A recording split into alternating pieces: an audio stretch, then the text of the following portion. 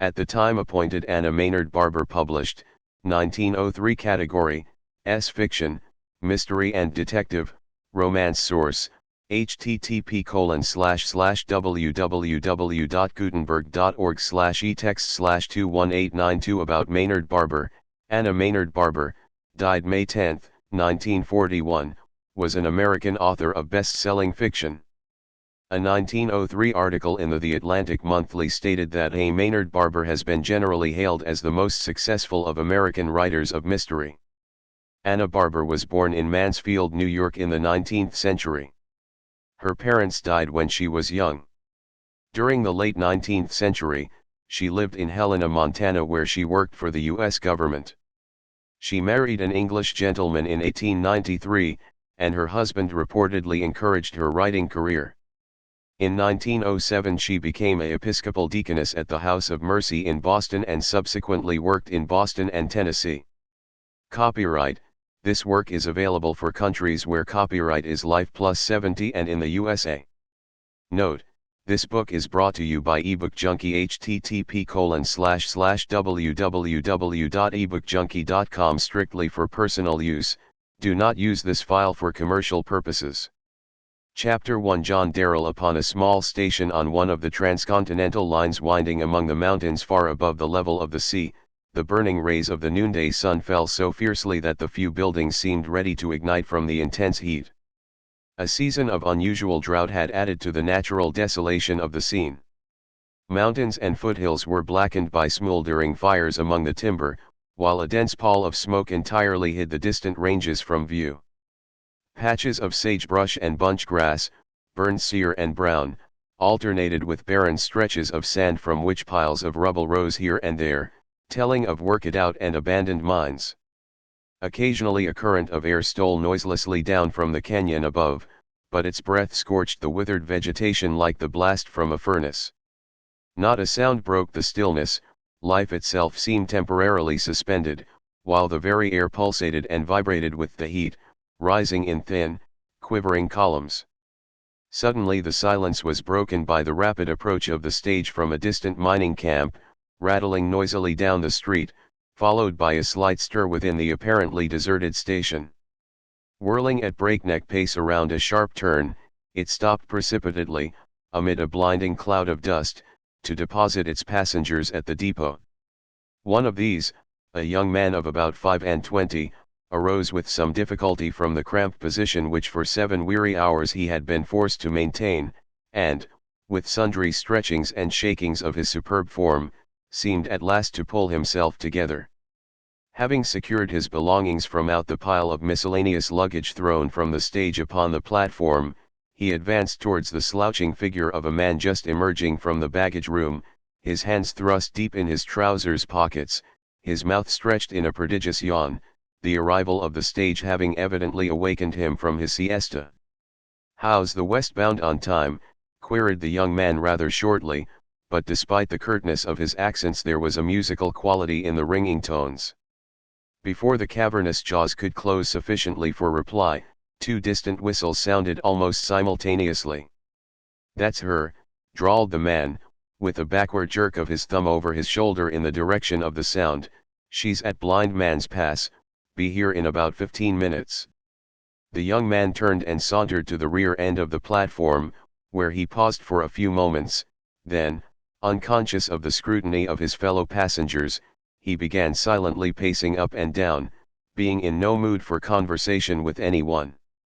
Every bone in his body ached and his head throbbed with a dull pain, but these physical discomforts, which he attributed to his long and wearisome stage ride, caused him less annoyance than did the fact that he had lost several days' time, besides subjecting himself to numerous inconveniences and hardships, on what he now denominated a fool's errand.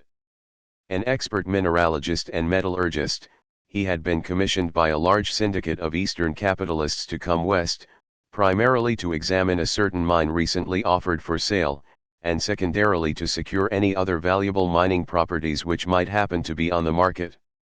A promoter, whose acquaintance he had formed soon after leaving St. Paul, had poured into his ear such fabulous tales of a mine of untold wealth which needed but the expenditure of a few thousands to place it upon a dividend-paying basis, that, after making due allowance for optimism and exaggeration, he had thought it might be worth his while to stop off and investigate.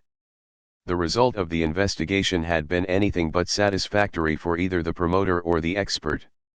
He was the more annoyed at the loss of time because of a telegram handed him just before his departure from St. Paul, which he now drew forth, and which read as follows: Parkinson, expert for M&M on trail. Knows you as our representative, but only by name. Lie low and block him if possible. Barnard. He well understood the import of the message. The M&M stood for a rival syndicate of enormous wealth, and the fact that its expert was also on his way west promised lively competition in the purchase of the famous Ajax mine. 5 days, he soliloquized, glancing at the date of the message, which he now tore into bits, together with 2 or 3 letters of little importance.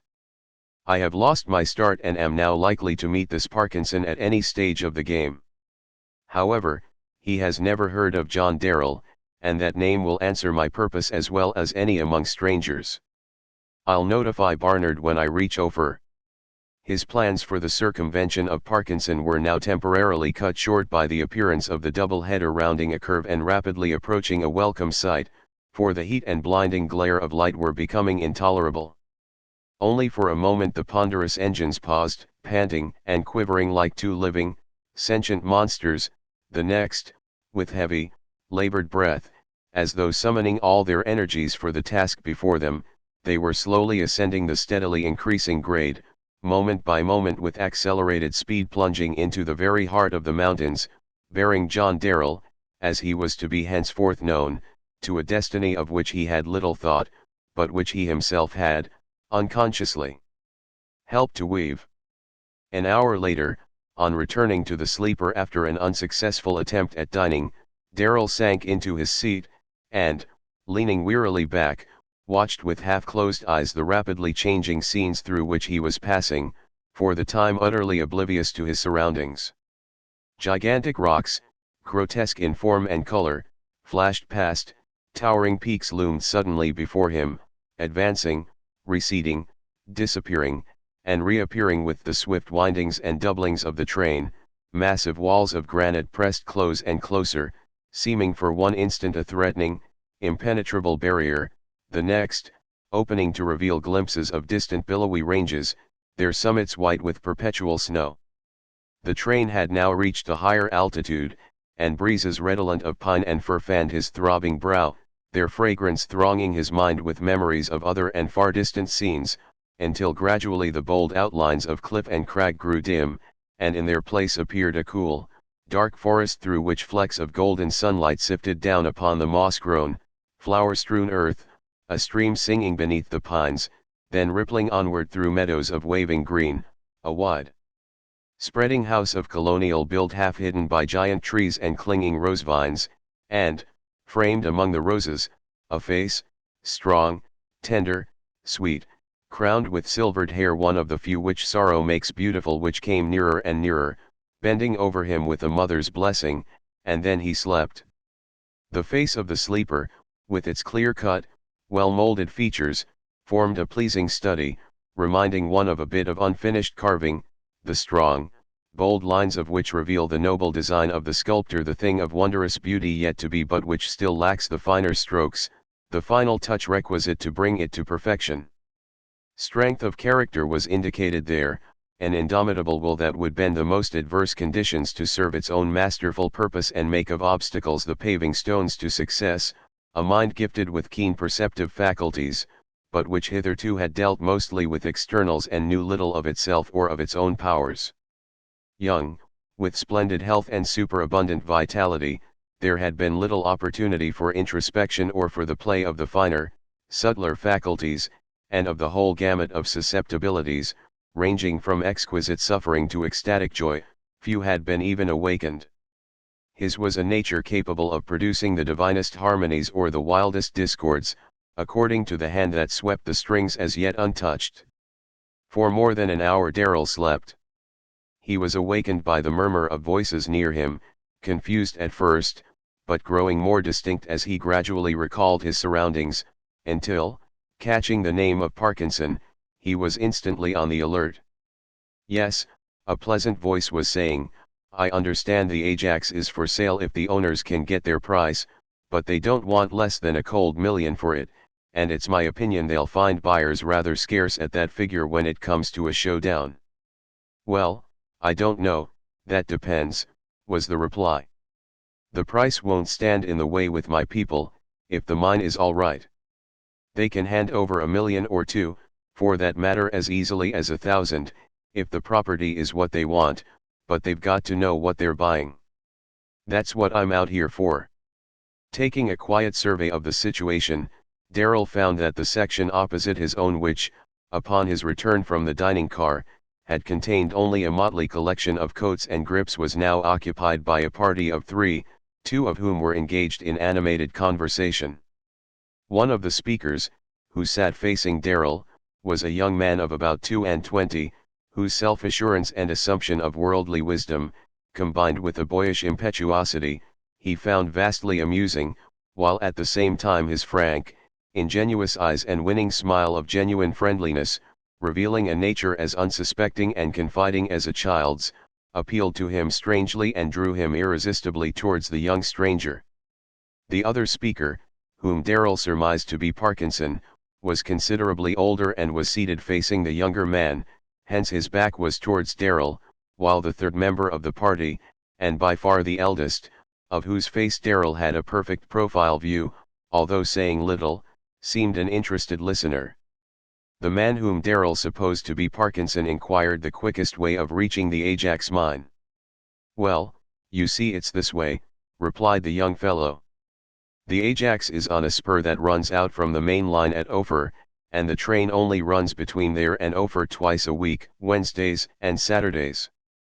Let's see, this is Wednesday, we'll get into Ophir tomorrow, and you'll have to wait over until Saturday, unless you hire a rig to take you out there, and that's pretty expensive and an awfully rough jaunt besides. I don't mind the expense, retorted the other, but I don't know as I care to go on any jaunts over your mountain roads when there's no special necessity for it. I can get exercise enough without that.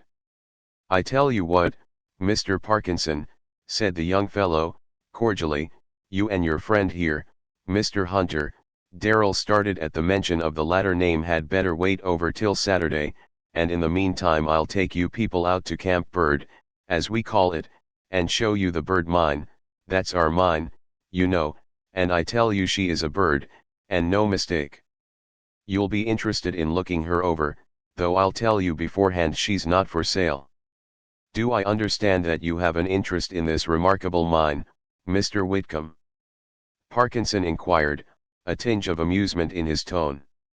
Not in the way you mean, that is, not yet, though there's no telling how soon I may have if things turn out as I hope, and the boyish cheek flushed slightly. But I know what I'm talking about all the same.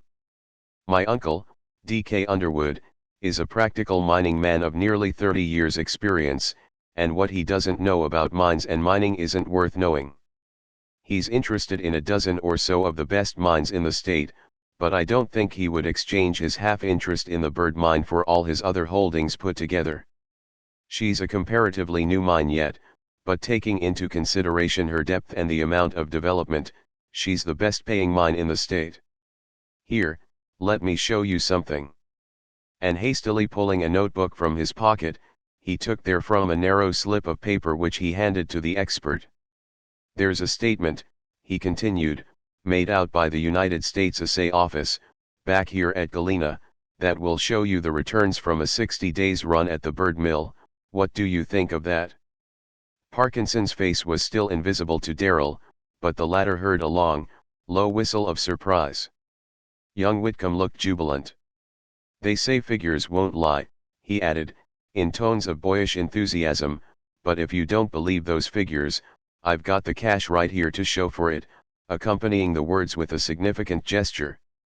Parkinson handed the slip to Hunter, then leaned back in his seat, giving Darrell a view of his profile. 60 days, he said, musingly. $75,000. I think I would like to take a look at the bird mine. I think I would like to make Mr. Underwood's acquaintance. Whitcomb laughed exultingly. "I'll give you an opportunity to do both if you'll stop over," he said, "and don't you forget that my uncle can give you some pointers on the Ajax, for he knows every mine in the state." Mr. Hunter here handed the slip of paper to Whitcomb. "Young man," he said, with some severity, gazing fixedly at Whitcomb through his eyeglasses, "do you mean to say that you are traveling with $75,000 on your person?" "Certainly, sir," Whitcomb replied, evidently enjoying the situation. Mr. Hunter shook his head. "Very imprudent," he commented. "You are running a tremendous risk. I wonder that your uncle would permit it." "Oh, that's all right," said Whitcomb, confidently. "Uncle usually comes down himself with the shipments of bullion, and he generally banks the most of his money there at Galena, but he couldn't very well leave this time, so he sent me, and as he was going to use considerable money paying for a lot of improvements we put in and paying off the men, he told me to bring back the cash. There's not much danger anyway, the West isn't as wild nowadays as it used to be." Handing a second bit of paper to Parkinson, he added, "There's something else that will interest you, the results of some assays made by the United States Assay Office on some samples taken at random from a new strike we made last week. I'll show you some of the samples, too." "Great Scott!" ejaculated Parkinson, running his eye over the returns. "You seem to have a mind there, all right." "Sure thing. You'll think so when you see it," Whitcomb answered, fumbling in a grip at his feet. At sight of the specimens of ore which he produced a moment later, his two companions became nearly as enthusiastic as himself. Leaning eagerly forward, they began an inspection of the samples, commenting on their respective values, while Whitcomb, unfolding a tracing of the workings of the mine, explained the locality from which each piece was taken, its depth from the surface, the width and dip of the vein, and other items of interest. Darrell, who was carefully refraining from betraying any special interest in the party across the aisle, soon became aware that he was not the only interested listener to the conversation. In the section directly in front of the one occupied by Whitcomb and his companions a man was seated, apparently engrossed in a newspaper, but Darrell, who had a three-quarter view of his face, soon observed that he was not reading, but listening intently to the conversation of the men seated behind him, and particularly to young Whitcomb's share in it. Upon hearing the latter's statement that he had with him the cash returns for the shipment of bullion, Darrell saw the muscles of his face suddenly grow tense and rigid, while his hands involuntarily tightened their hold upon the paper. He grew uncomfortable under Darrell's scrutiny, moved restlessly once or twice, then turning, looked directly into the piercing dark eyes fixed upon him.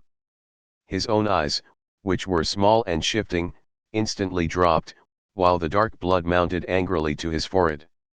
A few moments later, he changed his position so that Darrell could not see his face, but the latter determined to watch him and to give Whitcomb a word of warning at the earliest opportunity. "Well," said Parkinson, leaning back in his seat after examining the ores and listening to Whitcomb's outline of their plans for the future development of the mine, "it seems to me, young man, you have quite a knowledge of mines and mining yourself."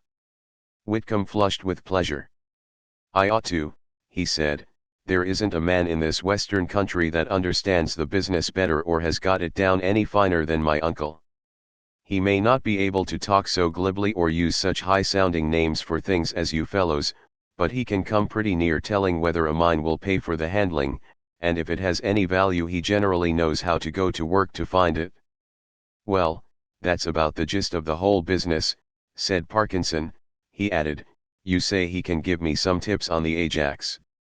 "He can if he chooses to," laughed Whitcomb, "but you'd better not let him know that I said so. He'll be more likely to give you information if you ask him offhand." "Well," continued Parkinson, "when we get to Ophir, I'll know whether or not I can stop over. I've heard there's another fellow out here on this Ajax business, whether he's ahead of me I don't know. I'll make inquiries when we reach Ophir, and if he hasn't come on the scene yet I can afford to lay off. If he has, I must lose no time in getting out to the mine." Parkinson glanced at Hunter, who nodded almost imperceptibly. I guess that's the best arrangement we can make at present, said Parkinson, rising from his seat. Come and have a smoke with us, Mr. Whitcomb. Whitcomb declined the invitation, and, after Hunter and Parkinson had left, sat idly turning over the specimens of ore, until, happening to catch Darrell's eye, he inquired, pleasantly, "Are you interested in this sort of thing?" "In a way, yes," said Darrell, crossing over and taking the seat vacated by Parkinson. "I'm not what you call a mining man, that is, I've never owned or operated a mine, but I take a great interest in examining the different ores and always try to get as much information regarding them as possible." Whitcomb at once launched forth enthusiastically upon a description of the various samples. Darrell, while careful not to show too great familiarity with the subject, or too thorough a knowledge of ores in general, yet was so keenly appreciative of their remarkable richness and beauty that he soon won the boy's heart. "Say," he exclaimed, "you had better stop off at Ophir with us, we would make a mining man of you in less than no time. By the way, how far west are you traveling?" "Ophir is my destination at present, though it is uncertain how long I remain there." "Long enough, that we'll get well acquainted, I hope." "Going into any particular line of business?" "No, only looking the country over, for the present." To divert the conversation from himself, Darrell, by a judicious question or two, led Whitcomb to speak of the expert. "Parkinson," he said with a merry laugh. "Oh, yes, he's one of those Eastern know-it-alls who come out here occasionally to give us fellows a few points on mines. They're all right, of course, for the men who employ them, who want to invest their money and wouldn't know a mine if they saw one, but when they undertake to air their knowledge among these old fellows who have spent a lifetime in the business, why, they're likely to get left, that's all. Now, this Parkinson seems to be a pretty fair sort of man compared with some of them, but between you and me, I'd wager my last dollar that they'll lose him on that Ajax mine." "Why, what's the matter with the Ajax?" Darrell inquired, indifferently. "Well, as you're not interested in any way, I'm not telling tales out of school. The Ajax has been a bonanza in its day, but within the last year or so the bottom has dropped out of the whole thing, and that's the reason the owners are anxious to sell. I hear they ask a pretty good price for the mine." "Yes, they're trading on her reputation, but that's all past. The mine is practically worked out. They've made a few good strikes lately, so that there is some good ore in sight, and this is their chance to sell, but there are no indications of any permanence. One of our own men was over there a while ago, and he said there wasn't enough ore in the mine to keep their mill running full force for more than 6 months. "Is this Hunter an expert also?" "Oh, no, Parkinson said he was a friend of his, just taking the trip for his health."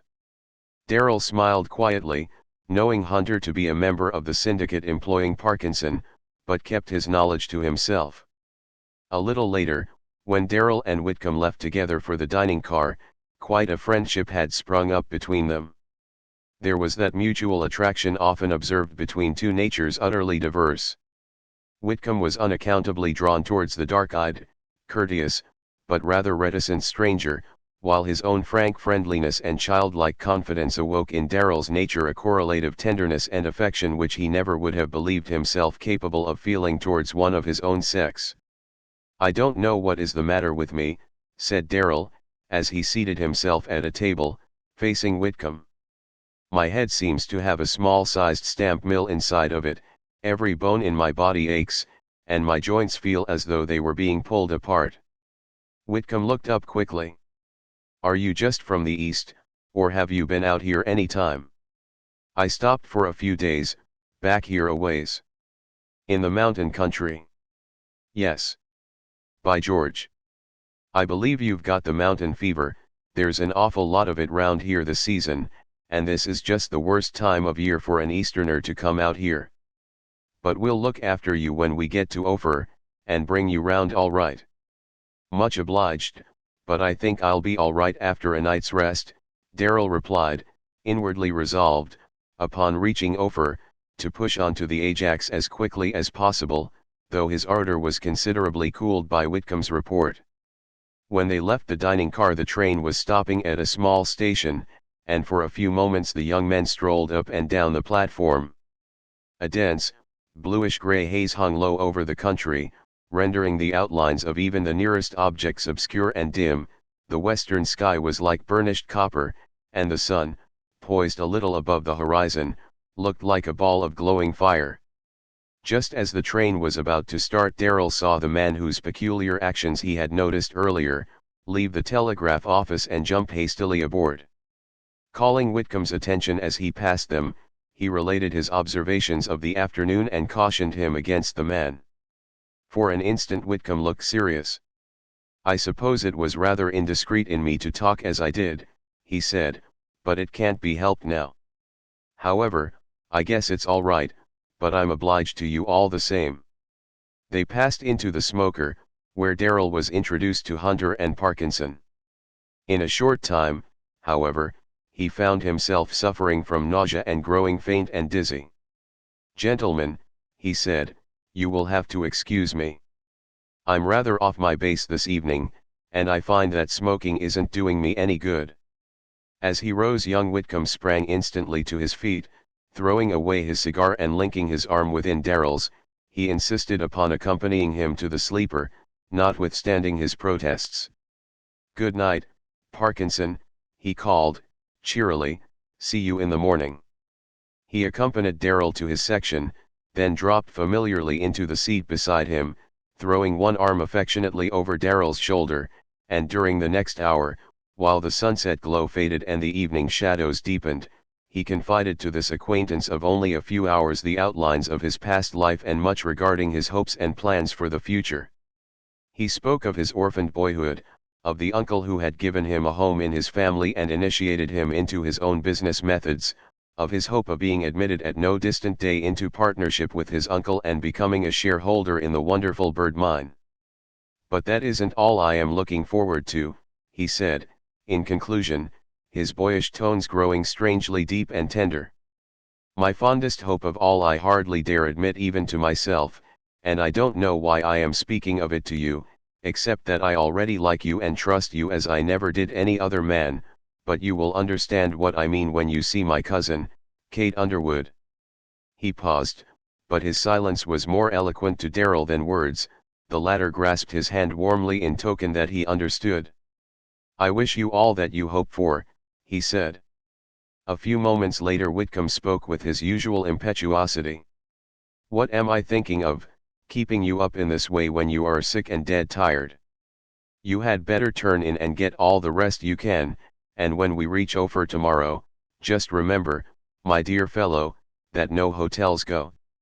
You'll go directly home with me, where you'll find yourself in such good hands you'll think sure you're in your own home, and we'll soon have you all right." For hours Darrell tossed wearily, unable to sleep. His head throbbed wildly, the racking pain throughout his frame increased, while a raging fire seemed creeping through his veins. Not until long past midnight did he fall into a fitful sleep. Strange fancies surged through his fevered brain, torturing him with their endless repetition, their seeming reality. Suddenly he awoke, bewildered, exhausted, oppressed by a vague sense of impending evil. Chapter 2. A night's work. For a few seconds Darrell tried vainly to recall what had awakened him.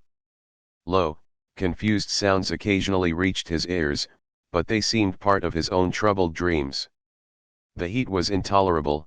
He raised himself to the open window that he might get a breath of cooler air. His head whirled, but the half-sitting posture seemed to clear his brain, and he recalled his surroundings. At once he became conscious that the train was not in motion, yet no sound of trainmen's voices came through the open window. All was dead silence, and the vague, haunting sense of impending danger quickened. Suddenly he heard a muttered oath in one of the sections, followed by an order, low, but peremptory: "No noise. Hand over, and be quick about it." Instantly Darrell comprehended the situation. Peering cautiously between the curtains, he saw, at the forward end of the sleeper, a masked man with a revolver in each hand, while the mirror behind him revealed another figure at the rear, masked and armed in like manner. He heard another order. The man was doing his work swiftly. He thought at once of young Whitcomb, but no sound came from the opposite section, and he sank quietly back upon his pillow. A moment later the curtains were quickly thrust aside, the muzzle of a revolver confronted Darrell, and the same low voice demanded, "Hand out your valuables." A man of medium height, wearing a mask and full beard, stood over him. Darrell quietly handed over his watch and purse, noting as he did so the man's hands, white, well-formed, well-kept. He half expected a further demand, as the purse contained only a few small bills and some change, the bulk of his money being secreted about the mattress, as was his habit, but the man turned with peculiar abruptness to the opposite section, as one who had a definite object in view and was in haste to accomplish it. Darrell, his faculties alert, observed that the section in front of Whitcomb's was empty. He recalled the actions of its occupant on the preceding afternoon, his business later at the telegraph office, and the whole scheme flashed vividly before his mind. The man had been a spy sent out by the band now holding the train, and Whitcomb's money was without doubt the particular object of the hold-up. Whitcomb was asleep at the farther side of his berth. Leaning slightly towards him, the man shook him, and his first words confirmed Darrell's intuitions. "Hand over that money, young man, and no fuss about it, either." Whitcomb, instantly awake, gazed at the masked face without a word or movement. Darrell, powerless to aid his friend, watched intently, dreading some rash act on his part to which his impetuous nature might prompt him. Again he heard the low tones, this time a note of danger in them. "No fooling. Hand that money over, lively." With a spring, as sudden and noiseless as a panther's, Whitcomb grappled with the man, knocking the revolver from his hand upon the bed. A quick, desperate, silent struggle followed. Whitcomb suddenly reached for the revolver. As he did so Darrell saw a flash of steel in the dim light, and the next instant his friend sank, limp and motionless, upon the bed. "Fool," he heard the man mutter, with an oath. An involuntary groan escaped from Darrell's lips. Slight as was the sound, the man heard it and turned, facing him. The latter was screened by the curtains, and the man, seeing no one, returned to his work, but that brief glance had revealed enough to Darrell that he knew he could henceforth identify the murderer among 1,000. In the struggle the mask had been partially pushed aside, exposing a portion of the man's face.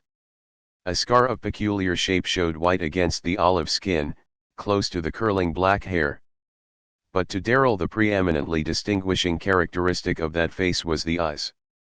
Of the most perfect steel blue he had ever seen, they seemed, as they turned upon him in that intense glance, to glint and scintillate like the points of two rapiers in a brilliant sword play, while their look of concentrated fury and molly goodnighty, more demon-like than human, was stamped ineffaceably upon his brain.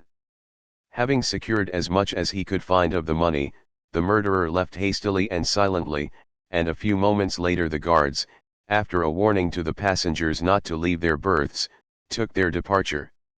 Having partially dressed, Darrell at once sprang across the aisle and took Whitcomb's limp form in his arms. His heart still beat faintly, but he was unconscious and bleeding profusely. All had been done so silently and swiftly that no one outside of Darrell dreamed of murder, and soon the enforced silence began to be broken by hurried questions and angry exclamations. A man cursed over the loss of his money and a woman sobbed hysterically. Suddenly, Darrell's incisive tones rang through the sleeper. "For God's sake, see if there is a surgeon aboard. Here is a man stabbed, dying, don't stop to talk of money when a life is at stake." Instantly all thought of personal loss was for the time forgotten, and half a dozen men responded to Darrell's appeal. When it became known throughout the train what had occurred, the greatest excitement followed.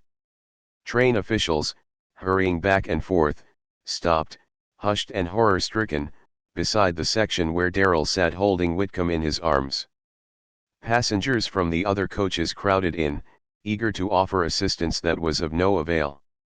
A physician was found and came quickly to the scene, who, after a brief examination, silently shook his head, and Darrell, watching the weakening pulse and shortening gasps, needed no words to tell him that the young life was ebbing fast. Just as the faint respirations had become almost imperceptible, Whitcomb opened his eyes, looking straight into Darrell's eyes with eager intensity, his face lighted with the winning smile which Darrell had already learned to love. His lips moved, Darrell bent his head still lower to listen. "Kate, you will see her," he whispered. "Tell her," but the sentence was never finished. Deftly and gently as a woman Darrell did the little which remained to be done for his young friend, closing the eyes in which the love light kindled by his dying words still lingered, smoothing the disheveled golden hair, wondering within himself at his own unwonted tenderness. "An awful pity for a bright young life to go out like that," said a voice at his side, and, turning, he saw Parkinson. "How did it happen?" the latter inquired, recognizing Darrell for the first time in the dim light. Briefly Darrell gave the main facts as he had witnessed them, saying nothing, however, of his having seen the face of the murderer. "Too bad," said Parkinson. "He ought never to have made a bluff of that sort, there were too many odds against him." "He was impulsive and acted on the spur of the moment," Darrell replied, adding, in lower tones, "the mistake was in giving one so young and inexperienced a commission involving so much responsibility and danger." "You knew of the money, then?" "Yes, that was bad business for him, poor fellow. I wonder, by the way, if it was all taken." At Darrell's suggestion a thorough search was made, which resulted in the finding of a package containing $15,000 which the thief in his haste had evidently overlooked. This, it was agreed, should be placed in Darrell's keeping until the arrival of the train at Ophir. Gradually the crowd dispersed, most of the passengers returning to their berths.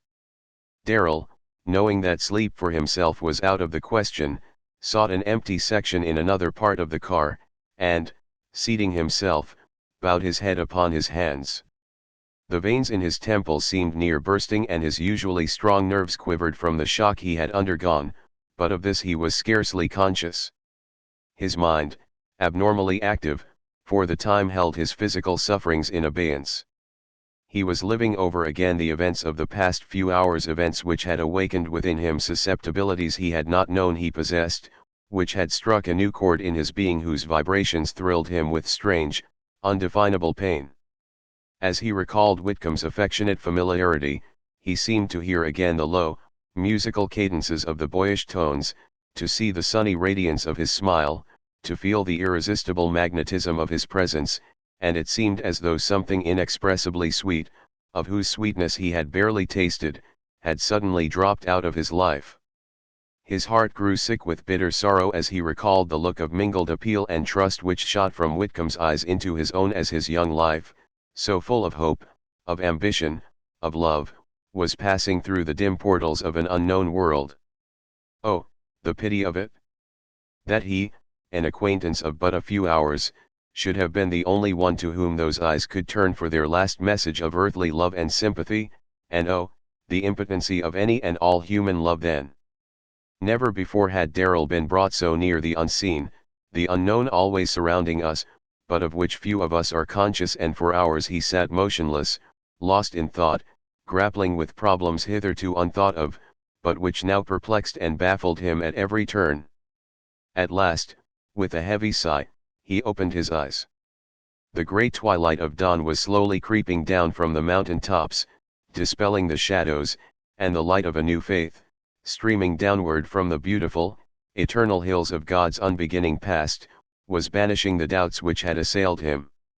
That night had brought to him a revelation of the awful solitude of a human soul, standing alone on the threshold of two worlds, but it had also revealed to him the love infinite, divine that meets the soul when human love and sympathy are no longer of avail.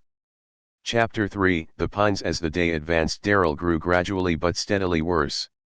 After the excitement of the night had passed, a reaction set in, he felt utterly exhausted and miserable, the pain returned with redoubled violence, and the fever increased perceptibly from hour to hour. He was keenly observant of those about him, and he could not but note how soon the tragedy of the preceding night seemed forgotten. Some bemoaned the loss of money or valuables, a few, more fortunate, related how they had outwitted the robbers and escaped with trivial loss, but only an occasional careless word of pity was heard for the young stranger who had met so sad a fate. So quickly and completely does one human atom sink out of sight. It is like the dropping of a pebble in the sea, a momentary ripple, that is all. About noon Parkinson, who had sought to while away the tedium of the journey by an interview with Darrell, became somewhat alarmed at the latter's condition and went in search of a physician. He returned with the one who had been summoned to Whitcomb's aid. He was an Eastern practitioner, and, unfortunately for Darrell, was not so familiar with the peculiar symptoms in his case as a Western physician would have been. "He has a high fever," he remarked to Parkinson a little later, as he seated himself beside Darrell to watch the effect of the remedies administered, "but I do not apprehend any danger. I have given him something to abate the fever and induce sleep. If necessary, I will write out a prescription which he can have filled on his arrival at Ophir, but I think in a few days he will be all right." They were now approaching the Continental Divide, the scenery moment by moment growing in sublimity and grandeur. Darrell soon sank into a sleep, light and broken at first, but which grew deeper and heavier. For more than an hour he slept, unconscious that the rugged scenes through which he was then passing were to become part of his future life, that each cliff and crag and mountain peak was to be to him an open book, whose secrets would leave their indelible impress upon his heart and brain, revealing to him the breadth and length, the depth and height of life, molding his soul anew into nobler, more symmetrical proportions. At last the rocks suddenly parted, like sentinels making way for the approaching train, disclosing a broad, sunlit plateau, from which rose, in gracefully rounded contours, a pine-covered mountain, about whose base nestled the little city of Ophir, while in the background stretched the majestic range of the Great Divide. A crowd could be seen congregated about the depot, for tidings of the night's tragedy had preceded the train by several hours, and Whitcomb from his early boyhood had been a universal favorite in Ophir, while his uncle was one of its wealthiest, most influential citizens. As the train slackened speed, Parkinson, with a few words to the physician, hastily left to make arrangements for transportation for himself, Hunter, and Darrell to a hotel. Amid the noise and confusion which ensued for the next 10 minutes Darrell slept heavily, till, roused by a gentle shake, he awoke to find the physician bending over him and heard voices approaching down the now nearly deserted sleeping car. "Yes," said a heavy voice, speaking rapidly, "the conductor wired details. He said this young man did everything for the boy that could be done, and stayed by him to the end." "He did, he stood by him like a brother," Parkinson's voice replied. "And he is sick, you say? Well, he won't want for anything within my power to do for him, that's all." Parkinson stopped at Darrell's side. "Mr. Darrell," he said, "this is Mr. Underwood, Whitcomb's uncle, you know, Mr. Underwood, Mr. Darrell." Darrell rose a little unsteadily, the two men grasped hands and for an instant neither spoke. Darrell saw before him a tall, powerfully built man, approaching 50, whose somewhat bronzed face, shrewd, stern, and unreadable, was lighted by a pair of blue eyes which once had resembled Whitcomb's. With a swift, penetrating glance the elder man looked searchingly into the face of the younger. "True as steel, with a heart of gold," was his mental comment, then he spoke abruptly, and his voice sounded brusque though his face was working with emotion. "Mr. Darrell, my carriage is waiting for you outside. You will go home with me, unless," he added, inquiringly, "you are expecting to meet friends or acquaintances." "No, Mr. Underwood," Darrell replied, "I am a stranger here, but, much as I appreciate your kindness, I could not think of intruding upon your home at such a time as this." "Porter," said Mr. Underwood, with the air of one accustomed to command, "take this gentleman's luggage outside, and tell them out there that it is to go to the Pines. My men are there and they will look after it." Then, turning to Darrell, he continued, still more brusquely, "This train pulls out in 3 minutes, so you had better prepare to follow your luggage. You don't stop in Ophir outside of my house, and I don't think you'll travel much farther for a while. You look as though you needed a bed and good nursing more than anything else just now. I have given him a prescription, sir, said the physician, that I think will set him right if he gets needed rest and sleep. Humph, responded Mr. Underwood, gruffly, he'll get whatever he needs, you can depend on that. You gentlemen assist him out of the car, I'll go and dispatch a messenger to the house to have everything in readiness for him there. At the foot of the car steps Darrell parted from the physician and, leaning on Parkinson's arm, slowly made his way through the crowd to the carriage, where Mr. Underwood awaited him. Parkinson having taken leave, Mr. Underwood assisted the young man into the carriage. A spasm of pain crossed Darrell's face as he saw, just ahead of them, waiting to precede them on the homeward journey, a light wagon containing a stretcher covered with a heavy black cloth, a line of stalwart young fellows drawn up on either side, and he recalled Whitcomb's parting words on the previous night, "When we reach Ophir tomorrow, you'll go directly home with me." This was observed by Mr. Underwood, who remarked a moment later as he seated himself beside Darrell and they started homeward, "This is a sad time to introduce you to our home and household, Mr. Darrell, but you will find your welcome none the less genuine on that account." "Mr. Underwood," said the young man, in a troubled voice, "this seems to me the most unwarrantable intrusion on my part to accept your hospitality at such a time." Before he could say more, Mr. Underwood placed a firm, heavy hand on his knee. "You stood by my poor boy, Harry, to the last, and that is enough to ensure you a welcome from me and mine. I'm only doing what Harry himself would do if he were here. As to what I did for your nephew, God knows it was little enough I could do," Darrell answered, bitterly. "I was powerless to defend him against the fatal blow, and after that there was no help for him." "Did you see him killed?" "Yes." "Tell me all, everything, just as it occurred." Mr. Underwood little knew the effort it cost Darrell in his condition to go over the details of the terrible scene, but he forced himself to give a clear, succinct, calm statement of all that took place. The elder man sat looking straight before him, immovable, impassive, like one who heard not, yet in reality missing nothing that was said. Not until Darrell repeated Whitcomb's dying words was there any movement on his part, then he turned his head so that his face was hidden and remained motionless and silent as before. At last he inquired, "Did he leave no message for me?" "He mentioned only your daughter, Mr. Underwood. He evidently had some message for her which he was unable to give." A long silence followed. Darrell, utterly exhausted, sank back into a corner of the carriage. The slight movement roused Mr. Underwood. He looked towards Darrell, whose eyes were closed, and was shocked at his deathly pallor.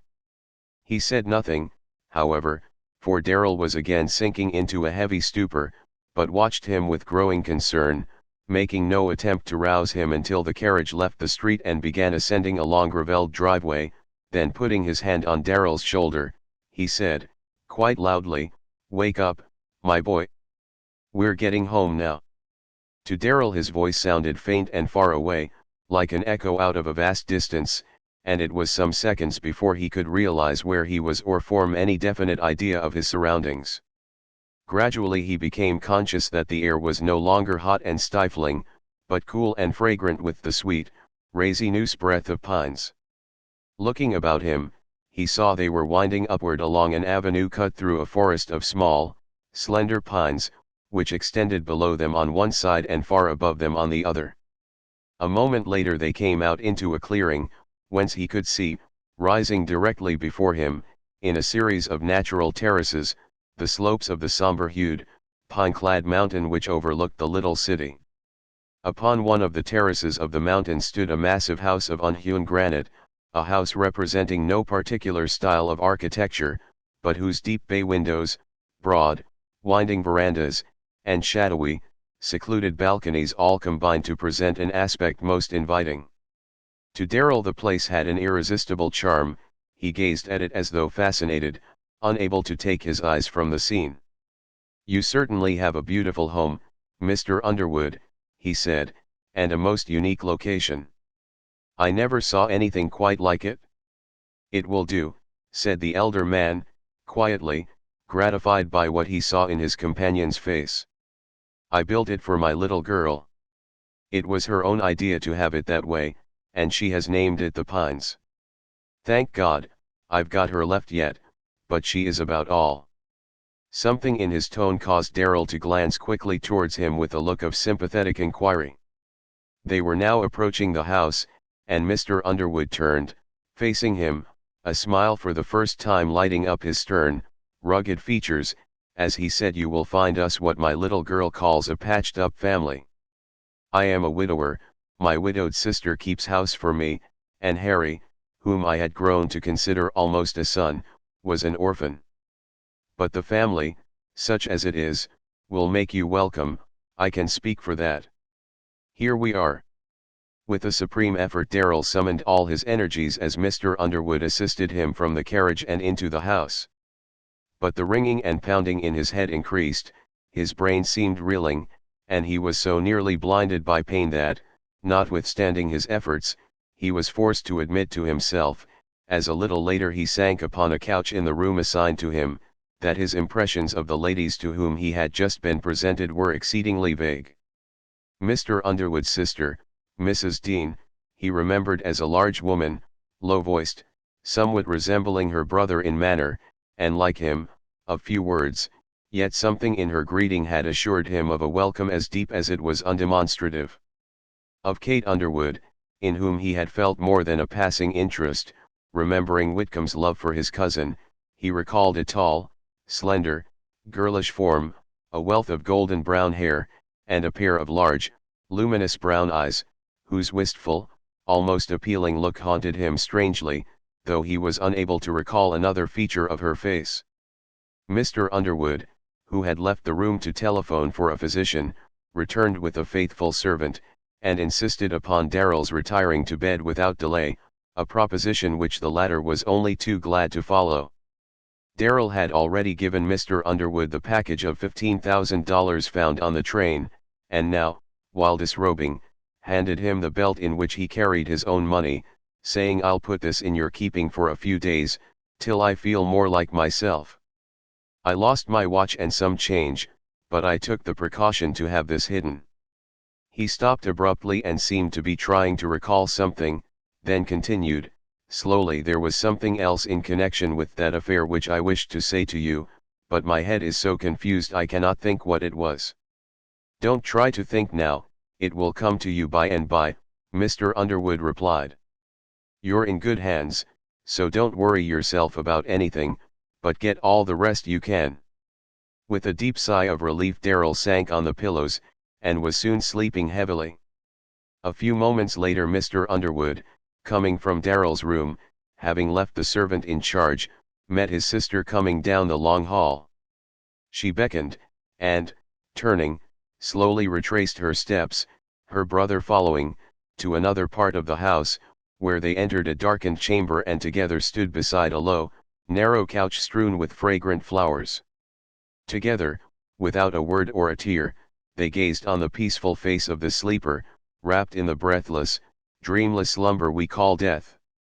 They recalled the years since he had come to them, the dying bequest of their youngest sister, a little, golden-haired prattler, to fill their home with the music of his childish voice and the sunshine of his smile. Already the great house seemed strangely silent without his ringing laughter, his bursts of merry song. But of whatever bitter grief stirred their hearts, this silent brother and sister, so long accustomed to self-restraint and self-repression, gave no sign. Gently she replaced the covering over the face of the sleeper, and silently they left the room. Not until they again reached the door of Darrell's room was the silence broken. Then the brother said, in low tones, "Marcia, we've done all for the dead that can be done, it's the living who needs our care now." "Yes," she replied, quietly, "I was going to see what I could do for him when you had put him to bed. Bennett is in there now, and I'm going downstairs to wait for Dr. Bradley. He telephoned that he'd be up in 20 minutes. "Very well, I'll sit by him till the doctor comes." When Dr. Bradley arrived he found Darrell in a state of coma from which it was almost impossible to arouse him. From Mr. Underwood and his sister he learned whatever details they could furnish, but from the patient himself very little information could be obtained. He has this fever that is prevailing in the mountainous districts, and has it in its worst form, he said, when about to take leave. Of course, having just come from the east, it would be worse for him in any event than if he were acclimated, but aside from that, the cerebral symptoms are greatly aggravated owing to the nervous shock which he received last night. To witness an occurrence of that sort would be more or less of a shock to nerves in a normal state, but in the condition in which he was at the time, it is likely to produce some rather serious complications. Follow these directions which I have written out, and I'll be in again in a couple of hours. But in 2 hours Darrell was delirious. Has he recognized anyone since I was here? Dr. Bradley inquired, as he again stood beside the patient. I don't think so, Mrs. Dean replied. I could hardly rouse him enough to give him the medicine, and even then he didn't seem to know me. I'll be in about midnight, said the physician, as he again took leave, and I'll send a professional nurse, a man. This is likely to be a long siege. Send whatever is needed, said Mr. Underwood, brusquely, the same as if 'twere for the boy himself. And, Mrs. Dean, the physician continued, if he should have a lucid interval, you had better ascertain the address of his friends. It was nearly midnight. For hours Darrell had battled against the darkening shadows fast settling down upon him, enveloping him with a horror worse than death itself. Suddenly there was a rift in the clouds, and the calm, sweet light of reason stole softly through. He felt a cool hand on his forehead, and, opening his eyes, looked with a smile into the face of Mrs. Dean as she bent over him. Bending still lower, she said, in low, distinct tones, can you tell me the name of your people, and where they live? In an instant he comprehended all that her question implied. He must give his own name and the address of the faraway eastern home. He strove to recall it, but the effort was too great. Before he could speak, the clouds surged together and all was blotted out in darkness. Chapter 4 Life or Death.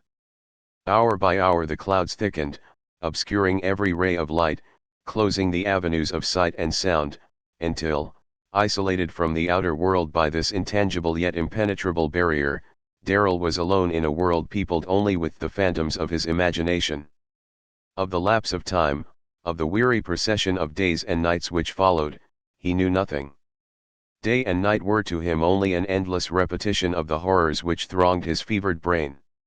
Again and again he lived over the tragic scene in the sleeping car, each iteration and reiteration growing in dreadful realism, until it was he himself who grappled in deadly contest with the murderer, and the latter in turn became a monster whose hot breath stifled him, whose malign, demoniacal glance seemed to sear his eyeballs like living fire. Over and over, with failing strength, he waged the unequal contest, striving at last with a legion of hideous forms. Then, as the clouds grew still more dense about him, these shapes grew dim and he found himself, weak and trembling, adrift upon a sea of darkness whose black waves tossed him angrily, with each breath threatening to engulf him in their gloomy depths. Desperately he battled with them, each struggle leaving him weaker than the last, until at length, scarcely breathing, his strength utterly exhausted, he lay watching the towering forms as they swept relentlessly towards him, gathering strength and fury as they came. He saw the yawning abysses on each side, he heard the roar of the oncoming waves, but was powerless to move hand or foot. But while he waited in helpless terror the waves on which he tossed to and fro grew calm, then they seemed to divide, and he felt himself going down, down into infinite depths. The sullen roar died away, the darkness was flooded with golden light, and through its ethereal waves he was still floating downward more gently than ever a rose-leaf floated to earth on the evening's breath. Through the waves of golden light there came to him a faint, distant murmur of voices, and the words, "He is sinking fast."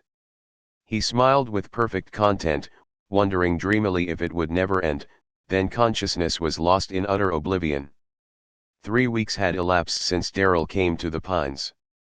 August had given place to September, but the languorous days brought no cessation of the fearful heat, no cooling rain to the panting earth, no promise of renewed life to the drought-smitten vegetation. The timber on the ranges had been reduced to masses of charred and smoldering embers, among which the low flames still crept and crawled, winding their way up and down the mountains. The pall of smoke overhanging the city grew more and more dense, until there came a morning when, as the sun looked over the distant ranges, the landscape was suffused with a dull red glare which steadily deepened until all objects assumed a blue-red hue. 2 or 3 hours passed, and then a lurid light illumined the strange scene, brightening moment by moment till earth and sky glowed like a mass of molten copper. The heat seemed to concentrate upon that part of the earth's surface, the air grew oppressive, and an ominous silence reigned, in which even the birds were hushed and the dumb brutes cowered beside their masters. As the brazen glow was fading to a weird, yellow light, an anxious group was gathered about Darrell's bedside. He still tossed and moaned in delirium, but his movements had grown pathetically feeble and the moans were those of a tired child sobbing himself to sleep.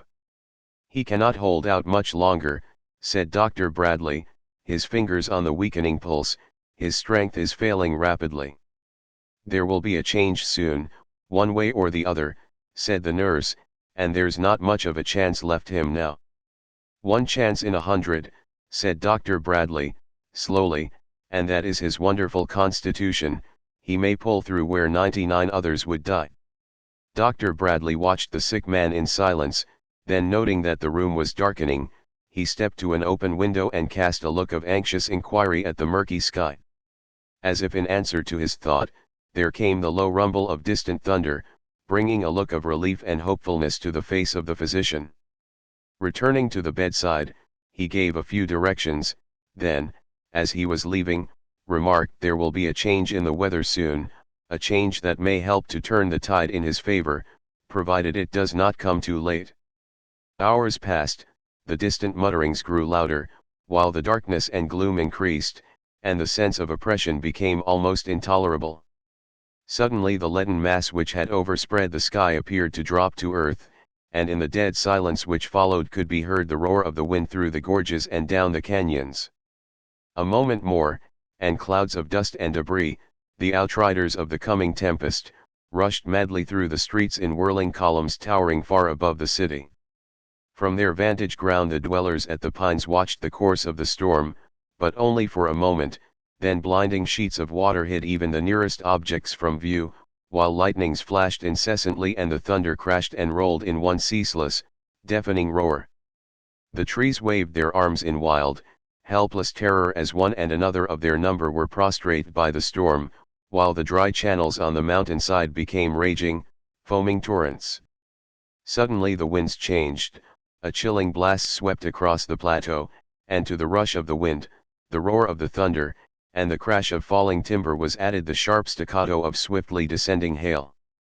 For nearly an hour the storm raged in its fury, then departed as suddenly as it came, but it left behind a clear atmosphere, crisp as an October morning.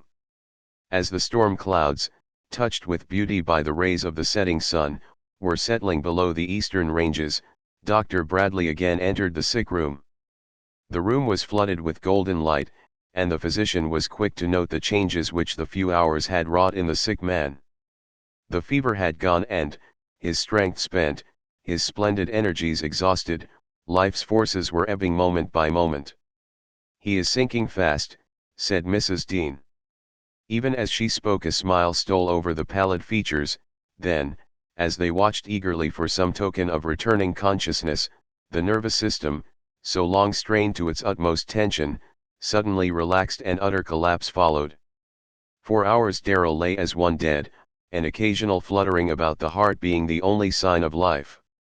But late in the forenoon of the following day the watchers by the bedside, noting each feeble pulsation, thinking it might be the last, felt an almost imperceptible quickening of the life current.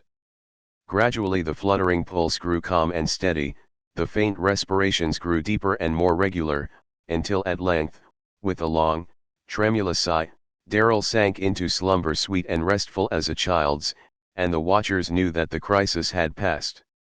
Chapter 5 John Britton. It was on one of those glorious October days, when every breath quickens the blood and when simply to live is a joy unspeakable, that Darrell first walked abroad into the outdoor world. Several times during his convalescence he had sunned himself on the balcony opening from his room, or when able to go downstairs had paced feebly up and down the verandas, but of late his strength had returned rapidly, so that now, accompanied by his physician, he was walking back and forth over the gravelled driveway under the pine trees, his step gaining firmness with every turn. Seated on the veranda were Mr. Underwood and his sister, the one with his pipe and newspaper, the other with her knitting, but the newspaper had slipped unheeded to the floor, and though Mrs. Dean's skillful fingers did not slacken their work for an instant, yet her eyes, like her brother's, were fastened upon Darrell, and a shade of pity might have been detected in the look of each, which the occasion at first sight hardly seemed to warrant.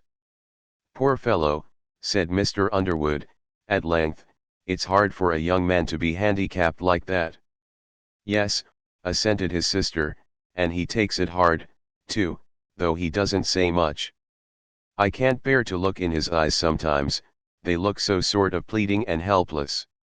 "Takes it hard," reiterated Mr. Underwood, "why shouldn't he? I'm satisfied that he is a young man of unusual ability, who had a bright future before him, and I tell you, Marcia, it's pretty hard for him to wake up and find it all rubbed off the slate." "Well," said Mrs. Dean, with a sigh, "everybody has to carry their own burdens, but there's a look on his face when he thinks nobody sees him that makes me wish I could help him carry his, though I don't suppose anybody can, for that matter. It isn't anything that anybody feels like saying much about." "I'm glad Jack is coming," said Mr. Underwood, after a pause, "he may do him some good. He has a way of getting at those things that you and I haven't, Marcia." "Yes, he's seen trouble himself, though nobody knows what it was."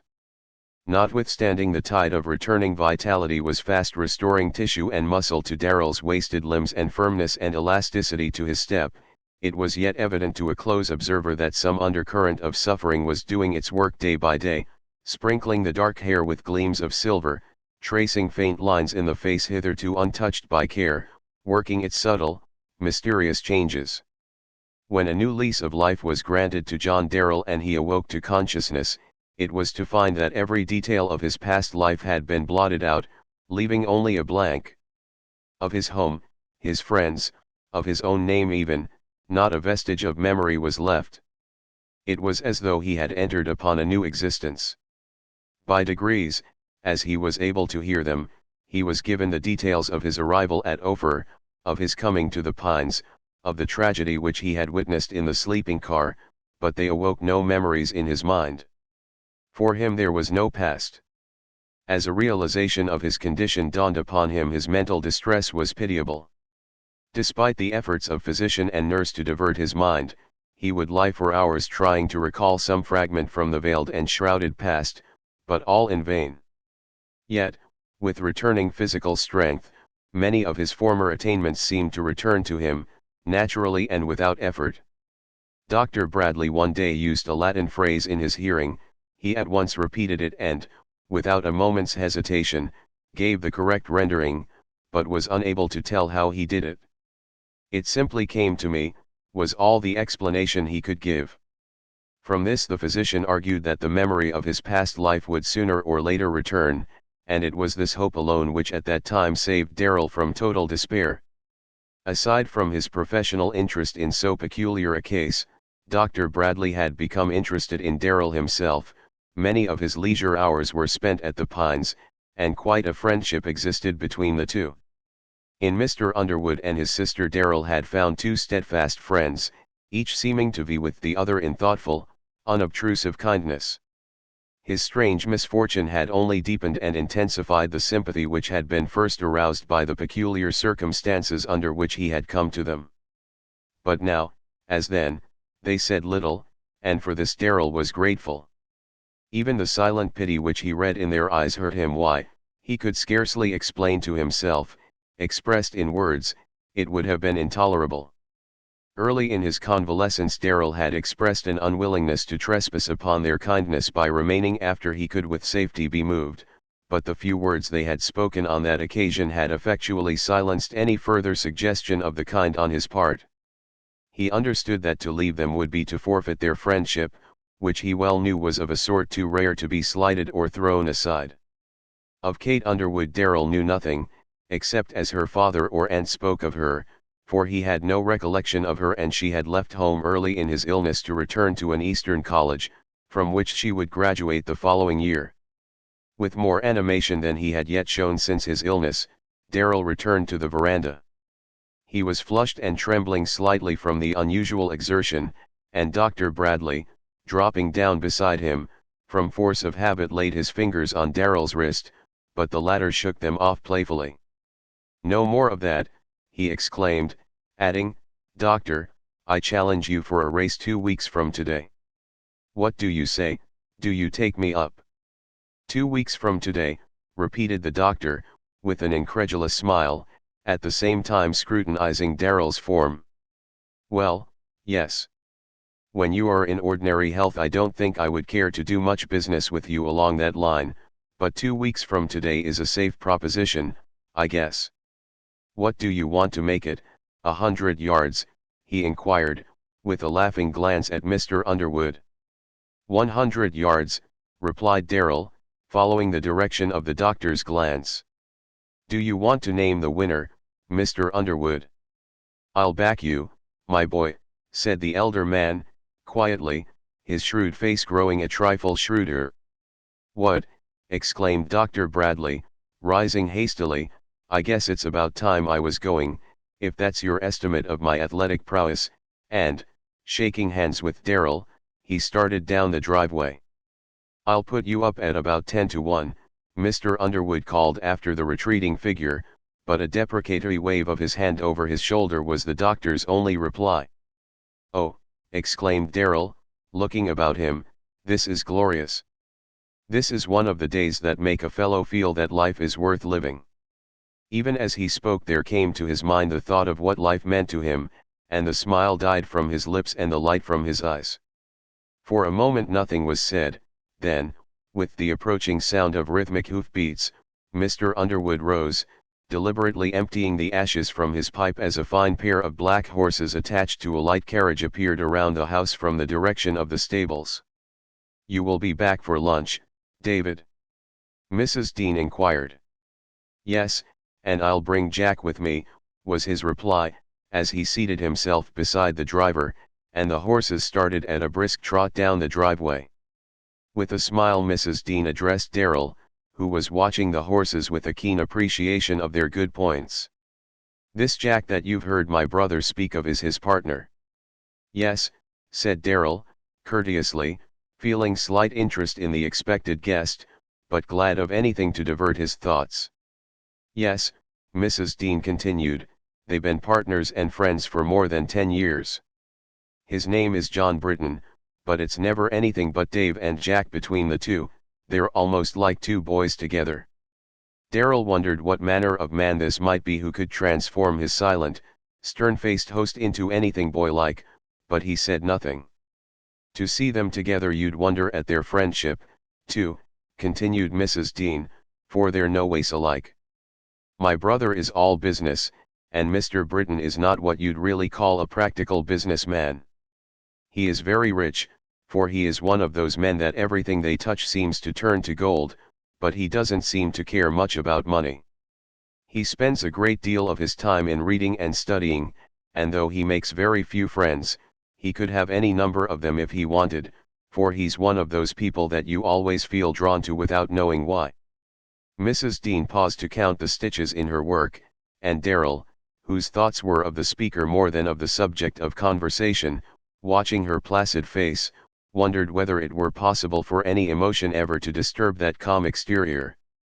Presently she resumed her subject, speaking in low, even tones, which a slight, gentle inflection now and then just saved from monotony. He's always a friend to anybody in distress, and I guess there isn't a poor person or a friendless person in Ophir that doesn't know him and love him. He has had some great trouble, nobody knows what it is, but he told David once that it had changed his whole life. Darrell now became interested, and the dark eyes fixed on Mrs. Dean's face grew suddenly luminous with the quick sympathy her words had aroused. He always seems to be on the lookout for anybody that has trouble, to help them. That's how he got to know my brother." Mrs. Dean hesitated a moment. "I never spoke of this to anyone before, but I thought maybe you'd be interested to know about it," she said, looking at Darrell with a slightly apologetic air. "I am, and I think I understand and appreciate your motive," was his quiet reply. She dropped her work, folding her hands above it, and her face wore a reminiscent look as she continued, "When David's wife died, 12 years ago, it was an awful blow to him. He didn't say much that isn't our way, but we were afraid he would never be the same again. His brother was out here at that time, but none of us could do anything for him. He kept on trying to attend to business just as usual, but he seemed, as you might say, to have lost his grip on things. It went on that way for nearly 2 years, his business got behind and everything seemed to be slipping through his fingers, when he happened to get acquainted with Mr. Britton, and he seemed to know just what to say and do. He got David interested in business again. He loaned him money to start with, and they went into business together and have been together ever since. They have both been successful, but David has worked and planned for what he has, while Mr. Britton's money seems to come to him. He owns property all over the state, and all through the West for that matter, and sometimes he's in one place and sometimes in another, but he never stays very long anywhere. David would like to have him make his home with us, but he told him once that he couldn't think of it, that he only stayed in a place till the pain got to be more than he could bear, and then he went somewhere else." A long silence followed, then, as Mrs. Dean folded her work, she said, softly, "It's no wonder he knows just how to help folks who are in trouble, for I guess he has suffered himself more than anybody knows." A little later she had gone indoors to superintend the preparations for lunch, but Darrell still sat in the mellow, autumn sunlight, his eyes closed, picturing to himself this stranger silently bearing his hidden burden, changing from place to place, but always keeping the pain. It still lacked 2 hours of sunset when John Darrell, leaning on the arm of John Britton, walked slowly up the mountain path to a rustic seat under the pines. They had met at lunch. Mr. Britton had already heard the strange story of Darrell's illness, and, looking into his eyes with their troubled questioning, their piteous appeal, knew at once by swift intuition how hopelessly bewildering and dark life must look to the young man before him just at the age when it usually is brightest and most alluring, and Darrell, meeting the steadfast gaze of the clear, gray eyes, saw there no pity, but something infinitely broader, deeper, and sweeter, and knew intuitively that they were united by the fellowship of suffering, that mysterious tie which has not only bound human hearts together in all ages, but has linked suffering humanity with suffering divinity. For more than 2 hours Darrell, taking little part himself in the general conversation, had watched, as one entranced, the play of the fine features and listened to the deep, musical voice of this stranger who was a stranger no longer. He was an excellent conversationalist, humorous without being cynical, scholarly without being pedantic, and showing a special familiarity with history and the natural sciences. At last, while walking up and down the broad veranda, Mr. Britton had paused beside Darrell, and throwing an arm over his shoulder had said, "Come, my son, let us have a little stroll."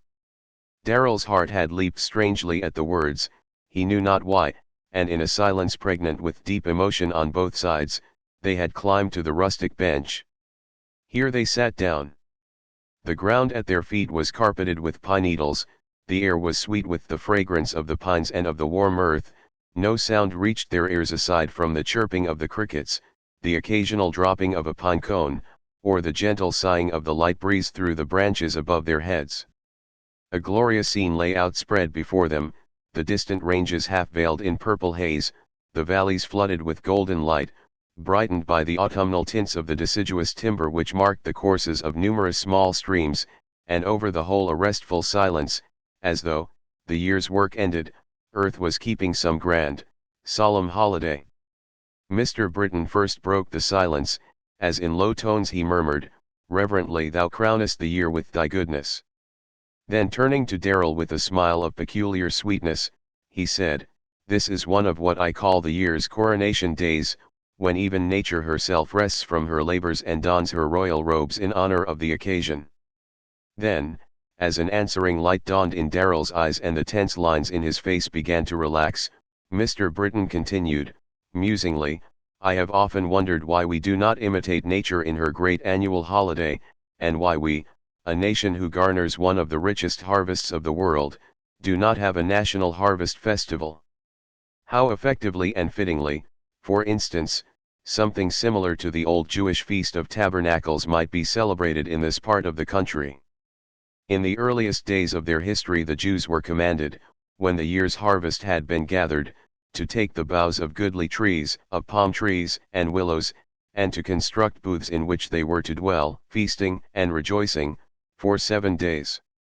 In the only account given of one of these feasts, we read that the people brought olive branches and pine branches, myrtle branches and palm branches, and made themselves booths upon the roofs of their houses, in their courts, and in their streets, and dwelt in them, and there was very great gladness. Imagine such a scene on these mountain slopes and foothills, under these cloudless skies, the somber, evergreen boughs interwoven with the brightly colored foliage from the lowlands, this mellow, golden sunlight by day alternating with the white, mystical radiance of the harvest moon by night. Mr. Britton's words had, as he intended they should, drawn Darrell's thoughts from himself. Under his graphic description, accompanied by the powerful magnetism of his voice and presence, Darrell seemed to see the Oriental festival which he had depicted and to feel a soothing influence from the very simplicity and beauty of the imaginary scene. Think of the rest, the relaxation, in a week of such a life, continued Mr. Britton. Recreation, in the true sense of the word. The simplest joys are the sweetest, but our lives have grown too complex for us to appreciate them. Our amusements and recreations, as we call them, are often more wearing and exhausting than our labors. For nearly an hour Mr. Britton led the conversation on general subjects, carefully avoiding every personal allusion, Darrell following, interested, animated, wondering more and more at the man beside him, until the latter tactfully led him to speak calmly and dispassionately, as he could not have spoken an hour before of himself. Almost before he was aware, Darrell had told all, of his vain gropings in the darkness for some clue to the past, of the helpless feeling akin to despair which sometimes took possession of him when he attempted to face the situation continuously confronting him. During his recital Mr. Britton had thrown his arm about Darrell's shoulder, and when he paused quite a silence followed. "Did it ever occur to you," Mr. Britton said at length, speaking very slowly, "that there are hundreds, yes, thousands who would be only too glad to exchange places with you today?" "No," Darrell replied, too greatly astonished to say more. "But there are legions of poor souls, haunted by crime, or crushed beneath the weight of sorrow, whose one prayer would be, if such a thing were possible, that their past might be blotted out, that they might be free to begin life anew, with no memories dogging their steps like specters, threatening at every turn to work their undoing." For a moment Darrell regarded his friend with a fixed, inquiring gaze, which gradually changed to a look of comprehension. "I see," he said at length, "I have got to begin life anew, but you consider that there are others who have to make the start under conditions worse than mine." "Far worse," said Mr. Britton. "Don't think for a moment that I fail to realize in how many ways you are handicapped or to appreciate the obstacles against which you will have to contend, but this I do say, the future is in your own hands as much as it is in the hands of any mortal to make the most of and the best of that you can, and with the negative advantage, at least, that you are untrammelled by a past that can hold you back or drag you down." The younger man laid his hand on the knee of the elder with a gesture almost appealing. "The future, until now, has looked very dark to me, it begins to look brighter. Advise me, tell me how best to begin." "In one word," said Mr. Britton, with a smile. "Work. Just as soon as you are able, find some work to do. Did we but know it, work is the surest antidote for the poisonous discontent and ennui of this world, the swiftest panacea for its pains and miseries, different forms to suit different cases, but every form brings healing and blessing, even down to the humblest manual labor. That is just what I have wanted, said Darrell, eagerly, to go to work as soon as possible, but what can I do? What am I fitted for? I have not the slightest idea. I don't care to work at breaking stone, though I suppose that would be better than nothing. That would be better than nothing, said Mr. Britton, smiling again, but that would not be suited to your case. What you need is mental work, something to keep your mind constantly occupied, and rest assured you will find it when you are ready for it. Our Father provides what we need just when we need it. Day by day we have the daily bread for mental and spiritual life, as for temporal. But what you most want to do is to keep your mind pleasantly occupied, and above all things don't try to recall the past. In God's own good time it will return of itself. And when it does, what revelations will it bring? Darrell queried musingly. Nothing that you will be afraid or ashamed to meet, of that I am sure, said Mr. Britton, confidently, adding a moment later, in a lighter tone, it is nearing sunset, my boy, and time that I was taking you back to the house. You have given me new courage, new hope, said Darrell, rising. I feel now as though there were something to live for, as though I might make something out of life, after all. I realize, said Mr. Britton, tenderly, as together they began the descent of the mountain path, as deeply as you do, that your life is sadly disjointed, but strive so to live that when the broken fragments are at last united they will form one harmonious and symmetrical whole. It is a difficult task, I know, but the result will be well worth the effort.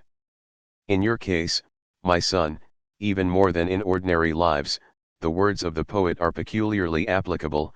A sacred burden is this life ye bear, look on it, lift it, bear it solemnly, stand up and walk beneath it steadfastly, fail not for sorrow, falter not for sin, but onward, upward, till the goal ye win. An hour later John Britton stood alone on one of the mountain terraces, his tall, lithe form silhouetted against the evening sky, his arms folded, his face lifted upward. It was a face of marvelous strength and sweetness combined. Sorrow had set its unmistakable seal upon his features, here and there pain had traced its ineffaceable lines, but the firmly set mouth was yet inexpressibly tender, the calm brow was unfurrowed, and the clear eyes had the far-seeing look of one who, like the Alpine traveler, had reached the heights above the clouds, to whose vision were revealed glories undreamed of by the dwellers in the vales below. And to Darrell, watching from his room the distant figure outlined against the sky, the simple grandeur, the calm triumph of its pose must have brought some revelation concerning this man of whom he knew so little, yet whose personality even more than his words had taken so firm a hold upon himself, for, as the light faded and deepening twilight hid the solitary figure from view, he turned from the window, and, pacing slowly up and down the room, soliloquized, with him for a friend, I can meet the future with courage and await with patience the resurrection of the buried past. As he has conquered, so will I conquer, I will scale the heights after him, until I stand where he stands tonight. Chapter 6 Echoes from the past. During his stay at the Pines, Mr. Britton spent the greater portion of his time with Mr. Underwood, either at their offices or at the mines.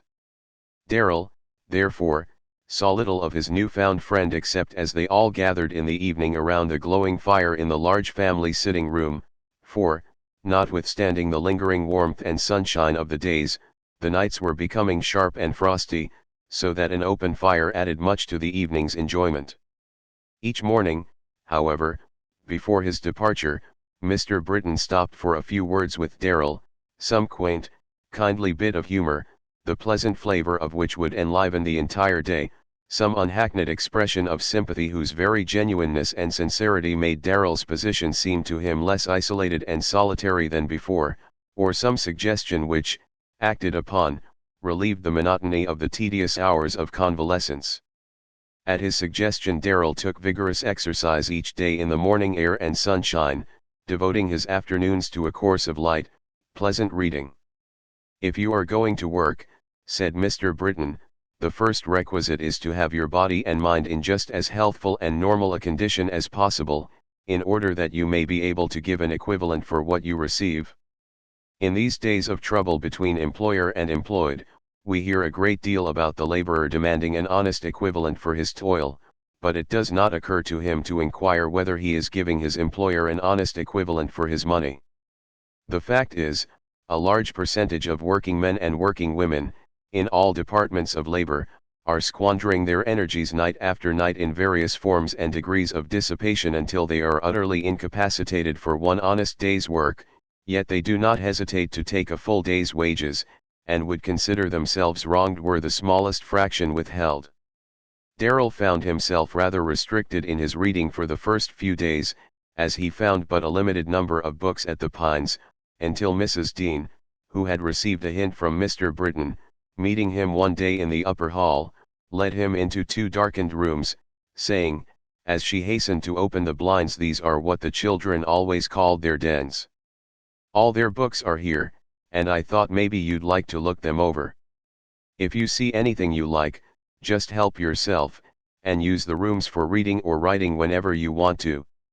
Darrell, left to himself, looked about him with much interest. The two rooms were similar in style and design, but otherwise were as diverse as possible. The room in which he was standing was furnished in embossed leather. A leather couch stood near one of the windows, and a large reclining chair of the same material was drawn up before the fireplace. Near the mantel was a pipe rack filled with fine specimens of briarwood and meerschaum pipes. Signs of tennis, golf, and various athletic sports were visible on all sides. In the center of the room stood a large roll-top desk, open, and on it lay a briar pipe, filled with ashes, just where the owner's hand had laid it. But what most interested Darrell was a large portrait over the fireplace, which he knew must be that of Harry Whitcomb. The face was neither especially fine nor strong, but the winsome smile lurking about the curves of the sensitive mouth and in the depths of the frank blue eyes rendered it attractive, and it was with a sigh for the young life so suddenly blotted out that Darrell turned to enter the second room. He paused at the doorway, feeling decidedly out of place, and glanced about him with a serio-comic smile. The furnishings were as unique as possible, no one piece in the room bearing any relation or similarity to any other piece. There were chairs and tables of wickerwork, twisted into the most ornate designs, interspersed among heavy, antique pieces of carving and slender specimens of colonial simplicity, divans covered with pillows of every delicate shade imaginable, exquisite etchings and dainty bric-a-brac.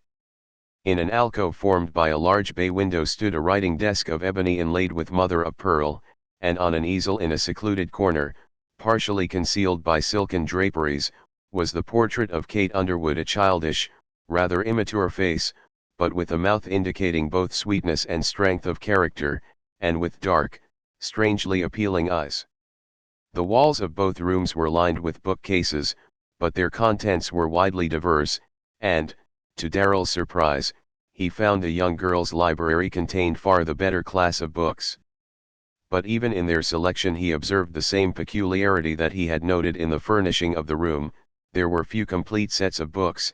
Instead, there were 1, 2, or 3 volumes of each author, as the case might be, evidently her especial favorites. But Darrell returned to the other room, which interested him far more, each article in it bearing eloquent testimony to the happy young life of whose tragic end he had now often heard, but of which he was unable to recall the faintest memory. Passing slowly through the room, his attention was caught by a violin case standing in an out-of-the-way corner. With a cry of joy he drew it forth, his fingers trembling with eagerness as he opened it and took therefrom a genuine Stradivarius. At that moment his happiness knew no bounds. Seating himself and bending his head over the instrument after the manner of a true violin lover, he drew the bow gently across the strings, producing a chord of such triumphant sweetness that the air seemed vibrating with the joy which at that instant thrilled his own soul. Immediately all thought of himself or of his surroundings was lost. With eyes half closed and dreamy he began to play, without effort, almost mechanically, but with the deft touch of a master hand, while liquid harmonies filled the room, quivering, rising, falling, at times low, plaintive, despairing, then swelling exultantly, only to die away in tremulous, minor undertones. The man's pent-up feelings had at last found expression, his alternate hope and despair, his unutterable loneliness and longing, all voiced by the violin. Of the lapse of time Darrell had neither thought nor consciousness until the door opened and Mrs. Dean's calm smile and matter-of-fact voice recalled him to a material world.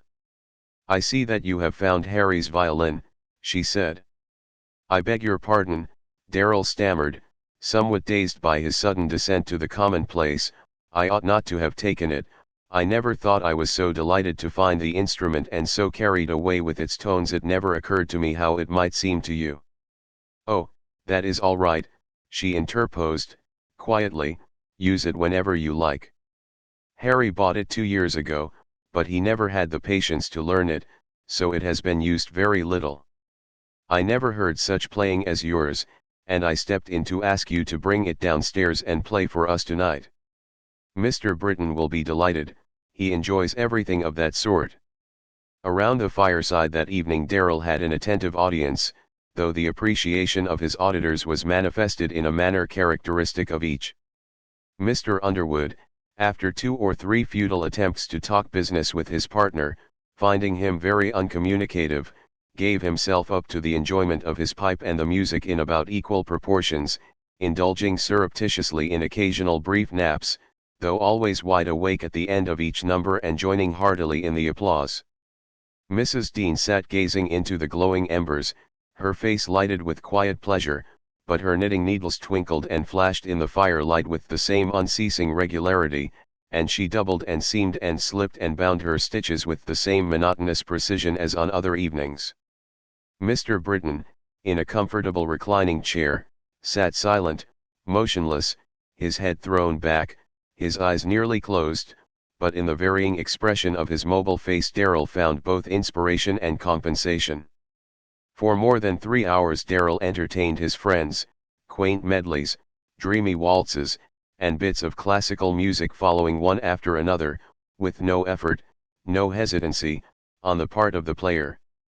To their eager inquiries, he could only answer, "I don't know how I do it. They seem to come to me with the sweep of the bow across the strings. I have no recollection of anything that I am playing, it seems as though the instrument and I were simply drifting." Late in the evening, when they were nearly ready to separate for the night, Darrell sat idly strumming the violin, when an old familiar strain floated sweetly forth, and his astonished listeners suddenly heard him singing in a rich baritone an old love song, forgotten until then by every one present.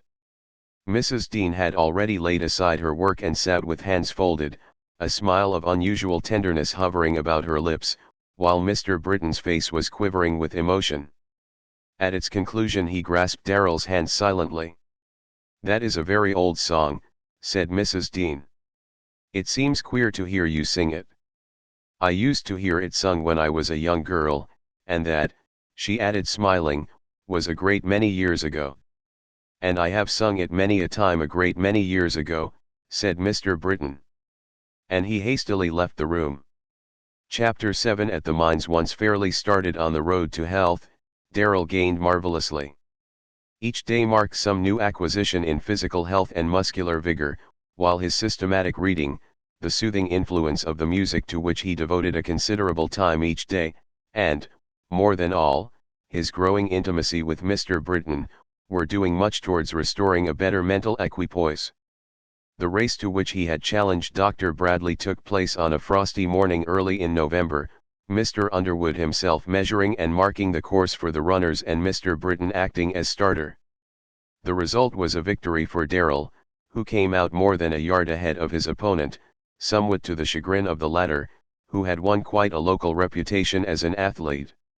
"You'll do," he said to Darrell, as he took leave a few moments later, "but don't pose here as an invalid any longer, or I'll expose you as a fraud. Understand, I cross your name off my list of patients today." "But not off your list of friends, I hope," Darrell rejoined, as they shook hands. When Dr. Bradley had gone, Darrell turned to Mr. Britton, who was standing near, saying, as his face grew serious, "Dr. Bradley is right, I'm no invalid now, and I must quit this idling. I must find what I can do and go to work. All in good time, said Mr. Britton, pleasantly. "We'll find something for you before I go from here. Meanwhile, I want to give you a little pleasure trip if you are able to take it. How would you like to go out to the mines tomorrow with Mr. Underwood and myself? Do you think you could rough it with us old fellows for a couple of days?" "You couldn't have suggested anything that would please me better," Darrell answered. "I would like the change, and it's time I was roughing it. Perhaps when I get out there I'll decide to take a pick and shovel and start in at the bottom of the ladder and work my way up." "Is that necessary?" queried Mr. Britton, regarding the younger man with close but kindly scrutiny. "Mr. Underwood tells me that you brought a considerable amount of money with you when you came here, which he has deposited to your credit." Darrell met the penetrating gaze unwaveringly, as he replied, with quiet decision, "That money may be mine, or it may not. It may have been given me to hold in trust. In any event, it belongs to the past, and it will remain where it is, intact, until the past is unveiled." Mr. Britton looked gratified, as he remarked, in a low tone, "I don't think you need any assurance, my boy, that I will back you with all the capital you need, if you would like to start in business." "No, Mr. Britton," said Darrell, deeply touched by the elder man's kindness, "I know, without words, that I could have from you whatever I needed, but it is useless for me to think of going into business with as little knowledge of myself as I have at present. The best thing for me is to take whatever work offers itself, until I find what I am fitted for or to what I can best adapt myself." The next morning found Darrell at an early hour on his way to the mining camp with Mr. Underwood and Mr. Britton. The ground was white and glistening with frost, and the sun, not yet far above the horizon, shone with a pale, cold light, but Darrell, wrapped in a fur coat of Mr. Underwood's, felt only the exhilarating effect of the thin, keen air, and as the large, double-seated carriage, drawn by two powerful horses, descended the pine-clad mountain and passed down one of the principal streets of the little city, he looked about him with lively interest. Leaving the town behind them, they soon began the ascent of a winding canyon. After 2 or 3 turns, to Darrell's surprise, every sign of human habitation vanished and only the rocky walls were visible, at first low and receding, but gradually growing higher and steeper. On they went, steadily ascending, till a turn suddenly brought the distant mountains into closer proximity, and Mr. Britton, pointing to a lofty, rugged range on Darrell's right, said, "There lies the Great Divide." For 2 hours they wound steadily upward, the massive rocks towering on all sides, barren, grotesque in form, but beautiful in coloring, dull reds, pale greens, and lovely blues and purples staining the somber grays and browns. Darrell had grown silent, and his companions, supposing him absorbed in the grandeur and beauty of the scenery, left him to his own reflections while they talked on matters of interest to themselves. But to Darrell the surrounding rocks were full of a strange, deep significance. The colorings and markings in the gray granite were to him what the insignia of the secret orders are to the initiated, replete with mystical meaning. To him had come the sudden realization that he was in nature's laboratory, and in the hieroglyphics traced on the granite walls he read the symbols of the mysterious alchemy silently and secretly wrought beneath their surface. The vastness of the scale of nature's work, the multiplicity of her symbols, bewildered him, but in his own mind he knew that he still held the key to this mysterious code, and the knowledge thrilled him with delight. He gazed about him, fascinated, saying nothing, but trembling with joy and with eagerness to put himself to the test, and it was with difficulty that he controlled his impatience till the long ride should come to an end. At last they left the canyon and followed a steep road winding up the side of a mountain, which, after an hour's hard climbing, brought them to the mining camp. As the carriage stopped, Darrell was the first to alight, springing quickly to the ground and looking eagerly about him. At a short distance beyond them the road was terminated by the large milling plant, above which the mountain rose abruptly, its sides dotted with shaft houses and crossed and recrossed with trestle work almost to the summit. A wooden flume clung like a huge serpent to the steep slopes, and a tramway descended from near the summit to the mill below. At a little distance from the mill were the boarding house and bunk houses, while in the foreground, near the road, was the office building, to which the party adjourned after exchanging greetings with Mr. Hathaway, the superintendent, who had come out to meet them and to whom Darrell was duly introduced. The room they first entered was the superintendent's office.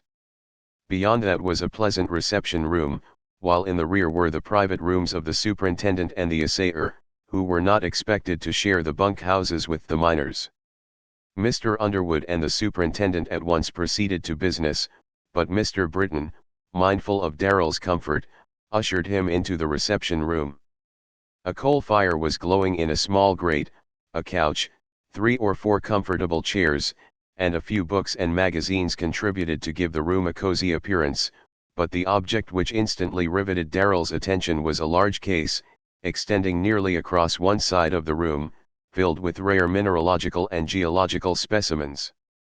There were quartz crystals gleaming with lumps of free-milling gold, curling masses of silver and copper wire direct from the mines, gold nuggets of unusual size and brilliancy, and specimens of ores from the principal mines not only of that vicinity, but of the West. Observing Darrell's interest in the contents of the case, Mr. Britton threw open the doors for a closer inspection, and began calling his attention to some of the finest specimens, but at Darrell's first remarks he paused, astonished, listened a few moments, then stepping to the next room, called Mr. Underwood. That gentleman looked somewhat perturbed at the interruption, but at a signal from Mr. Britton, followed the latter quietly across the room to where Darrell was standing. Here they stood, silently listening, while Darrell, unconscious of their presence, went rapidly through the specimens, classifying the different ores, stating the conditions which had contributed to their individual characteristics, giving the approximate value of each and the mode of treatment required for its reduction, all after the manner of a student rehearsing to himself a well-conned lesson. At last, catching sight of the astonished faces of his listeners, his own lighted with pleasure, as he exclaimed, joyously, "I wanted to test myself and see if it would come back to me, and it has. I believed it would, and it has." "What has come back to you?" queried Mr. Underwood, too bewildered himself to catch the drift of Darrell's meaning. "The knowledge of all this," Darrell answered, indicating the collection with a swift gesture. "It began to come to me as soon as I saw the rocks on our way up. It confused me at first, but it is all clear now. Take me to your mill, Mr. Underwood. I want to see what I can do with the ores there." At that moment Mr. Hathaway entered to summon the party to dinner, and seeing Darrell standing by the case, his hands filled with specimens, he said, addressing Mr. Underwood with a pleasant tone of inquiry, "Mr. Darrell is a mining man." But Mr. Underwood was still too confused to answer intelligibly, and it was Mr. Britton who replied, as he linked his arm within Darrell's on turning to leave the room, "Mr. Darrell is a mineralogist." At dinner Darrell found himself too excited to eat, so overjoyed was he at the discovery of attainments he had not dreamed he possessed, and so eager to put them to every test possible. It had been Mr. Underwood's intention to visit the mines that afternoon, but at Darrell's urgent request, they went first to the mill. Here he found ample scope for his abilities. He fairly revelled in the various ores, separating, assoroting, and classifying them with the rapidity and accuracy of an expert, and at once proceeded to assay some samples taken from a new lead recently struck, the report of which had occasioned this particular trip to the camp. He worked with a dexterity and skill surprising in one of his years, producing the most accurate results, to the astonishment and delight of both Mr. Underwood and Mr. Britton. After an extended inspection of the different departments of the large milling plant, he was taken into a small laboratory, where the assayer in charge was testing some of the recently discovered ore for the presence of certain metals. After watching for a while in silence, Darrell said, turning to Mr. Underwood, "I can give you a quicker and a surer test than that." The assayer and himself at once exchanged places, and, unheeding the many eyes fixed upon him, Darrell seated himself before the long table and deftly began operations. Not a word broke the silence as by methods wholly new to his spectators he subjected the ore to successive chemical changes, until, within an incredibly short time, the presence of the suspected metals was demonstrated beyond the shadow of a doubt. "Mineralogist and metallurgist," exclaimed Mr. Britton delightedly, as he congratulated Darrell upon his success. The short November day had now nearly drawn to a close, and after supper the gentlemen adjourned to the office building, where they spent an hour or more around the open fire. Darrell, who was quite wearied with the unusual exertion and excitement of the day, retired early. The superintendent and assayer had gone out on some business at the mill, and Mr. Underwood and Mr. Britton were left together. No sooner were they by themselves than Mr. Britton, who was walking up and down the room, stopped beside his partner as he sat smoking and gazing abstractedly into the fire, and, laying a hand on his shoulder, said, "Well, Dave, what do you think? After what we've seen today, can't you make a place over there at the mill for the boy?" "Hang it all," answered the other, somewhat testily, secretly a little jealous of the growing intimacy between his partner and Darrell, "supposing I can, is there any need of your dipping in your oar about it? Do you think I need any suggestion from you in the way of befriending him or standing by him?" "No, Dave," said Mr. Britton, pleasantly, dropping into a chair by Mr. Underwood's side, "I did not put my question with a view of making any suggestions. I know, and Darrell knows, that he hasn't a better friend than you, and because I know this, and also because I am a friend to you both, I was interested to ask you what you intended doing for him." "What I intended doing for him and what I probably will actually do for him are two altogether different propositions, all on account of his own pig-headedness," was the rather surly response. "How's that?" Mr. Britton inquired. "Why, confound the fellow. I took a liking to him from the first, coming here the way he did, and after what he did for Harry there was nothing I wouldn't have done for him. Then, after his sickness, when we found his memory had gone back on him and left him helpless as a child in some ways, I knew he'd stand no show among strangers, and my idea was to take him in Harry's place, give him a small interest in the business until he got accustomed to it, and then after a while let him in as partner. But when I broached the subject to him, a week ago or so, he wouldn't hear to it, said he'd rather find some work for which he was adapted and stick to that, at a regular salary. I told him he was missing a good thing, but nothing that I could say would make any difference." "Well," said Mr. Britton, slowly, "I'm not sure but his is the wiser plan. You must remember, Dave, that his stay with us will probably be but temporary. Whenever that portion of his brain which is now dormant does awaken, you can rest assured he will not remain here long. He no doubt realizes this and wishes to be absolutely footloose, ready to leave at short notice. And as to the financial side of the question, if you give him the place in your mill for which he is eminently fitted, it will be fully as remunerative in the long run as the interest in the business which you intended giving him." "What place in the mill do you refer to?" Mr. Underwood asked, quickly. "Oh, I'm not making any suggestions, Dave, you don't need them." And Mr. Britton smiled quietly into the fire. "Go ahead and say your say, Jack," said the other, his own face relaxing into a grim smile. "That was only a bit of my crankiness, and you know me well enough to know it. Give him the position of assayer in charge." "Great Scott! And fire Benson, who's been there for 5 years. It makes no difference how long he's been there.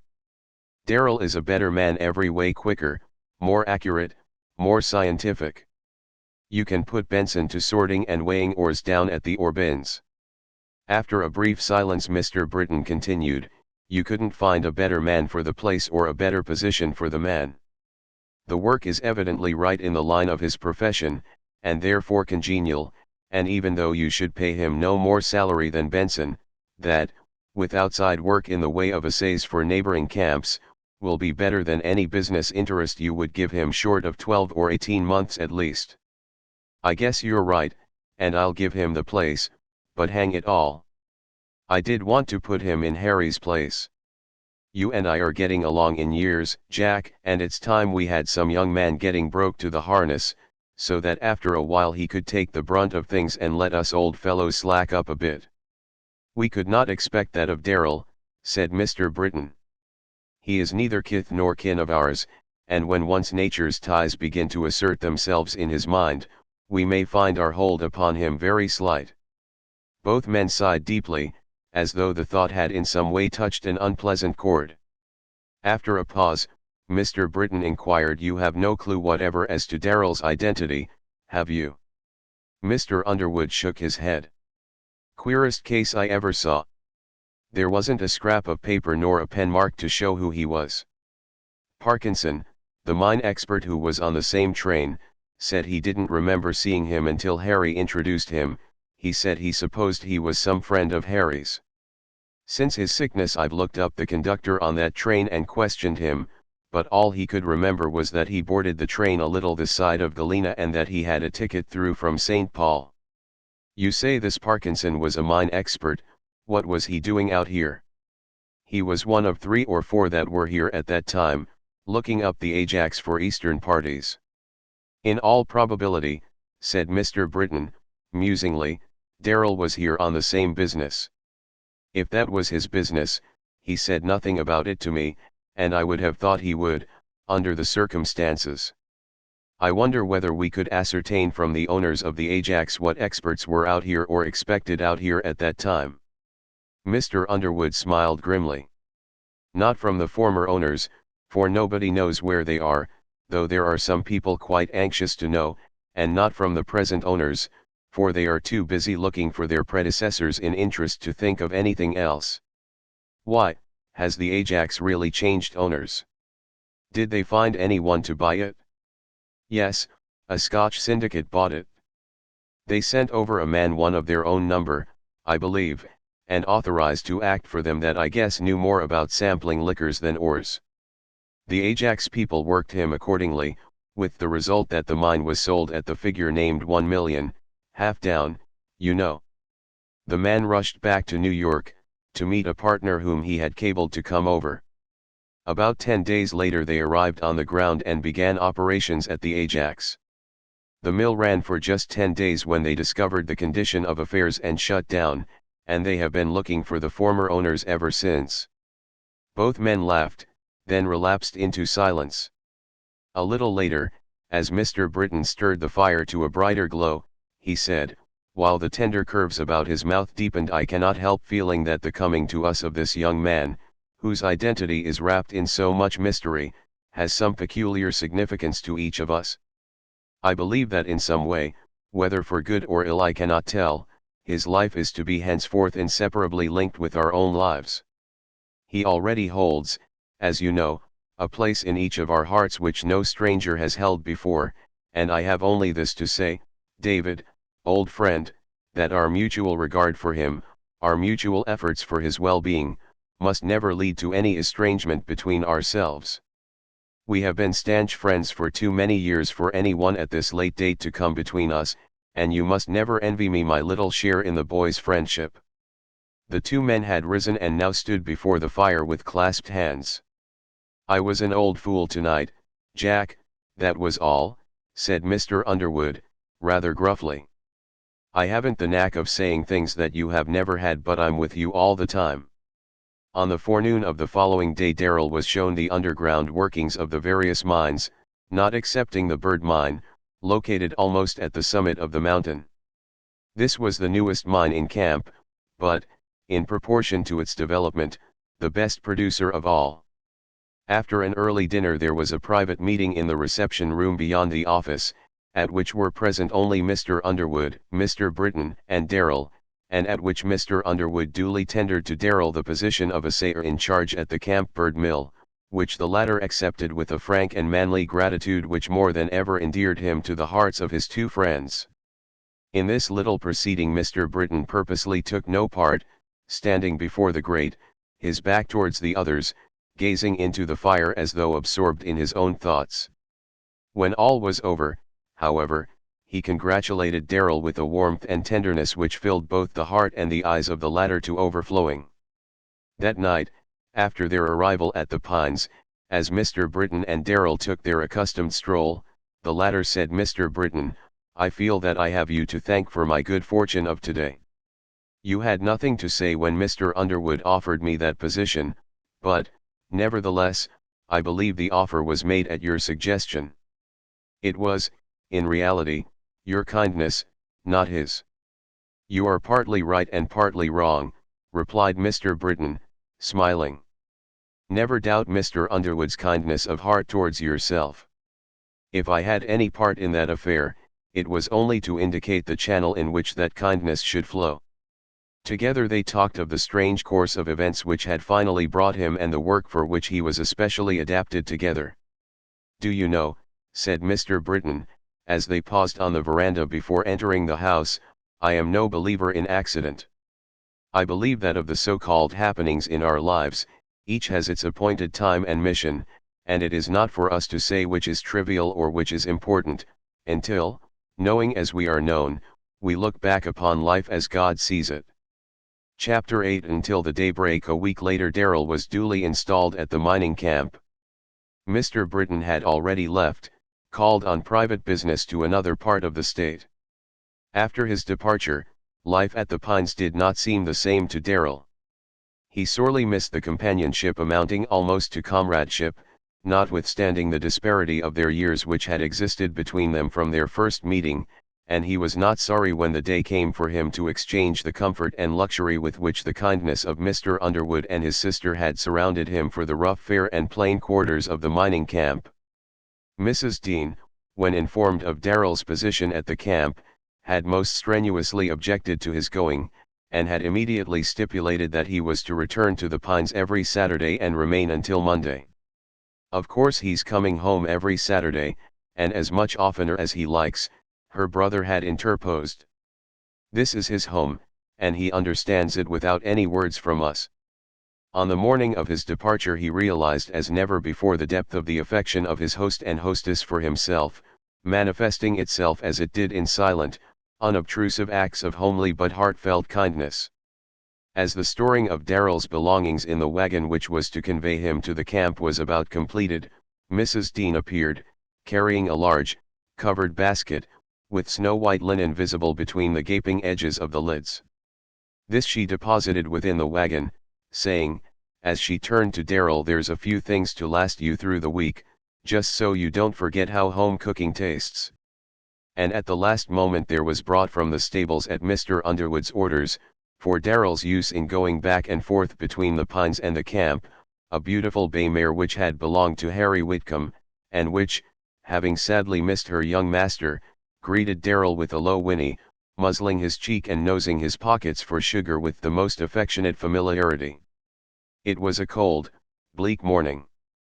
The ground had frozen after a heavy rain, and the wagon jolted roughly over the ruts in the canyon road, making slow progress.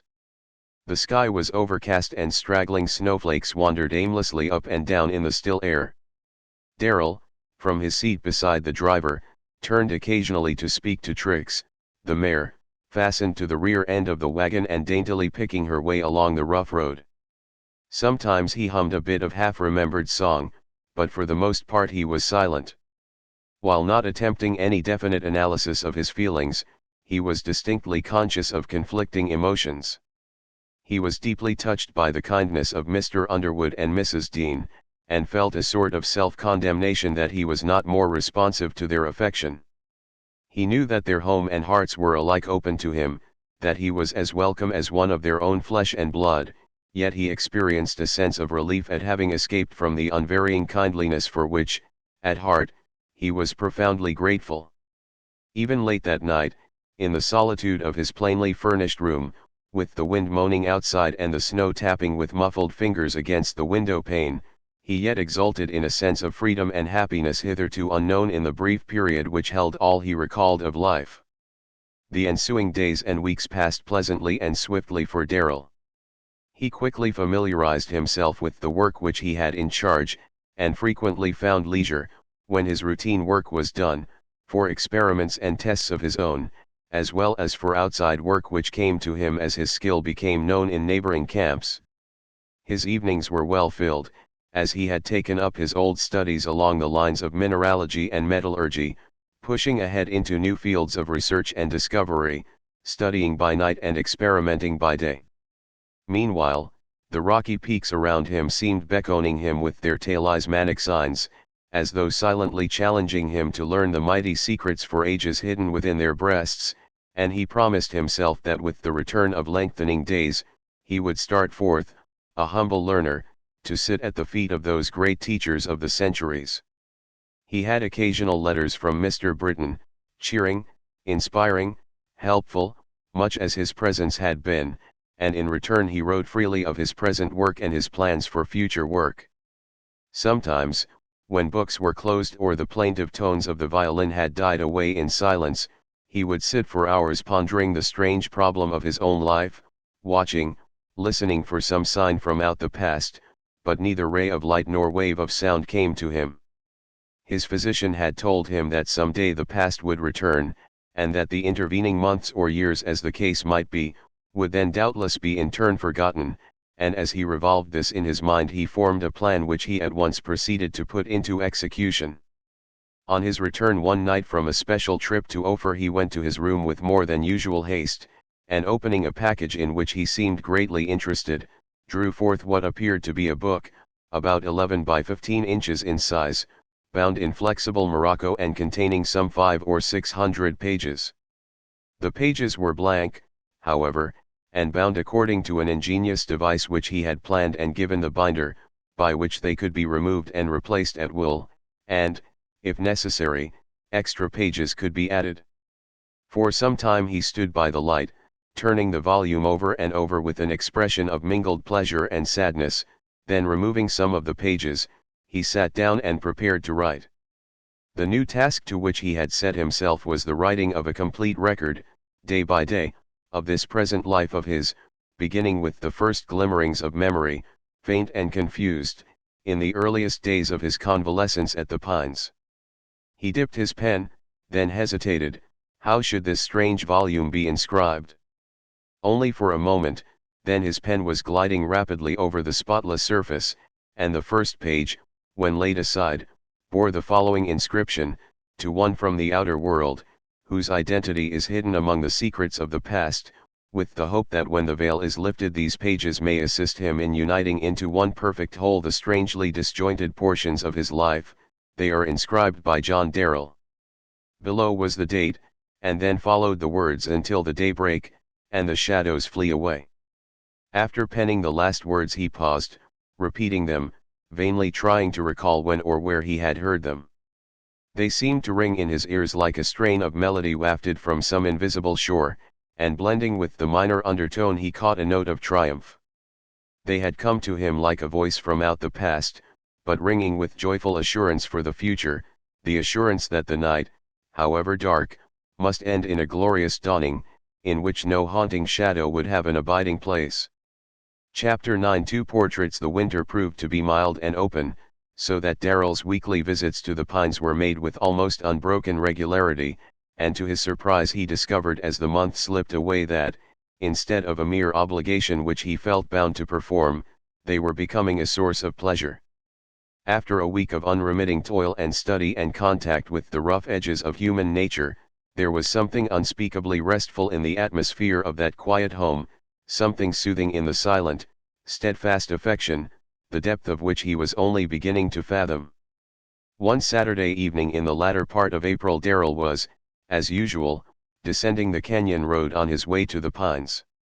For weeks the winter had lingered as though loath to leave, and Darrell, absorbed in work and study, had gone his way, hiding his loneliness and suffering so deeply as to be oft-times forgotten even by himself, and at all times unsuspected by those about him.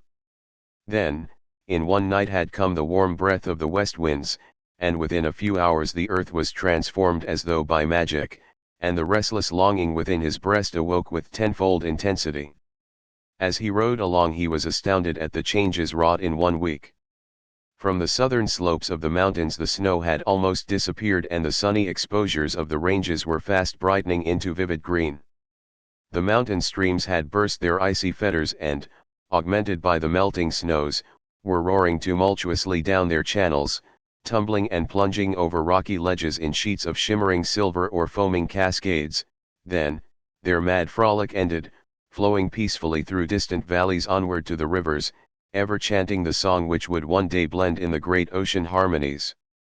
The frail flowers, clinging to the rocks and smiling fearlessly up into the face of the sun, the silvery sheen of the willows along the distant watercourses, the softened outlines and pale green of budding cottonwoods in the valleys far below, all told of the newly released life currents bounding through the veins of every living thing. From the lower part of the canyon, the wild, ecstatic song of a robin came to him on the evening breeze, and in the slanting sunbeams myriads of tiny midges held high carnival. The whole earth seemed pulsating with new life, and tree and flower, bird and insect were filled anew with the unspeakable joy of living. Amid this universal baptism of life, what wonder that he felt his own pulse quicken and the warm life-blood leaping swiftly within his veins. His heart but throbbed in unison with the great heart of nature, but its very beating stifled him as the sense of his own restrictions came back upon him with crushing weight. For one moment he paused, his spirit struggling wildly against the bars imprisoning it, then, with a look towards the skies of dumb, appealing anguish, he rode onward, his head bowed, his heart sick with unutterable longing. Arriving at the pines, he received the usual welcome, but neither its undemonstrative affection nor the restful quiet of the old home could soothe or satisfy him that night. But if his host and hostess noted the gloom on his face or his restless manner, they made no comments and asked no questions. On going upstairs at a late hour, he went across the hall to the libraries in search of a book with which to pass away the time, as he was unable to sleep. He had no definite book in mind and wandered aimlessly through both rooms, reading titles in an abstracted manner, until he came at last face to face with the picture of Kate Underwood. He had seen it many times without especially observing it, but in his present mood it appealed to him as never before. The dark eyes seemed fixed upon his face with a look of entreaty from which he could not escape, and, drawing a chair in front of the easel, he sat down and became absorbed in a study of the picture. Heretofore he had considered it merely the portrait of a very young and somewhat plain girl. Now he was surprised to find that the more it was studied in detail, the more favorable was the impression produced. Though childish and immature, there was not a weak line in the face. The nose and mouth were especially fine, the former denoting distinct individuality, the latter marked strength and sweetness of character, and while the upper part of the face indicated keen perceptions and quick sympathies, the general contour showed a nature strong either to do or to endure. The eyes were large and beautiful, but it was not their beauty which riveted Darrell's attention, it was their look of wistful appeal, of unsatisfied longing, which led him at last to murmur, while his eyes moistened, "You dear child! How is it that in your short life, surrounded by all that love can provide, you have come to know such heart hunger as that?" Long after he had returned to his room those eyes still haunted him, nor could he banish the conviction that sometime, somewhere, in that young life there had been an unfilled void which in some degree, however slight, corresponded to the blank emptiness of his own. The next morning Darrell attended church with Mrs. Dean. The latter was a strict churchwoman, and Darrell, by way of showing equal courtesy to host and hostess, usually accompanied her in the morning, devoting the afternoon to Mr. Underwood. After lunch he and Mr. Underwood seated themselves in one of the sunny bay windows for their customary chat, Mrs. Dean having gone to her room for the afternoon nap, which was as much a part of her Sunday program as the morning sermon. For a while they talked of the latest developments at the mines, but Mr. Underwood seemed preoccupied, gazing out of the window and frowning heavily. At last, after a long silence, he said, slowly, "I expect we're going to have trouble at the camp this season." "How is that?" Darrell asked quickly, in a tone of surprise. "Oh, it's some of this union business," the other answered, with a gesture of impatience, "and about the most foolish proposition I ever heard of, at that. But," he added, decidedly, "they know my position, they know they'll get no quarter from me. I've steered clear of them so far, they've let me alone and I've let them alone, but when it comes to a parcel of union bosses undertaking to run my business or make terms to me, I'll fight 'em to a finish, and they know it."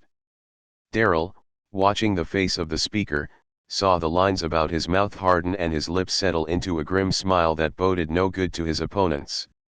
What do they want, higher wages or shorter hours? He inquired. Neither, said Mr. Underwood, shortly, as he relighted his pipe. After a few puffs he continued, as I said before, it's the most foolish proposition I ever heard of. You see, there's 5 or 6 camps, all told, in the neighborhood of our camp up there.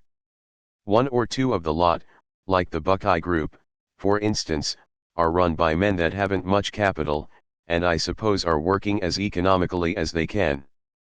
Anyhow, there's been some kicking over there among the miners about the grub, and the upshot of the whole thing is that the union has taken the matter in hand and is going to open a union boarding house and take in the men from all the camps at 6 bits a day for each man, instead of the regular rate of $1 a day charged by the mining companies. The scale of wages to remain the same, I suppose, said Darrell, so that means a gain to each man of 25 cents a day. Exactly, said Mr. Underwood. It means a gain of 2 bits a day to each man, it means loss and inconvenience to the companies, and it means a big pile of money in the pockets of the bosses who are running the thing. There are not many of the owners up there that can stand that sort of thing, said Darrell, reflectively. Of course they can't stand it, and they won't stand it if they've got any backbone. Take Dwight and Huntley, they've been to heavy expense in enlarging their mill and have just put up a new boarding house, and they're in debt. They can't afford to have all that work and expenditure for nothing. Now, with us the loss wouldn't be so great as with the others, for we don't make so much out of our boarding house. My motto has always been live and let live, and I give my men a good table, just what I'd want for myself if I were in their places. It isn't the financial part that troubles me. What I object to is this: I won't have my men tramping 3/4 of a mile for meals that won't be as good as they can get right on their own grounds. More than that, I've got a good, likely set of men, and I won't have them demoralized by herding them in with the tough gangs from those other camps, and above all and once for all, here Mr. Underwood's tones became excited as he exclaimed, with an oath, I've always been capable of running my own business, and I'll run it yet, and no damned union boss will ever run it for me. How do the men feel about it? Have you talked with them? Darrell inquired. There isn't one of them that's dissatisfied or would leave of his own free will, Mr. Underwood replied, but I don't suppose they would dare to stand out against the bosses. Why, man, if the workingmen only knew it, they are 10 times worse slaves to the union bosses than ever they were to corporations. They have to pay over their wages to let those fellows live like nabobs, they have to come and go at their beck and call, and throw up good positions and live in enforced idleness because of some other fellow's grievances. They don't dare express an opinion or say their souls are their own. Humph. Mr. Underwood, said Darrell, who had been smilingly listening to the other's tirade, what will you do if this comes to a strike? Strike, he exclaimed in tones of scathing contempt. Strike? I'll strike too, and they'll find I can strike just as hard as they can, and a little harder. Will you close down? The shrewd face grew a bit shrewder.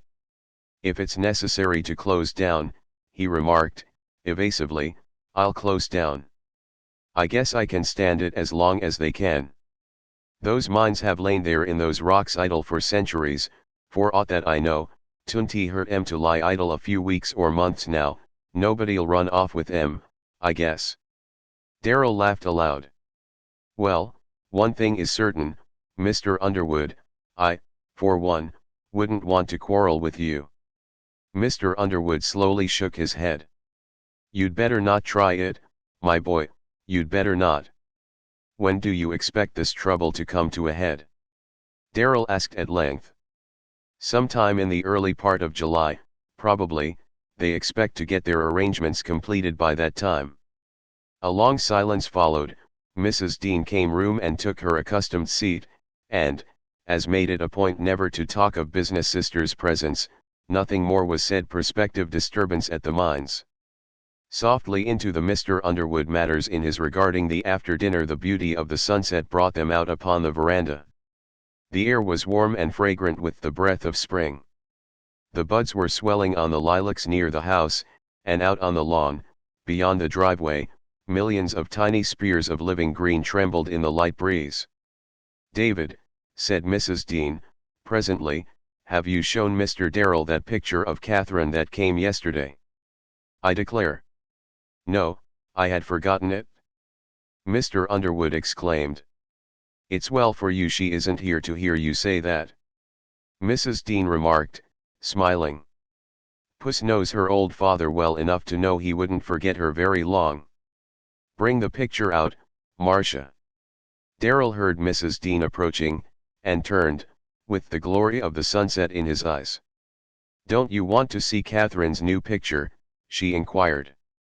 Her words instantly recalled the portrait he had studied the preceding night, and with that in his mind he took the picture she handed him and silently compared the two. Ah, the beauty of the spring, everywhere confronting him, was in that face also, the joy of a life as yet pure, untainted, and untrammeled. It was like looking into the faces of the spring flowers which reflect only the sunshine, the purity, and the sweetness of earth. There was a touch of womanly dignity, too, in the poise of the head, but the beautiful eyes, though lighted with the faint dawn of coming womanhood, were the same as those that had appealed to him the night before with their wistful longing.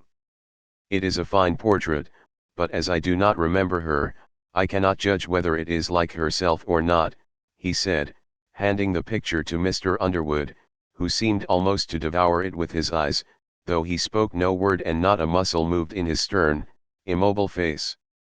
"She is getting to be such a young lady," remarked Mrs. Dean, "that I expect when she comes home we will feel as though she had grown away from us all." "She will never do that, Marcia, never," said Mr. Underwood, brusquely, as he abruptly left the group and went into the house. There was a moment's silence, then Mrs. Dean said, in a low tone, "She is getting to look just like her mother. I haven't seen David so affected since his wife died as he was when that picture came yesterday."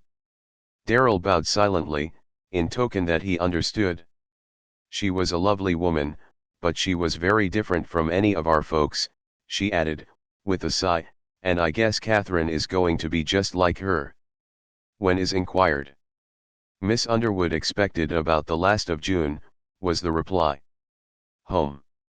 Darrell, long after the sun had set, Darrell paced up and down the veranda, pausing at intervals to gaze with unseeing eyes out over the peaceful scene below him, his only companions his own troubled thoughts.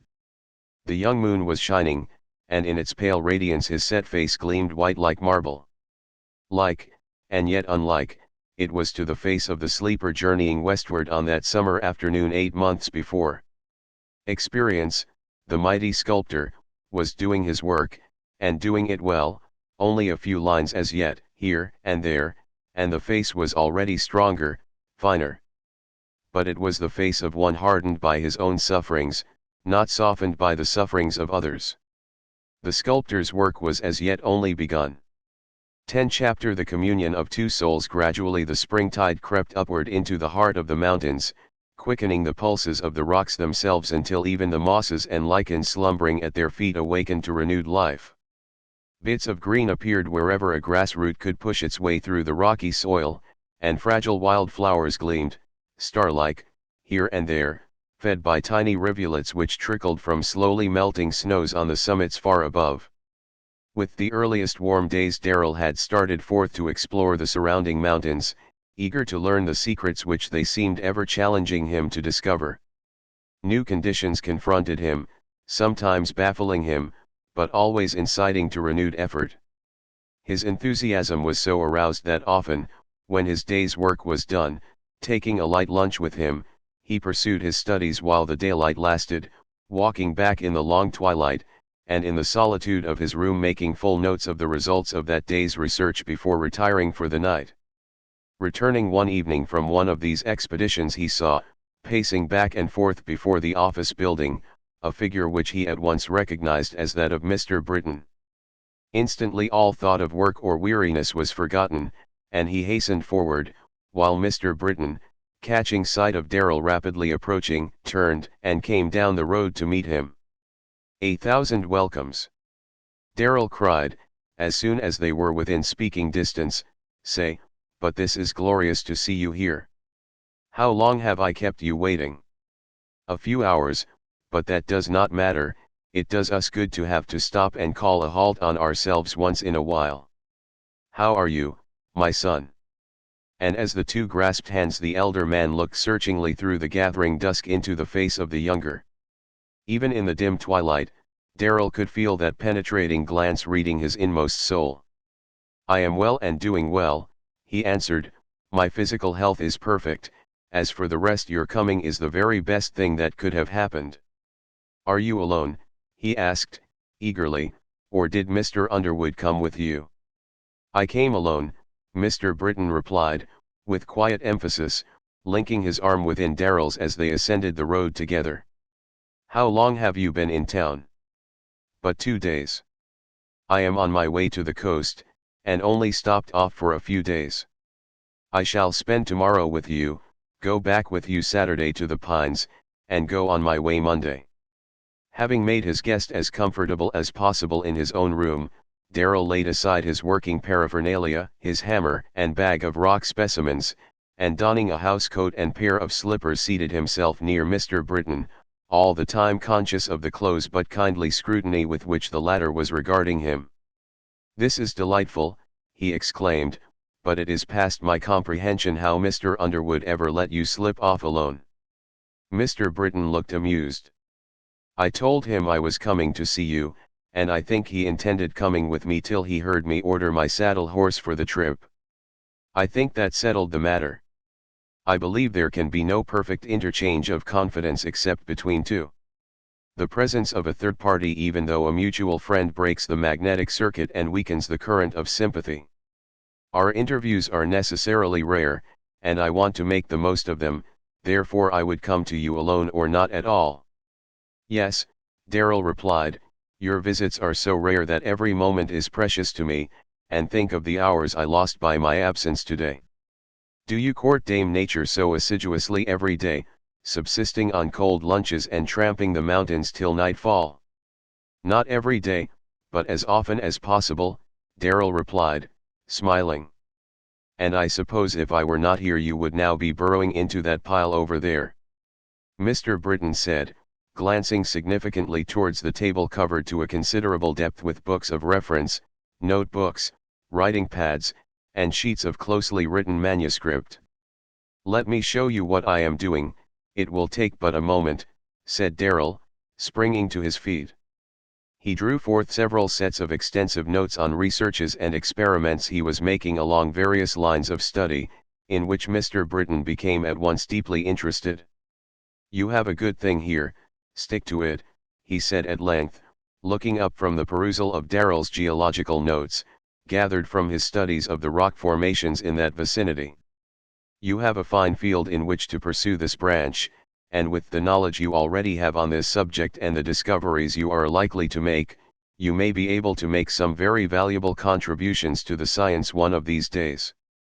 That is just what I hope to do, exclaimed Darrell eagerly, just what I am studying for day and night. But you must use moderation, said Mr. Britton, smiling at the younger man's enthusiasm. You are young, you have years before you in which to do this work, and this constant study, night and day, added to your regular routine work, is too much for you. You are looking fagged already. If I am, it is not the work that is fagging me, Darrell replied, quickly, his tones becoming excited. Mr. Britton, I must work, I must accomplish all I can for 2 reasons. You say I have years before me in which to do this work. God knows I hope I haven't got to work years like this only half alive, you might say, and when the change comes, if it ever does, you know, of course, I cannot and would not remain here. I understand you would not remain here, said Mr. Britton slowly, and laying his hand soothingly on the arm of his agitated companion, but you can readily see that not only your education, but your natural trend of thought, is along these lines, therefore, when you are fully restored to your normal self you will be the more not the less interested in these things, and I predict that no matter when the time comes for you to leave, you will, after a while, return to continue the same line of work amid the same surroundings, but, we hope, under far happier conditions. Darrell shook his head slowly. It does not seem to me that I would ever wish to return to a place where I had suffered as I have here. Mr. Britton smiled, one of his slow, sad, sweet smiles that Darrell loved to watch, that seemed to dawn in his eyes and gradually to spread until every feature was irradiated with a tender, beneficent light. I once thought as you do, he said, gently, but after years of wandering, I find that the place most sacred to me now is that hallowed by the bitterest agony of my life.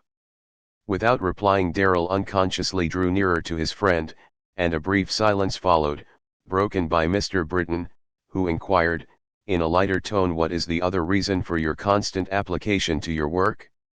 You said there were two. Darrell bowed his head upon his hands as he answered in a low, despairing tone, to stop thinking, it will drive me mad. I have been there, my boy, I know, Mr. Britton responded, then, after a pause, he continued, something in the tenor of your last letter made me anxious to come to you. I thought I detected something of the old restlessness. Has the coming of spring, quickening the life forces all around you, stirred the life currents in your own veins till your spirit is again tugging at its fetters in its struggles for release? With a startled movement, Darrell raised his head, meeting the clear eyes fixed upon him. How could you know? He demanded. Because, as Emerson says, the heart in thee is the heart of all. There are few hearts whose pulses are not stirred by the magic influence of the springtide, and under its potent spell I knew you would feel your present limitations even more keenly than ever before. Thank God, you understand. Darrell exclaimed, then continued, passionately, the last 3 weeks have been torture to me if I but allowed myself one moment's thought. Wherever I look I see life, perfect and complete in all its myriad forms, the life that is denied to me. This is not living, this existence of mine with brain shackled, fettered, in many ways helpless as a child, knowing less than a child, and not even mercifully wrapped in oblivion, but compelled to feel the constant goading and galling of the fetters, to be reminded of them at every turn. My God! If it were not for constant work and study I would go mad. In the silence which followed, Darrell's mind reverted to that autumn day on which he had first met John Britton and confided to him his trouble, and now, as then, he was soothed and strengthened by the presence beside him, by the magnetism of that touch, although no word was spoken. As he reviewed their friendship of the past months he became conscious for the first time of its one-sidedness. He had often unburdened himself to his friend, confiding to him his griefs, and receiving in turn sympathy and counsel, but of the great, unknown sorrow that had wrought such havoc in his own life, what word had John Britton ever spoken? As Darrell recalled the bearing of his friend through all their acquaintance and his silence regarding his own sufferings, his eyes grew dim. The man at his side seemed, in the light of that revelation, stronger, grander, nobler than ever before, not unlike to the giant peaks whose hoary heads then loomed darkly against the starlit sky, calm, silent, majestic, giving no token of the throes of agony which, ages agone, had rent them asunder except in the mystic symbols graven on their furrowed brows. In that light his own complaints seemed puerile. At that moment Darrell was conscious of a new fortitude born within his soul, a new purpose, henceforth to dominate his life. A heavy sigh from Mr. Britton broke the silence. I know the fetters are galling, he said, but have patience and hope, for, at the time appointed, the shackles will be loosened, the fetters broken. Darrell faced his companion, a new light in his eyes but recently so dark with despair, as he asked, earnestly and tenderly, dearest and best of friends, is there no time appointed for the lifting of the burden borne so nobly and uncomplainingly, lo, these many years? With a grave, sweet smile the elder man shook his head, and, rising, began pacing up and down the room. There are some burdens, my son, that time cannot lift, they can only be laid down at the gates of eternity. With a strange, choking sensation in his throat Darrell rose, and, going to the window, stood looking out at the dim outlines of the neighboring peaks. Their vast solitude no longer oppressed him as at the first, It calmed and soothed him in his restless moods, and tonight those grim monarchs dwelling in silent fellowship seemed to him the embodiment of peace and rest. After a time Mr. Britton paused beside him, and, throwing his arm about his shoulders, asked, "What are your thoughts, my son?"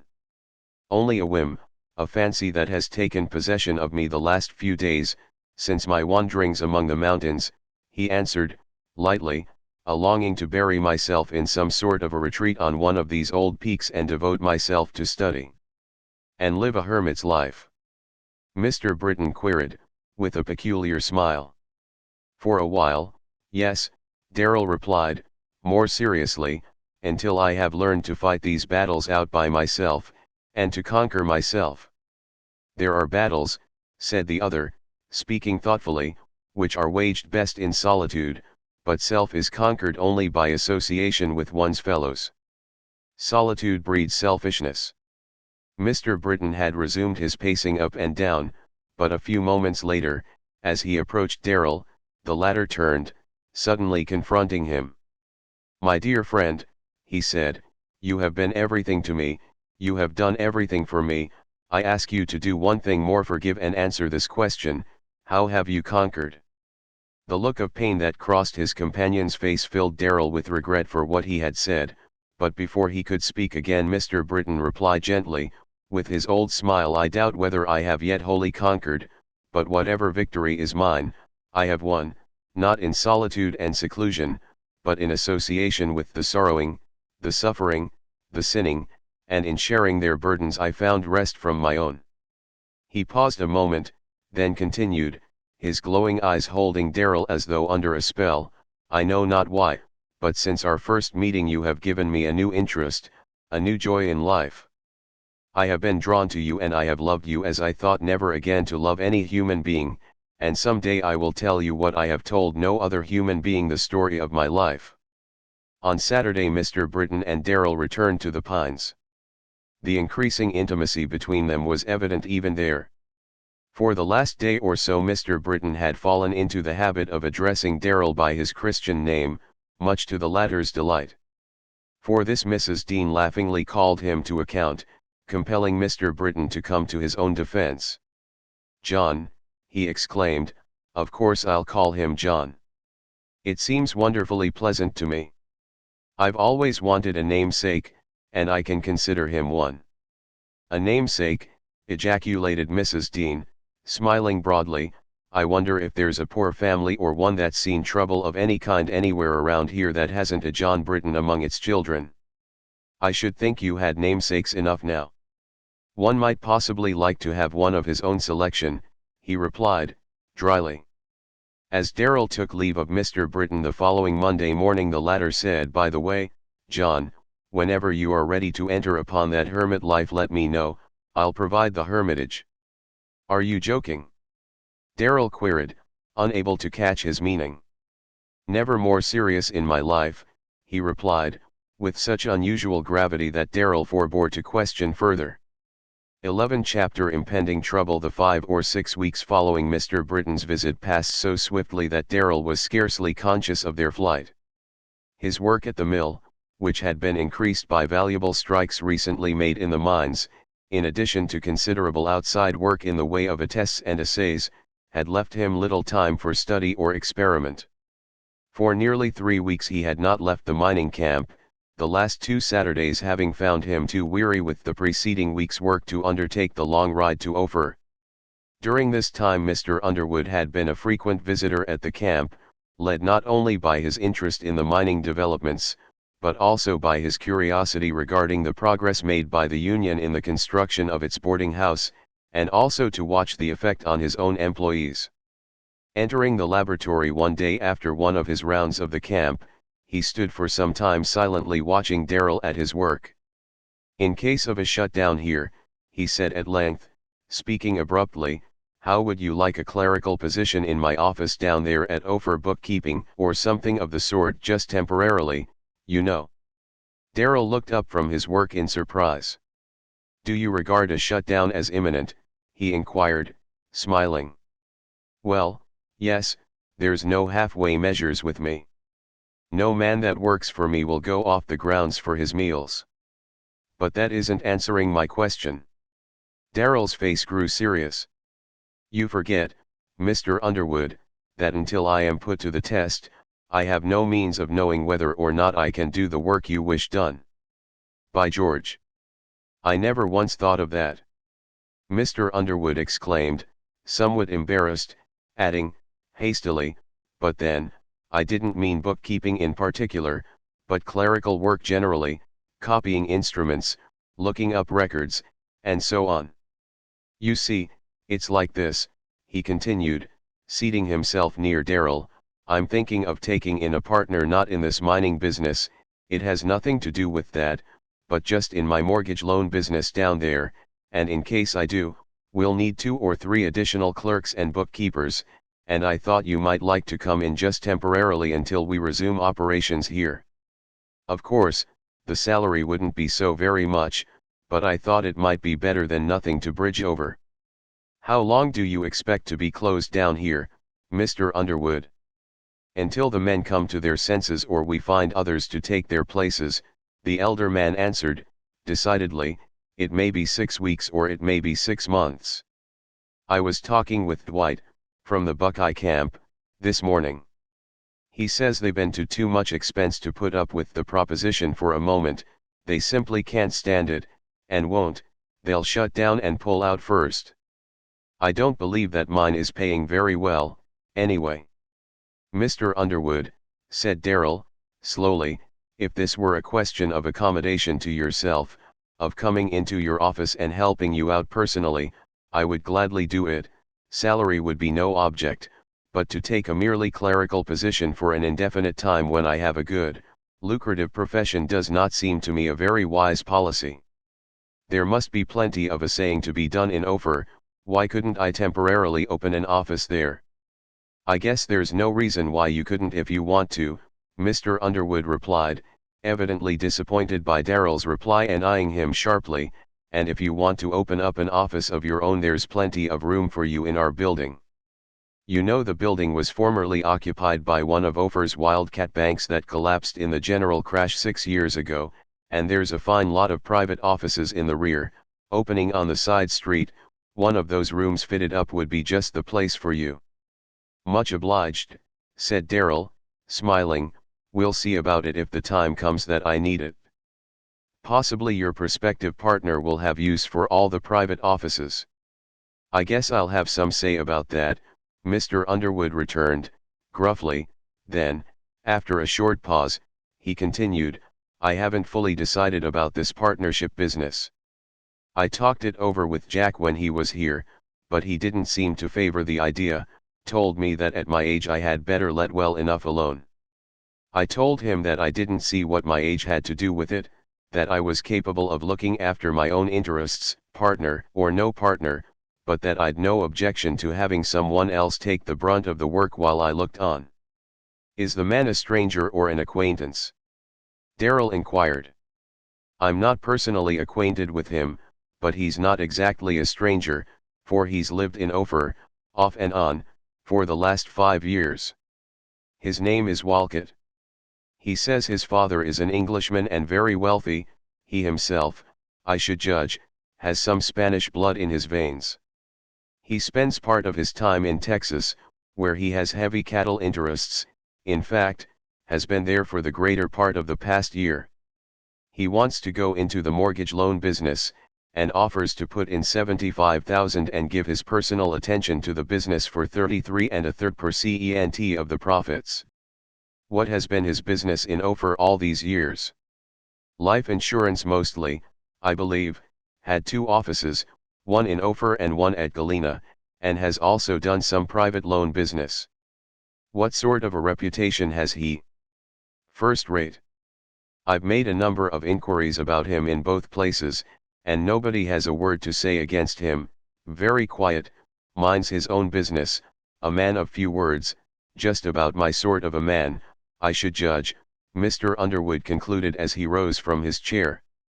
Well, Mr. Underwood, said Darrell, whatever arrangements you decide to make, I wish you success. No more than I do you, my boy, in anything your pig-headedness leads you into, Mr. Underwood replied, brusquely, but with a humorous twinkle in his eyes. Confound you, he added, I'd help you if you'd give me a chance, but maybe it's best to let you gang your endgate. And he walked out of the room before Darrell could reply. A moment later he looked in at the door. By the way, if you're not at the Pines by 5 o'clock sharp next Saturday afternoon, Marcia says she's going to send an officer up here after you with a writ of habeas corpus, or something of the sort. All right, I'll be there, Darrell laughed. You'll find the old place a bit brighter than you've seen it yet, for we had a letter from Puss this morning that she'll be home tomorrow. With the last words the door closed and Darrell was left alone with his thoughts, to which, however, he could then give little time. But when the day's work was done he went for a stroll, and, seating himself upon a large rock, carefully reviewed the situation. Hitherto he had given little thought to the impending trouble at the camp, supposing it would affect himself but slightly, but he now realized that a suspension of operations there would mean an entire change in his mode of living. The prospective change weighed on his sensitive spirits like an incubus. Even the Pines, he dismally reflected, would no longer seem the same quiet, home-like retreat, since it was to be invaded and dominated by a youthful presence between whom and himself there would probably be little congeniality. But finally telling himself that these reflections were childish, he rose as the last sunset rays were sinking behind the western ranges and the rosy flush on the summits was fading, and, walking swiftly to his room, resolutely buried himself in his studies. 12 Chapter New life in the old home. On the following Saturday, as Darrell ascended the long driveway leading to the Pines, he was startled at the transformation which the place had undergone since last he was there. The rolling lawn seemed carpeted with green velvet, enlivened here and there with groups of beautiful foliage plants. Fountains were playing in the sunlight, their glistening spray tinted with rainbow lights. Flowers bloomed in profusion, their colors set off by the gray background of the stone walls of the house. The syringas by the bay windows were bent to the ground with their burden of snowy blossoms, whose fragrance, mingled with that of the June roses, greeted him as he approached. He forgot his 3 weeks' absence and the rapid growth in that high altitude, the change seemed simply magical. Then, as he caught a glimpse through the pines of a slender, girlish figure, dressed in white, darting hither and thither, he wondered no longer, it was but the fit accompaniment of the young, joyous life which had come to the old place. As he came out into the open, he saw a young girl romping up and down before the house with a fine Scotch collie, and he could not restrain a smile as he recalled Mrs. Dean's oft-repeated declaration that there was one thing she would never tolerate, and that was a dog or a cat about the house. She had not yet seen him, but when she did, the frolic ceased and she started towards the house. Then suddenly she stopped, as though she recognized someone or something, and stood awaiting his approach, her lips parted in a smile, two small, shapely hands shading her eyes from the sun. As he came nearer, he had time to note the lithe, supple figure, just rounding into the graceful outlines of womanhood, the full, smiling lips, the flushed cheeks, and the glint of gold in her brown hair, and the light, the beauty, the fragrance surrounding her seemed an appropriate setting to the picture. She was a part of the scene. Darrell, of course, had no knowledge of his own age, but at that moment he felt very remote from the embodiment of youth before him. He seemed to himself to have been suddenly relegated to the background, among the elder members of the family. The collie had been standing beside his mistress with his head on one side, regarding Darrell with a sharp, inquisitive look, and he now broke the silence, which threatened to prove rather embarrassing, with a short bark. "Hush, Duke," said the girl, in a low tone.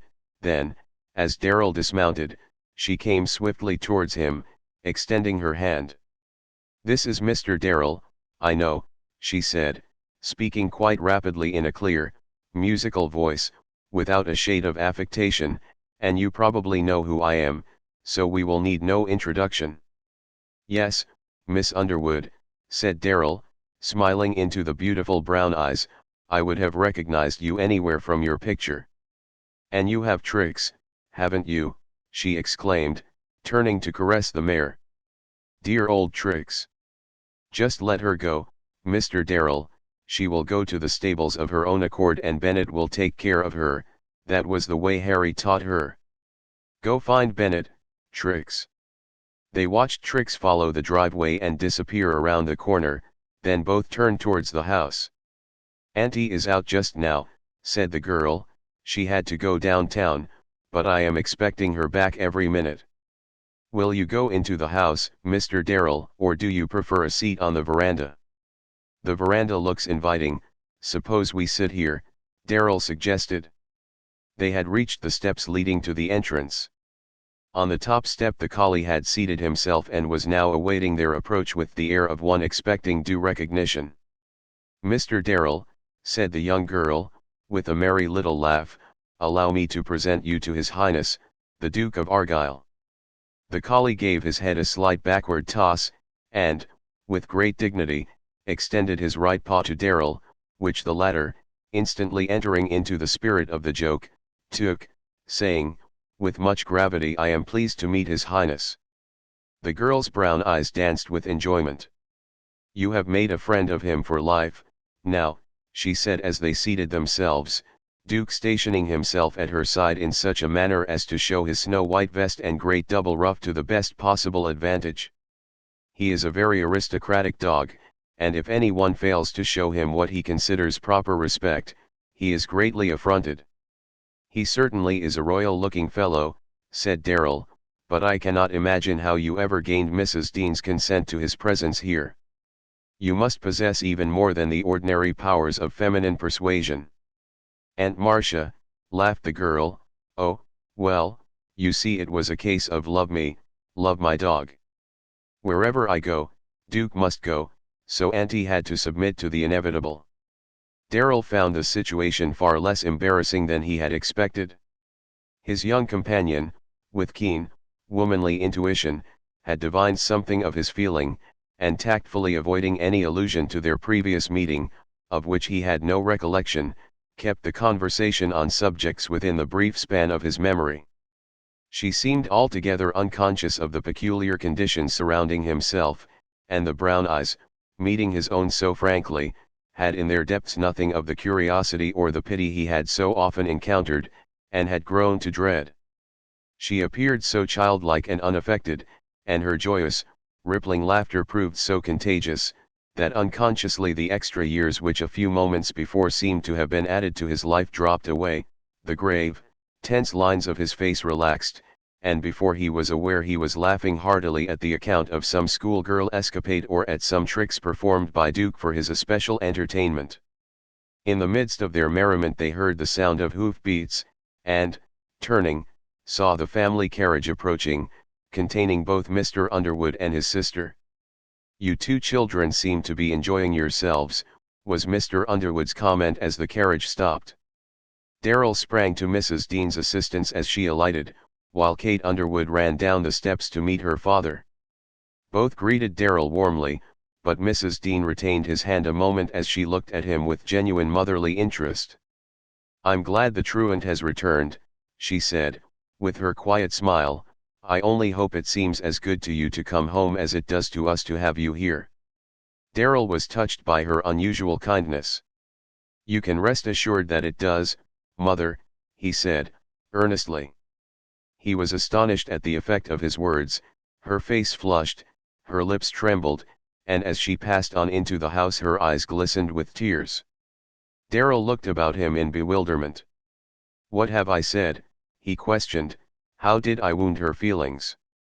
"She lost a son years ago, and she's never got over it," Mr. Underwood explained, briefly. "You did not hurt her feelings, she was pleased," Kate hastened to reassure him, "but did she never speak to you about it?"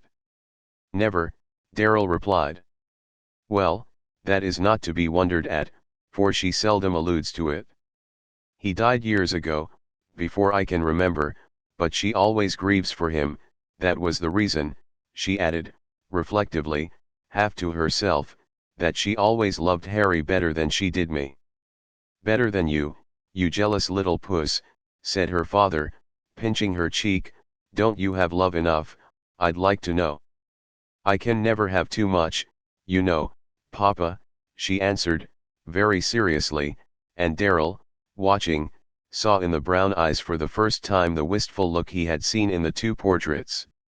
She soon followed her aunt, but her father and Darrell remained outside talking of business matters until summoned to dinner. On entering the house, Darrell saw on every hand evidences of the young life in the old home. There was just a pleasant touch of disorder in the rooms he had always seen kept with such precision, here a bit of unfinished embroidery, there a book open, face down, just where the fair reader had left it. The piano was open and sheets of music lay scattered over it. From every side came the fragrance of flowers, and in the usually somber dining room Darrell noted the fireplace nearly concealed by palms and potted plants, the chandelier trimmed with trailing vines, the apron of roses and ferns on the table, and the tiny boutonnieres at his plate and Mr. Underwood's.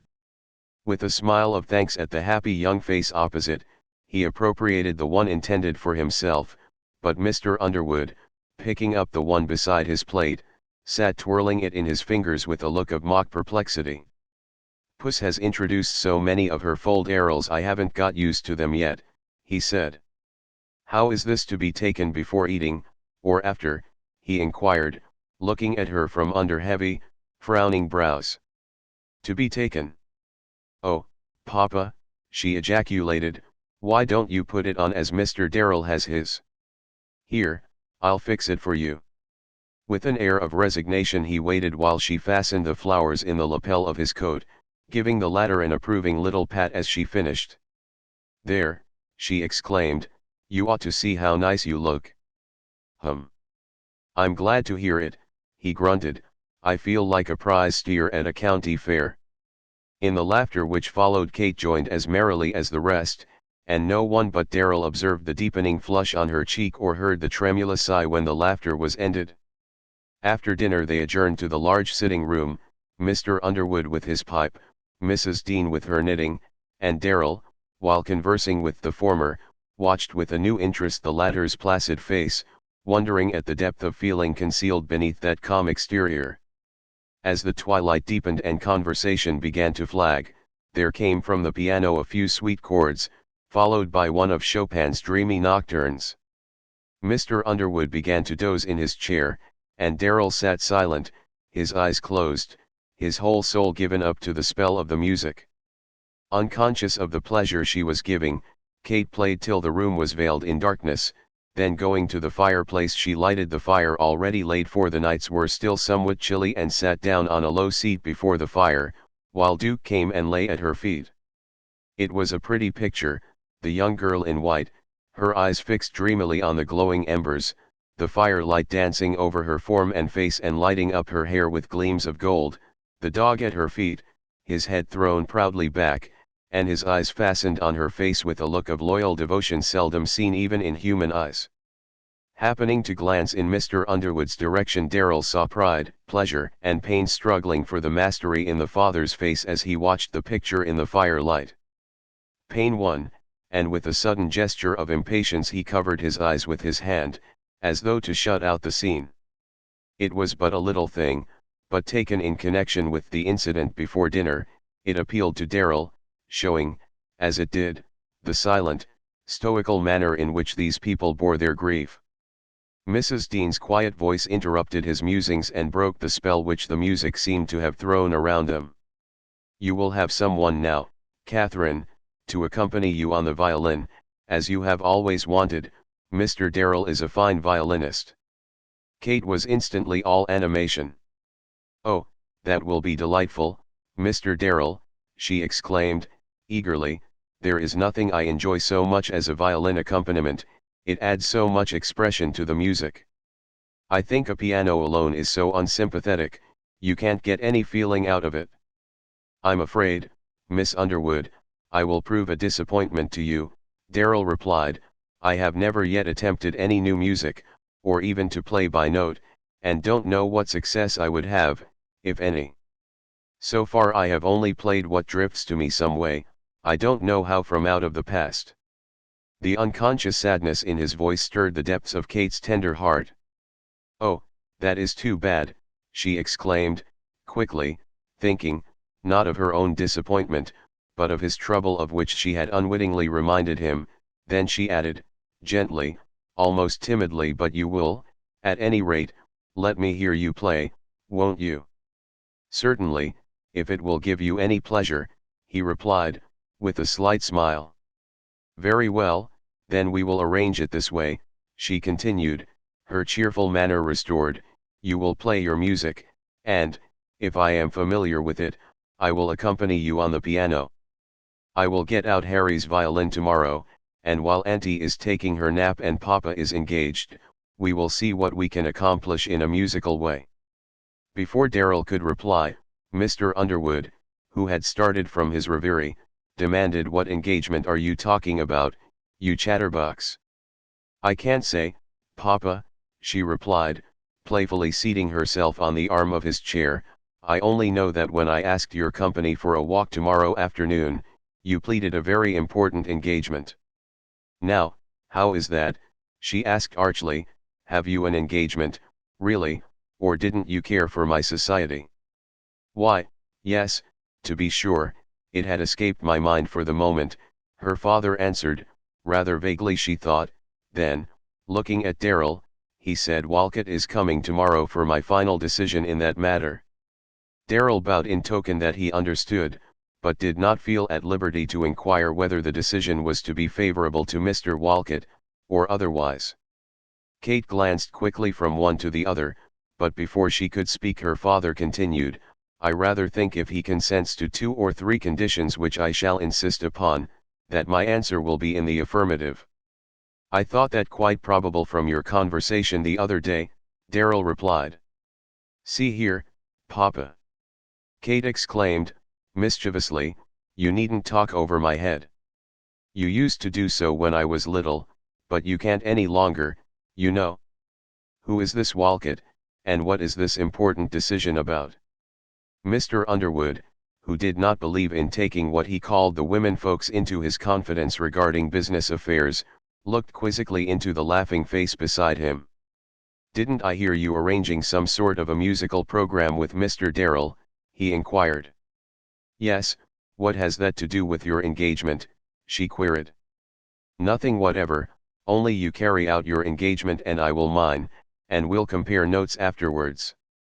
For an instant her face sobered, then catching sight of her father's eyes twinkling under their beetling brows, she laughingly withdrew from his side, saying, That's all very well, you can score 1 this time, Papa, but don't you think we won't come out pretty near even in the end? Upon learning from Darrell that the violin she expected him to use was in his room at the mining camp, she then proposed a stroll to the summit of the pine-clad mountain for the following afternoon, and having secured his promise that he would bring the violin with him on his next visit, she waltzed gaily across the floor, turned on the light, and seating herself at the piano soon had the room ringing with music and laughter while she sang a number of college songs. To Darrell she seemed more child than woman, and he was constantly impressed with her unlikeness to her father or aunt. She seemed to have absolutely none of their self-repression. Warm-hearted, sympathetic, and demonstrative, every shade of feeling betrayed itself in her sensitive, mobile face and in the brown eyes, one moment pensive and wistful, the next luminous with sympathy or dancing with merriment. As Darrell took leave of Mrs. Dean that night, he said, looking frankly into her calm, kindly face, I am very sorry if I wounded your feelings this afternoon, it was wholly unintentional, I assure you. You did not in the least, she answered, it is so long since I have been called by that name it took me by surprise, but it sounded very pleasant to me. My boy, if he had lived, would have been just about your age. It seemed pleasant to me to call you mother, said Darrell, it made me feel less like an outsider. You can call me so as often as you wish, you are no outsider here, we consider you one of ourselves, she responded, with more warmth in her tones than he had ever heard before. The following morning Darrell accompanied the ladies to church. After lunch he lounged for an hour or more in one of the hammocks on the veranda, listening alternately to Mr. Underwood's comments as he leisurely smoked his pipe, and to the faint tones of a mandolin coming from some remote part of the house. Mr. Underwood grew more and more abstracted, the mandolin ceased, and Darrell, soothed by his surroundings to a temporary forgetfulness of his troubles, swung gently back and forth in a sort of dreamy content. After a while, Kate Underwood appeared, dressed for a walk, and, accompanied by Duke, the two set forth for their mountain ramble, for the time as light-hearted as two children. Upon their return, 2 or 3 hours later, while still at a little distance from the house, they saw Mr. Underwood and a stranger standing together on the veranda. The latter, who was apparently about to take his departure, and whom Darrell at once assumed to be Mr. Walcott, was about 30 years of age, of medium height, with a finely proportioned and rather muscular form, erect and dignified in his bearing, with a lithe suppleness and grace in all his movements. He was standing with his hat in his hand, and Darrell, who had time to observe him closely, noting his jet-black hair, close cut excepting where it curled slightly over his forehead, his black, silky mustache, and the oval contour of his olive face, remembered Mr. Underwood's remark of the probability of Spanish blood in his veins. As they came near, Duke gave a low growl, but Kate instantly hushed him, chiding him for his rudeness. At the sound, the stranger turned towards them, and Mr. Underwood at once introduced Mr. Walcott to his daughter and Mr. Darrell. He greeted them both with the most punctilious courtesy, but as he faced Darrell, the latter saw for an instant in the half-closed, blue-black eyes, the pity tinged with contempt to which he had long since become accustomed, yet which, as often as he met it, thrilled him anew with pain. The look passed, however, and Mr. Walcott, in low, well-modulated tones, conversed pleasantly for a few moments with the newcomers, the three young people forming a striking trio as they stood there in the bright sunshine amid the June roses. Then, with a graceful adieu, he walked swiftly away. As soon as he was out of hearing, Mr. Underwood, turning to Darrell, said, "It is decided, the papers will be drawn tomorrow." Then taking his daughter's flushed, perplexed face between his hands, he said, "Mr. Walcott and I are going into partnership. How do you like the looks of my partner, Puss?" She looked incredulous. "That young man your partner," she exclaimed, "why, he seems the very last man I should ever expect you to fancy." Then she added, laughing, "Oh, Papa, I think he must have hypnotized you. Does Aunt Marcia know? May I tell her?" And, having gained his consent, she ran into the house to impart the news to Mrs. Dean. "That's the woman of it," said Mr. Underwood, grimly, "they always want to immediately tell some other woman. But what do you think of my partner?" he asked, looking searchingly at Darrell, who had not yet spoken. Darrell did not reply at once. He felt in some way bewildered. All the content, the joy, the sunshine of the last few hours seemed to have been suddenly blotted out, though he could not have told why. The remembrance of that glance still stung him, but aside from that, he felt his whole soul filled with an inexplicable antagonism towards this man. "I hardly know yet just what I do think of him," he answered, slowly. "I have not formed a definite opinion of him, but I think, as your daughter says, he somehow seems the last man whom I would have expected you to associate yourself with." Mr. Underwood frowned. "I don't generally make mistakes in people," he said, rather gruffly. "If I'm mistaken in this man, it will be the first time." Nothing further was said on the subject, though it remained uppermost in the minds of both, with the result that their conversation was rather spasmodic and desultory. At the dinner table, Kate was quick to observe the unusual silence, and, intuitively connecting it in some way with the new partnership, refrained alike from question or comment regarding either that subject or Mr. Walcott, while it was a rule with Mrs. Dean never to refer to her brother's business affairs unless he first alluded to them himself. The evening passed more pleasantly, as Kate coaxed her father into telling some reminiscences of his early Western life, which greatly interested Darrell. Something of the old restlessness had returned to him, however. He spent a wakeful night, and was glad when morning came and he could return to his work. As he came out of the house at an early hour to set forth on his long ride, he found Kate engaged in feeding Trix with lumps of sugar. She greeted him merrily, and as he started down the avenue he was followed by a rippling laugh and a shower of roses, one of which he caught and fastened in his buttonhole, but on looking back over his shoulder she had vanished, and only Duke was visible. 13 Chapter Mr. Underwood strikes first. The ensuing days were filled with work demanding close attention and concentration of thought, but often in the long, cool twilight, while Darrell rested from his day's work before entering upon the night's study, he recalled his visit to the Pines with a degree of pleasure hitherto unknown. He had found Kate Underwood far different from his anticipations, though just what his anticipations had been he did not stop to define. There was at times a womanly grace and dignity in her bearing which he would have expected from her portrait and which he admired, but what especially attracted him was her utter lack of affectation or self-consciousness. She was as unconscious as a child, her sympathy towards himself and her pleasant familiarity with him were those of a warm-hearted, winsome child. He liked best to recall her as she looked that evening seated by the fireside, the childish pose, the graceful outlines of her form silhouetted against the light, the dreamy eyes, with their long golden lashes curling upward, the lips parted in a half-smile, and the gleam of the firelight on her hair. But it was always as a child that he recalled her, and the thought that to himself, or to any other, she could be aught else never occurred to him. Of young Whitcomb's love for her, of course, he had no recollection, nor had it ever been mentioned in his hearing since his illness. Day by day the work at the camp increased, and there also began to be indications of an approaching outbreak among the men. The Union boarding house was nearing completion. It was rumored that it would be ready for occupancy within a week or 10 days.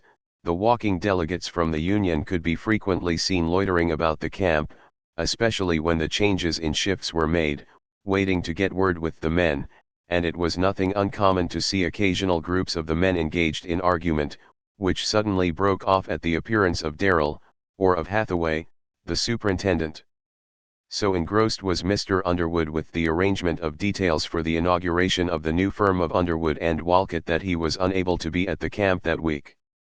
On Saturday afternoon Darrell, having learned that Hathaway was to be gone over Sunday, and believing it best under existing circumstances not to leave the camp, sent Mr. Underwood a message to that effect, and also informing him of the status of affairs there.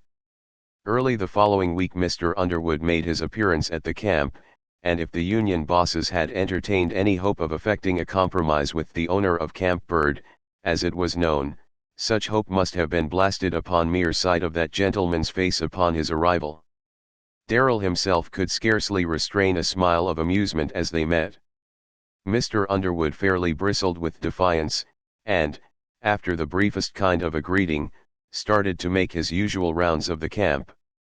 He stopped abruptly, fumbled in his pocket for an instant, then, handing a dainty envelope to Darrell, hastened on without a word. Darrell saw smiles exchanged among the men, but he preserved the utmost gravity until, having reached his desk, he opened and read the little note. It contained merely a few pleasant lines from Kate, expressing disappointment at his failure to come to the Pines on the preceding Saturday, and reminding him of his promise concerning the violin, but the postscript, which in true feminine style comprised the real gist of the note, made him smile audibly. It ran, "Papa has donned his paint and feathers this morning and is evidently starting out on the warpath. I haven't an idea whose scalps he intends taking, but hope you will at least preserve your own intact." At dinner Mr. Underwood maintained an ominous silence, replying in monosyllables to any question or remark addressed to him. He soon left the table, and Darrell did not see him again till late in the afternoon, when he entered the laboratory. A glance at the set lines of his face told Darrell as plainly as words that his line of action was fully determined upon, and that it would be as fixed and unalterable as the laws of the Medes and Persians. "I am going home now," he announced briefly, in reply to Darrell's somewhat questioning look. "I'll be back here the last of the week." "What do you think of the outlook, Mr. Underwood?" Darrell inquired. "It is about what I expected. I have seen all the men. They are, as I supposed, under the thumb of the Union bosses. A few of them realize that the whole proposition is unreasonable and absurd, and they don't want to go out, but they don't dare say so above their breath, and they don't dare disobey orders, because they are owned, body and soul, by the union. Have any of the leaders tried to make terms? I met one of their walking delegates this morning, said Mr. Underwood, with scornful emphasis. I told him to walk himself out of the camp or I'd boot him out, and he walked. Darrell laughed. Mr. Underwood continued, the boarding house opens on Thursday. On next Monday every man not enrolled in that institution will be ordered out. It's to be a strike then, sure thing, is it? Darrell asked. Yes, there'll be a strike, Mr. Underwood answered, grimly, while a quick gleam shot across his face. But remember one thing, he added, as he turned to leave the room, no man ever yet got the drop or the first blow on me. Matters continued about the same at the camp. On Friday favorable reports concerning the new boarding house began to be circulated, brought the preceding evening by miners from another camp. Some of the men looked sullen and defiant, others only painfully self-conscious, in the presence of Darrell and the superintendent, but it was evident that the crisis was approaching. Late Friday night a horseman dismounted silently before the door of the office building and Mr. Underwood walked quietly into Darrell's room. How's the new hotel? Overrun with boarders, he asked, as he seated himself, paying little attention to Darrell's exclamation of surprise. Chapman's men, about 50 in all, are the only ones there at present. Chapman, ejaculated Mr. Underwood, what is Chapman doing? He agreed to stand in with the rest of us on this thing. He told Hathaway this morning he was only doing it for experiment. The boarding house is located near his claims, you know, and he has comparatively few men. So he said he didn't mind trying it for a month or so. Confound him. I'll make it the dearest experiment ever he tried, said Mr. Underwood, wrathfully. He was in our office the other day trying to negotiate a loan for $25,000 that he said he had got to have within 10 days or go to the wall. I'll see that he doesn't get it anywhere about here unless he stands by his word with us. After further conversation Mr. Underwood went out, saying he had a little business about the camp to attend to. He returned in the course of an hour, and Darrell heard him holding a long consultation with Hathaway before he retired for the night. The following morning the mill men of the camp, on going to their work, were astonished to find the mill closed and silent, while fastened on the great doors was a large placard which read as follows, Notice. The entire mining and milling plant of Camp Bird is closed down for an indefinite period. All employees are requested to call at the superintendent's office and receive their wages up to and including Saturday, the 10th INSTDK Underwood. The miners found the hoist house and the various shaft houses closed and deserted, with notices similar to the above posted on their doors. Darrell, upon going to breakfast, learned that Mr. Underwood and the superintendent had breakfasted at an early hour. A little later, on his way to the mill, he observed groups of men here and there, some standing, some moving in the direction of the office, but gave the matter no particular thought until he reached the mill and was himself confronted by the placard. As he read the notice and recalled the groups of idlers, certain remarks made by Mr. Underwood came to his mind, and he seemed struck by the humorous side of the situation. The old gentleman seems to have got the drop on them, all right, he said to himself, as, with an amused smile, he walked past the mill and out in the direction of the hoist. The ore bins were closed and locked, the tramcars stood empty on their tracks, the hoisting engine was still, the hoist house and shaft houses deserted.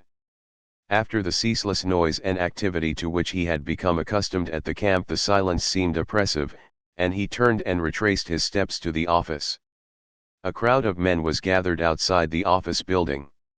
In single file they passed into the office to the superintendent's window, received their money silently, in almost every instance without comment or question, and passed out again. Once outside, however, there they remained, their number constantly augmented by new arrivals, for the men on the night shift had been aroused by their comrades and were now streaming down from the bunk houses.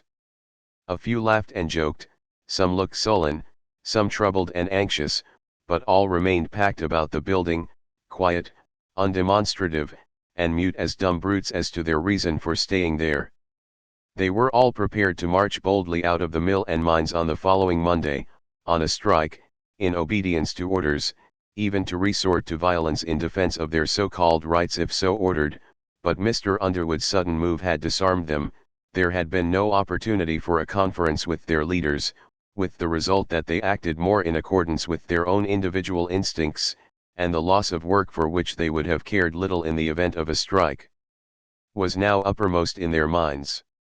They eyed Darrell furtively and curiously, making way for him as he entered the building, but still they waited. For a few moments Darrell watched the scene, then he passed through the office into the room beyond, where he found Mr. Underwood engaged in sorting and filing papers. The latter looked up with a grim smile. "Been down to the mill?" "Oh, yes," Darrell answered, laughing. "I went to work as usual, only to find the door shut in my face, the same as the rest." What do you think of the strike now?"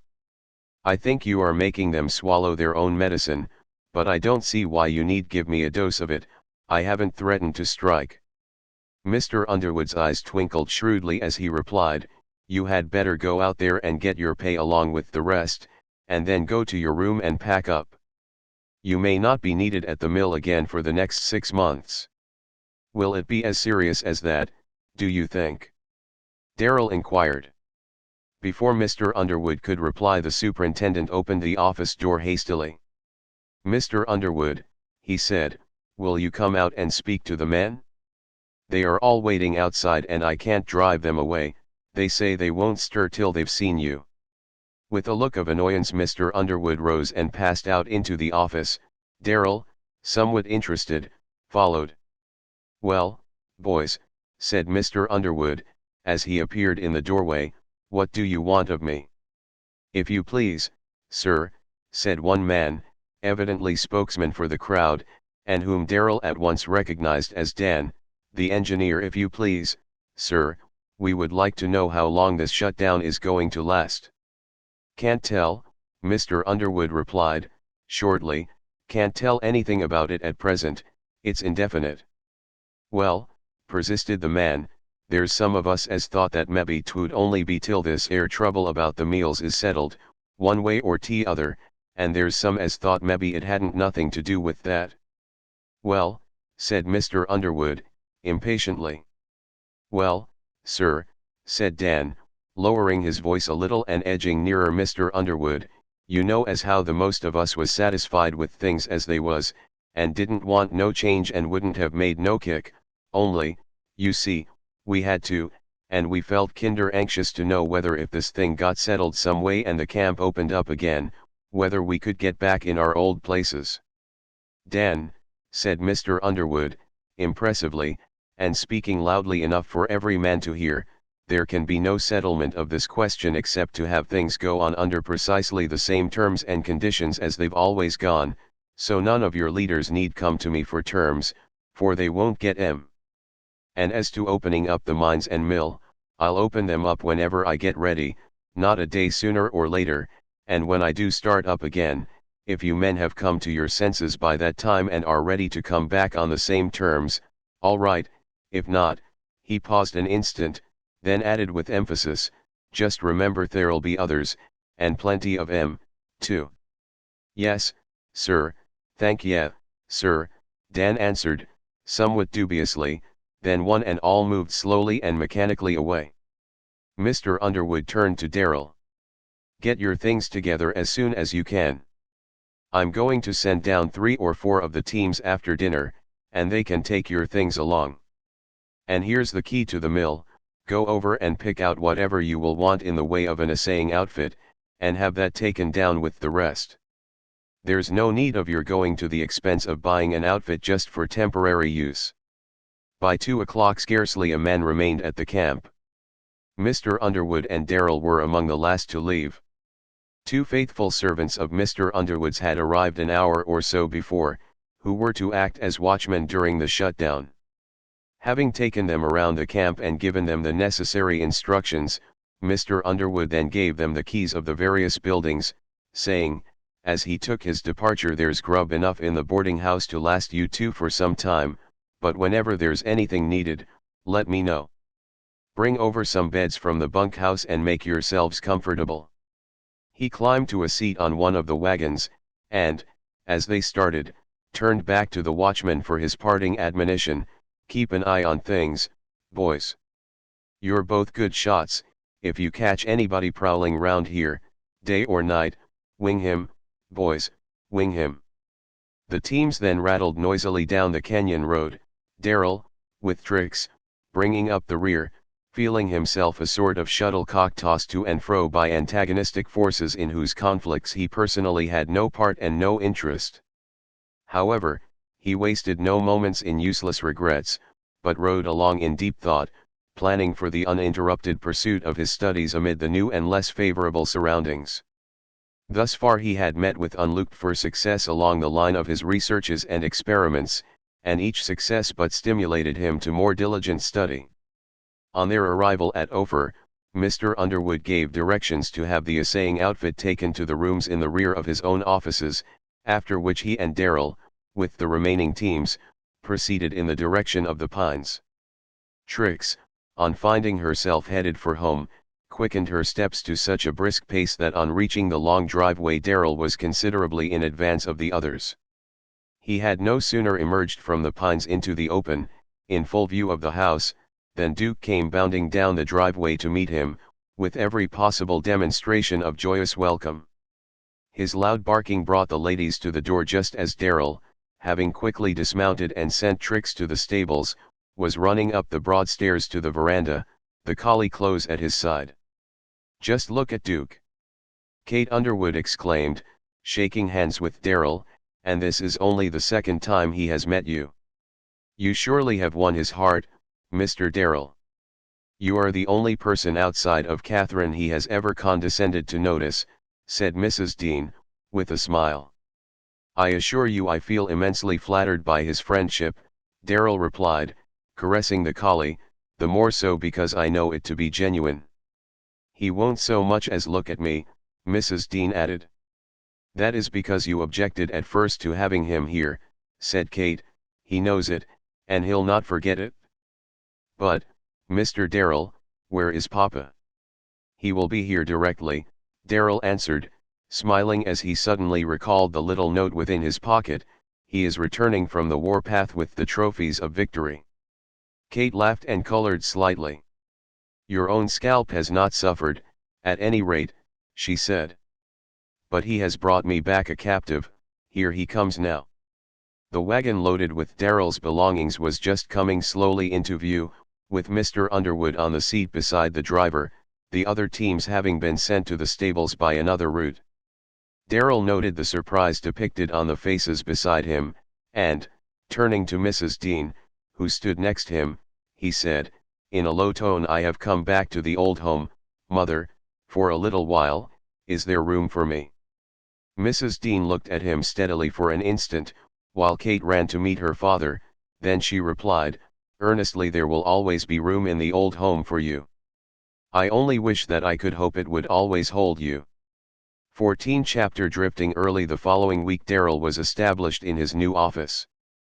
The building containing the offices of the firm of Underwood and Walcott had, as Mr. Underwood informed Darrell, been formerly occupied by one of the leading banks of Ophir, and was situated on the corner of two of its principal streets. Of the three handsome private offices in the rear, Mr. Underwood occupied the one immediately adjoining the general offices.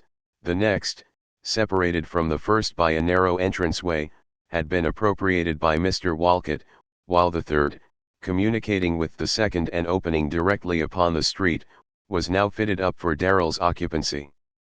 The carpets and much of the original furnishing of the room still remained, but in the preparation of Darrell's room Kate Underwood and her aunt made numerous trips in their carriage between the offices and the Pines, with the result that when Darrell took possession many changes had been effected.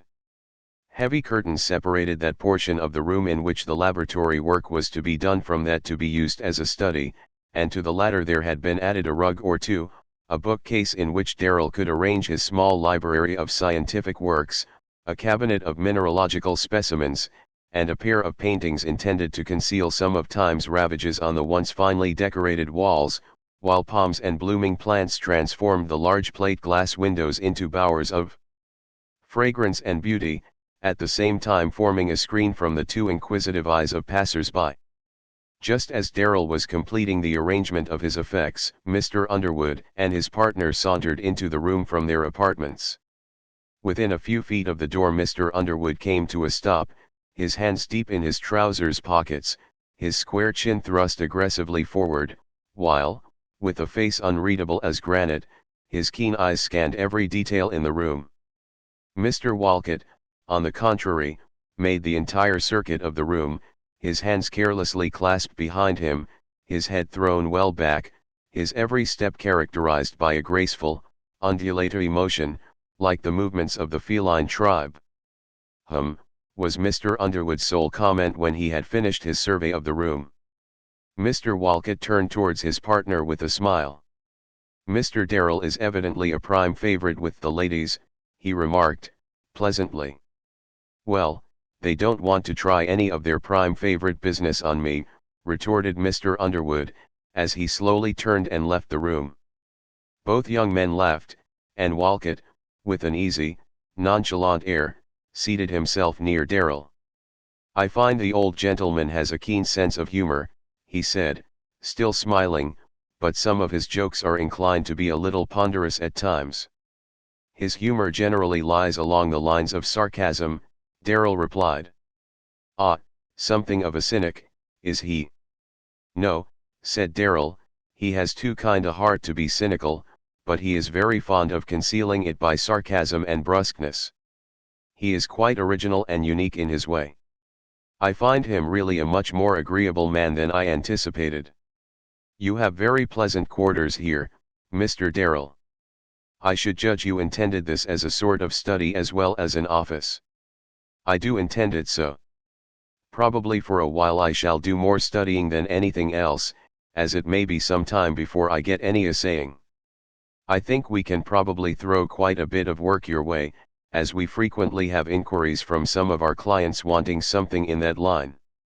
"Walcott," said Mr. Underwood, re-entering suddenly, "Chapman is out there, go and meet him. You can conduct negotiations with him on the terms we agreed upon, but I don't care to figure in the deal. If he asks for me, tell him I'm out." "I see, as the ladies say, you're not at home," said Walcott, smiling, as he sprang quickly to his feet.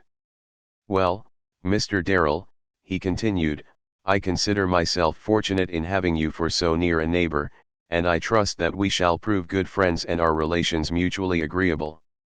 Darrell's dark, penetrating eyes looked squarely into the half-closed, smiling ones, which met his glance for an instant, then wavered and dropped.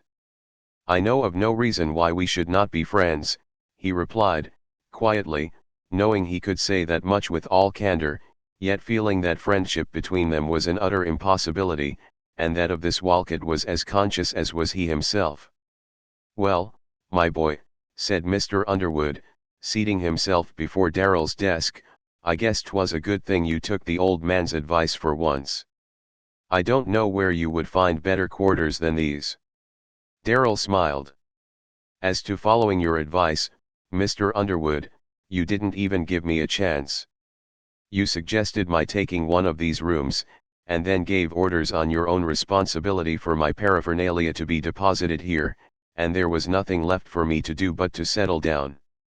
However," he added, laying some money on the desk before Mr. Underwood, "I have no complaint to make. Just kindly receipt for that."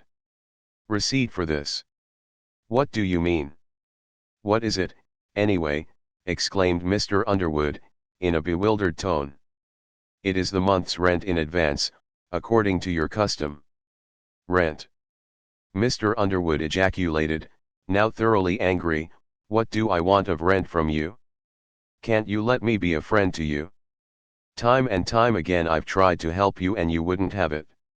Now I'll give you warning, young man, that one of these days you'll go a little too far in this thing, and then you'll have to look somewhere else for friends, for when I'm done with a man, I'm done with him forever." "Mr. Underwood," said Darrell, with dignity, "you are yourself going too far at this moment. You know I do not refuse favors from you personally. Do I not consider your home mine? Have I ever offered you compensation for anything that you or your sister have done for me? But this is a different affair altogether." "Different? I'd like to know wherein." "Mr. Underwood, if, in addition to your other kindnesses, you personally offered me the use of this room gratis, I might accept it, but I will accept no favors from the firm of Underwood and Walcott." "Humph! I don't see what difference that need make," Mr. Underwood retorted. He sat silently studying Darrell for a few moments, but the latter's face was as unreadable as his own. "What have you got against that fellow?" he asked at length, curiously. "I have nothing whatever against him, Mr. Underwood." "But you're not friendly to him?" Darrell remained silent. "He is friendly to you," continued Mr. Underwood. "He has talked with me considerably about you and takes quite an interest in you and in your success." "Possibly," Darrell answered, dryly, "but you will oblige me by not talking of me to him. I have nothing against Mr. Walcott, I am neither friendly nor unfriendly to him, but he is a man to whom I do not wish to be under any obligations whatsoever." In vain Mr. Underwood argued, Darrell remained obdurate, and when he left the office a little later he carried with him the receipt of Underwood and Walcott for office rent. Darrell's reputation as an expert which he had already established at the mining camp soon reached Ophir, with the result that he was not long without work in the new office. For a time he devoted his leisure hours to unremitting study. The brief but intense summer season of the high altitudes was now well advanced, however, and in its stifling heat, amid the noise of the busy little city, and constantly subjected to interruptions, his scientific studies and researches lost half their charm.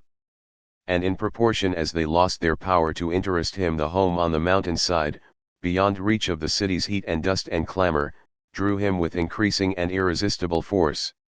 Never before had it seemed to him so attractive, so beautiful, so homelike as now. He did not stop to ask himself wherein its new charm consisted or to analyze the sense of relief and gladness with which he turned his face homeward when the day's work was ended. He only felt vaguely that the silent, undemonstrative love which the old place had so long held for him had suddenly found expression.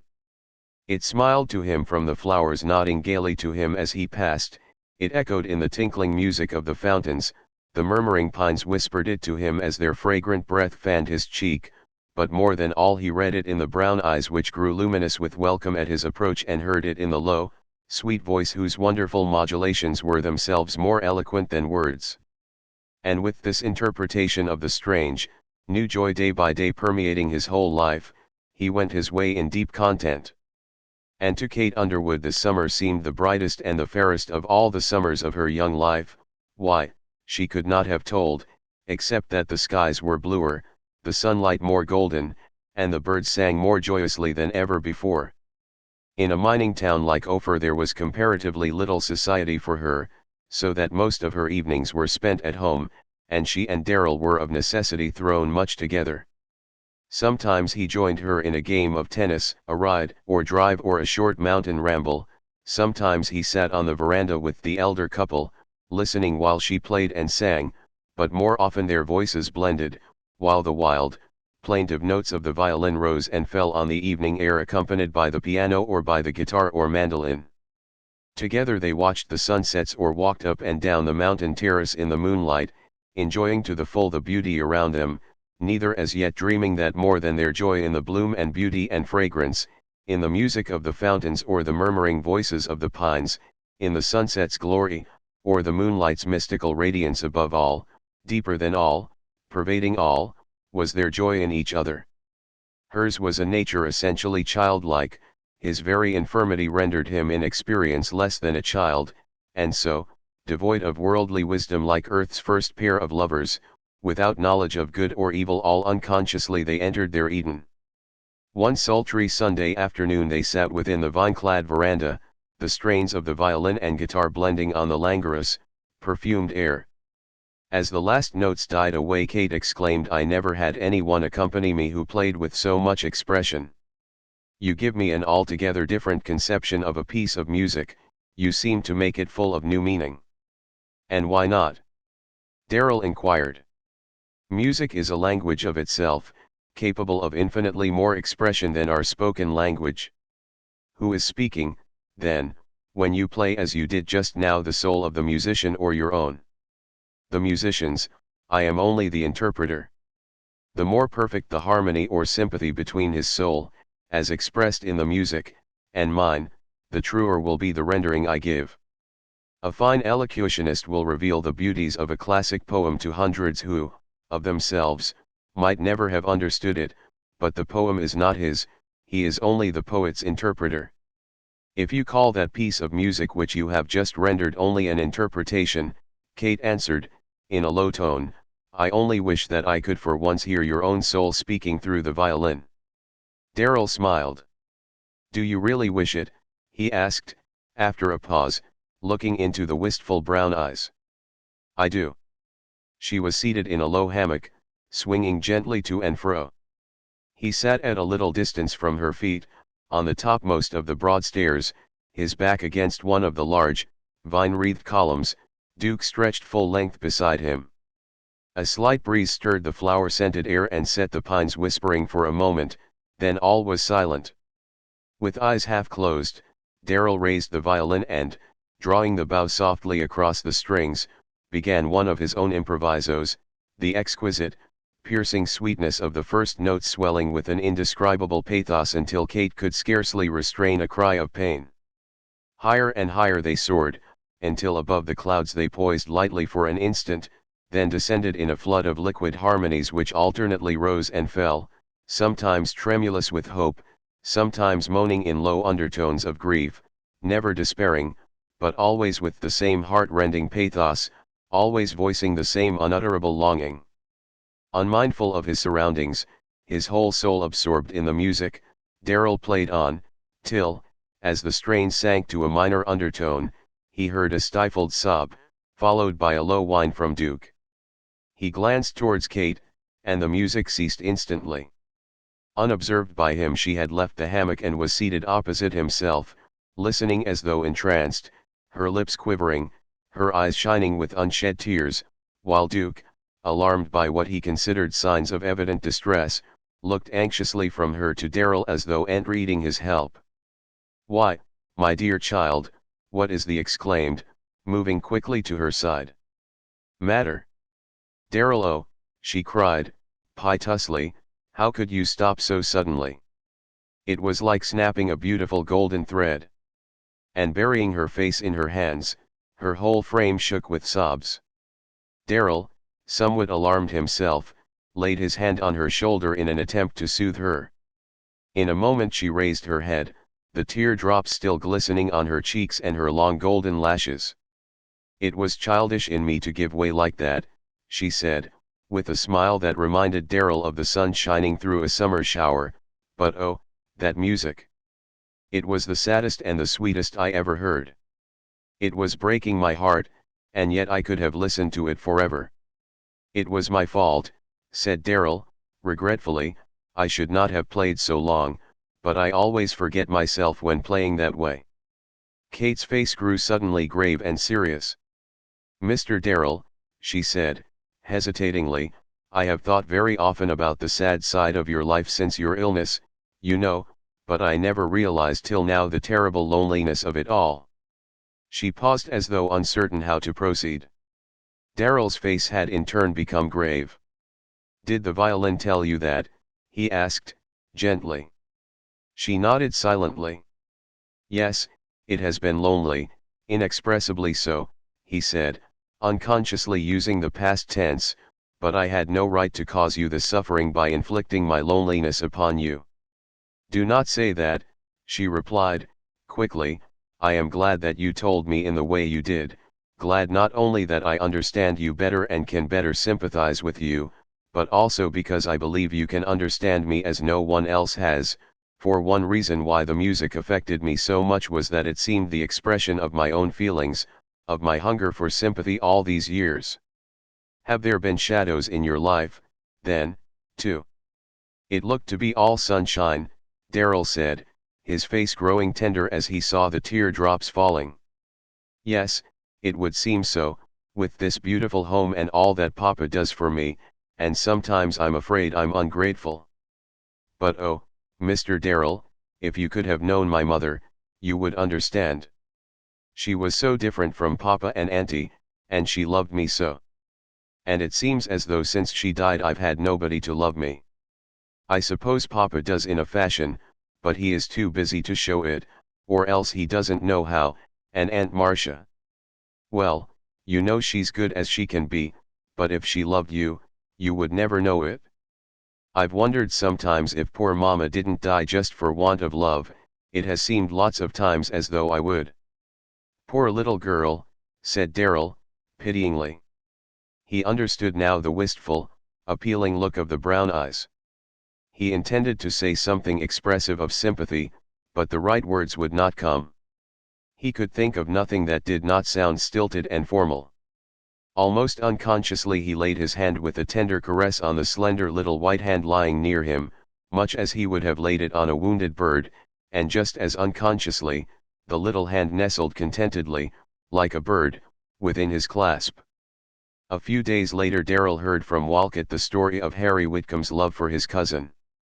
It had been reported, Walcott said, in low tones, as though imparting a secret, that young Whitcomb was hopelessly in love with Miss Underwood, but that she seemed rather indifferent to his attentions. It was thought, however, that the old gentleman had favored the match, as he had given his nephew an interest in his mining business, and had the latter lived and proved himself a good financier, it was believed that Mr. Underwood would in time have bestowed his daughter upon him. Darrell listened silently. Of young Whitcomb, of his death, and of his own part in that sad affair he had often heard, but no mention of anything of this nature. He sat lost in thought. Of course, you know how sadly the romance ended, Walcott continued, wondering somewhat at Darrell's silence. I have understood that you were a witness of young Whitcomb's tragic death. I know from hearsay, that is all, Darrell replied, quietly. I have heard the story a number of times. Walcott expressed great surprise. Pardon me, Mr. Darrell, for referring to the matter.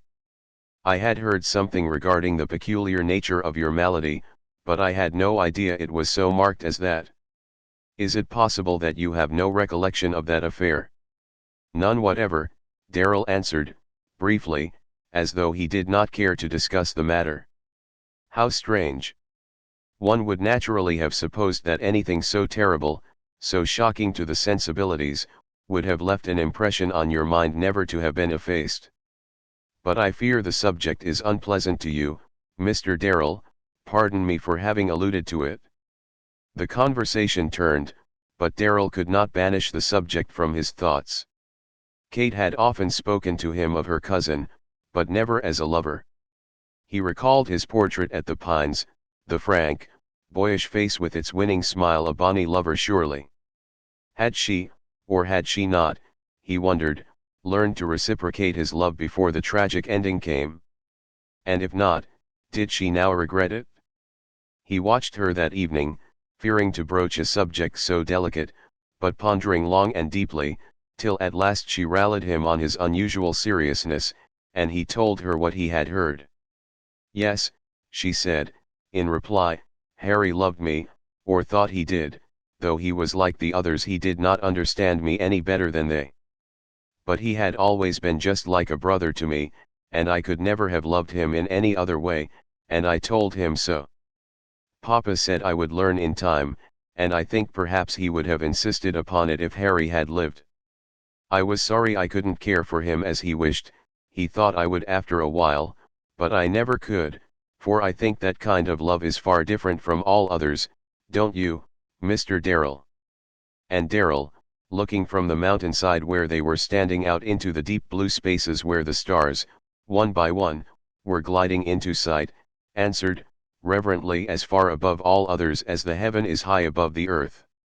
To him at that instant love, the love that should exist between two who, out of earth's millions, have chosen each the other seemed something as yet remote, a sacred temple whose golden dome, like some mystic shrine, gleamed from afar, but into which he might some day enter, unaware that he already stood within its outer court. 15 Chapter The Awakening. As Darrell was returning home one evening, some 10 days later, he heard Kate's rippling laughter and sounds of unusual merriment, and, on coming out into view of the house, beheld her engaged in executing a waltz on the veranda, with Duke as a partner. The latter, in his efforts to oblige his young mistress and at the same time preserve his own dignity, presented so ludicrous a spectacle that Darrell was unable to restrain his risibility. Hearing his peals of laughter and finding herself discovered, Kate rather hastily released her partner, and the collie, glad to be once more permitted the use of 4 feet, bounded down the steps to give Darrell his customary welcome, his mistress following slowly with somewhat heightened color. Darrell at once apologized for his hilarity, pleading as an excuse Duke's comical appearance. "We both must have made a ridiculous appearance," she replied, "but as Duke seems to have forgiven you, I suppose I must, and I think I had better explain such undignified conduct on my part. Auntie has just told me that she is going to give a grand reception for me 2 weeks from today, or, really, 2 of them, for there is to be an afternoon reception from 3 until 6 for her acquaintances, with a few young ladies to assist me in receiving, and then, in the evening, I am to have a reception of my own. We are going to send nearly 200 invitations to Galena, besides our friends here. Papa is going to have the ballroom on the top floor fitted up for the occasion, and we are to have an orchestra from Galena, and altogether it will be quite the event of the season. Now do you wonder," she added, archly, "that I seized hold of the first object that came in my way and started out for a waltz?" "Not in the least," Darrell answered, his dark eyes full of merriment. "I only wish I had been fortunate enough to have arrived a little earlier." A mischievous response to his challenge sparkled in Kate's eyes for a moment, but she only replied, demurely, "You shall have your opportunity later." "When?" "2 weeks from tonight." "Ah! Am I to be honored with an invitation?" "Most assuredly you will be invited," Kate replied, quietly, then added, shyly, "and I myself invite you personally, here and now, and that is honoring you as no other guest of mine will be honored." "Thank you," he replied, gently, with one of his tender smiles, "I accept the personal invitation for your sake." She was standing on the topmost stair, slightly above him, one hand toying with a spray of blossoms depending from the vines above her head. With a swift movement Darrell caught the little hand and was in the act of carrying it to his lips, when it suddenly slipped from his grasp and its owner as quickly turned and disappeared. Darrell seated himself with a curious expression. It was not the first time Kate had eluded him thus within the last few days. He had missed of late certain pleasant little familiarities and light, tender caresses, to which he had become accustomed, and he began to wonder at this change in his child companion, as he regarded her.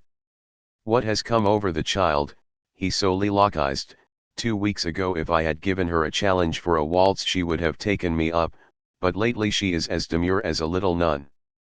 We will have to give it up, won't we, Duke, old boy?" he continued, addressing the collie, whose intelligent eyes were fastened on his face with a shrewd expression, as though, aware of the trend of Darrell's thoughts, he, too, considered his beloved young mistress rather incomprehensible. The ensuing days were so crowded with preparations for the coming event and with such constant demands upon Kate's time that Darrell seldom saw her except at meals, and opportunities for anything like their accustomed pleasant interchange of confidence were few and far between. On those rare occasions, however, when he succeeded in meeting her alone, Darrell could not but be impressed by the subtle and to him inexplicable change in her manner. She seemed in some way so remotely removed from the young girl who, but a few days before, in response to the violin's tale, had confided to him the loneliness of her own life. A shy, sweet, but impenetrable reserve seemed to have replaced the childlike familiarity. Her eyes still brightened with welcome at his approach, but their light was quickly veiled beneath drooping lids, and through the cadences of her low tones he caught at times the vibration of a new chord, to whose meaning his ear was as yet unattended. He did not know, nor did any other, that within that short time she had learned her own heart's secret. Child that she was, she had met love face to face, and in that one swift, burning glance of recognition the womanhood within her had expanded as the bud expands, bursting its imprisoning calyx under the ardent glance of the sun. But Darrell, seeing only the effect and knowing nothing of the cause, was vaguely troubled. On the day of the reception both Mr. Underwood and Darrell lunched and dined downtown, returning together to the Pines in the interim between the afternoon and evening entertainments. As Darrell sprang from the carriage and ran up the stairs the servants were already turning on the lights temporarily suspended within the veranda and throughout the grounds, so that the place seemed transformed into a bit of fairyland. He heard chatter and laughter, and caught glimpses of young ladies' special guests from out of town flitting from room to room, but Kate was nowhere to be seen. Going to his room, he quickly donned an evening suit, not omitting a dainty boutonniere awaiting him on his dressing case, and betook himself to the libraries across the hall, where, by previous arrangement, Kate was to call for him when it was time to go downstairs. From below came the ceaseless hum of conversation, the constant ripple of laughter, mingled with bits of song, and the occasional strains of a waltz. Reading was out of the question.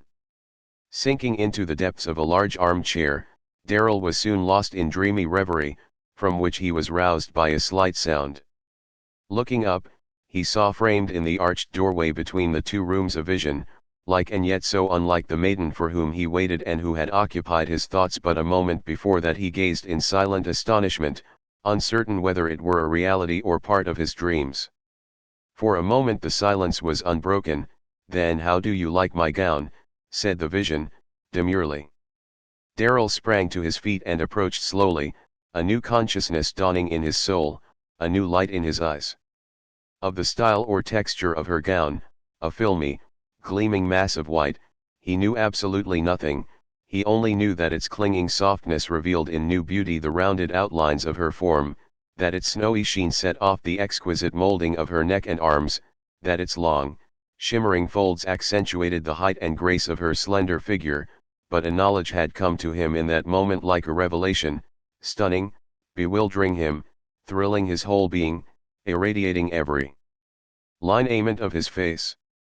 "I know very little about ladies' dress," he said apologetically, "and I fear I may express myself rather bunglingly, but to me the chief beauty of your gown consists in the fact that it reveals and enhances the beauty of the wearer.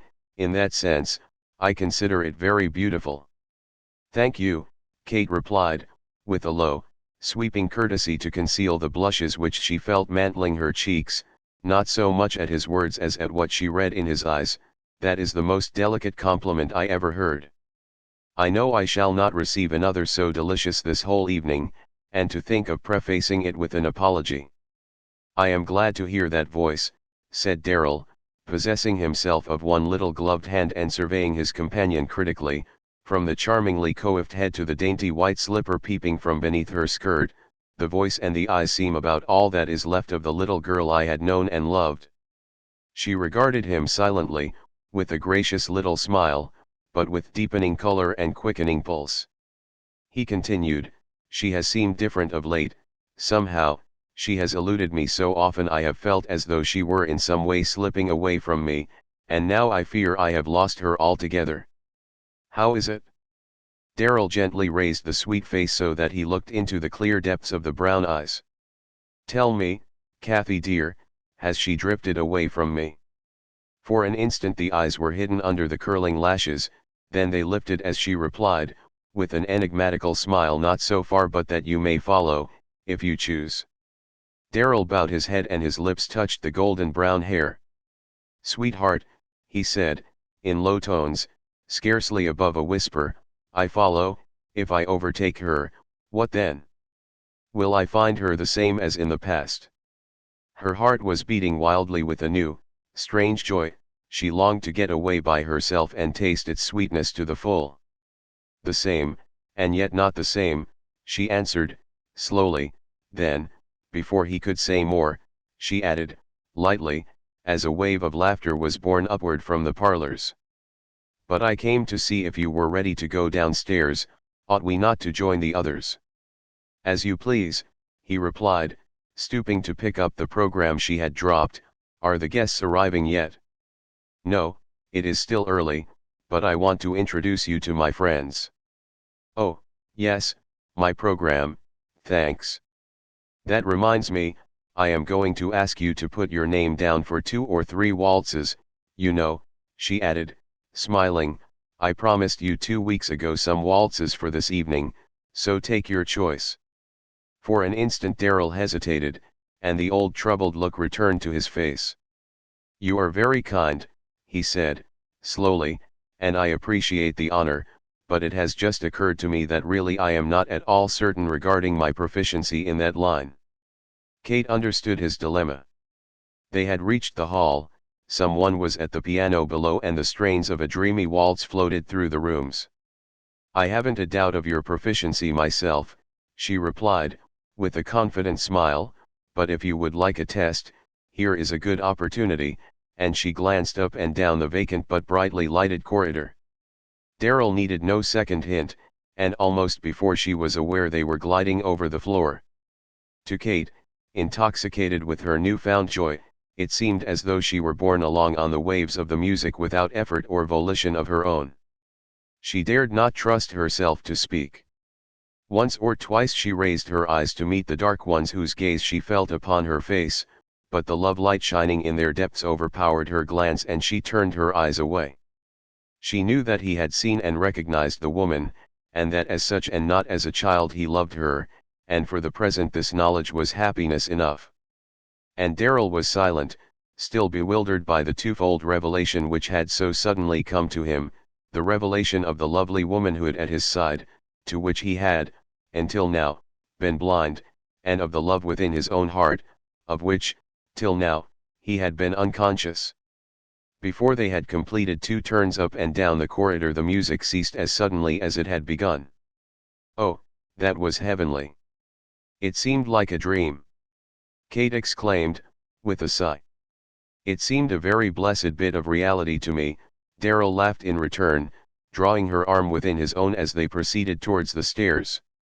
"You are a superb dancer, now you certainly can have no scruples about claiming some waltzes," Kate replied, withdrawing her arm and again placing her program in his hands. As they paused at the head of the stairs while Darrell complied with her request, a chorus of voices was heard in the hall below. "Kate, are you never coming?" someone called, and a sprightly brunette appeared for an instant on the first landing, but vanished quickly at sight of Darrell. "Girls," they heard her exclaim to the merry group below, "would you believe it? She is taking a base advantage of us. She has discovered what we did not suppose existed in this house, a young man, and is getting her program filled in advance." Cries of "Oh, Kate, that's not fair," followed. Kate leaned laughingly over the balustrade. "He's an angel of a dancer, girls," she called, "but I'll promise not to monopolize him." Darrell returned the program, saying, as they passed down the stairs together, "I didn't want to appear selfish, so I only selected 3, but give me more if you can, later." Kate smiled. "I think," she replied, "you will speedily find yourself in such demand that I will consider myself fortunate to have secured those 3, but," she added shyly, as her eyes met his, "my first waltz was with you, and that was just as I intended it should be." Through the hours which followed so swiftly Darrell was in a sort of waking dream, a state of superlative happiness, unmarred as yet by phantoms from the shrouded past or misgivings as to the dim, uncertain future. Past and future were for the time alike forgotten. One image dominated his mind, the form and face of the fair young hostess moving among her guests as a queen amid her court, carrying her daintily poised head as though conscious of the twofold royal crown of womanhood and woman's love. One thought surged continuously through and through his brain, that she was his by the sovereign right of love. Whatever courtesy he showed to others was for her sake, because they were her guests, her friends, and when unengaged he stationed himself in some quiet corner or dimly lighted alcove where, unobserved, he could watch her movements with their rhythmic grace or catch the music of her voice, the sight or sound thrilling him with joy so exquisite as to be akin to pain. The oft-repeated compliments of the crowd about him seemed to him empty, trite, meaningless. What could they know of her real beauty compared with himself who saw her through love's eyes? As he stood thus alone in a deep bay window, shaded by giant palms, someone paused beside him. "Our little debutante has surpassed herself tonight, she is fairest of the fair." Darrell turned to see at his side Walcott, faultlessly attired, elegant, nonchalant, a half-smile playing about his lips as through half-closed eyes he watched the dancers. Instantly all the antagonism in Darrell's nature rose against the man. Strive as he might, he was powerless to subdue it. There was no trace of it in his voice, however, as he answered, quietly, "Miss Underwood certainly looks very beautiful tonight." "She has matured marvelously of late," continued the other, in low, pleasant tones. "Her development within the past few weeks has been remarkable. But that is to be expected in women of her style, and this is but the beginning. Mark my words, Mr. Darrell." Walcott faced his auditor with a smile. "Miss Underwood's beauty tonight is but the pale shining of a taper beside one of those lights yonder, compared with what it will be a few years hence. Are you aware of that?" "It had not occurred to me," Darrell replied, with studied calmness, for the conversation was becoming distasteful to him. "Look at her now," said Walcott, bowing and smiling as Kate floated past them, but regarding her with a scrutiny that aroused Darrell's quick resentment. "Very fair, very lovely, I admit, but a trifle too slender, a little too colorless, too neutral, as it were. A few years will change all that. You will see her a woman of magnificent proportions and with the cold, neutral tints replaced by warmth and color. I have made a study of women, and I know that class well. 5 or 10 years from now she will be simply superb, and at the age when ordinary women lose their power to charm she will only be in the zenith of her beauty." The look and tone accompanying the words filled Darrell with indignation and disgust. "You will have to excuse me," he said, coldly. "You seem, as you say, to have made a study of women from your own standpoint, but our standards of beauty differ so radically that further discussion of the subject is useless." "Ah, well, every man according to his taste, of course," Walcott remarked, indifferently, and, turning lightly, he walked away, a faint gleam of amusement lighting his dark features. Half an hour later, as Darrell glided over the floor with Kate, some irresistible force drew his glance towards the bay window where within the shadow of the palms Walcott was now standing alone, suave as ever. Their eyes met for an instant only, and Walcott smiled. The dance went on, but the smile, like a poisoned shaft, entered Darrell's soul and rankled there. Both Darrell and Walcott were marked men that night and attracted universal attention and comment. Darrell's pale, intellectual face, penetrating eyes, and dark hair already streaked with gray would have attracted attention anywhere, as would also Walcott with his olive skin, his cynical smile, and graceful, sinuous movement. In addition, Darrell's peculiar mental condition and the fact that his identity was enveloped in a degree of mystery rendered him doubly interesting. In the case of each this was his introduction to the social life of Ophir. Each had been a resident of the town, the one as a student and recluse, the other as a businessman, but each was a stranger to the stratum known as society. Each held himself aloof that evening from the throng, the one, through natural reserve, courteous but indifferent to the passing crowd, the other alert, watchful, studying the crowd, weighing, gauging this new element, speculating whether or not it were worth his while to court its favor, whether or not he could make of it an ally for his own future advantage. Soon after his arrival Walcott had begged of Kate Underwood the honor of a waltz, but her program being then nearly filled she could only give him one well towards the end. As he intended to render himself conspicuous by dancing only once, and then with the belle of the evening, it was at quite a late hour when he first made his appearance on the floor. Kate was on his arm, and at that instant his criticism, made earlier in the evening, that she was too colorless, certainly could not have applied. As he led her out upon the floor, he bent his gaze upon her with a look which brought the color swiftly to her face in crimson waves that flooded the full, snow-white throat and, surging upward, reached even to the blue-veined temples. Instinctively she shrank from him with a sensation almost of fear, but something in his gaze held her as though spellbound. She looked into his eyes like one fascinated, scarcely knowing what he said or what reply she made. The waltz began, and as their fingers touched, Kate's nerves tingled as though from an electric shock. She shivered slightly, then, angry with herself, used every exertion to overcome the strange spell. To a great extent she succeeded, but she felt benumbed, as though moving in a dream or in obedience to some will stronger than her own, while her temples throbbed painfully and her respiration grew hurried and difficult. She grew dizzy, but pride came to her rescue, and, except for the color which now ran riot in her cheeks and a slight tremor through her frame, there was no hint of her agitation. Her partner was all that could be desired, guiding her through the circling crowds, and supporting her in the swift turns with the utmost grace and courtesy, but it was a relief when it was over. At her request, Walcott escorted her to a seat near her and, then smilingly withdrew with much inward self-congratulation. At that moment Darrell, seeing Kate unengaged, hastened to her side. "You look warm and the air here is oppressive," he said, observing her flushed face and fanning her gently. "Shall we go outside for a few moments?" "Yes, please, anywhere out of this heat and glare," she answered. "My temples throb as if they would burst and my face feels as though it were on fire."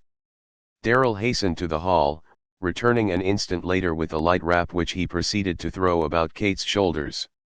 "You are tired, Catherine," said Mrs. Dean, "more tired than you realize now. You had better not dance any more tonight." "I have but 2 more dances, Auntie," the young girl answered, smiling. "You surely would not wish me to forego those," adding, in a lower tone, as she turned towards Darrell, "one of them is your waltz, and I would not miss that for anything." They passed through the hall and out upon a broad balcony. They could hear the subdued laughter of couples strolling through the brightly lighted grounds below, while over the distant landscape shone the pale weird light of the waning moon, just rising in the east. None of the guests had discovered the balcony opening from the hall on the 3rd floor, so they had it exclusively to themselves. As Darrell drew Kate's arm closer within his own, he was surprised to feel her trembling slightly, while the hand lying on his own was cold as marble. "My dear child," he exclaimed, "your hands are cold and you are trembling. What is the matter? Are you cold?" "No, not cold exactly, only shivery," she answered, with a laugh. "My head was burning up in there, and I feel sort of hot flashes and then a creepy, shivery feeling by turns, but I am not cold out here, really," she added, earnestly, as Darrell drew her wrap more closely about her. "Nevertheless, I cannot allow you to stay out here any longer," Darrell replied, finding his first taste of masculine authority very sweet. For an instant Kate felt a very feminine desire to put his authority to the test, but the sense of his protection and his solicitude for her welfare seemed particularly soothing just then, and so, with only a saucy little smile, she silently allowed him to lead her into the house. At his suggestion, however, they did not return to the ballroom, but passed around through an anteroom, coming out into a small, circular apartment, dimly lighted and cosily furnished, opening upon one corner of the ballroom. "It strikes me," said Darrell, as he drew aside the silken hangings dividing the 2 rooms and pushed a low divan before the open space, "this will be fully as pleasant as the balcony and much safer." "The very thing!" Kate exclaimed, sinking upon the divan with a sigh of relief. "We will have a fine view of the dancers and yet be quite secluded ourselves." A minuet was already in progress on the floor, and for a few moments Kate watched the stately, graceful dance, while Darrell, having adjusted her wrap lightly about her, seated himself beside her and silently watched her face with deep content. Gradually the throbbing in her temples subsided, the nervous tremor ceased, her color became natural, and she felt quite herself again. She leaned back against the divan and looked with laughing eyes into Daryl's face. "Mr. Daryl, do you believe in hypnotism?" she suddenly inquired. "In hypnotism?" "Yes, but not in many of those who claim to practice it. Most of them are mere impostors." "But why do you ask?" he continued, drawing her head down upon his shoulder and looking playfully into her eyes. "Are you trying to hypnotize me?" Kate laughed merrily and shook her head. "I'm afraid I wouldn't find you a good subject," she said, then added, slowly, as her face grew serious, "Do you know, I believe I was hypnotized tonight by that dreadful Mr. Walcott. He certainly cast a malign spell of some kind over me from the moment we went on the floor together till he left me." "Why do you say that?" Daryl asked, quickly. "You know I did not see you on the floor with him, for Miss Stockton asked me to go with her for a promenade. We came back just as the waltz had ended and Mr. Walcott was escorting you to your aunt. I noticed that you seemed greatly fatigued and excused myself to Miss Stockton and came over at once." What had happened? Kate related what had occurred. "I can't give you any idea of it," she said, in conclusion. "It seemed unaccountable, but it was simply dreadful. You know his eyes are nearly always closed in that peculiar way of his, and really I don't think I had any idea how they looked, but tonight as he looked at me they were wide open, and, do you know, I can't describe them, but they looked so soft and melting. They were beautiful, and yet there was something absolutely terrible in their depths. It seemed some way like looking down into a volcano. And the worst of it was, they seemed to hold me. I couldn't take my eyes from his. He was as kind and courteous as could be, I'll admit that, but even the touch of his fingers made me shiver." Daryl's face had darkened during Kate's recital, but he controlled his anger. "Now, was that due to my own imagination or to some uncanny spell of his?" Kate insisted. "To neither wholly, and yet perhaps a little of each," Daryl answered, lightly, not wishing to alarm her or lead her to attach undue importance to the occurrence. "I think Mr. Walcott has an abnormal amount of conceit, and that most of those little mannerisms of his are mainly to attract attention to himself. He was probably trying to produce some sort of an impression on your mind, and to that extent he certainly succeeded, only the impression does not seem to have been as favorable as he perhaps would have wished. No one but a conceited cad would have attempted such a thing, and with your supersensitive nature the effect on you was anything but pleasant, but don't allow yourself to think about it or be annoyed by it. At the same time I would advise you not to place yourself in his power or where he could have any advantage of you. By the way, this is our waltz, is it not?" "It is," Kate replied, rising and watching Daryl as he removed her wrap and prepared to escort her to the ballroom. His playful badinage had not deceived her. As she took his arm she said, in a low tone, "You affect to treat this matter rather lightly, but, all the same, you have warned me against this man. Forewarned is forearmed, you know, and no man can ever attempt to harm me or mine with impunity." Daryl turned quickly in surprise. There was a quality in her tone wholly unfamiliar. "But I fear you exaggerate what I intended to convey," he said, hastily. "I do not know that he would ever deliberately seek to harm you, but he might render himself obnoxious in some way, as he did tonight." She shook her head. "I was taken off guard tonight," she said, "but he had best never attempt anything of the kind a second time." They were now waiting for the waltz to begin. She continued, in the same low tone, "I have had a Western girl's education. When I was a child this place was little more than a rough mining camp, with plenty of desperate characters. My father trained me as he would have trained a boy, and," she added, significantly, with a bright, proud smile, "I am just as proficient now as I was then." Daryl scarcely heeded the import of her words, so struck was he by the change in her face, which had suddenly grown wonderfully like her father's, stern, impassive, unrelenting. She smiled, and the look vanished, and for the time he thought no more of it, but as the passing cloud sometimes reveals features in a landscape unnoticed in the sunlight, so it had disclosed a phase of character latent, unguessed even by those who knew her best. 2 hours later the last carriage had gone, the guests from out of town who were to remain at the Pines for the night had retired, and darkness and silence had gradually settled over the house. A light still burned in Mr. Underwood's private room, where he paced back and forth, his brows knit in deep thought, but his stern face lighted with a smile of intense satisfaction.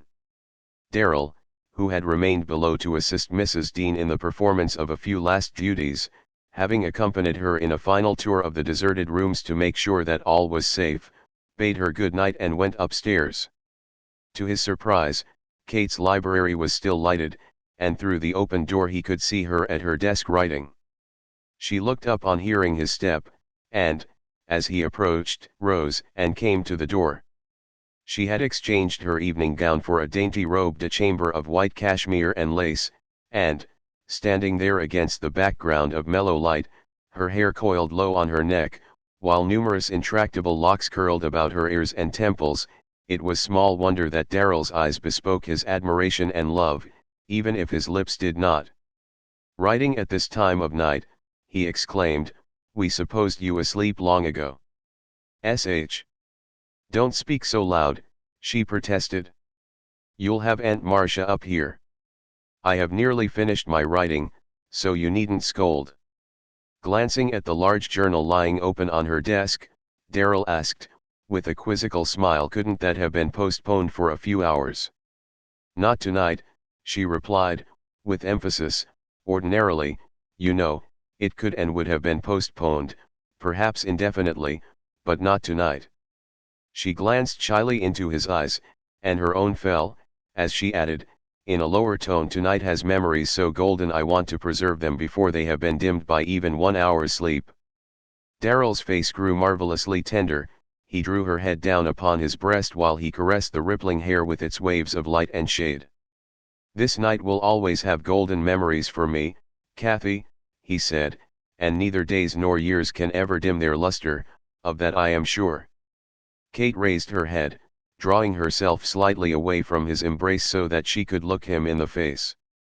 "Kathy," she repeated, softly, "that is the second time you have called me by that name tonight. I never heard it before. Where did you get it?"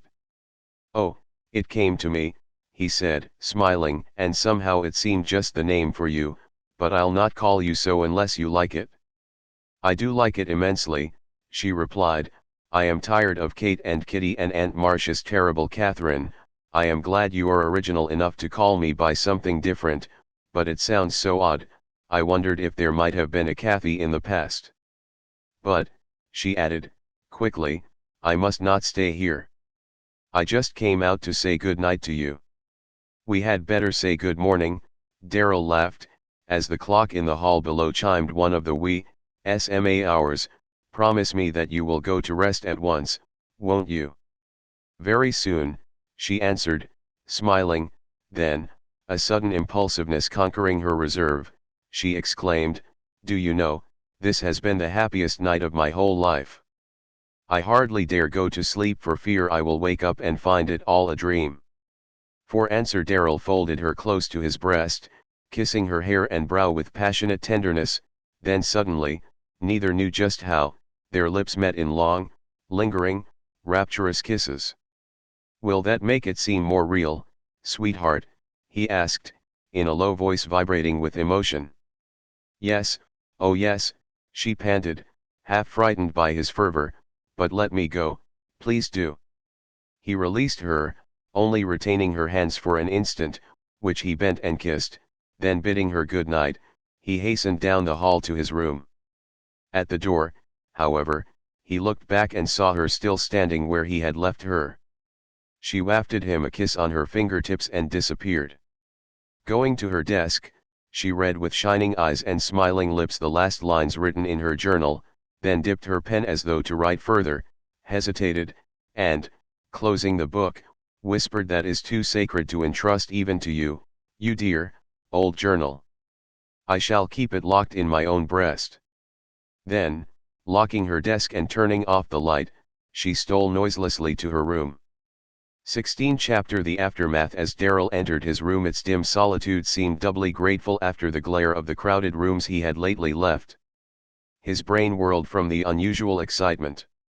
He wanted to be alone with his own thoughts, alone with this new, overpowering joy, and assure himself of its reality.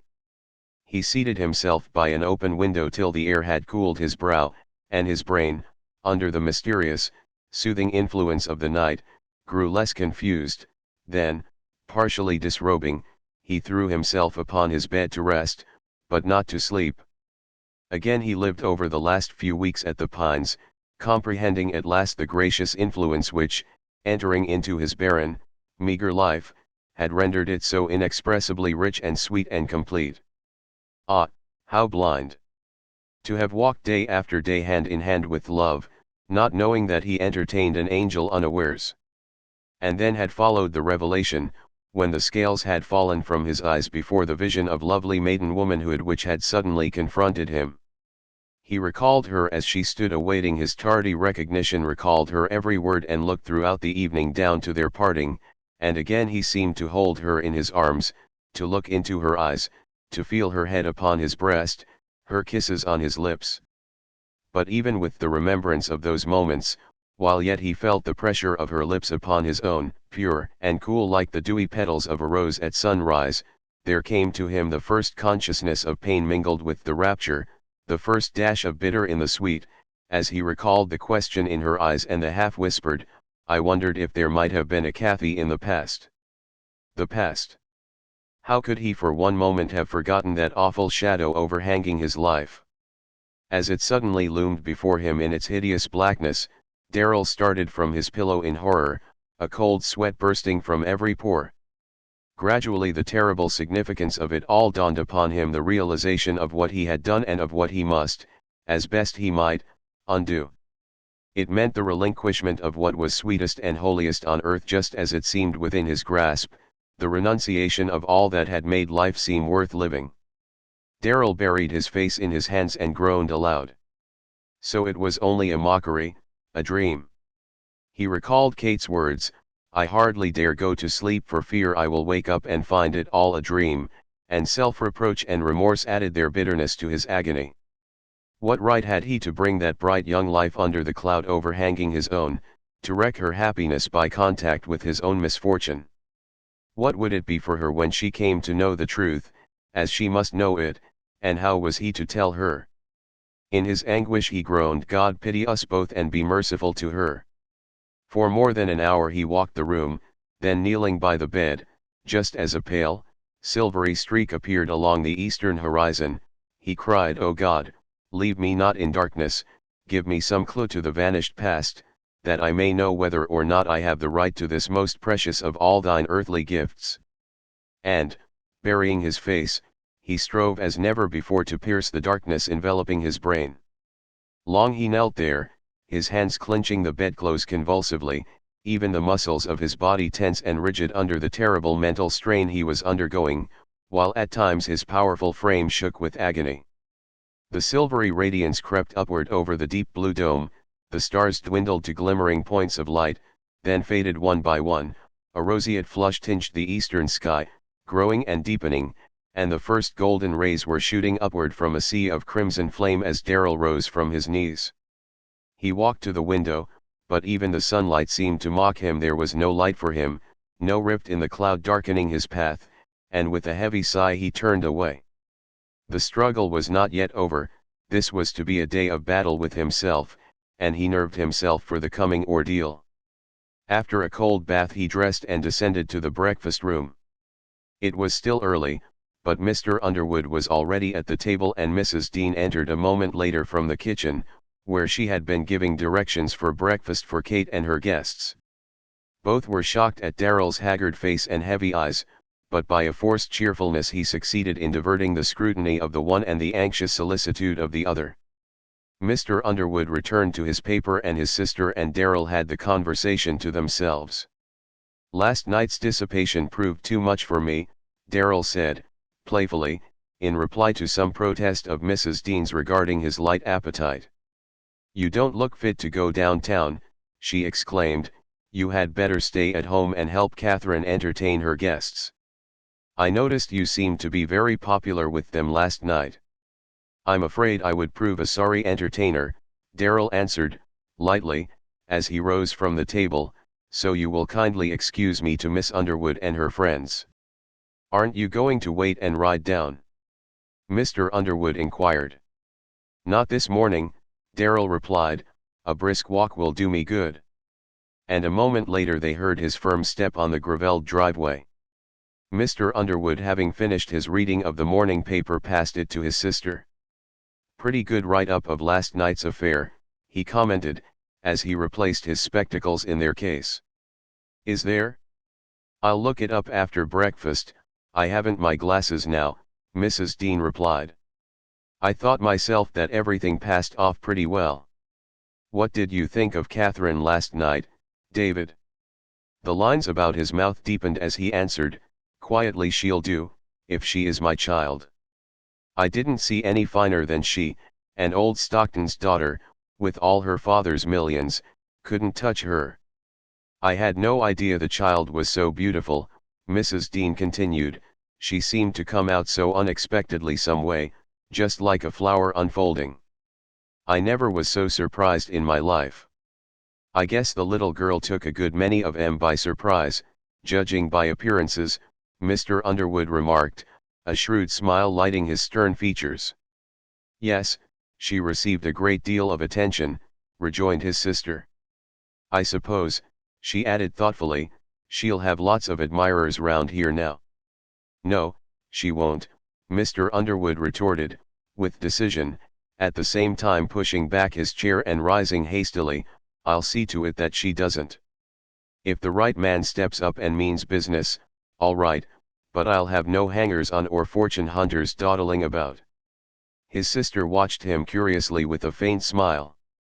"You had better advertise for the kind of man you want," she said, dryly, "and state that none others need apply, as a warning to applicants whom you might consider undesirable." Mr. Underwood turned quickly. "What are you driving at?" he demanded, impatiently. "I've no time for beating about the bush." "And I've no time for explanations," she replied, with exasperating calmness. "You can think it over at your leisure." With a contemptuous humph, Mr. Underwood left the house.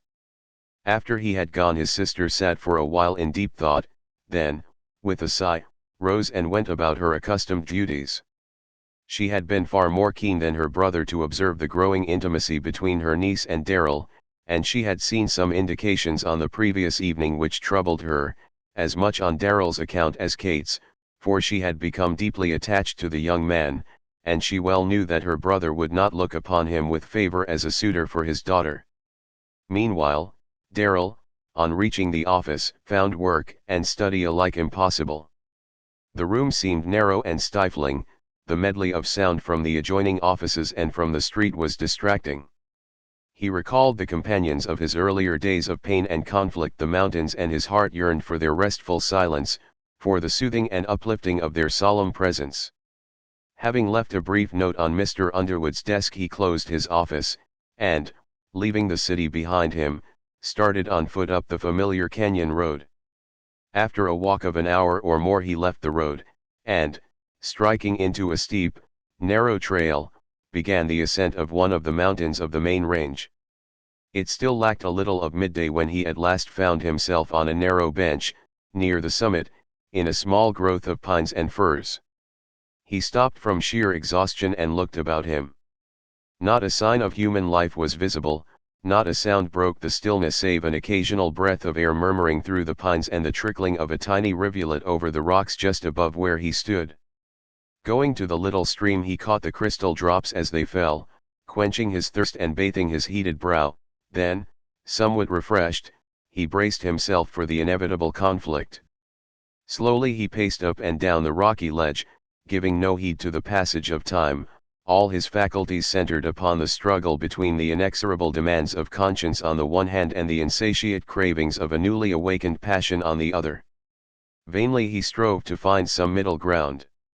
Gradually, as his brain grew calm, the various courses of action which had at first suggested themselves to his mind appeared weak and cowardly, and the only course open to him was that of renunciation and of self-immolation. With a bitter cry he threw himself, face downward, upon the ground. A long time he lay there, till at last the peace from the great pitying heart of nature touched his heart, and he slept on the warm bosom of Mother Earth as a child on its mother's breast. The sun was sinking towards the western ranges and slowly lengthening shadows were creeping athwart the distant valleys when Darrell rose to his feet and, after silently drinking in the beauty of the scene about him, prepared to descend. His face bore traces of the recent struggle, but it was the face of one who had conquered, whose mastery of himself was beyond all doubt or question. He took the homeward trail with firm step, with head erect, with face set and determined, and there was in his bearing that which indicated that there would be no wavering, no swerving from his purpose. His own hand had closed and bolted the gates of the Eden whose sweets he had but just tasted, and his conscience held the flaming sword which was henceforth to guard those portals. A little later, as Darrell in the early twilight passed up the driveway to the pines, he was conscious only of a dull, leaden weight within his breast, his very senses seemed benumbed and he almost believed himself incapable of further suffering, till, as he approached the house, the sight of Kate seated in the veranda with her father and aunt and the thought of the suffering yet in store for her thrilled him anew with most poignant pain. His face was in the shadow as he came up the steps, and only Kate, seated near him, saw its pallor. She started and would have uttered an exclamation, but something in its expression awed and restrained her. There was a grave tenderness in his eyes as they met hers, but the light and joy which had been there when last she looked into them had gone out and in their place were dark gloom and despair. She heard as in a dream his answers to the inquiries of her father and aunt, heard him pass into the house accompanied by her aunt, who had prepared a substantial lunch against his return, and, with a strange sinking at her heart, sat silently awaiting his coming out. It had been a trying day for her. On waking, her happiness had seemed complete, but Darrell's absence on that morning of all mornings had seemed to her inexplicable, and when her guests had taken their departure and the long day wore on without his return and with no message from him, an indefinable dread haunted her.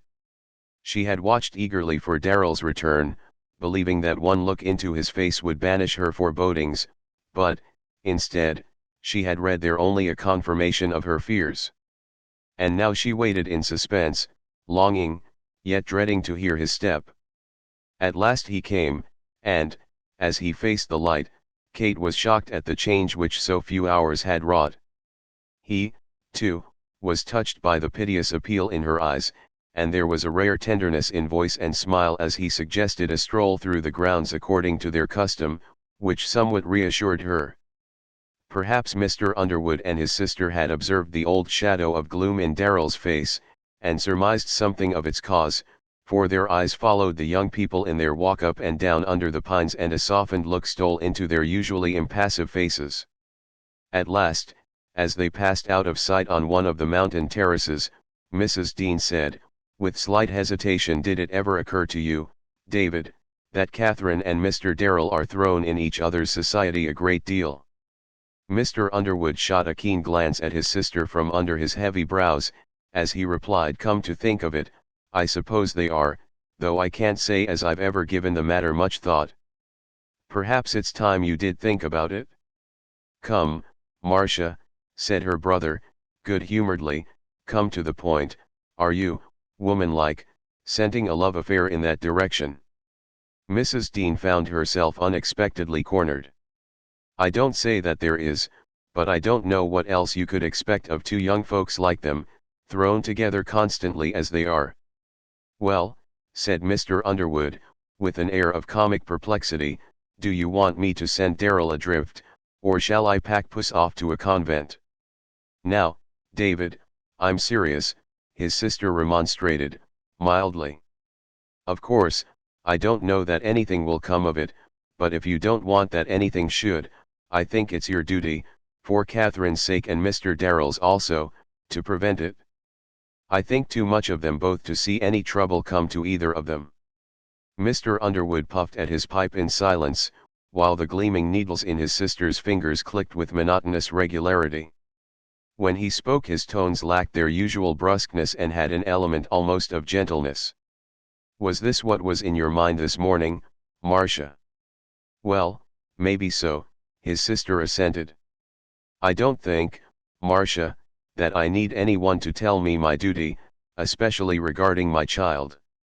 I have my own plans for her future, and I will allow nothing to interfere with them.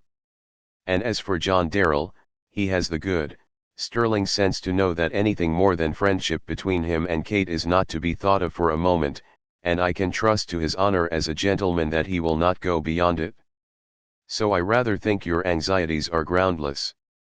Perhaps so, his sister answered, doubtfully, but young folks are not generally governed much by common sense in things of this kind, and then you know, David, Catherine is different from us. She grows more and more like her mother, and if she once got her heart set on anyone, I don't think anybody, even you, could make her change. The muscles of Mr. Underwood's face suddenly contracted as though by acute pain. That will do, Marcia, he said, gravely, with a silencing wave of his hand. There is no need to call up the past. I know Kate is like her mother, but she has my blood in her veins also enough that when the time comes she'll not let any childish sentimentality stand in the way of what I think is for her good. Mrs. Dean silently folded her knitting and rose to go into the house. At the door, however, she paused, and, looking back at her brother, said, in her low, even tones, I have said my last word of this affair, David, no matter what comes of it. You think you understand Catherine better than I, but you may find some day that it's better to prevent trouble than to try to cure it. Meanwhile, Darrell and Kate had reached their favorite seat beneath the pines and, after one or two futile attempts at talking, had lapsed into a constrained silence.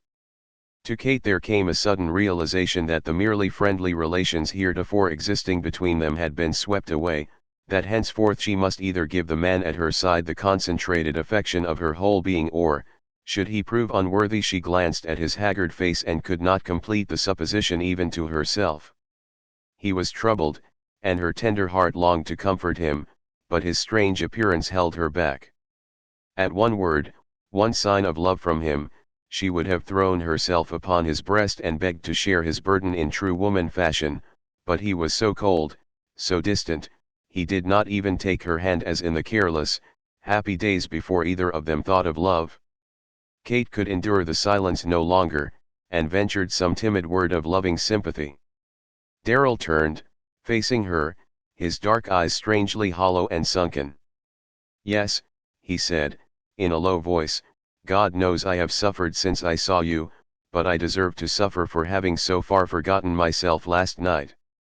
That is not what is troubling me now, it is the thought of the sorrow and wretchedness I have brought into your pure, innocent life, that you must suffer for my folly, my wrongdoing. But, interposed Kate, I don't understand, what wrong have you done? Kathy, he answered, brokenly, it was all a mistake, a terrible mistake of mine. Can you forgive me? Can you forget? God grant you can. Forgive. Forget, she exclaimed, in bewildered tones, a mistake. Her voice faltered and she paused, her face growing deathly pale. I cannot think, he continued, how I came to so forget myself, the circumstances under which I am here, the kindness you and your people have shown me, and the trust they have reposed in me. I must have been beside myself. But I have no excuse to offer, I can only ask your forgiveness, and that I may, so far as possible, undo what has been done. While he was speaking she had drawn away from him, and, sitting proudly erect, she scanned his face in the waning light as though to read there the full significance of his meaning. Her cheeks blanched at his last words, but there was no tremor in her tones as she replied, I understand you to refer to what occurred last night. Is that what you wish undone, what you would have me forget? I would give worlds if only it might be undone, he answered, but that is an impossibility. Oh Kathy, I know how monstrous, how cruel this must seem to you, but it is the only honorable course left me after my stupidity, my cursed folly, and, believe me, it is far more of a kindness even to you to stop this wretched business right here than to carry it farther. It is not necessary to consider my feelings in the matter, Mr. Darrell. If, as you say, you found yourself mistaken, to attempt after that to carry on what could only be a mere farce would be simply unpardonable. A mistake I could forgive, a deliberate deception, never. The tones, so unlike Kate's, caused Darrell to turn in pained surprise. The deepening shadows hid the white, drawn face and quivering lips. He saw only the motionless, slender figure held so rigidly erect. "But, Kathy Miss Underwood, you must have misunderstood me," he said, earnestly. "I have acted foolishly, but in no way falsely. You could not, under any circumstances, accuse me of deception." "I beg your pardon, Mr. Darrell," she interposed, more gently. "I did not intend to accuse you of deception. I only meant that, regardless of any personal feeling, it was, as you said, better to stop this, than to carry it farther after you had found you did not care for me as you supposed or as I was led to suppose." She paused an instant, uncertain how to proceed. "Kathy, Kathy. What are you saying?" Darrell exclaimed. "What have I said that you should so misunderstand me?" "But," she protested, piteously, struggling to control her voice, "did you not say that it was all a mistake on your part, that you wished it all undone? What else could I understand?" "My poor child," said Darrell, tenderly, then reaching over and possessing himself of one of her hands, he continued, gravely, "the mistake was mine in that I ever allowed myself to think of loving you when love is not for me.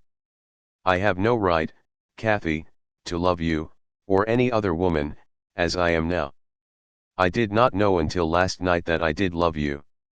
Then it came upon me like a revelation so overwhelming that it swept all else before it. You, and you alone, filled my thoughts. Wherever I was, I saw you, heard you, and you only. Again and again in imagination I clasped you to my breast, I felt your kisses on my lips just as I afterwards felt them in reality." He paused a moment and dropped the hand he had taken. Under cover of the shadows Kate's tears were falling unchecked. One, falling on Darrell's hand, had warned him that there must be no weakening, no softening. His voice was almost stern as he resumed. "For those few hours I forgot that I was a being apart from the rest of the world, exiled to darkness and oblivion, forgot the obligations to myself and to others which my own condition imposes upon me. But the dream passed, I awoke to a realization of what I had done, and whatever I have suffered since is but the just penalty of my folly. The worst of all is that I have involved you in needless suffering. I have won your love only to have to put it aside to renounce it. But even this is better, far better than to allow your young life to come one step farther within the clouds that envelop my own. Do you understand me now, Kathy?" "Yes," she replied, calmly, "I understand it from your view, as it looks to you. But is not that the only view?" She did not speak at once, and when she did it was with a peculiar deliberation. "The clouds will lift one day, what then?" Darrell's voice trembled with emotion as he replied, "We cannot trust to that, for neither you nor I know what the light will reveal." She remained silent, and Darrell, after a pause, continued, "Don't make it harder for me, Kathy. There is but one course for us to follow in honor to ourselves or to each other." They sat in silence for a few moments, then both rose simultaneously to return to the house, and as they did so Darrell was conscious of a new bearing in Kate's manner and added dignity and womanliness. As they faced one another Darrell took both her hands in his, saying, "What is it to be, Kathy? Can we return to the old friendship?" She stood for a moment with averted face, watching the stars brightening one by one in the evening sky. "No," she said, presently, "we can never return to that now, it would seem too bare, too meager.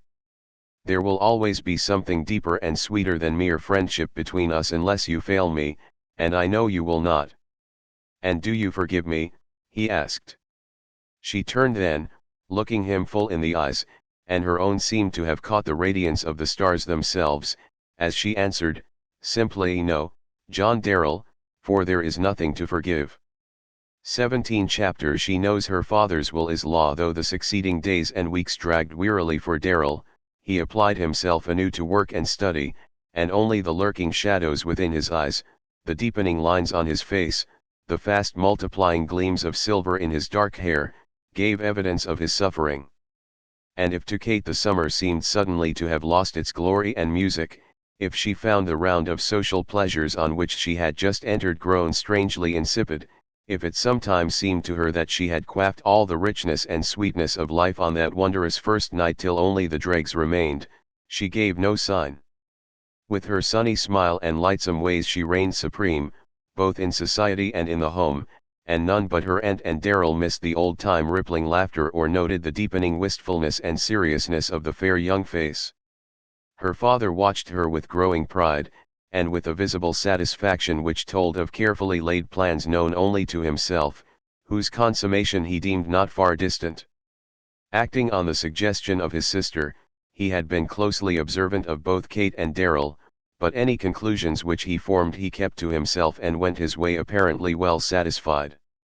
At the close of an unusually busy day late in the summer, Darrell was seated alone in his office, reviewing his life in the West and vaguely wondering what would yet be the outcome of it all, when Mr. Underwood entered from the adjoining room. Exultation and elation were patent in his very step, but Darrell, lost in thought, was hardly conscious even of his presence. "Well, my boy, what are you mooning over?"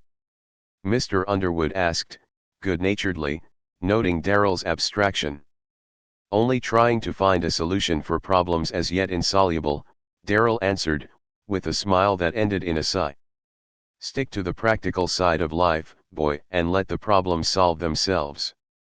"A very good rule to follow, provided the problems would solve themselves," commented Darrell. "Those things generally work themselves out after a while," said Mr. Underwood, walking up and down the room. "I say, don't meddle with what you can't understand, take what you can understand and make a practical application of it. That's always been my motto, and if people would stick to that principle in commercial life, in religion, and everything else, there'd be fewer failures in business, less wrangling in the churches, and more good accomplished generally." "I guess you are about right there," Darrell admitted. "Been pretty busy today, haven't you?" Mr. Underwood asked, abruptly, after a short pause. "Yes, uncommonly so, work is increasing of late." "That's good." "Well, it has been a busy day with us, rather an eventful one, in fact, one which Walcott and I will remember with pleasure, I trust, for a good many years to come." "How is that?" Darrell inquired, wondering pleasurable excitement in the elder man's tones. We made a little change in the partnership today. Walcott is now an equal partner with myself." Darrell remained silent from sheer astonishment. Mr. Underwood evidently considered his silence an indication of disapproval, for he continued, "I know you don't like the man, Darrell, so there's no use of arguing that side of the question, but I tell you he has proved himself invaluable to me. You might not think it, but it's a fact that the business in this office has increased 50% since he came into it. He is thoroughly capable, responsible, honest, just the sort of man that I can entrust the business to as I grow older and know that it will be carried on as well as though I was at the helm myself. Still, a half interest seems pretty large for a man with no more capital in the business than he has," said Darrell, determined to make no personal reference to Walcott. "He has put in 50,000 additional since he came in," Mr. Underwood replied. Darrell whistled softly. "Oh, he has money all right, I'm satisfied of that. I'm satisfied that he could have furnished the money to begin with, only he was lying low. Well, he certainly has nothing to complain of, you've done more than well by him. No better proportionately than I would have done by you, my boy, if you had come in with me last spring when I asked you to. I had this thing in view then, and had made up my mind you'd make the right man for the place, but you wouldn't hear to it." "That's all right, Mr. Underwood," said Darrell, "I appreciate your kind intentions just the same, but I am more than ever satisfied that I wouldn't have been the right man for the place." Both men were silent for some little time, but neither showed any inclination to terminate the interview. Mr. Underwood was still pacing back and forth, while Darrell had risen and was standing by the window, looking out absently into the street. "That isn't all of it, and I may as well tell you the rest," said Mr. Underwood, suddenly pausing near Darrell, his manner much like a schoolboy who has a confession to make and hardly knows how to begin. "Mr. Walcott today asked my permission to pay his addresses to my daughter, my little girl," he added, under his breath, and there was a strange note of tenderness in the usually brusque voice. If ever Darrell was thankful, it was that he could at that moment look the father squarely in the face. He turned, facing Mr. Underwood, his dark eyes fairly blazing. "And you gave your permission?" he asked, slowly, with terrible emphasis on each word.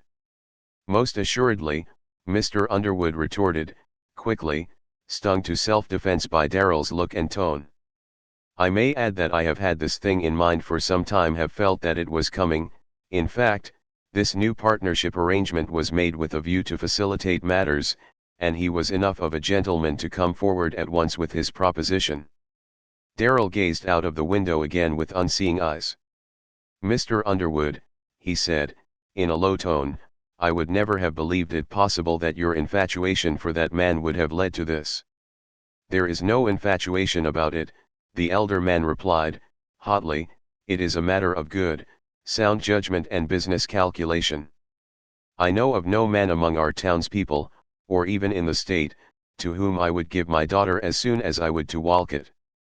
There are others who may have larger means now, but they haven't got his business ability. With what I can give Puss, what he has now, and what he will make within the next few years, she will have a home and position equal to the best." "Is that all you think of, Mr. Underwood?" "Not all, by any means, but it's a mighty important consideration, just the same. But the man is all right morally. You, with all your prejudice against him, can't lay your finger on one flaw in his character." "Mr. Underwood," said Darrell, slowly, "I have studied that man, I have heard him talk. He has no conception of life beyond the sensual, the animal. He is a brute, a beast, in thought and act. He is no more fit to marry your daughter, or even to associate with her, than—" "Young man," interrupted Mr. Underwood, laughing good-humoredly, "I have only one thing against you: you are not exactly practical. You are, like my friend Britton, inclined to rather high ideals.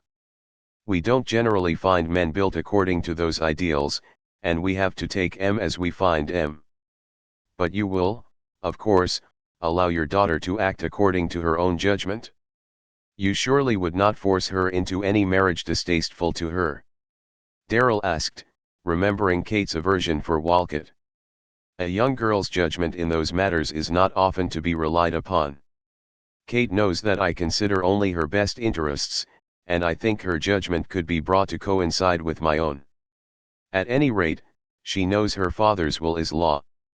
As Darrell, convinced that argument would be useless, made no reply, Mr. Underwood added, after a pause, "I know I can trust to your honor that you will not influence her against Walcott. I shall not, of course, attempt to influence her one way or the other. I have no right, but if I had the right, if she were my sister, that man should never so much as touch the hem of her garment." "My boy," said Mr. Underwood, rather brusquely, extending one hand and laying the other on Darrell's shoulder, "I understand, and you're all right. We all consider you one of ourselves, and," he added, somewhat awkwardly, "you understand, if conditions were not just as they are." "But conditions are just as they are," Darrell interposed, quickly, "so there is no use discussing what might be were they different." The bitterness in his tone struck a chord of sympathy within the heart of the man beside him, but he knew not how to express it, and it is doubtful whether he would have voiced it had he known how. The two clasped hands silently, then, without a word, the elder man left the room. Not until now had Darrell realized how strong had been the hope within his breast that some crisis in his condition might yet reveal enough to make possible the fulfillment of his love. The pleasant relations between himself and Kate in many respects still remained practically unchanged. True, his sense of honor forbade any return to the tender familiarities of the past, but there yet existed between them a tacit, unspoken comradeship, beneath which flowed, deeply and silently, the undercurrent of love, not to be easily diverted or turned aside. But this he now felt would soon be changed, while all hope for the future must be abandoned. With a heavy heart Darrell awaited developments. He soon noted a marked increase in the frequency of Walcott's calls at the Pines, and, not caring to embarrass Kate by his presence, he absented himself from the house as often as possible on those occasions. Walcott himself must have been very soon aware that in his courtship Mr. Underwood was his sole partisan, but he bore himself with a confidence and assurance which would brook no thought of defeat. Mrs. Dean, knowing her brother as she did, was quick to understand the situation, and silently showed her disapproval, but Walcott politely ignored her disfavor as not worth his consideration. At first, Kate, considering him her father's guest, received him with the same frank, winning courtesy which she extended to others, and he, quick to make the most of every opportunity, exerted himself to the utmost in his efforts to entertain his young hostess and her friends. To a certain extent he succeeded, in that Kate was compelled to admit to herself that he could be far more agreeable than she had ever supposed. He had traveled extensively and was possessed of good descriptive powers, his voice was low and musical, and his eyes, limpid and tender whenever he fixed them upon her face, held her glance by some irresistible, magnetic force, and invariably brought the deepening color to her cheeks. With the first inkling, however, of the nature of his visits, all her old abhorrence of him returned with increased intensity, but her ill-concealed aversion only furnished him with a new incentive and spurred him to redouble his attentions. The only opposition encountered by him that appeared in the least to disturb his equanimity, was that of Duke, which was on all occasions most forcibly expressed, the latter never failing to greet him with a low growl, meeting all overtures of friendship with an ominous gleam in his intelligent eyes and a display of ivory that made Mr. Walcott only too willing to desist. "Really, Miss Underwood," Walcott remarked one evening when Duke had been more than usually demonstrative, "your pet's attentions to me are sometimes a trifle distracting. Could you not occasionally bestow the pleasure of his society upon some one else, Mr. Darrell, for instance? I imagine the two might prove quite congenial to each other."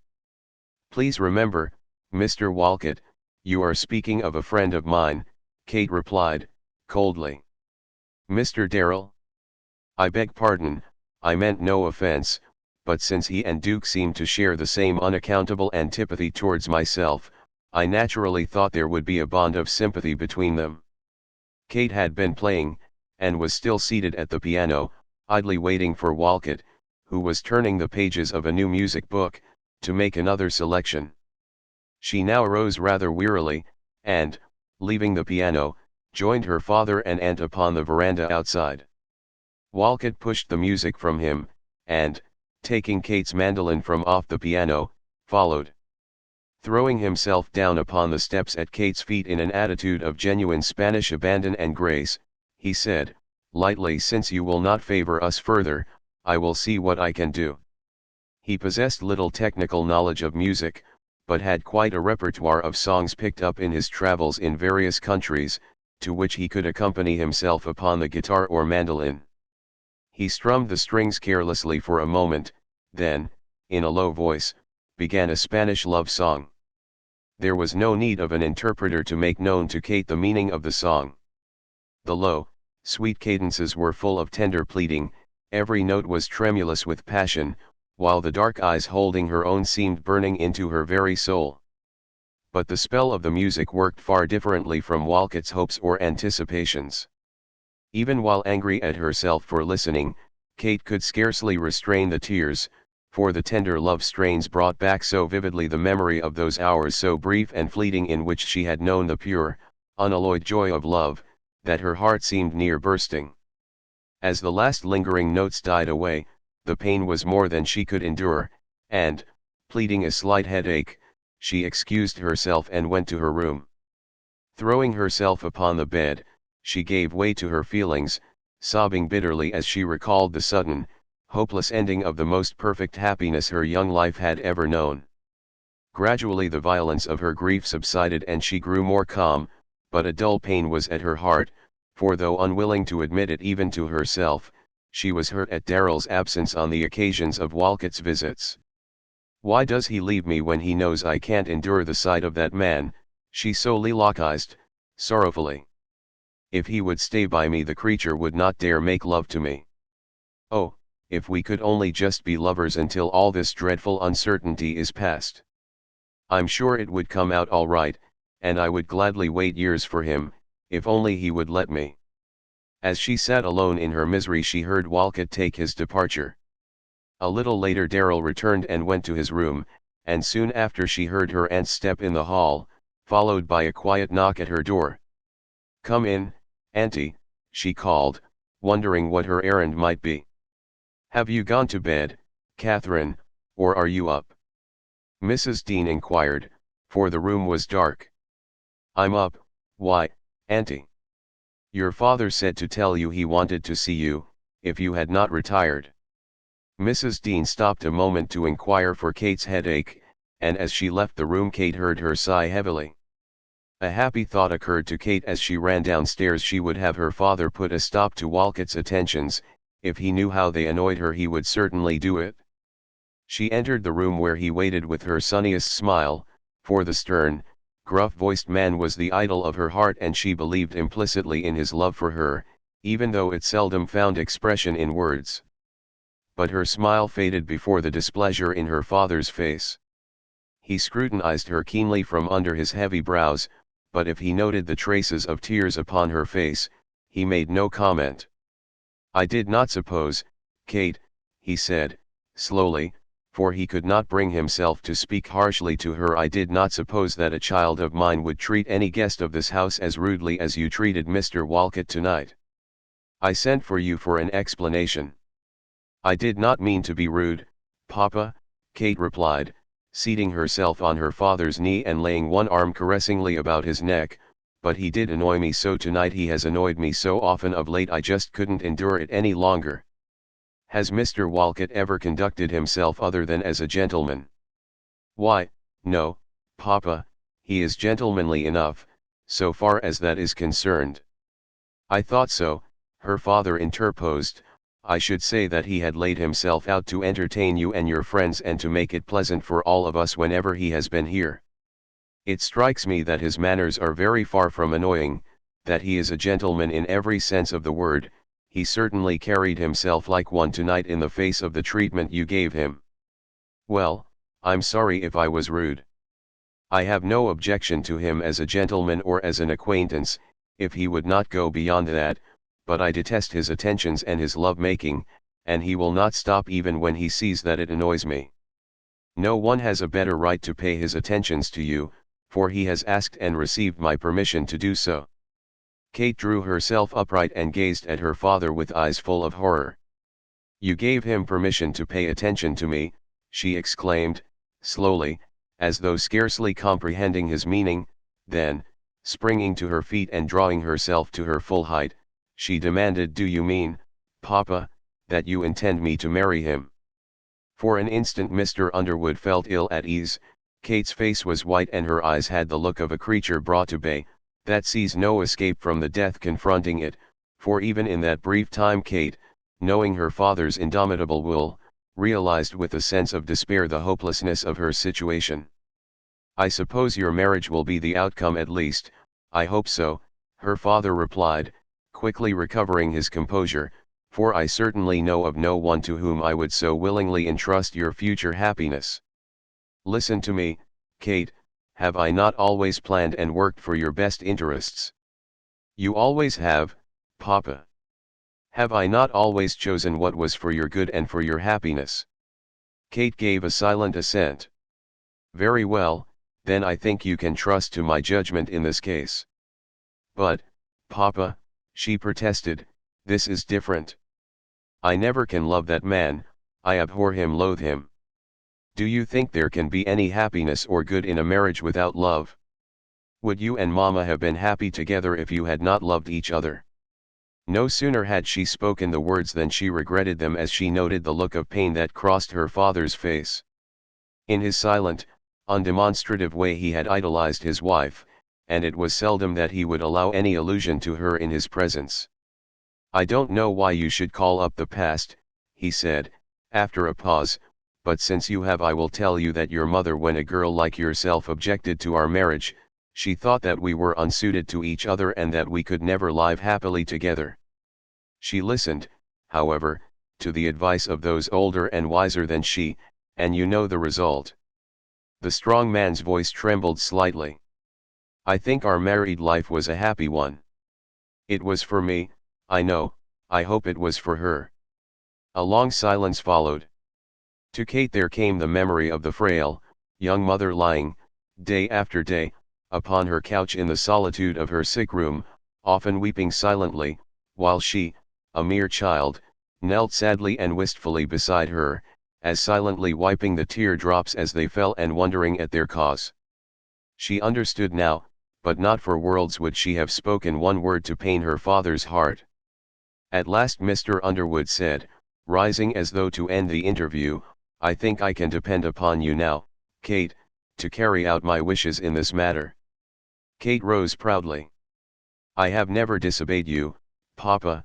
I will treat Mr. Walcott courteously, but even though you force me to marry him I will never, never love him, and I shall tell him so."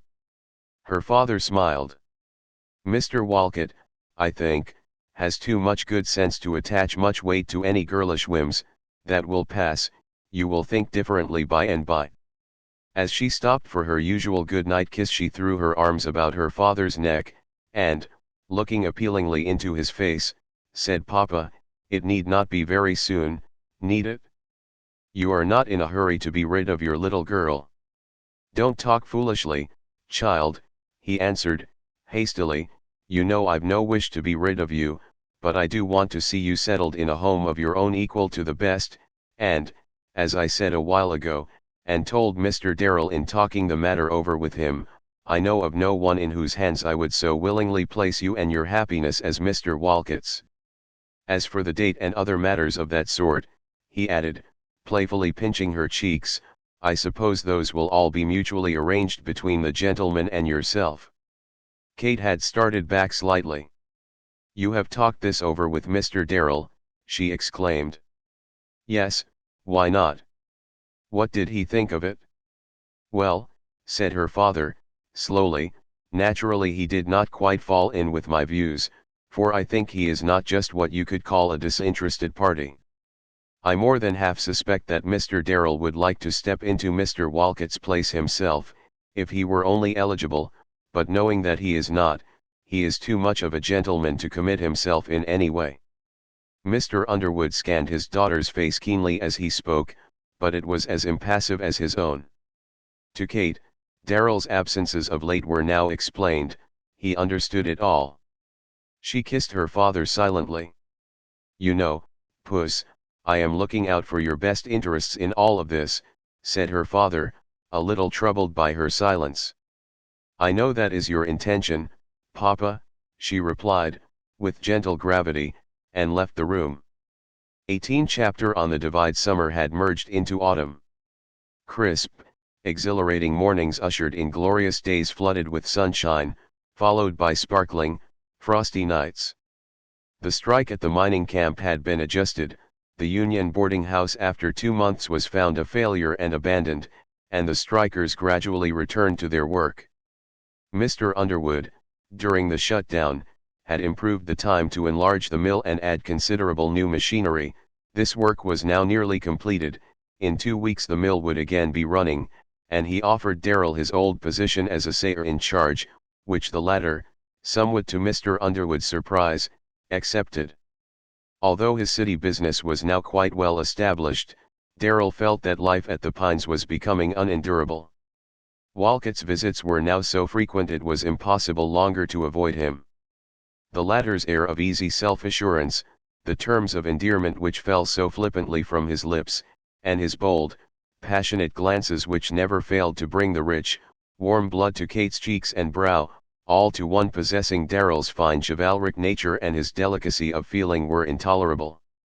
In addition, the growing indications of Kate's unhappiness, the silent appeal in her eyes, the pathetic curves forming about her mouth, and the touch of pathos in the voice whose every tone was music to his ear, seemed at times more than he could bear. There were hours silent, brooding hours of the night when he was sorely tempted to defy past and future alike, and, despite the conditions surrounding himself, to rescue her from a life which could have in store for her nothing but bitterness and sorrow. But with the dawn his better judgment returned, conscience, inexorable as ever, still held sway, he kept his own counsel as in duty bound, going his way with a heart that grew heavier day by day, and was hence glad of an opportunity to return once more to the seclusion of the mountains. Kate, realizing that all further appeal to her father was useless, as a last resort trusted to Walcott's sense of honor, that, when he should fully understand her feelings towards himself, he would discontinue his attentions. But in this she found herself mistaken. Taking advantage of the courtesy which she extended to him in accordance with the promise given her father, he pressed his suit more ardently than ever. "Why do you persist in annoying me in this manner?" demanded one day, indignantly withdrawing from attempted caresses. "The fact that my father has given his permission to pay attention to me does not warrant such familiarity on your part." "She has you any perhaps not," Walcott replied, in his low, musical tones, "but stolen waters are often sweetest. If I have offended, pardon. I supposed my love for you would justify me in offering any expression of it, but since you say I have no right to do so, I beg of you, my dear Miss Underwood, to give me that right." "That is impossible," Kate answered, firmly. "Why impossible?" he asked. "Because I will not accept any expressions of a love that I cannot reciprocate." "Love begets love," he argued, softly. "So long as you keep me at arm's length you have no means of knowing whether or not you could reciprocate my affection. Mr. Underwood has done me the great honor to consent to bestow his daughter's hand upon me, and I have no doubt of yet winning the consent of the lady herself if she will but give me a fair chance." "Mr. Walcott," said Kate, her eyes ablaze with indignation, "would you make a woman your wife who did not love you, who never could, under any circumstances, love you?" Walcott suddenly seized her hands in his, looking down into her eyes with his steady, dominant gaze. "If I loved her as I love you," he said, slowly, "I would make her my wife though she hated me and win her love afterwards. I can win it, and I will." "Never!" Kate exclaimed, passionately, but he had kissed her hands and was gone before she could recover herself. In that look she had for the first time comprehended something of the man's real nature, of the powerful brute force concealed beneath the smooth, smiling exterior. Her heart seemed seized and held in a vice-like grip, while a cold, benumbing despair settled upon her like an incubus, which she was unable to throw off for days. It lacked only 2 days of the time set for Darrell's return to the mining camp when he and Kate set out one afternoon accompanied by Duke for a ride up the familiar canyon road. At first their ponies cantered briskly, but as the road grew more rough and steep they were finally content to walk quietly side by side. For a while neither Darrell nor Kate had much to say. Their hearts were too oppressed for words. Each realized that this little jaunt into the mountains was their last together, that it constituted a sort of farewell to their happy life of the past summer and to each other.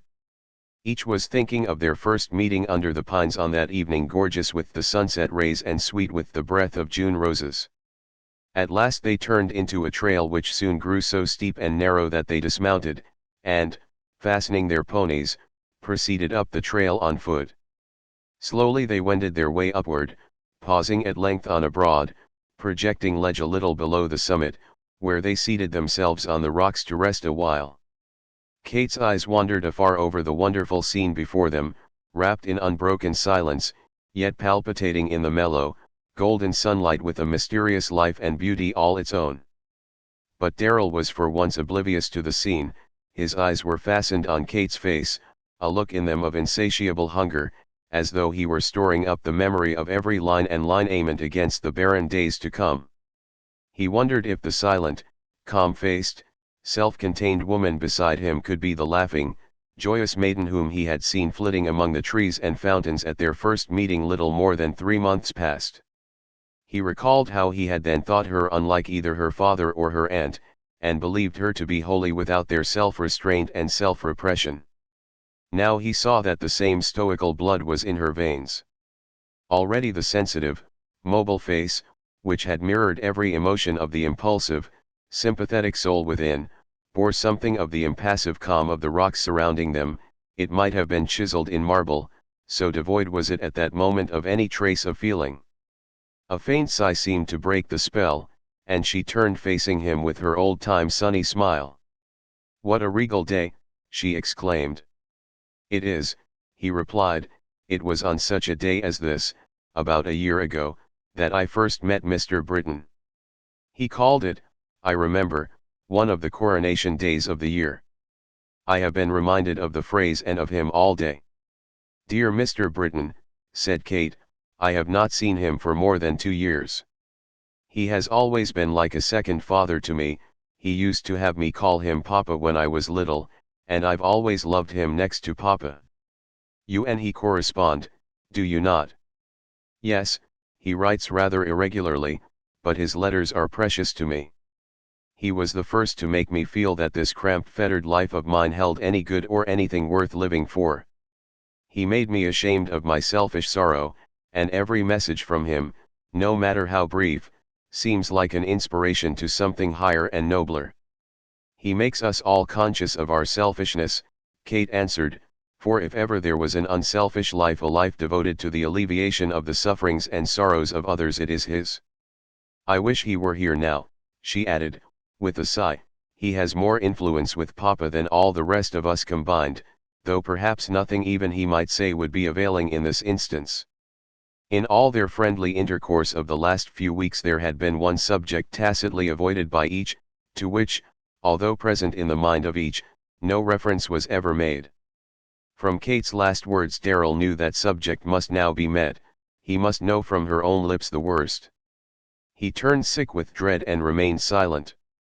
A moment later Kate again faced him with a smile, but her eyes glistened with unshed tears.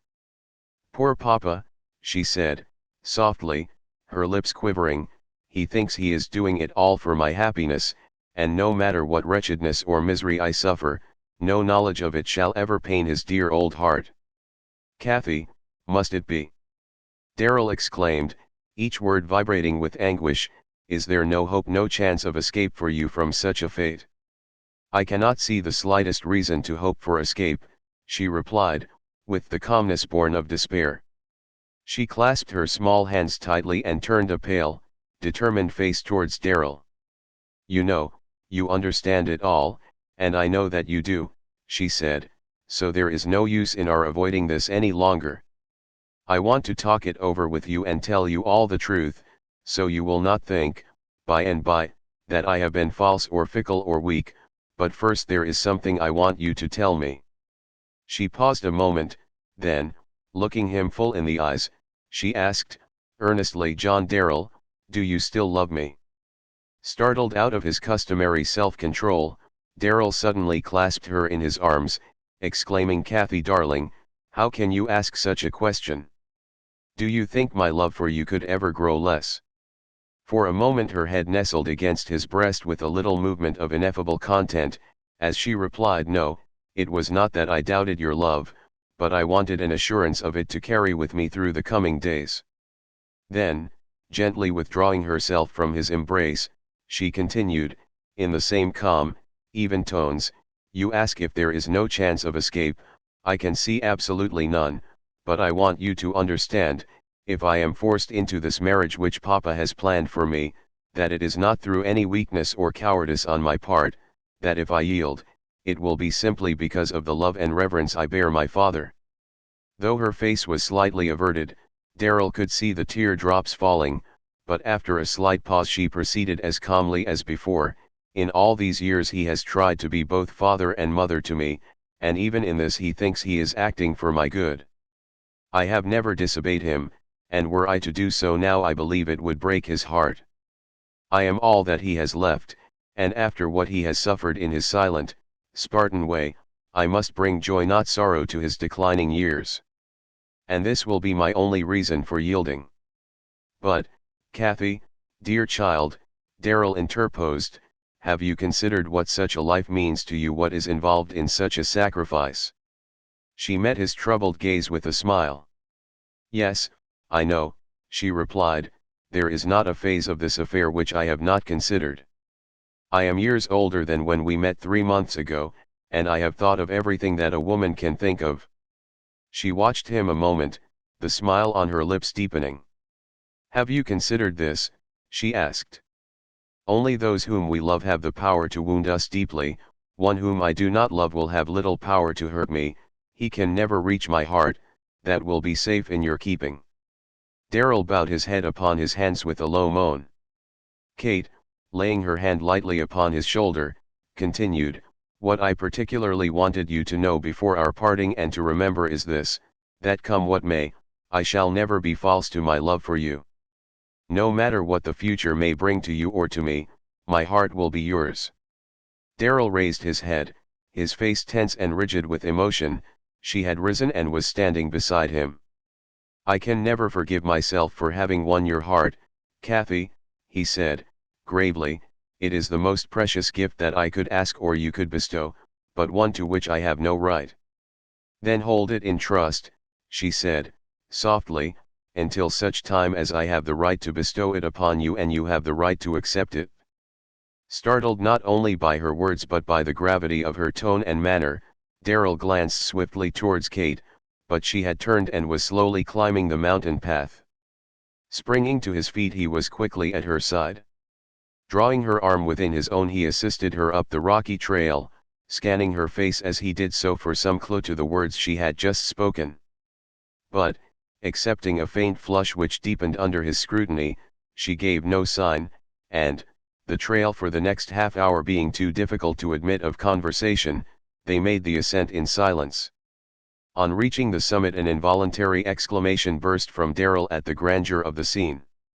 North, west, and south, far as the eye could reach, stretched the vast mountain ranges, unbroken, with here and there gigantic peaks, snow-crowned, standing in bold relief against the sky, while far to the eastward lay the valleys, threaded with silver streams, and beyond them in the purple distance outlines of other ranges scarcely distinguishable from the clouds against which they seemed to rest. Kate watched Darrell, silently enjoying his surprise. "This is my favorite resort on the summit of the divide," she said. "I thought you would appreciate it. It involves hard climbing, but it is worth the effort." "Worth the effort?" "Yes, 1,000 times. What must it be to see the sun rise here?" Lifted out of themselves, they wandered over the rocks, picking the late flowers which still lingered in the crevices, watching the shifting beauty of the scene from various points, for a time forgetful of their trouble, till, looking in each other's eyes, they read the final farewell underlying all, and the old pain returned with tenfold intensity. Seating themselves on the highest point accessible, they talked of the future, ignoring so far as possible the one dreaded subject, speaking of Darrell's life in the mining camp, of his studies, and of what he hoped to accomplish, and of certain plans of her own. Duke, after an extended tour among the rocks, came and lay at their feet, watching their faces with anxious solicitude, quick to read their unspoken sorrow though unable to divine its cause. At last the little that could be said had been spoken. They paused, their hearts oppressed with the burden of what remained unsaid, which no words could express. Duke, perplexed by the long silence, rose and, coming to Kate's side, stood looking into her eyes with mute inquiry. As Kate caressed the noble head, she turned suddenly to Darrell. "John, would you like to have Duke with you? Will you take him as a parting gift from me?" "I would like to have him above anything you could give me, Kathy," he replied, "but you must not think of giving him up to me." "I will have to give him up," she said, simply. "Papa dislikes him already, he is so unfriendly to Mr. Walcott, and he himself absolutely hates Duke. I believe he would kill him if he dared, so you understand I could not keep him much longer. He will be happy with you, for he loves you, and I will be happy in remembering that you have him." "In that case," said Darrell, "I shall be only too glad to take him, and you can rest assured I will never part with him." The sinking sun warned them that it was time to return, and, after one farewell look about them, they prepared to descend. As they picked their way back to the trail, they came upon two tiny streams flowing from some secret spring above them. Side by side, separated by only a few inches, they rippled over their rocky bed, murmuring to each other in tones so low that only an attentive ear could catch them, sparkling in the sunlight as though for very joy. Suddenly, near the edge of the narrow plateau over which they ran, they turned, and, with a tinkling plash of farewell, plunged in opposite directions, the one eastward, hastening on its way to the great Father of Waters, the other westward bound, towards the land of the setting sun. Silently Kate and Darrell watched them. As their eyes met, his face had grown white, but Kate smiled, though the tears trembled on the golden lashes. "A fit emblem of our loves, Kathy," Darrell said, sadly. "Yes," she replied, but her clear voice had a ring of triumph. "A fit emblem, dear, for though parted now, they will meet in the commingling of the oceans, just as by and by our loves will mingle in the great ocean of love.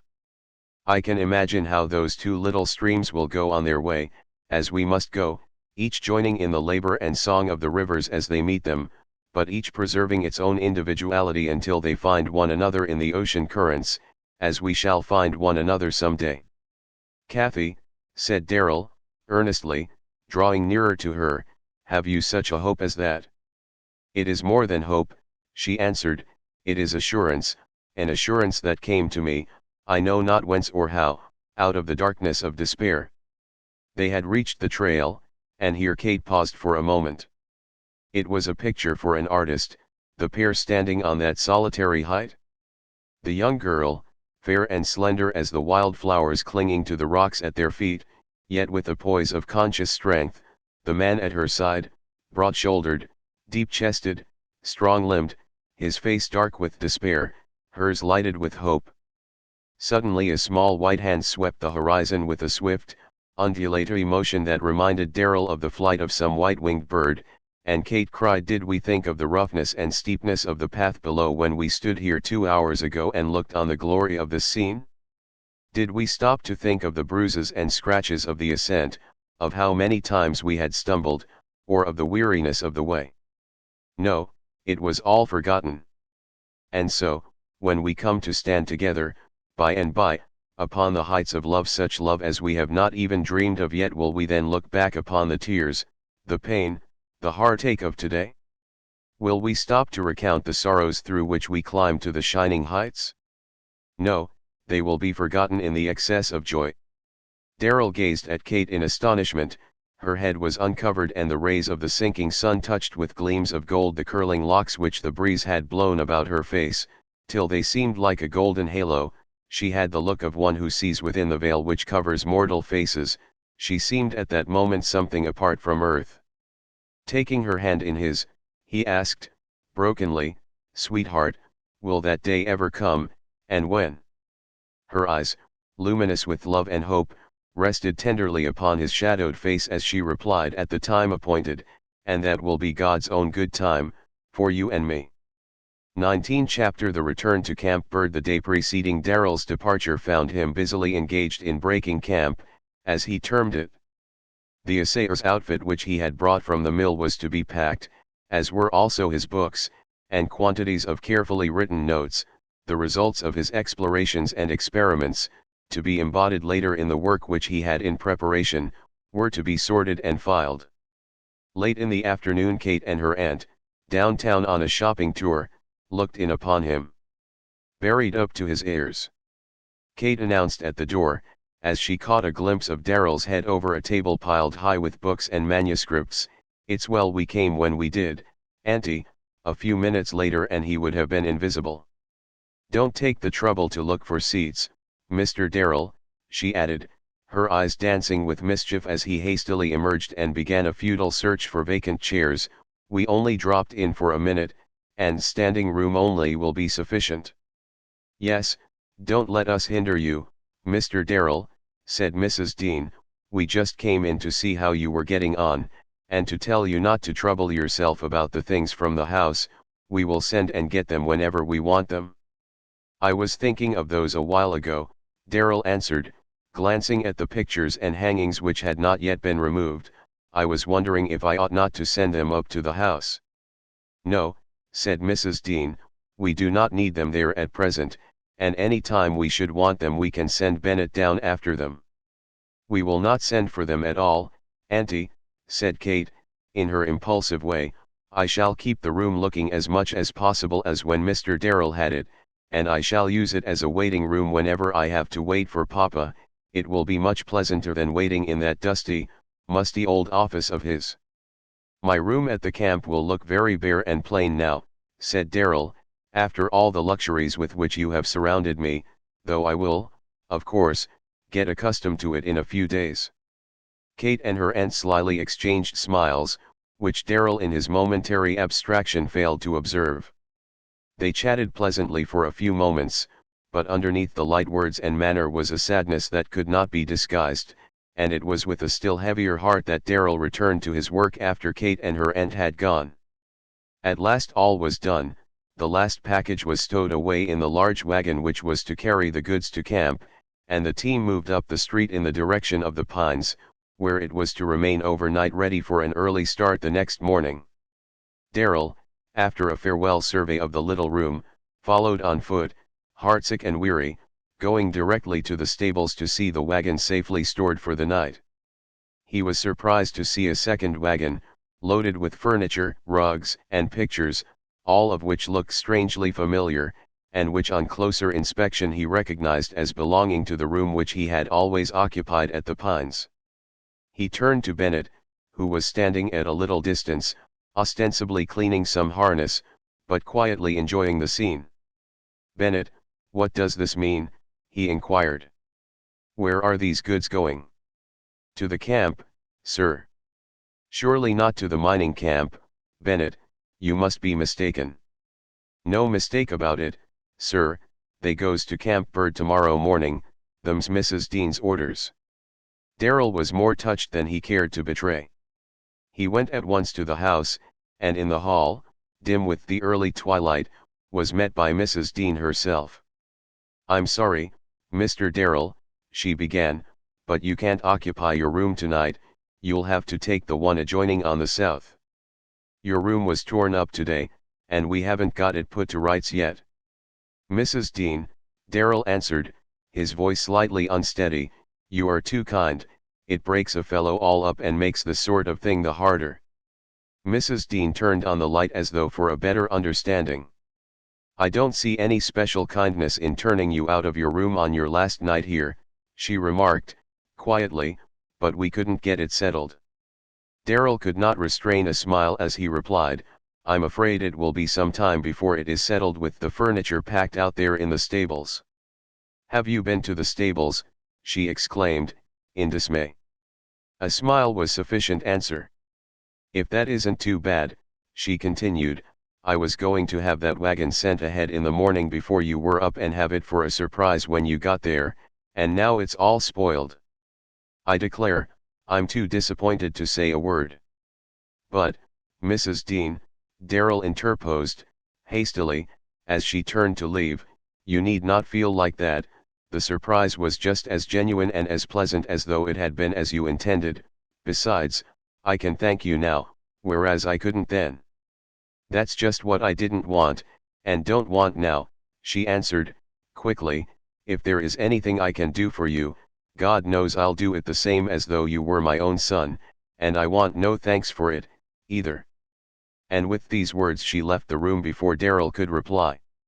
Everything that could be done to make the rooms look cheerful and homelike as possible had been done for that night. The dining room was decorated with flowers, and when, after dinner, the family adjourned to the sitting room, a fire was burning in the grate, and around it had been drawn the most comfortable seats in the room. But to Darrell the extra touches of brightness and beauty seemed only to emphasize the fact that this was the last night of anything like home life that he would know for some time to come. It had been agreed that he and Kate were to have some music that evening, and on the piano he saw the violin which he had not used since the summer's happy days. He lifted it with the tender, caressing manner with which he always handled it, as though it were something living and human. Turning it lovingly in his hands, he caught the gleam of something in the firelight, and, bending over it, saw a richly engraved gold plate, on which he read the words, "To John Darrell, a souvenir of the pines from Kathy." A mist rose before his eyes. He could not see, he could not trust himself to speak, but, raising the violin, his pent-up feelings burst forth in a flood of liquid music of such commingled sweetness and sadness as to hold his listeners entranced. Mr. Underwood, for once forgetful of his pipe, looked into the fire with a troubled gaze. He understood little of the power of expression, but even he comprehended dimly the sorrow that surged and ebbed in those wild harmonies. Mrs. Dean, her hands folded idly above her work, sat with eyes closed, a solitary tear occasionally rolling down her cheek, while in the shadows Kate, her face buried on Duke's head and neck, was sobbing quietly. Gradually the wild strains subsided, as the summer tempest dies away till nothing is heard but the patter of the raindrops, and, after a few bars from a love song, a favorite of Kate's, the music glided into the simple strains of Home, Sweet Home. And as the oppressed and overheated atmosphere is cleared by the brief storm, so the overwrought feelings of those present were relieved by this little outburst of emotion. A pleasant evening followed, and, except that the good nights exchanged on parting were tenderer, more heartfelt than usual, there were no indications that this was their last night together as a family circle. Darrell had been in his room but a short time, however, when he heard a light tap at his door, and, opening it, Mrs. Dean entered. "You seem like a son to me, Mr. Darrell," she said, with quiet dignity, "so I have taken the liberty to come to your room for a few minutes, the same as I would to a son's." "That is right, Mrs. Dean," Darrell replied, escorting her to a large armchair. "My own mother could not be more welcome." "You know us pretty well by this time, Mr. Darrell," she said, as she seated herself, "and you know that we're not given to expressing our feelings very much, but I felt that I couldn't let you go away without a few words with you first. I sometimes think that those who can't express themselves are the ones that feel the deepest, though I guess we often get the credit of not having any feelings at all. If I ever had such an impression of you or your brother, I found out my error long ago," Darrell remarked, gravely, as she paused. "Yes, I think you understand us. I think you will understand me, Mr. Darrell, when I say to you that I haven't felt anything so deeply in years as I do your leaving us now, not so much the mere fact of your going away as the real reason of your going. I felt bad when you left for camp a year ago, but this is altogether different. Then you felt, and we felt, that you were one of us, that your home was with us, and I hoped that as long as you remained in the West your home would be with us. Now, although there is no change in our love for you, or yours for us, I know that the place is no longer a home to you, that you do not care to stay, and about the hardest part of it all is, that, knowing the circumstances as I do, I myself would not ask you to stay. You seem to understand the situation, Mrs. Dean. How did you learn the circumstances?" Darrell asked, wonderingly. She regarded him a moment with a motherly smile. "Did you think I was blind? I could see for myself. Catherine has told me nothing," she added, in answer to the unspoken inquiry which she read in his eyes. "She has told me no more than you, but I saw what was coming long before either you or she realized it." "Oh, Mrs. Dean, why didn't you warn me in time?" Darrell exclaimed. "The time for warning was when you two first met, Mrs. Dean replied, "for two as congenial to be thrown together so constantly would naturally result just as it has. It is no more than was to be expected, and neither of you can be blamed. And," she added, slowly, "that is not the phase of the affair which I most regret. I think such love as you two bear each other would work little harm or sorrow to either of you in the end, if matters could only be left to take their own course. I may as well tell you that I think no good will come of this scheme of David's. Mr. Walcott is not a suitable man for Catherine, even if she were heart-free, and loving you as she does, as she always will, for I understand the child. It would have been much better to have waited a year or two. I have no doubt that everything would come out all right. Of course, as I'm not her mother, I have no say in the matter and no right to interfere, but mark my words, David will regret this, and at no very distant day, either. I know that nothing but unhappiness can come of it for Kate, and that is what troubles me far more than any sorrow of my own," said Darrell, in a low voice. "It will bring unhappiness and evil all around, but to no one so much as David Underwood himself," said Mrs. Dean, impressively, as she rose. "Mrs. Dean," said Darrell, springing quickly to his feet, "you don't know the good this little interview has done me. I thank you for it and for your sympathy from the bottom of my heart." "I wish I could give you something more practical than sympathy," said Mrs. Dean, with a smile, "and I will if I ever have the opportunity.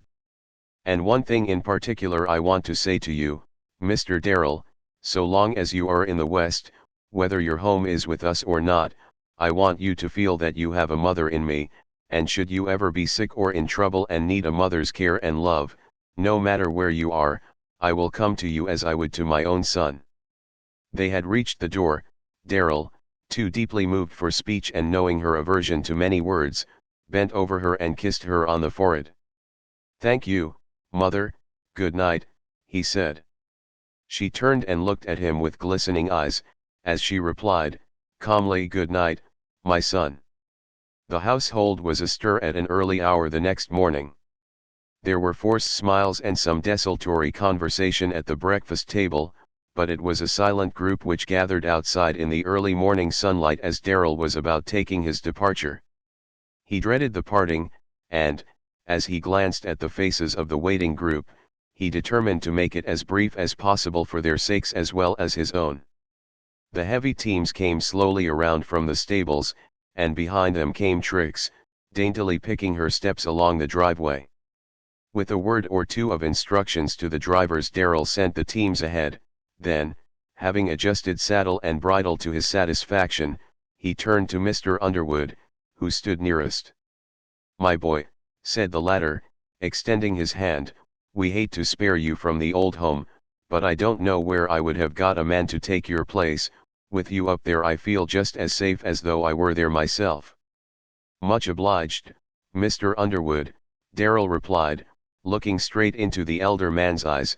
"I think you'll find me worthy of any trust you may repose in me at the camp or elsewhere." "Every time, my boy, every time," exclaimed the old gentleman, wringing his hand. Mrs. Dean's usually placid face was stern from her effort to repress her feelings, but there was a glance of mother love in her eyes and a slight quivering of her lips as she bade him a quiet good-bye. But it was Kate's pale, sweet face that nearly broke his own composure as he turned to her, last of all. Their hands clasped and they looked silently into each other's eyes for an instant. "Good-bye, John, God bless you," she said, in tones audible only to his ear. "God bless and help you, Kathy," he replied, and turned quickly to Trix waiting at his side. "Look at Duke," said Kate, a moment later, as Darrell sprang into the saddle. "He doesn't know what to make of it that you haven't bade him good-bye." Duke, who had shown considerable excitement over the unusual proceedings, had bounded to Kate's side as Darrell approached her, expecting his usual recognition. Not having received it, he sat regarding Darrell with an evident sense of personal injury quite pathetic. Darrell looked at the drooping head and smiled. "Come, Duke," he said, slowly starting down the driveway. Kate bent quickly for a final caress. "Go on, Duke," she whispered. Nothing loath to follow Darrell, he bounded forward, but after a few leaps, on discovering that his beloved mistress was not accompanying them, he stopped, looking back in great perplexity. At a signal from her and a word from Darrell he again started onward, but his backward glances were more than Kate could bear, and she turned to go into the house. "What are you sending the dog after him for, anyway?" inquired her father, himself somewhat puzzled. "I have given Duke to Mr. Darrell, Papa," she replied. Something in the unnatural calmness of her tone startled him. He turned to question her. She had gone, but in the glimpse which he had of her face he read a little of the anguish which at that moment wrung her young heart, and happening at the same time to catch his sister's eye, he walked away, silent and uncomfortable. 20 Chapter Forging the Fetters. During the weeks immediately following Daryl's departure, the daily routine of life at the Pines continued in the accustomed channels, but there was not a member of the family, including Mr. Underwood himself, to whom it did not seem strangely empty, as though some essential element were missing.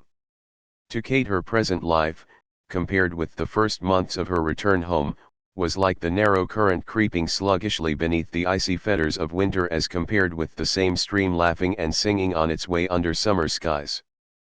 But she was learning the lesson that all must learn, that the world sweeps relentlessly onward with no pause for individual woe, and each must keep step in its ceaseless march, no matter how weary the brain or how heavy the heart. Walcott's visits continued with the same frequency, but he was less annoying in his attentions than formerly. It had gradually dawned upon him that Kate was no longer a child, but a woman, and a woman with a will as indomitable as her father's once it was aroused. He was not displeased at the discovery; on the contrary, he looked forward with all the keener anticipation to the pleasure of what he mentally termed the taming process, once she was fairly within his power. Meantime, he was content to make a study of her, sitting evening after evening either in conversation with her father or listening while she played and sang, but always watching her every movement, scanning every play of her features. A loose rein for the present, he would say to himself, with a smile, but by and by, my lady, you will find whether or no I am master. He seldom attempted now to draw her into a tete-a-tete conversation, but finding her one evening sitting upon a low divan in one of the bay windows looking out into the moonlight, he seated himself beside her and began one of his entertaining tales of travel. An hour or more passed pleasantly, and Walcott inquired, casually, by the way, Miss Underwood, what has become of my four-footed friend? I have not seen him for 3 weeks or more, and his attentions to me were so marked I naturally miss them. Duke is at the mining camp, Kate answered, with a faint smile. Walcott raised his eyebrows incredulously. Possible. With my other admirer, Mr. Darrell. He is with Mr. Darrell. Accept my gratitude, Miss Underwood, for having made my entrée to your home much pleasanter, not to say safer. I neither claim nor accept your gratitude, Mr. Walcott, Kate replied, with cool dignity, since I did it simply out of regard for Duke's welfare and not out of any consideration whatever for your wishes in the matter. I might have known as much, said Walcott, with a mock sigh of resignation, settling back comfortably among the pillows on the divan and fixing his eyes on Kate's face. I might have known that consideration for any wish of mine could never by any chance be assigned as the motive for an act of yours. Kate made no reply, but the lines about her mouth deepened. For a moment he watched her silently, then he continued slowly, in low, nonchalant tones, I am positive that when I at last gain your consent to marry me, he paused an instant to note the effect of his words, but there was not the quiver of an eyelash on her part even then, you will have the audacity to tell me that you gave it for any other reason under heaven than consideration for me or my wishes. Mr. Walcott, said Kate, facing him with sudden hauteur of tone and manner, you are correct. If ever I consent to marry you, I can tell you now as well as then my reason for doing so. It will be simply and solely for my dear father's sake, for the love I bear him, out of consideration for his wishes, and with no more thought of you than if you did not exist. Conflicting emotions filled Walcott's breast at these words, but he preserved a calm, smiling exterior. He could not but admire Kate's spirit.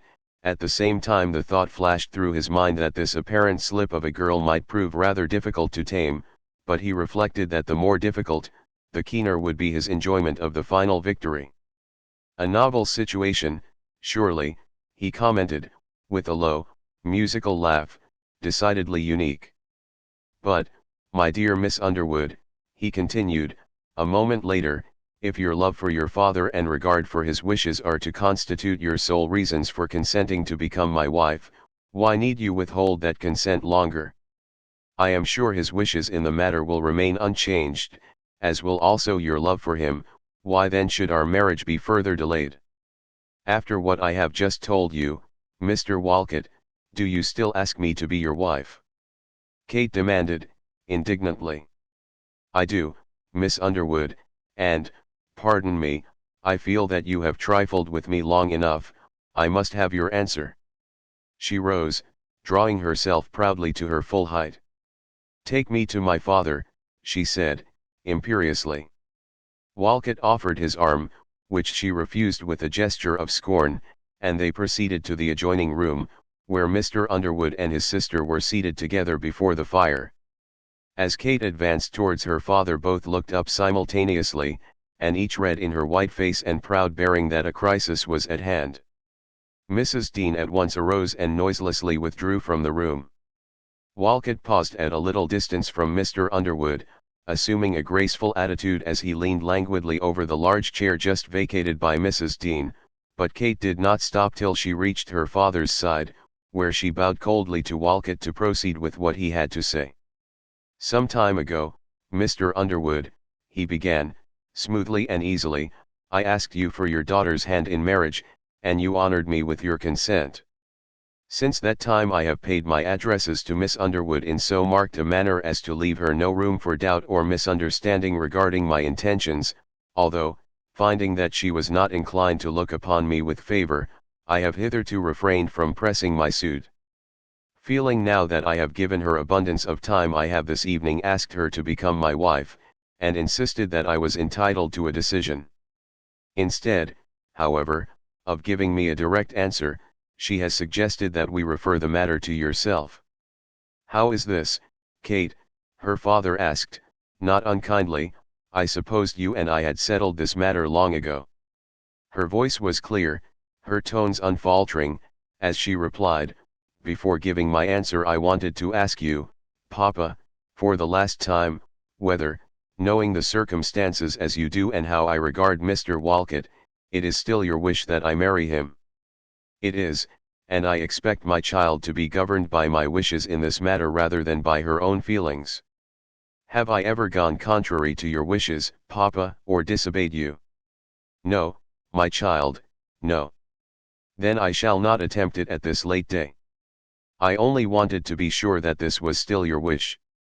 "I desire it above all things," said Mr. Underwood, delighted to find Kate so ready to accede to his wishes, rising and taking her hand in his, "and the day that I see my little girl settled in the home which she will receive as a wedding gift from her old father will be the proudest and happiest day of my life." Kate smiled sadly. "No home can ever seem to me like the Pines, Papa, but I appreciate your kindness, and I want you to know that I am taking this step solely for your happiness." She then turned, facing Walcott, who advanced slightly, while Mr. Underwood made a movement as though to place her hand in his. "Not yet, Papa," she said, gently.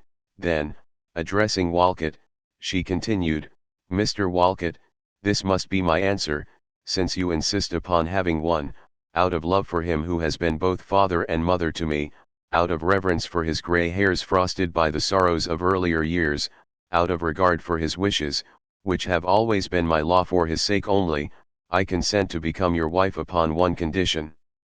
"Name it," Walcott replied. "There can be no love between us, either in our engagement or our marriage, for, as I have told you, I can never love you, and you yourself are incapable of love in its best sense. You have not even the slightest knowledge of what it is. For this reason any token of love between us would be only a mockery, a farce, and true wedded love is something too holy, too sacred, to be travestied in any such manner. I consent to our marriage, therefore, only upon this condition, that we henceforth treat each other simply with kindness and courtesy, that no expressions of affection or endearment are to be used by either of us to the other, and that no word or sign of love ever pass between us." "Kate," interposed her father, sternly, "this is preposterous.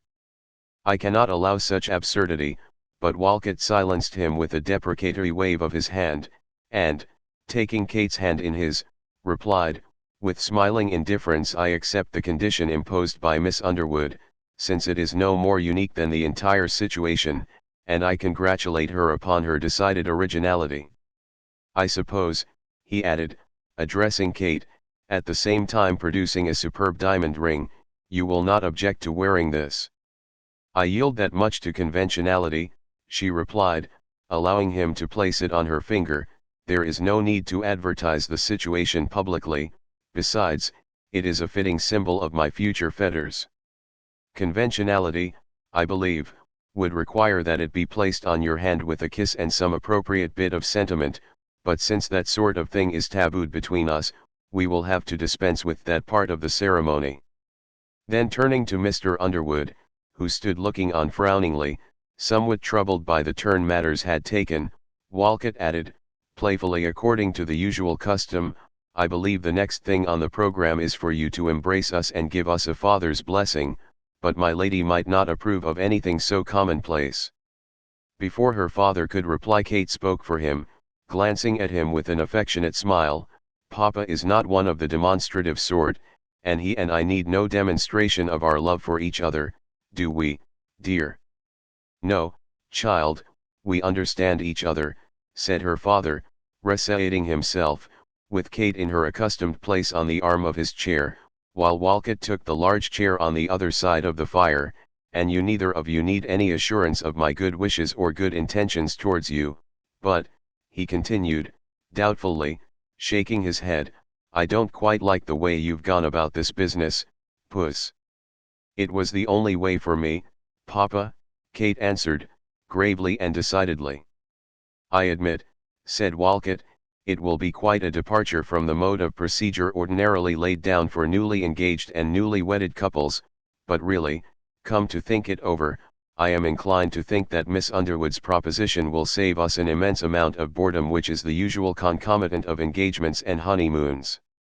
That sort of thing, you know, he added, his lip curling just perceptibly, is apt to get a little monotonous after a while.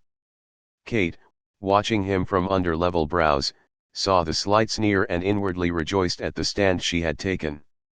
Well, said Mr. Underwood, resignedly, fix it up between you any way to suit yourselves, but for heaven's sake, don't do anything to cause comment or remarks.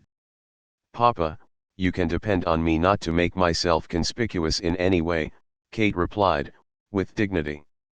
What I have said tonight was said simply to let you and Mr. Walcott know just where I stand, and just what you may, and may not, expect of me, but this is only between us three, and you can rest assured that I shall never wear my heart upon my sleeve or take the public into my confidence regarding my home life.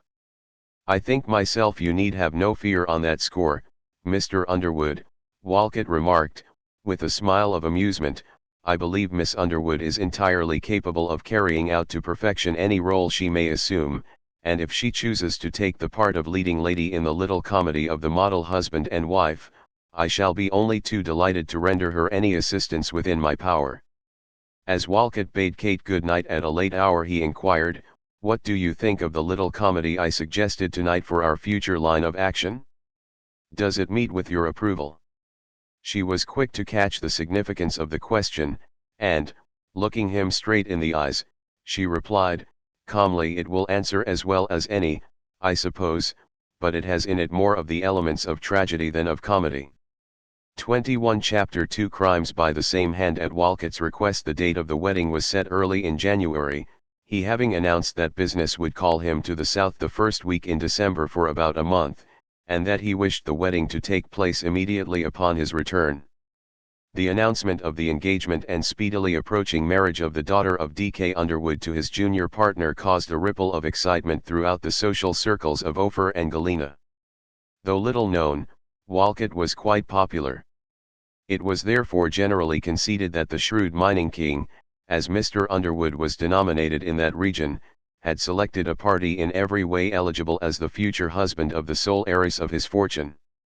Kate received the congratulations showered upon her with perfect equanimity, but with a shade of quiet reserve which effectually distanced all undue familiarity or curiosity.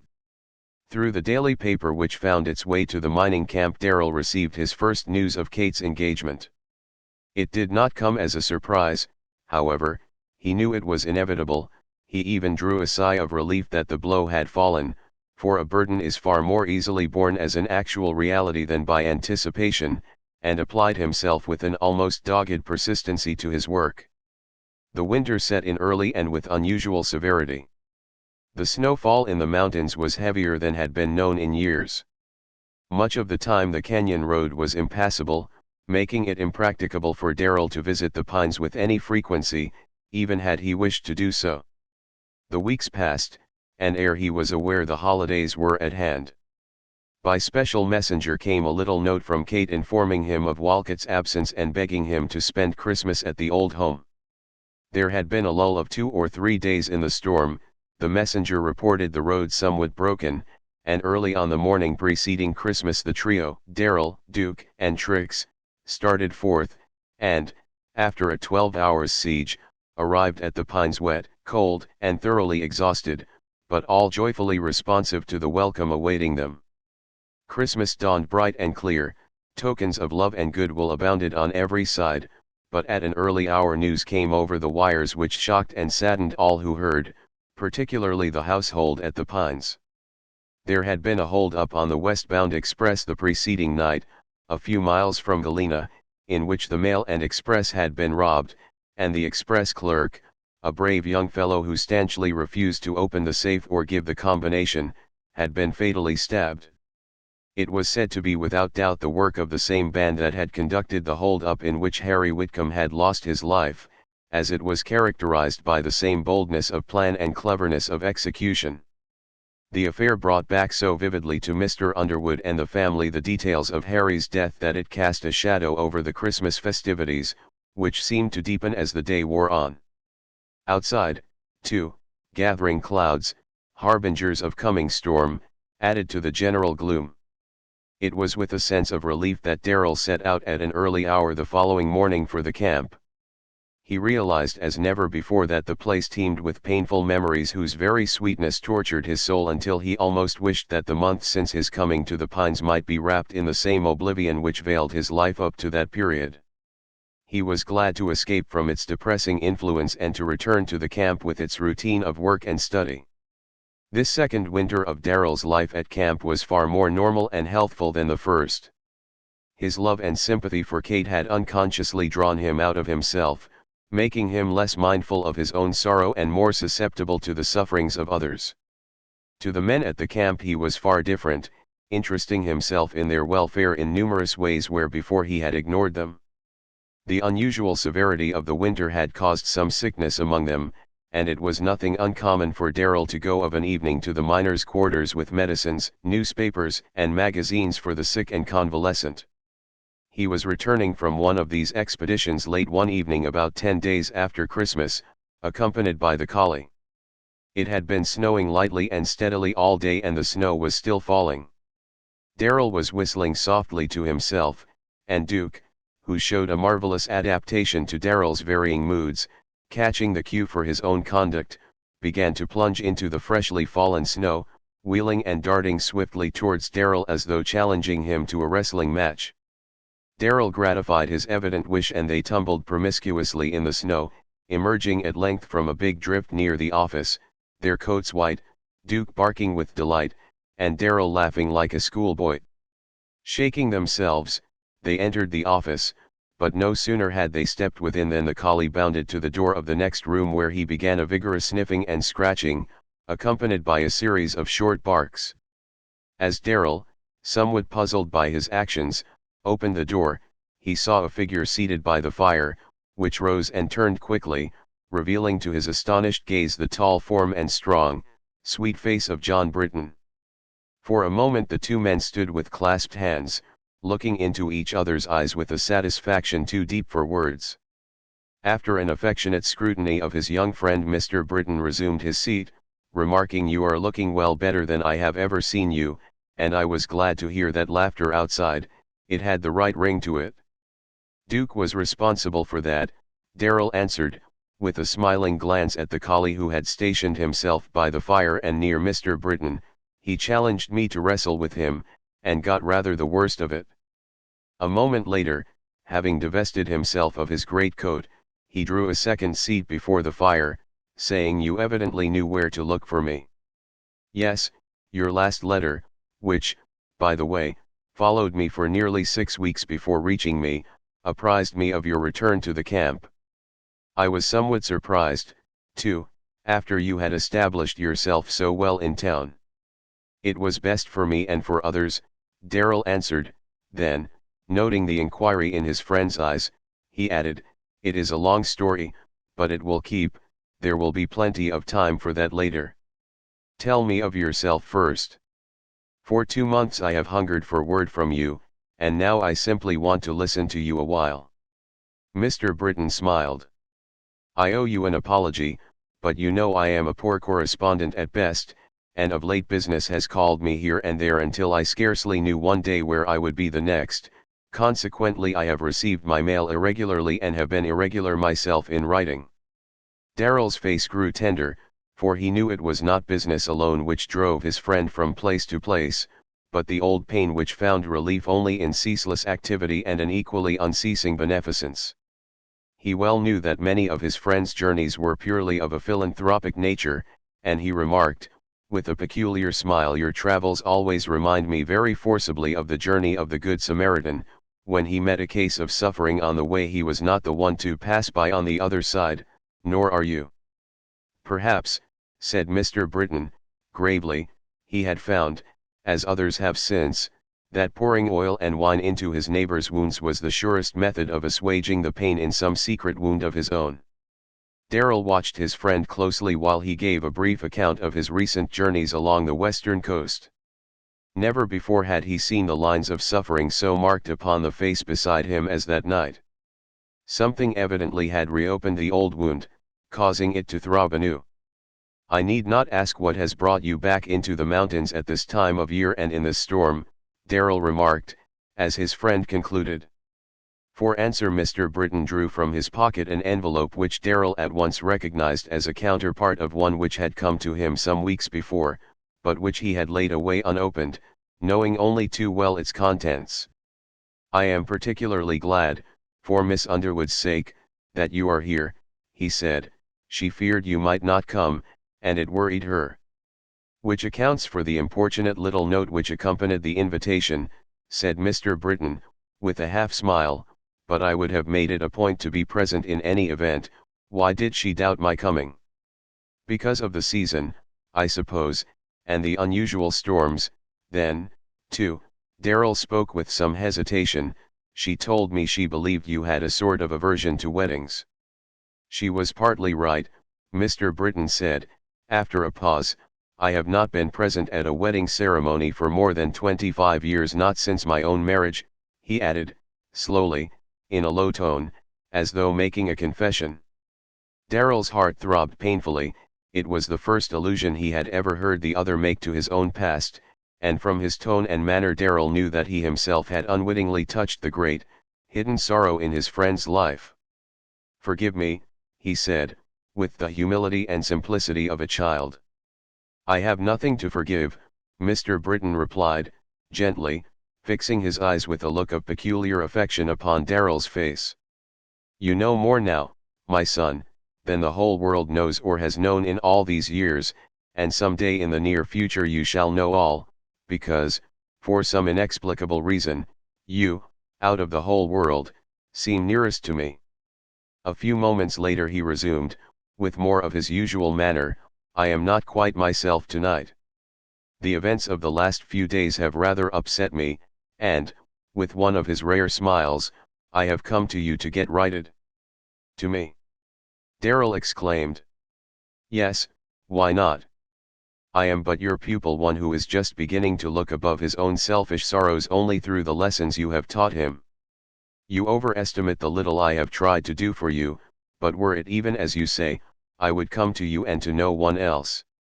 To whom did the Divine Master himself turn for human sympathy in his last hours of grief and suffering but to his little band of pupils, his disciples? And in proportion as they had learned of him and imbibed his spirit, in just that proportion could they enter into his feelings and minister to his soul.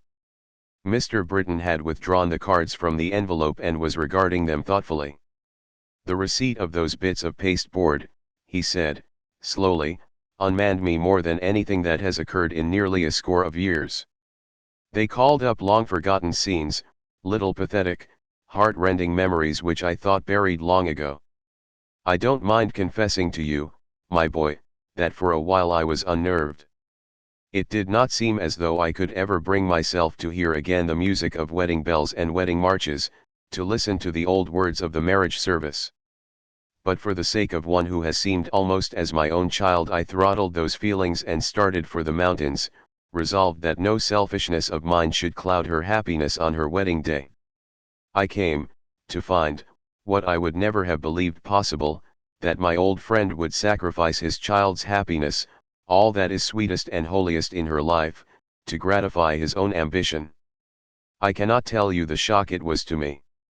D.K. Underwood and I have been friends for many years, but that did not prevent my talking plainly with him, so plainly that perhaps our friendship may never be the same again. But it was of no avail, and the worst is, he has persuaded himself that he is acting for her good, when it is simply for the gratification of his own pride. I could not stay there, the very atmosphere seemed oppressive, so I came up here for a day or two, as I told you, to get righted. And you came to me to be righted, Darrell said, musingly. Can the blind lead the blind? Mr. Britton was quick to catch the significance of the other's query.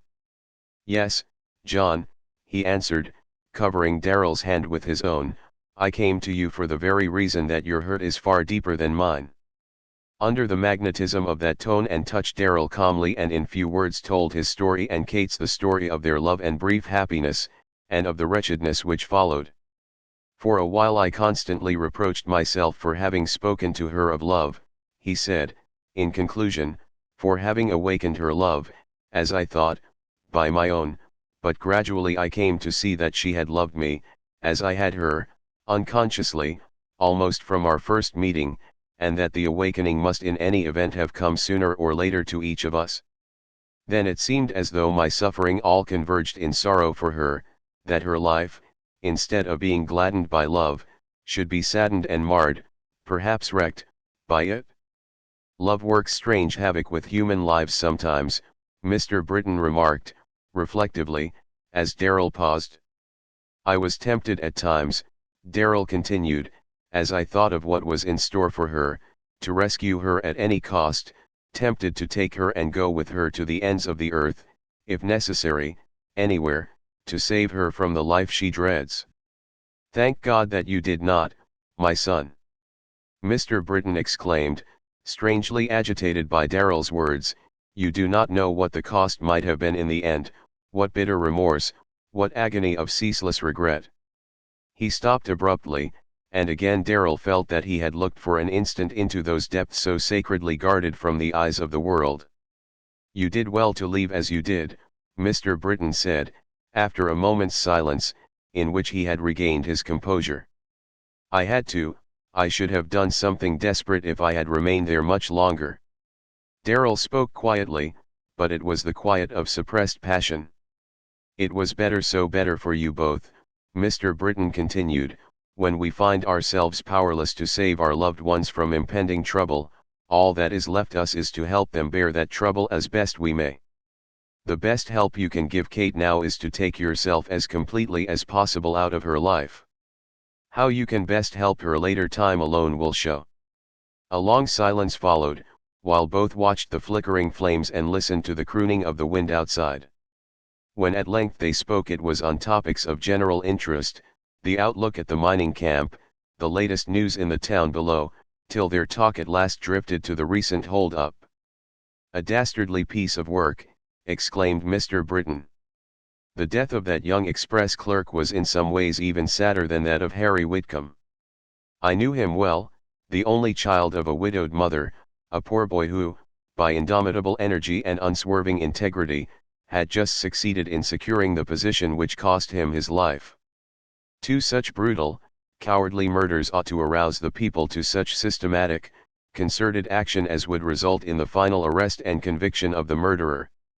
It is the general opinion that both were committed by one and the same party, Darrell remarked, as his friend paused.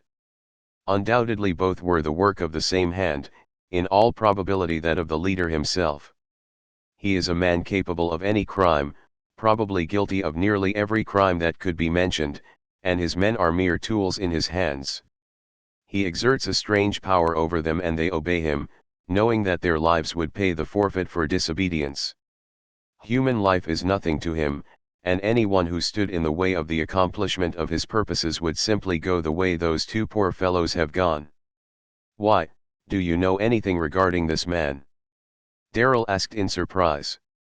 Only so far as I have made a study of him and his methods, aided by whatever information I could gather from time to time concerning him. Surely, you are not a detective? Darrell exclaimed, you spoke like one just now. Not professionally, his friend answered, with a smile, though I have often assisted in running down criminals. I have enough of the hound nature about me, however, that when a scent is given me I delight in following the trail till I run my game to cover, as I hope some day to run this man to cover, he added, with peculiar earnestness. But how did you ever gain so much knowledge of him? To everyone else he seems an utter mystery. Partly, as I said, through a study of him and his methods, and partly from facts which I learned from one of the band who was fatally shot a few years ago in a skirmish between the brigands and a posse of officials. The man was deserted by his associates and was brought to town and placed in a hospital. I did what I could to make the poor fellow comfortable, with the result that he became quite communicative with me, and, while in no way betraying his confederates, he gave me much interesting information regarding the band and its leader. It is a thoroughly organized body of men, bound together by the most fearful oaths, possessing a perfect system of signals and passwords, and with a retreat in the mountains, known as the Pocket, so inaccessible to any but themselves that no one as yet has been able even to definitely locate it, a sort of basin walled about by perpendicular rocks. The leader is a man of mixed blood, who has traveled in all countries and knows many dark secrets, and whose power lies mainly in the mystery with which he surrounds himself. No one knows who he is, but many of his men believe him to be the very devil personified. But how can you or anyone else hope to run down a man with such powerful followers and with a hiding place so inaccessible? Darrell inquired. From a remark inadvertently dropped, I was led to infer that this man spends comparatively little time with the band. He communicates with them, directs them, and personally conducts any especially bold or difficult venture, but most of the time he is amid far different surroundings, leading an altogether different life. One of those men with double lives, Darrell commented. Mr. Britton bowed in assent. But if that were so, Darrell persisted, his interest thoroughly aroused, as much by Mr. Britton's manner as by his words, in the event, say, of your meeting him, how would you be able to recognize or identify him? Have you any clue to his identity? Years ago, said Mr. Britton, slowly, I formed the habit of studying people, at first as I met them, later as I heard or read of them.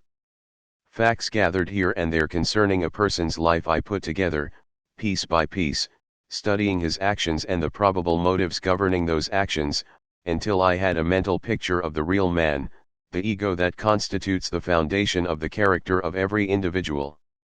Having that fixed in my mind, I next strove to form an idea of the exterior which that particular ego would gradually build about himself through his habits of thought and speech and action. In this way, by a careful study of a man's life, I can form something of an idea of his appearance.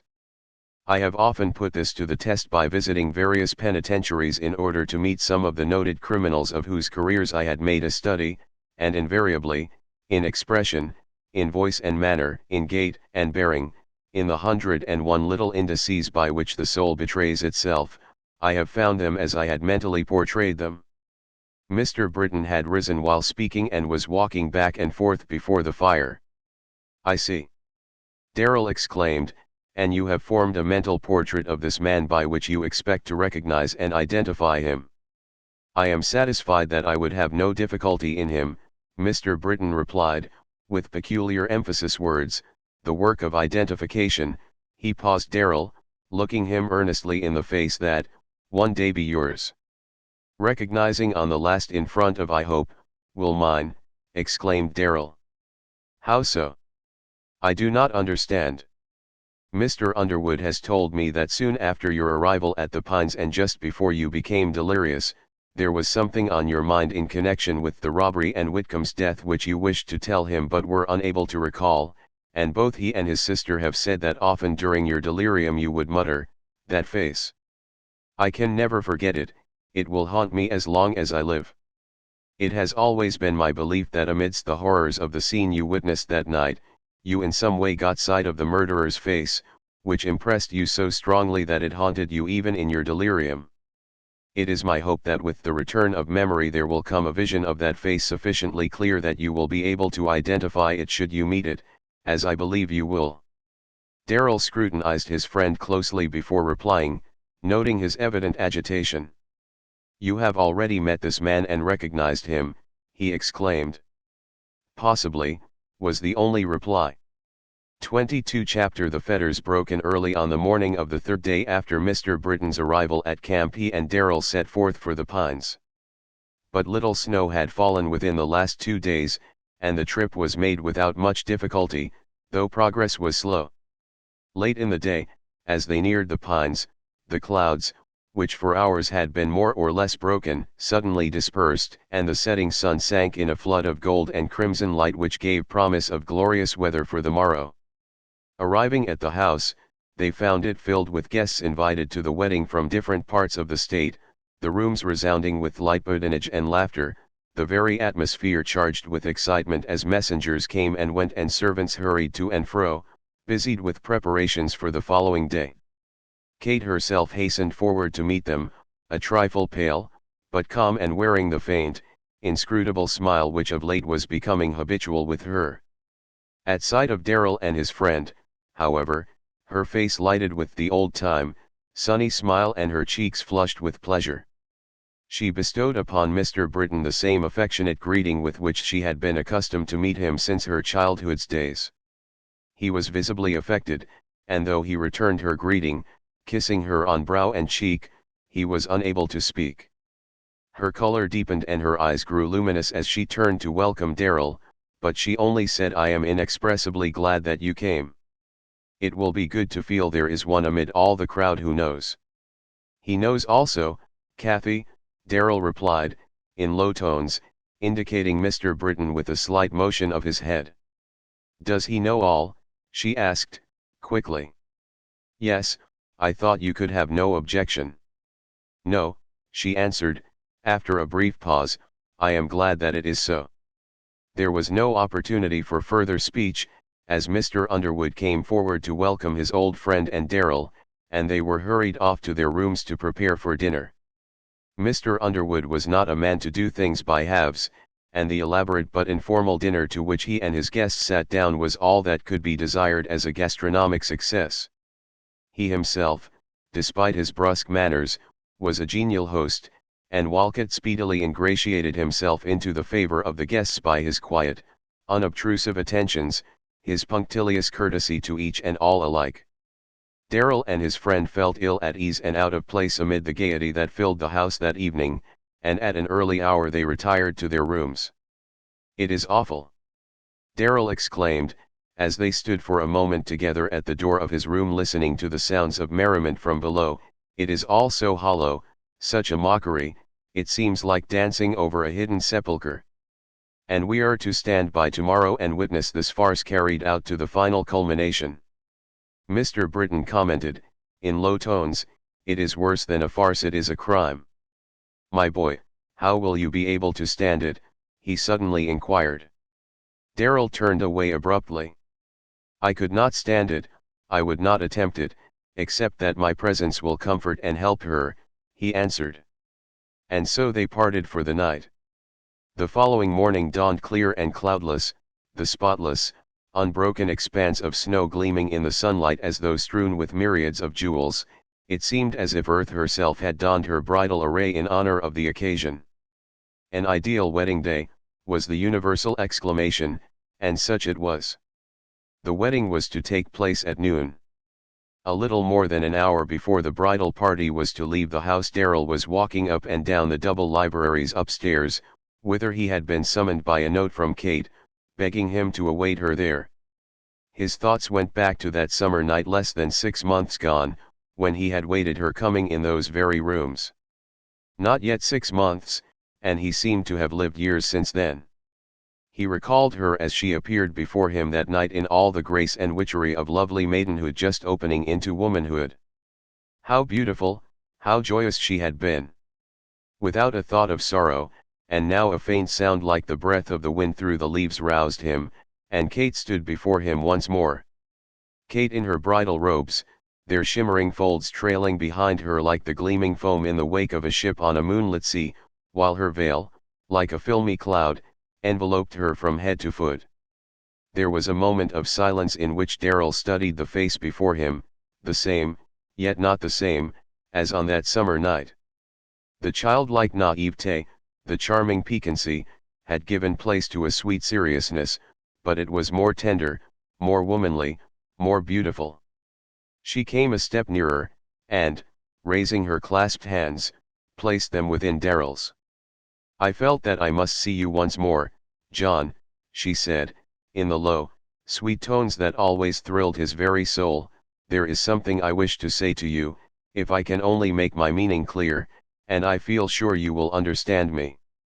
I want to pledge to you, John, for time and for eternity, my heart's best and purest love. Though forced into this union with a man whom I can never love, yet I will be true as a wife. God knows I would not be otherwise, that is farthest from my thoughts. But I have learned much within the past few months, and I have learned that there is a love far above all passion and sensuality, a love tender as a wife's, pure as a mother's, and lasting as eternity itself. Such love I pledge you, John Darrell. Do you understand me?" As she raised her eyes to his, it seemed to Darrell that he was looking into the face of one of the saints whom the old masters loved to portray centuries ago, so spiritual was it, so devoid of everything of earth.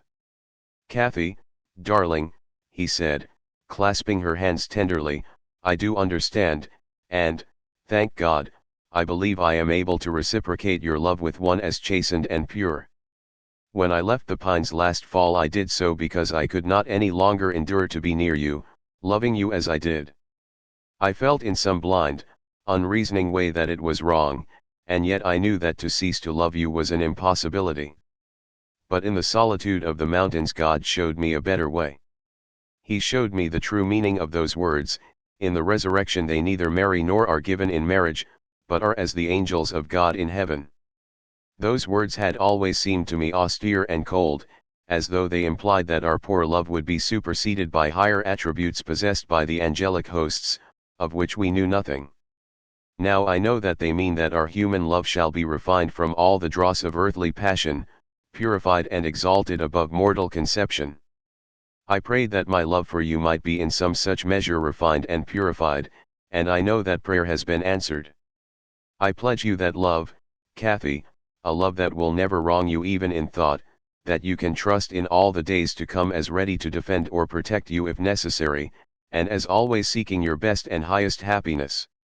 "Thank you, John," she said, and bowed her head above their clasped hands for a moment. When she raised her head her eyes were glistening. "We need not be afraid or ashamed to acknowledge love such as ours," she said, proudly, "and with the assurance you have given me I shall have strength and courage, whatever may come. I must go," she added, lifting her face to his. "I want your kiss now, John, rather than amid all the meaningless kisses that will be given me after the ceremony." Their lips met in a lingering kiss, then she silently withdrew from the room.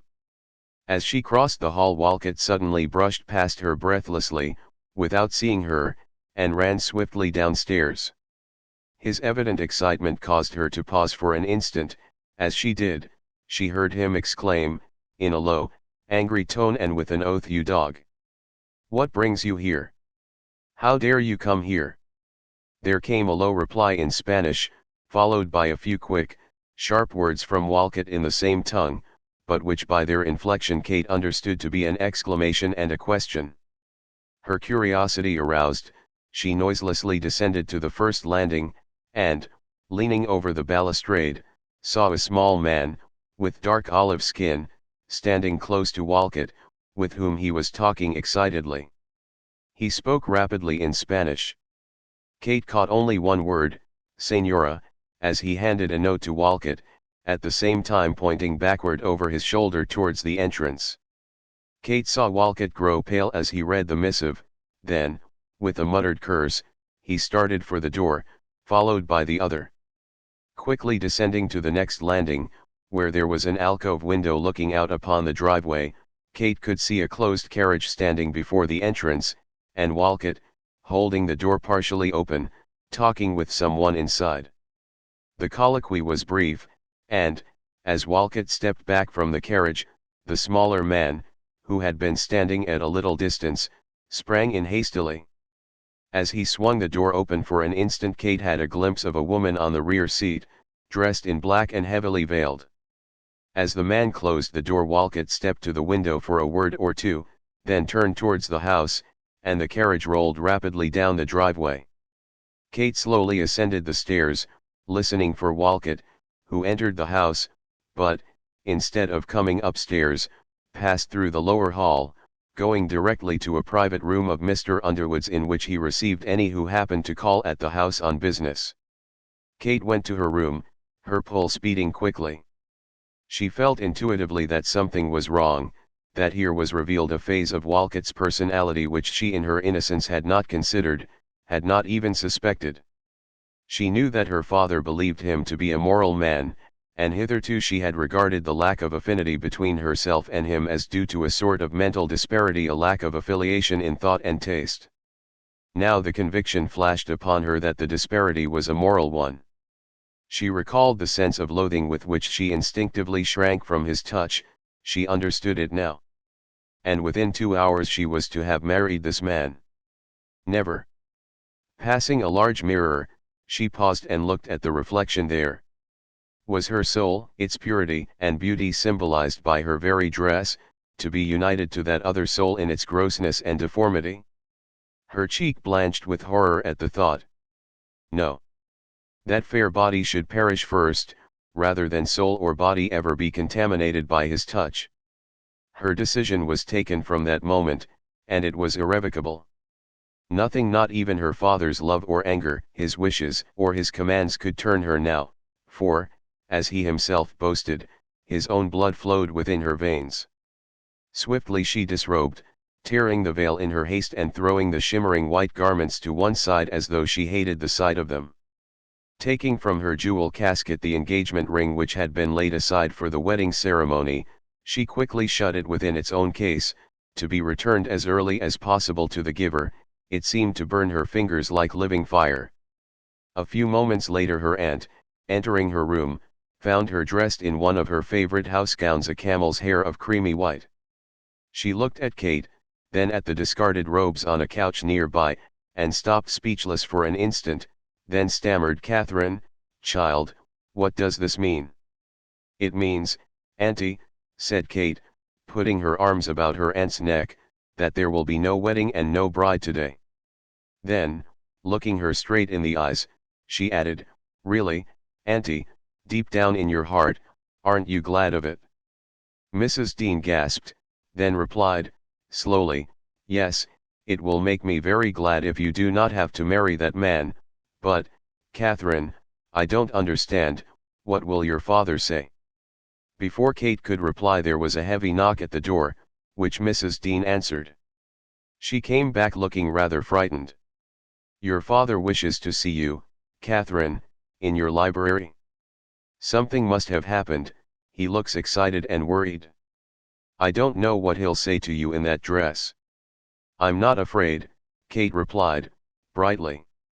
A moment later she entered the room where less than half an hour before she had left Darrell.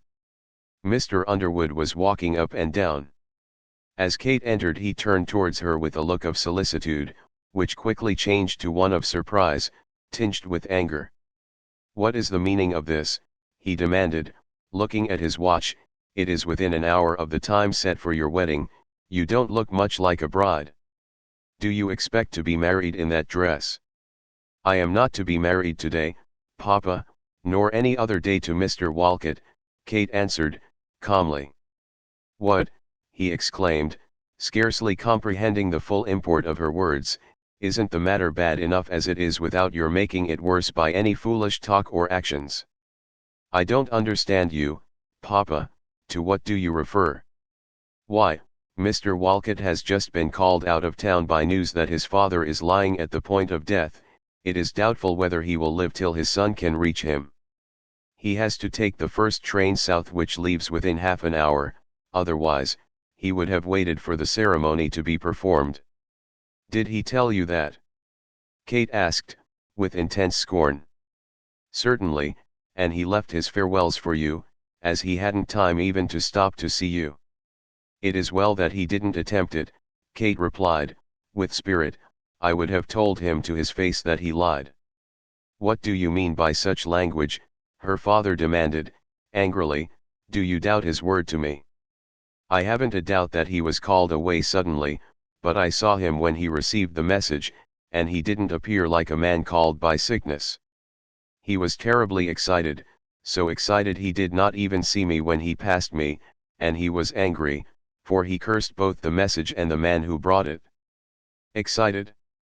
Naturally, he was excited in talking with me, and his anger, no doubt, was over the postponement of the wedding. You show yourself very foolish in getting angry in turn. This is a devilishly awkward affair, though, thank heaven, there's no disgrace or scandal attached to it, and we must make the best we can of it. I have already sent messengers to the church to disperse the guests as they arrive, and have also sent a statement of the facts to the different papers, so there will be no garbled accounts or misstatements tomorrow morning.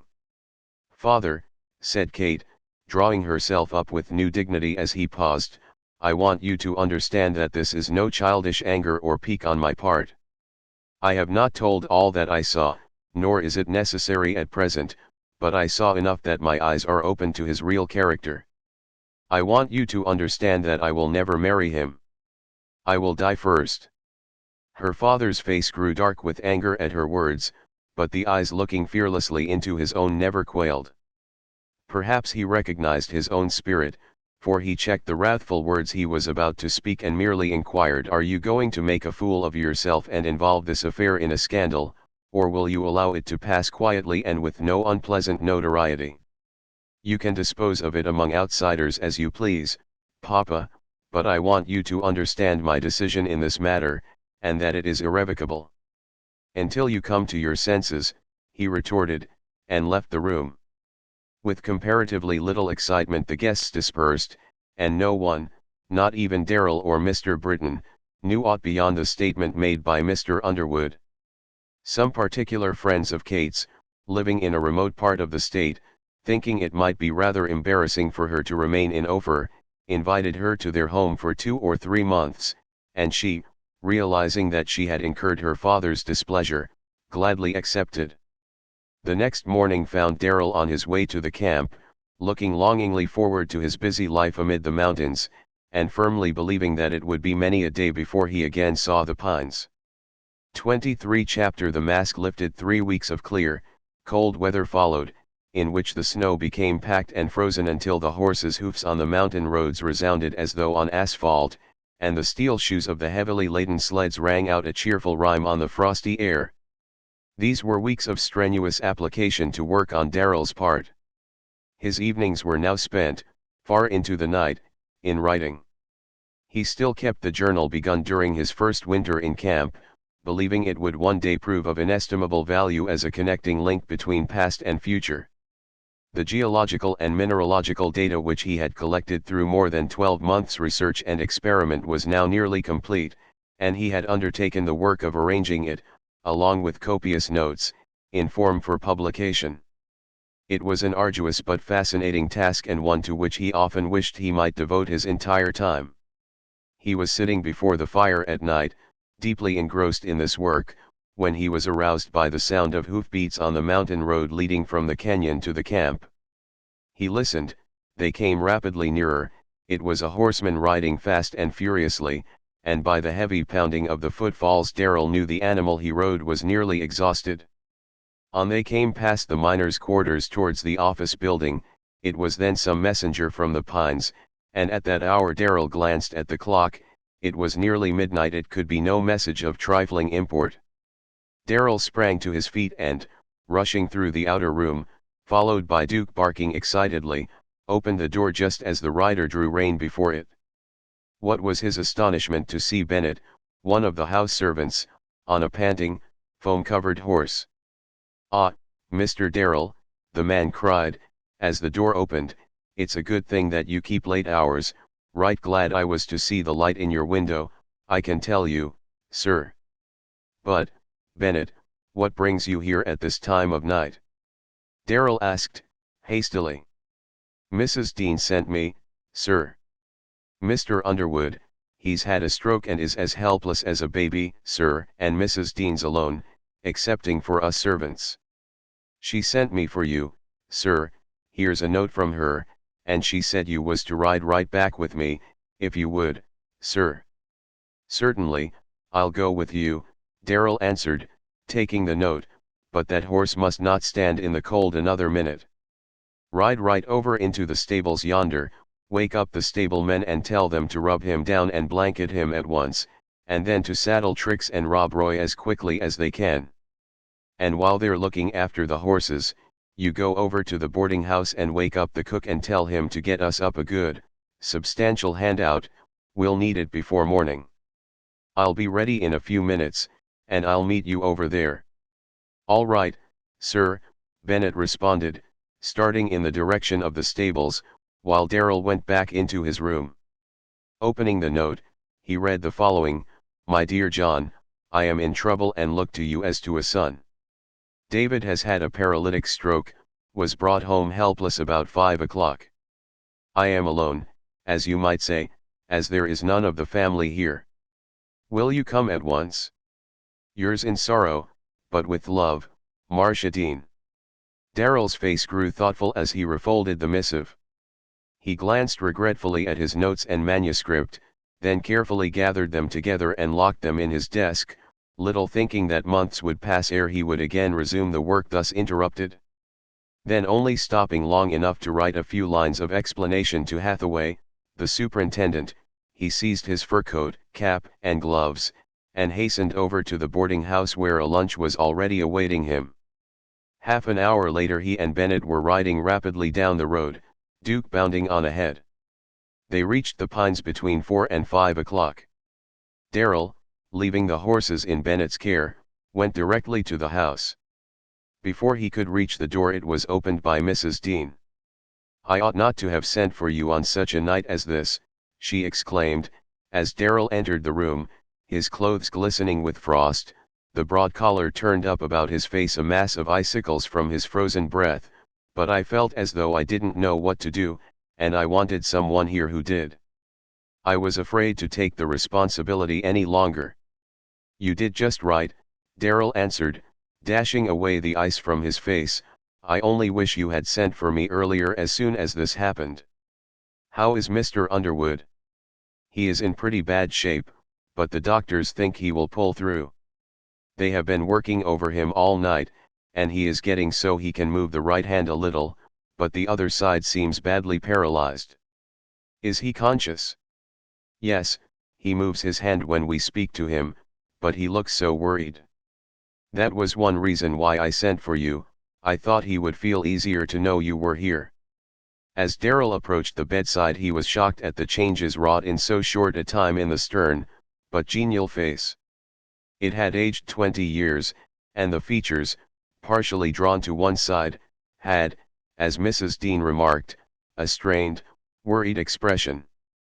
The eyes of the sick man brightened for an instant as Darrell bent over him, assuring him that he would attend to everything, but the anxious look still remained. "I don't know anything about David's business affairs," Mrs. Dean remarked, as she and Darrell left the room, "but I know as well as I want to that this was brought on by some business trouble. I am satisfied something was wrong at the office yesterday, though I wouldn't say so to anyone but you." "Why do you think so?" Darrell queried, in surprise. "Because he was all right when he went away yesterday morning, but when he came home at noon he was different from what I had ever seen him before. He had just that worried look he has now, and he seemed absent-minded. He was in a great hurry to get back, and the head bookkeeper tells me he called for the books to be brought into his private office, and that he spent most of the afternoon going through them. He says that about 4 o'clock he went through the office, and David was sitting before his desk with his head on his hands, and he didn't speak or look up. A little while afterwards they heard the sound of something heavy falling and ran to his room, and he had fallen on the floor. It does look, Darrell admitted, thoughtfully, as though this may have been caused by the discovery of some wrong condition of affairs. Yes, and it must be pretty serious, Mrs. Dean rejoined, to bring about such results as these. Well, said Darrell, we may not be able to arrive at the cause of this for some time. The first thing to be done is to see that you take a good rest. Don't have any anxiety, I will look after everything. As soon as it is daylight it would be well to telegraph for Mr. Britton if you know his address, and possibly for Miss Underwood unless he should seem decidedly better. But Mrs. Dean did not know Mr. Britton's address, no word having been received from him since his departure, and with the return of daylight Mr. Underwood had gained so perceptibly it was thought best not to alarm Kate unnecessarily. For the first few days the improvement in Mr. Underwood's condition was slow, but gradually became quite pronounced. Nothing had been heard from Walcott since his sudden leave-taking, but about a week after Mr. Underwood's seizure word was received from him that he was on his way home. As an excuse for his prolonged absence and silence he stated that his father had died and that he had been delayed in the adjustment of business matters. It was noticeable that after receiving word from Walcott the look of anxiety in Mr. Underwood's face deepened, but his improvement was more marked than ever. It seemed as though the powerful brain and indomitable will dominated the body, forcing it to resume its former activity. By this time he was able to move about his room on crutches, and on the day of Walcott's return he insisted upon being placed in his carriage and taken to the office. At his request Darrell accompanied him and remained with him. Walcott, upon his arrival in the city, had heard of the illness of his senior partner, and was therefore greatly surprised on entering the offices to find him there. He quickly recovered himself and greeted Mr. Underwood with expressions of profound sympathy. To his words of condolence, however, Mr. Underwood deigned no reply, but his keen eyes bent a searching look upon the face of the younger man, under which the latter quailed visibly. Then, without any preliminaries or any inquiries regarding his absence, Mr. Underwood at once proceeded to business affairs. His stay at the office was brief, as he soon found himself growing fatigued. As he was leaving Walcott inquired politely for Mrs. Dean, then with great particularity for Miss Underwood. She is out of town at present, Mr. Underwood replied, watching Walcott. Out of town? Indeed. Since when, may I inquire? You evidently have not been in correspondence with her, Mr. Underwood commented, ignoring the other's question. Well, no, the latter stammered, slightly taken aback by his partner's manner. I had absolutely no opportunity for writing, or I would have written you earlier, and then, really, you know, it was hardly to be expected that I would write Miss Underwood, considering her attitude towards myself. I am hoping that she will regard me with more favor after this little absence. You will probably be able to judge of that on her return, the elder man answered, dryly. Kate, on being informed by letter of her father's condition, had wished to return home at once. She had been deterred from doing so by brief messages from him to the effect that she remain with her friends, but she was unable to determine whether those messages were prompted by kindness or anger. On the evening following Walcott's return, however, Mr. Underwood dictated to Darrell a letter to Kate, addressing her by her pet name, assuring her of his constant improvement, and that she need on no account shorten her visit but enjoy herself as long as possible, and enclosing a generous check as a present. To Darrell and to Mrs. Dean, who was sitting nearby with her knitting, this letter seemed rather significant, and their eyes met in a glance of mutual inquiry. After Mr. Underwood had retired, Darrell surprised that worthy lady by an account of her brother's reception of Walcott that day, while she in turn treated Darrell to a greater surprise by telling him of Kate's renunciation of Walcott at the last moment, before she knew anything of the postponement of the wedding. As they separated for the night, Darrell remarked, I may be wrong, but it looks to me as though the cause of Mr. Underwood's illness was the discovery of some evidence of bad faith on Walcott's part." "It looks that way," Mrs. Dean assented. "I've always felt that man would bring us trouble, and I hope David does find him out before it's too late." 24 Chapter Foreshadowings. During Mr. Underwood's illness and convalescence, it was pathetic to watch his dependence upon Darrell. He seemed to regard him almost as a son, and when, as his health improved, Darrell spoke of returning to the camp, he would not hear of it. Every day after Walcott's return Mr. Underwood was taken to the office, where he gradually resumed charge, directing the business of the firm though able to do little himself. As he was still unable to write, he wished Darrell to act as his secretary, and the latter, glad of an opportunity to reciprocate Mr. Underwood's many kindnesses to himself, readily acceded to his wishes. When engaged in this work he used the room which had formerly been his own office and which of late had been unoccupied. Returning to his office after the transaction of some outside business, to await, as usual, the carriage to convey Mr. Underwood and himself to the Pines, he heard Walcott's voice in the adjoining room. A peculiar quality in his tones, as though he were pleading for favor, arrested Darrell's attention, and he could not then avoid hearing what followed.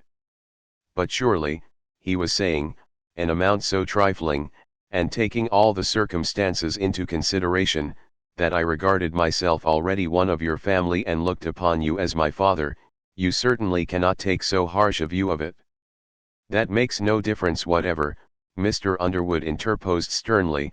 "Misappropriation of funds is misappropriation of funds, no matter what the amount or the circumstances under which it is taken, and as for your looking upon me as a father, I wouldn't allow my own son, if I had one, to appropriate $1 of my money without my knowledge and consent. If you needed money you had only to say so, and I would have loaned you any amount necessary." "But I regarded this in the nature of a loan," Walcott protested, "only I was so limited for time I did not think it necessary to speak of it until my return." "You were not so limited but that you had time to tamper with the books and make false entries in them," Mr. Underwood retorted. "That was done simply to blind the employees, so they need not catch on that I was borrowing." "There is no use in further talk," the other interrupted, impatiently. "What you have done is done, and your talk will not smooth it over.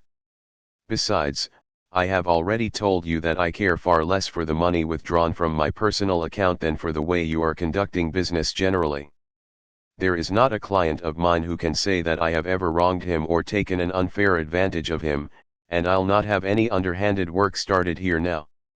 Everything has got to be open and above board. As I have said, Mr. Underwood, in the hurry and excitement of the last week or so before my going away I was forced to neglect some business matters, but if I will straighten everything into satisfactory shape and repay that small loan, as I still regard it, I hope then that our former pleasant relations will be resumed, and that no little misapprehension of this sort will make any difference between us." "Walcott," said Mr. Underwood, rising on his crutches and preparing to leave the room, "I had absolute confidence in you, I trusted you implicitly. Your own conduct has shaken that confidence, and it may be some time before it is wholly restored. We will continue business as before, but remember, you are on probation, sir, on probation." When Kate Underwood received her father's letter, instead of prolonging her visit she at once prepared to return home. She understood that the barrier between her father and herself had been swept away, and nothing could then hold her back from him. 2 days later, as Mr. Underwood was seated by the fire on his return from the office, there came a ring at the door which he took to be the postman's. Mrs. Dean answered the door. "Any letter from Kate?" he asked, as his sister returned. "Yes, there's a pretty good-sized one," she replied, with a broad smile, adding, as he glanced in surprise at her empty hands, "I didn't bring it, 'twas too heavy." The next instant 2 arms were thrown about his neck, a slender figure was kneeling beside him, and a fair young face was pressed close to his, while words of endearment were murmured in his ear. Without a word he clasped her to his breast, holding her for a few moments as though he feared to let her go. Then, relaxing his hold, He playfully pinched her cheeks and stroked the brown hair, calling her by the familiar name Puss, while his face lighted with the old genial smile for the first time since his illness. Each scanned the other's face, striving to gauge the other's feelings, but each read only that the old relations were re-established between them, and each was satisfied. Within a day or so of her return, Kate dispatched a messenger to Walcott with the ring, accompanied by a brief note to the effect that everything between them was at an end, but that it was useless for him to seek an explanation, as she would give none whatever. He at once took the note to his senior partner. "I understood, Mr. Underwood, that everything was amicably adjusted between us. I did not suppose that you had carried your suspicions against me to any such length as this." Mr. Underwood read the note. "I know nothing whatever regarding my daughter's reasons for her decision, and have had nothing whatever to do with it. I knew that she had formed that decision at the last moment before the wedding ceremony was to be performed, before she was even aware of its postponement. She seemed to think she had sufficient reasons, but what those reasons were I have never asked and do not know. But do you intend to allow her to play fast and loose with me in this way? Is she not to fulfill her engagement?" Walcott inquired, with difficulty concealing his anger. Mr. Underwood regarded him steadily for a moment. "Mr. Walcott, taking all things into consideration, I think perhaps we had better let things remain as they are, say, for a year or so. My daughter is young, there is no need of haste in the consummation of this marriage. I have found what she is worth to me, and I am in no haste to spare her from my home. If she is worth having as a wife, she is worth winning, and I shall not force her against her wishes a second time." Mr. Underwood spoke quietly, but Walcott understood that further discussion was useless. Meeting Kate a few days later in her father's office, he greeted her with marked politeness. After a few inquiries regarding her visit, he said, "May I be allowed to inquire who is responsible for your sudden decision against me?" "You, and you alone, are responsible," she replied. "But I do not understand you," he said. "Explanations are unnecessary," she rejoined, coldly. Walcott grew angry. "I know very well that certain of your friends are no friends of mine. If I thought that either or both of them had had a hand in this, I would make it a bitter piece of work for them." "Mr. Walcott," said Kate, with dignity, "you only demean yourself by such threats. No one has influenced me in this matter but you yourself. You unwittingly afforded me, at the last moment, an insight into your real character. That is enough." Walcott felt that he had gone too far. "Perhaps I spoke hastily, but surely it was pardonable considering my grievance. I hope you will overlook it and allow me to see you at the Pines, will you not, Miss Underwood? If my father sees fit to invite you to his house, I will probably meet you as his guest, but not otherwise." Although Mr. Underwood had resumed charge of the downtown offices as before his illness, it soon became evident to all that his active business life was practically over, and that some of his varied interests, involving as they did a multiplicity of cares and responsibilities, must be curtailed. It was therefore decided to sell the mines at Camp Bird at as early a date as practicable, and Mr. Britton, Mr. Underwood's partner in the mining business, was summoned from a distant state to conduct negotiations for the sale. He arrived early in April, and from that time on he and Darrell were engaged in appraising and advertising the property embraced in the great mining and milling plant, in arranging the terms of sale, and in accompanying various prospective purchasers or their agents to and from the mines. Darrell's work as Mr. Underwood's secretary had been taken up by Kate, who now seldom left her father's side. Between herself and Darrell there was a comradeship similar to that which existed between them previous to her engagement with Walcott, only more healthful and normal, being unmixed with any regret for the past or dread of the future. "You will remain at the Pines when the mines are sold, will you not?" she inquired one day on his return from a trip to the camp. "Not unless I am needed," he replied. "Your father will need me but little longer, then, unless you need me, I had better not remain." She was silent for a moment. "No," she said, slowly, "I do not need you, I have the assurance of your love, that is enough. I know you will be loyal to me as I to you, wherever you may be. I will feel far less regret in going away now that I know you are free from that man Walcott, Darrell continued, but I wish you would please answer me one question, Kathy, have you any fear of him?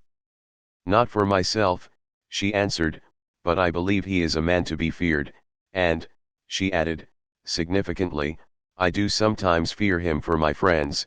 Perhaps for that reason it is, as you say, better that you should not remain. Have no fear for me, Kathy. I understand.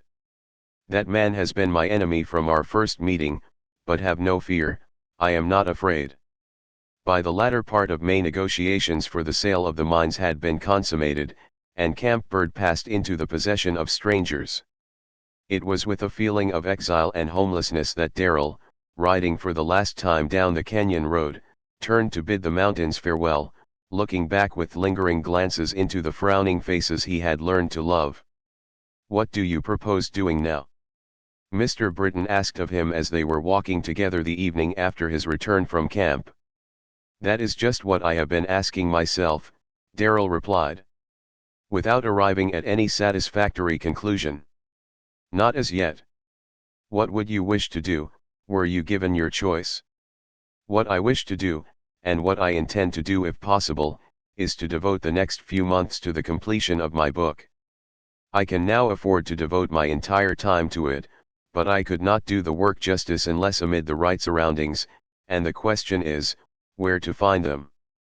I do not care to remain here, and yet I shrink from going among strangers. There is no need of that, Mr. Britton interposed, quickly. After a pause he continued, you once expressed a desire for a sort of hermit life. I think by this time you have grown sufficiently out of yourself that you could safely live alone with yourself for a while. How would that suit you for 3 or 4 months? I should like it above all things, Darrell answered enthusiastically. It would be just the thing for my work, but where or how could I live in such a manner? I believe I agreed at that time to furnish the hermitage whenever you were ready for it. Yes, you said something of the kind, but I never understood what you meant by it. Settle up your business here, pack together what things you need for a few months' sojourn in the mountains, be ready to start with me next week, and you will soon understand. What is this hermitage, as you call it, and where is it? Darrell asked, curiously. The other only shook his head with a smile. All right, said Darrell, laughing, I only hope it is as secluded and beautiful as Camp Bird. I am homesick tonight for my old quarters. You can spend your entire time, if you so desire, without a glimpse of a human being other than the man who will look after your needs, except as I may occasionally inflict myself upon you for a day or so. Good. Darrell ejaculated. It is amid some of the grandest scenery ever created, Mr. Britton continued, adding, slowly, and to me it is the most sacred spot on earth, a veritable holy of holies. Some day you will know why. I thank you, and I beg pardon for my levity, said Darrell, touched by the other's manner. And the two men clasped hands and parted for the night. A few days later, as Darrell bade his friends at the Pines goodbye, Kate whispered, you think this is a parting for 3 or 4 months, I feel that it is more. Something tells me that before we meet again there will be a change. I cannot tell what that will involve, a long separation, but I know that through it all our hearts will be true to each other and that out of it will come joy to each of us. God grant it, Kathy. Darrell murmured. 25 Chapter The Hermitage. Deep within the heart of the Rockies a June day was drawing to its close. Behind a range of snow-crowned peaks the sun was sinking into a sea of fire which glowed and shimmered along the western horizon and in whose transfiguring radiance the bold outlines of the mountains, extending far as the eye could reach in endless ranks, were marvelously softened. The nearer cliffs and crags were wrapped in a golden glory, while the hoary peaks against the eastern sky wore tints of rose and amethyst, and over the whole brooded the silence of the ages. Less than a score of miles distant a busy city throbbed with ceaseless life and activity, but these royal monarchs, towering one above another, their hands joined in mystic fellowship, their heads white with eternal snows, dwelt in the same unbroken calm in which, with noiseless step, the centuries had come and gone, leaving their footprints in the granite rocks. Amid those vast distances only two signs of human handiwork were visible. Close clinging to the sides of a rugged mountain, a narrow track of shining steel wound its way upward, marking the pathway of civilization in its march from sea to sea, while near the summit of a neighboring peak a quaint cabin of unhewn logs arranged in Gothic fashion was built into the granite ledge. On a small plateau before this unique dwelling stood John Britton and John Darrell, the latter absorbed in the wondrous scene, the other watching with intense satisfaction the surprise and rapture of his young companion. They stood thus till the sun dipped out of sight. The radiance faded, rose and amethyst deepened to purple, the mountains grew somber and dun, their rugged outlines standing in bold relief against the evening sky. A nighthawk, circling above their heads, broke the silence with his shrill, plaintive cry, and with a sigh of deep content Darrell turned to his friend. "What do you think of it?" the latter asked. "It is unspeakably grand," was the reply, in awed tones. Beckoning Darrell to follow, Mr. Britton led the way to the cabin, which he unlocked and entered. "Welcome to the hermitage," he said, smilingly, as Darrell paused on the threshold with an exclamation of delight. A huge fireplace, blasted from solid rock, extended nearly across one side of the room. Over it hung antlers of moose, elk, and deer, while skins of mountain lion, bear, and wolf covered the floor. A large writing table stood in the center of the room, and beside it a bookcase filled with the works of some of the world's greatest authors. Darrell lifted one book after another with the reverential touch of the true book lover, while Mr. Britton hastily arranged the belongings of the room so as to render it as cozy and attractive as possible. "The evenings are so cool at this altitude that a fire will soon seem grateful," he remarked, lighting the fragrant boughs of spruce and hemlock which filled the fireplace and drawing chairs before the crackling, dancing flames. Duke, who had accompanied them, stretched himself in the firelight with a low growl of satisfaction, at which both men smiled. It was the first time Darrell had ever seen his friend in the role of host, but Mr. Britton proved himself a royal entertainer. His experiences of mountain life had been varied and thrilling, and the cabin contained many relics and trophies of his prowess as huntsman and trapper.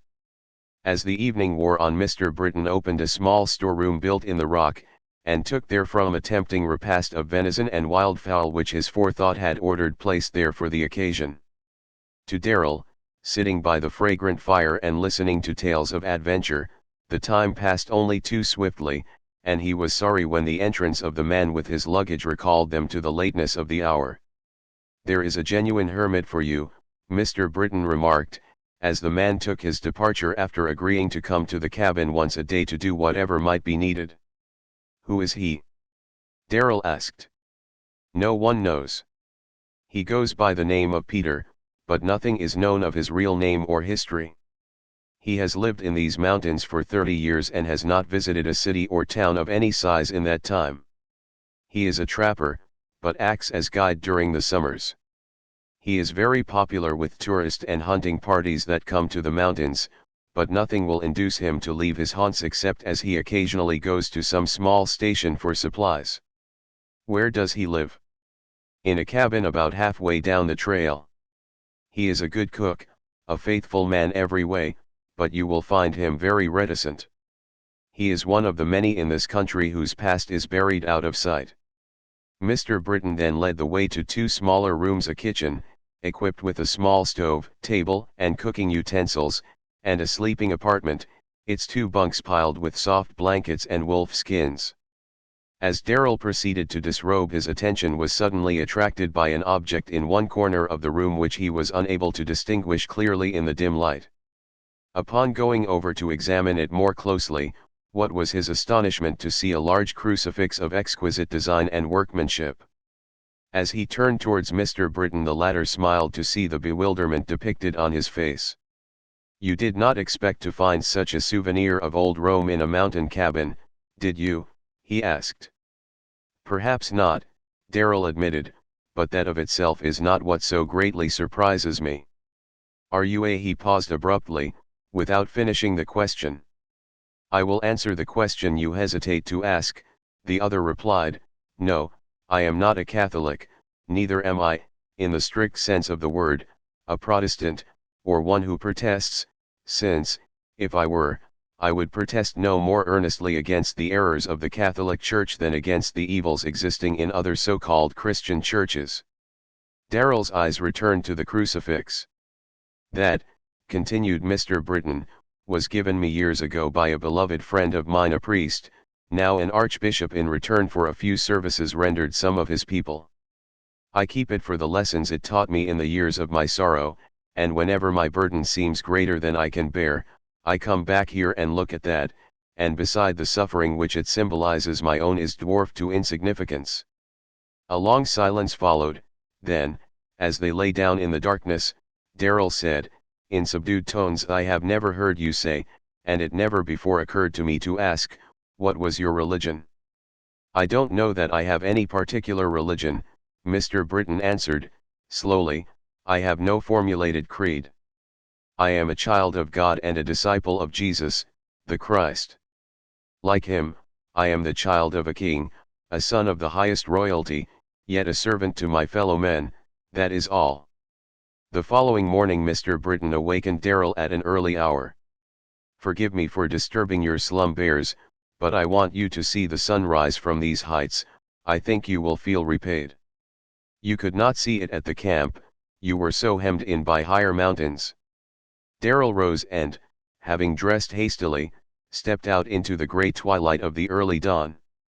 A faint flush tinged the eastern sky, which deepened to a roseate hue, growing moment by moment brighter and more vivid. Chain after chain of mountains, slumbering dark and grim against the horizon, suddenly awoke, blushing and smiling in the rosy light. Then, as rays of living flame shot upward, mingling with the crimson waves and changing them to molten gold, the snowy caps of the higher peaks were transformed to jeweled crowns. There was a moment of transcendent beauty, then, in a burst of glory, the sun appeared. "That is a sight I shall never forget, and one I shall try to see often," Darrell said, as they retraced their steps to the cabin.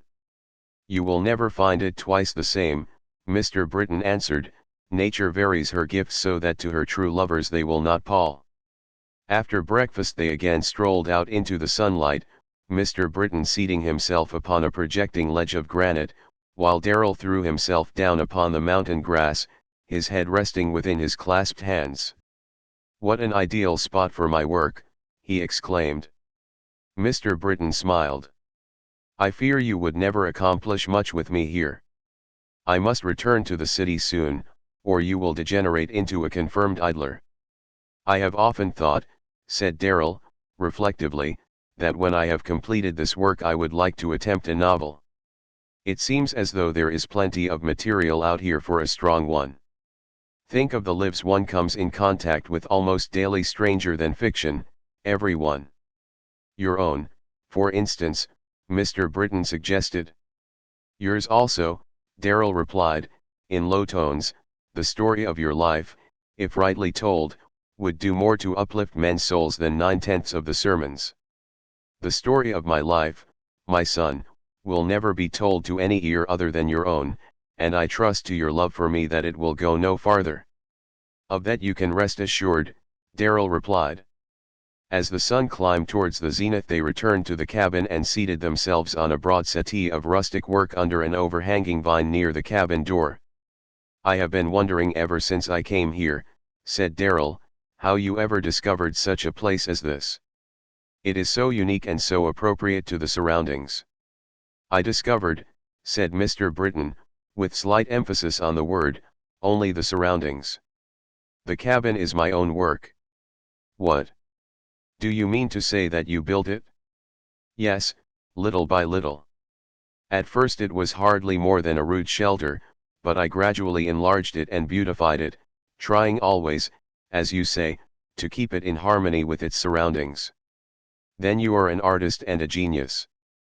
"But that is not the only work I did during the first months of my life here. Come with me and I will show you." He led the way along the trail, farther up the mountain, till a sharp turn hid him from view. "Darrell," following closely, came upon the entrance of an inclined shaft leading into the mountain. Just within he saw Mr. Britton lighting 2 candles which he had taken from a rocky ledge. One of these he handed to Darrell, and then proceeded down the shaft. "A mine!" Darrell exclaimed. "Yes, and a valuable one, were it only accessible so that it could be developed without enormous expense, but that is out of the question." The underground workings were not extensive, but the vein was one of exceptional richness. When they emerged later, Darrell brought with him some specimens and a tiny nugget of gold as souvenirs. "The first season," said Mr. Britton, "I worked the mine and built the cabin as a shelter for the coming winter. The winter months I spent in hunting and trapping when I could go out in the mountains, and hibernated during the long storms. Early in the spring I began mining again and worked the following season. By that time I was ready to start forth into the world, so I gave Peter an interest in the mine, and he works it from time to time, doing little more than the representation each year." As they descended towards the cabin, Mr. Britton continued, "I have shown you this that you may the better understand the story I have to tell you before I leave you as sole occupant of the hermitage." 26th chapter. John Britton's story. Evening found Darrell and his friends seated on the rocks watching the sunset. Mr. Britton was unusually silent, and Darrell, through a sort of intuitive sympathy, refrained from breaking the silence. At last, as the glow was fading from earth and sky, Mr. Britton said, "I have chosen this day and this hour to tell you my story, because, being the anniversary of my wedding, it seemed peculiarly appropriate. 28 years ago, at sunset, on such a royal day as this, we were married, my love and I." He spoke with an unnatural calmness, as though it were another's story he was telling. "I was young, with a decided aptitude for commercial life, ambitious, determined to make my way in life, but with little capital besides sound health and a good education. She was the daughter of a wealthy man. We speak in this country of mining kings. He might be denominated an agricultural king. He prided himself upon his hundreds of fertile acres, his miles of forest, his immense dairy, his blooded horses, his magnificent barns and granaries, his beautiful home. She was the younger daughter, his especial pet and pride. For a while, as a friend and acquaintance of his 2 daughters, I was welcome at his home. Later, as a lover of the younger, I was banished and its doors closed against me. Our love was no foolish boy and girl romance, and we had no word of kindly counsel, only unreasoning, stubborn opposition. What followed was only what might have been expected. Strong in our love for and trust in each other, we went to a neighboring village, and, going to a little country parsonage, were married, without one thought of the madness, the folly of what we were doing. We found the minister and his family seated outside the house under a sort of arbor of flowering shrubs, and I remember it was her wish that the ceremony be performed there. Never can I forget her as she stood there, her hand trembling in mine at the strangeness of the situation, her cheeks flushed with excitement, her lips quivering as she made the responses, the slanting sunbeams kissing her hair and brow and the fragrant, snowy petals of the mock orange falling about her. A few weeks of unalloyed happiness followed, then gradually my eyes were opened to the wrong I had done her. My heart smote me as I saw her, day by day, performing household tasks to which she was unaccustomed, subjected to petty trials and privations, denying herself in many little ways in order to help me. She never murmured, but her very fortitude and cheerfulness were a constant reproach to me. But a few months elapsed when we found that another was coming to share our home and our love. We rejoiced together, but my heart reproached me more bitterly than ever as I realized how ill-prepared she was for what awaited her. Our trials and privations brought us only closer to each other, but my brain was racked with anxiety and my heart bled as day by day I saw the dawning motherhood in her eyes, the growing tenderness, the look of sweet, wondering expectancy. I grew desperate. From a booming western city came reports of marvelous openings for businessmen of small investments bringing swift and large returns. I placed my wife in the care of a good, motherly woman and bade her goodbye, while she, brave heart, without a tear, bade me Godspeed. I went there determined to win, to make a home to which I would bring both wife and child later. For 3 months I made money, sending half to her, and investing every cent which I did not absolutely need of the other half. Then came tales from a mining district still farther west, of fabulous fortunes made in a month, a week, sometimes a day. What was the use of dallying where I was? I hastened to the mining camp. In less than a week I had struck it rich, and knew that in all probability I would within a month draw out a fortune. Just at this time the letters from home ceased. For 7 days I heard nothing, and half mad with anxiety and suspense I awaited each night the incoming train to bring me tidings.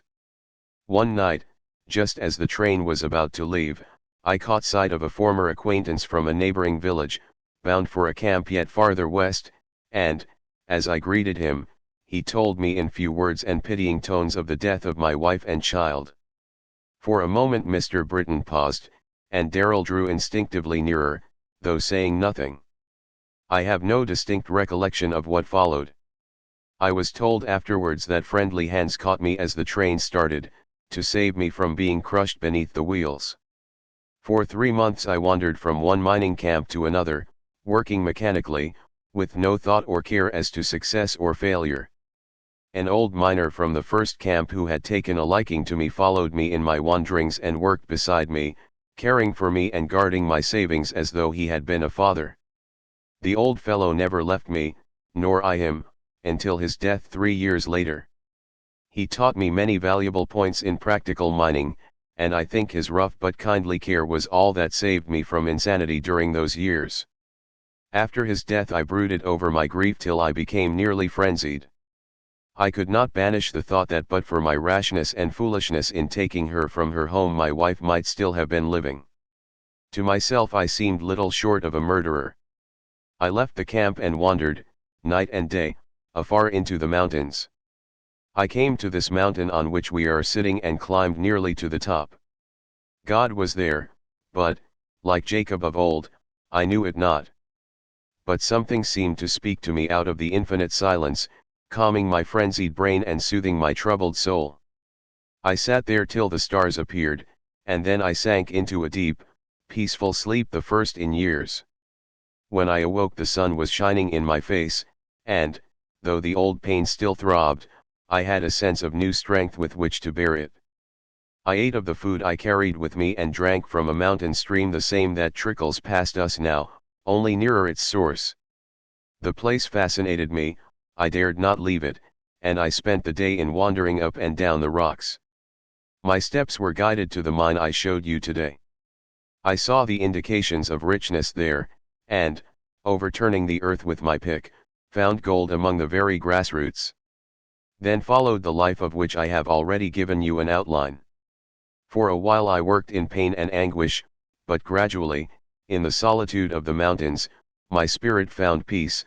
Against their infinity my life with its burden dwindled to an atom, and from the lesson of their centuries of silent waiting I gathered strength and fortitude to await my appointed time.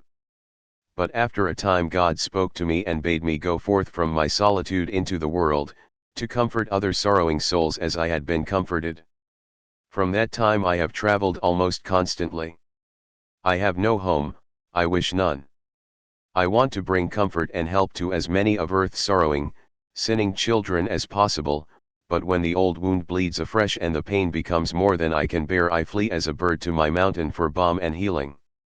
Do you wonder, my son, that the place is sacred to me? Do you understand my love for you in bringing you here? Darrell sat with bowed head, speechless, but one hand went out to Mr. Britton, which the latter clasped in both his own. When at last he raised his head he exclaimed, "Strange! But your story has wrung my soul. It seems in some inexplicable way a part of my very life.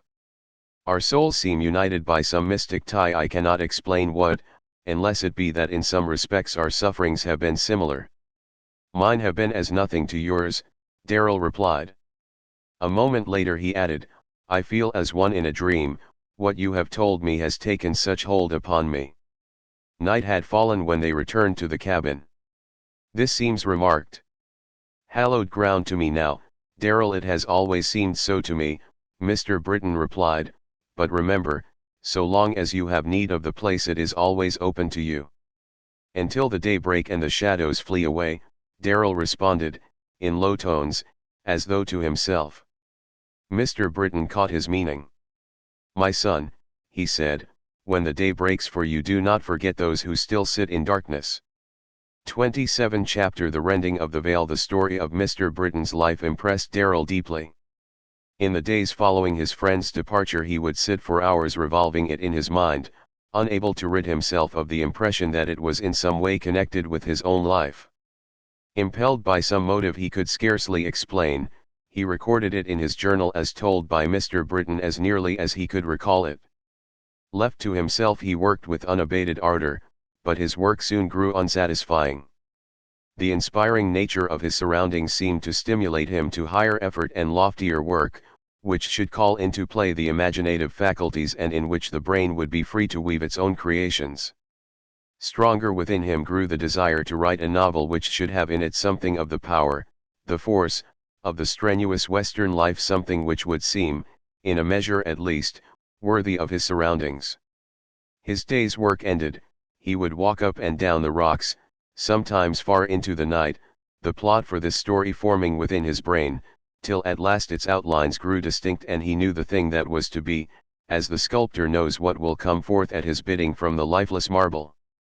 He made a careful synopsis of the plot that nothing might escape him in the uncertain future, and then began to write.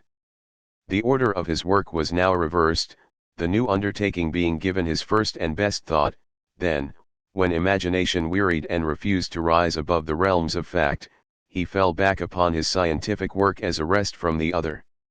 Thus employed the weeks passed with incredible swiftness, the monotony broken by an occasional visit from Mr. Britton, until August came, its hot breath turning the grasses sere and brown.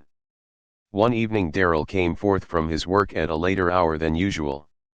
His mind had been unusually active, his imagination vivid, but, wearied at last, he was compelled to stop short of the task he had set for himself. The heat had been intense that day, and the atmosphere seemed peculiarly oppressive. The sun was sinking amid light clouds of gorgeous tints, and as Darrell watched their changing outlines they seemed fit emblems of the thoughts at that moment baffling his weary brain, elusive, intangible, presenting themselves in numberless forms, yet always beyond his grasp. Standing erect, with arms folded, his pose indicated conscious strength, and the face lifted to the evening sky was one which would have commanded attention amid a sea of human faces. 2 years had wrought wondrous changes in it. Strength and firmness were there still, but sweetness was mingled with the strength, and the old, indomitable will was tempered with gentleness. All the finer susceptibilities had been awakened and had left their impress there. Introspection had done its work. It was the face of a man who knew himself and had conquered himself. The sculptor's work was almost complete. Not a breath stirred the air, which moment by moment grew more oppressive, presaging a coming storm. Darrell was suddenly filled with a strange unrest, a presentiment of some impending catastrophe. For a while he walked restlessly up and down the narrow plateau, then, seating himself in front of the cabin, he bowed his head upon his hands, shutting out all sight and thought of the present, for his mind seemed teeming with vague, shadowy forms of the past. Duke came near and laid his head against his master's shoulder, and the twilight deepened around them both. Far up the neighboring mountain a mighty engine loomed out from the gathering darkness, a fiery-headed monster, and with its long train of coaches crawled serpent-like around the rocky height, then vanished as it came. The clouds which had been roving indolently across the western horizon suddenly formed in line and moved steadily, a solid battalion, upward towards the zenith, while from the east another phalanx, black and threatening, advanced with low, wrathful mutterings. Unmindful of the approaching storm, Darrell sat, silent and motionless, till a sudden peal of thunder, the first note of the impending battle, roused him from his reverie. Springing to his feet he watched the rapidly advancing armies marshalling their forces upon the battleground. Another roll of thunder, and the conflict began. Up and down the mountain passes the winds rushed wildly, shrieking like demons. Around the lofty summits the lightnings played like the burnished swords of giants in mortal combat, while peal after peal resounded through the vast spaces, reverberated from peak to peak, echoed and re-echoed, till the rocks themselves seemed to tremble. With quickening pulse and bated breath Darrell watched the storm fascinated, entranced, while emotions he could neither understand nor control surged through his breast. More and more fiercely the battle waged, more swift and brilliant grew the swordplay, while the roar of heaven's artillery grew louder and louder. His spirit rose with the strife, filling him with a strange sense of exaltation. Suddenly the universe seemed wrapped in flame, there was a deafening crash as though the eternal hills were being rent asunder, and then oblivion. When that instant of blinding light and deafening sound had passed, John Darrell lay prostrate, unconscious on the rocks. 28 Chapter As a dream. When one awaked as the morning sun arose over the snowy summits of the Great Divide, the sleeper on the rocks stirred restlessly, then gradually awoke to consciousness, a delightful consciousness of renewed life and vigor, a subtle sense of revivification of body and mind. The racking pain, the burning fever, the legions of torturing phantoms, all were gone. His pulse was calm, his blood cool, his brain clear. With a sigh of deep content he opened his eyes, then suddenly rose to a sitting posture and gazed about him in utter bewilderment. Above him only the boundless dome of heaven, around him only endless mountain ranges. Dazed by the strangeness, the isolation of the scene, he began for an instant to doubt his sanity. Was this a reality or a chimera of his own imagination? But only for an instant, for with his first movement a large collie had bounded to his side and now began licking his hands and face with the most joyful demonstrations. There was something soothing and reassuring in the companionship even of the dumb brute, and he caressed the noble creature, confident that he would soon find some sign of human life in that strange region. But the dog, reading no look of recognition in the face beside him, drew back and began whining piteously. Perplexed, but with his faculties thoroughly aroused and active, the young man sprang to his feet, and, looking eagerly about him, discovered at a little distance the cabin against the mountain ledge. Hastening thither he found the door open, and, after vainly waiting for any response to his knocking, entered. The furnishings were mostly handmade, but fashioned with considerable artistic skill, and contributed to give the interior a most attractive appearance, while etchings, books and papers, pages of written manuscript, and a violin indicated its occupants to be a man of refined tastes and studious habits. The dog had accompanied him, sometimes following closely, sometimes going on in advance as though to lead the way. Once within the cabin he led him to the storeroom in the rock where was an abundance of food, which the latter proceeded to divide between himself and his dumb guide. Having satisfied his hunger, the young man took a newspaper from the table, and, going outside the cabin, seated himself to await the return of his unknown host. Sitting there, he discovered for the first time the railway winding around the sides of the lofty mountain opposite. The sight filled him with delight, for those slender rails, gleaming in the morning sunlight, seemed to connect him with the world which he remembered, but from which he appeared so strangely isolated. Unfolding the newspaper, his attention was attracted by the date, at which he gazed in consternation, his eyes riveted to the page. For a moment his head swam, he was unable to believe his own senses.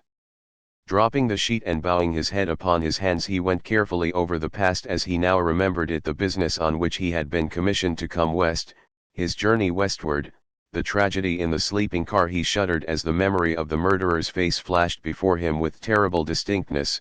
His reception at the Pines, all was as clear as though it had happened but yesterday. It was in August, and this was August, but 2 years later.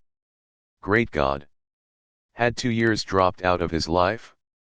Again he recalled his illness, the long agony, the final sinking into oblivion, the strange awakening in perfect health. Yes, surely there must be a missing link, but how? Where? He rose to re-enter the cabin, and, passing the window, caught a glimpse of his face reflected there, a face like, and yet unlike, his own, and crowned with snow-white hair. In doubt and bewilderment he paced up and down within the cabin, vainly striving to connect these fragmentary parts, to reconcile the present with the past. As he passed and repassed the table covered with manuscript, his attention was attracted by an odd-looking volume bound in flexible morocco and containing several hundred pages of written matter. It lay partly open in a conspicuous place, and upon the fly-leaf was written, in large, bold characters, "To my other self, should he awaken." He could not banish the words from his mind, they drew him with irresistible magnetism.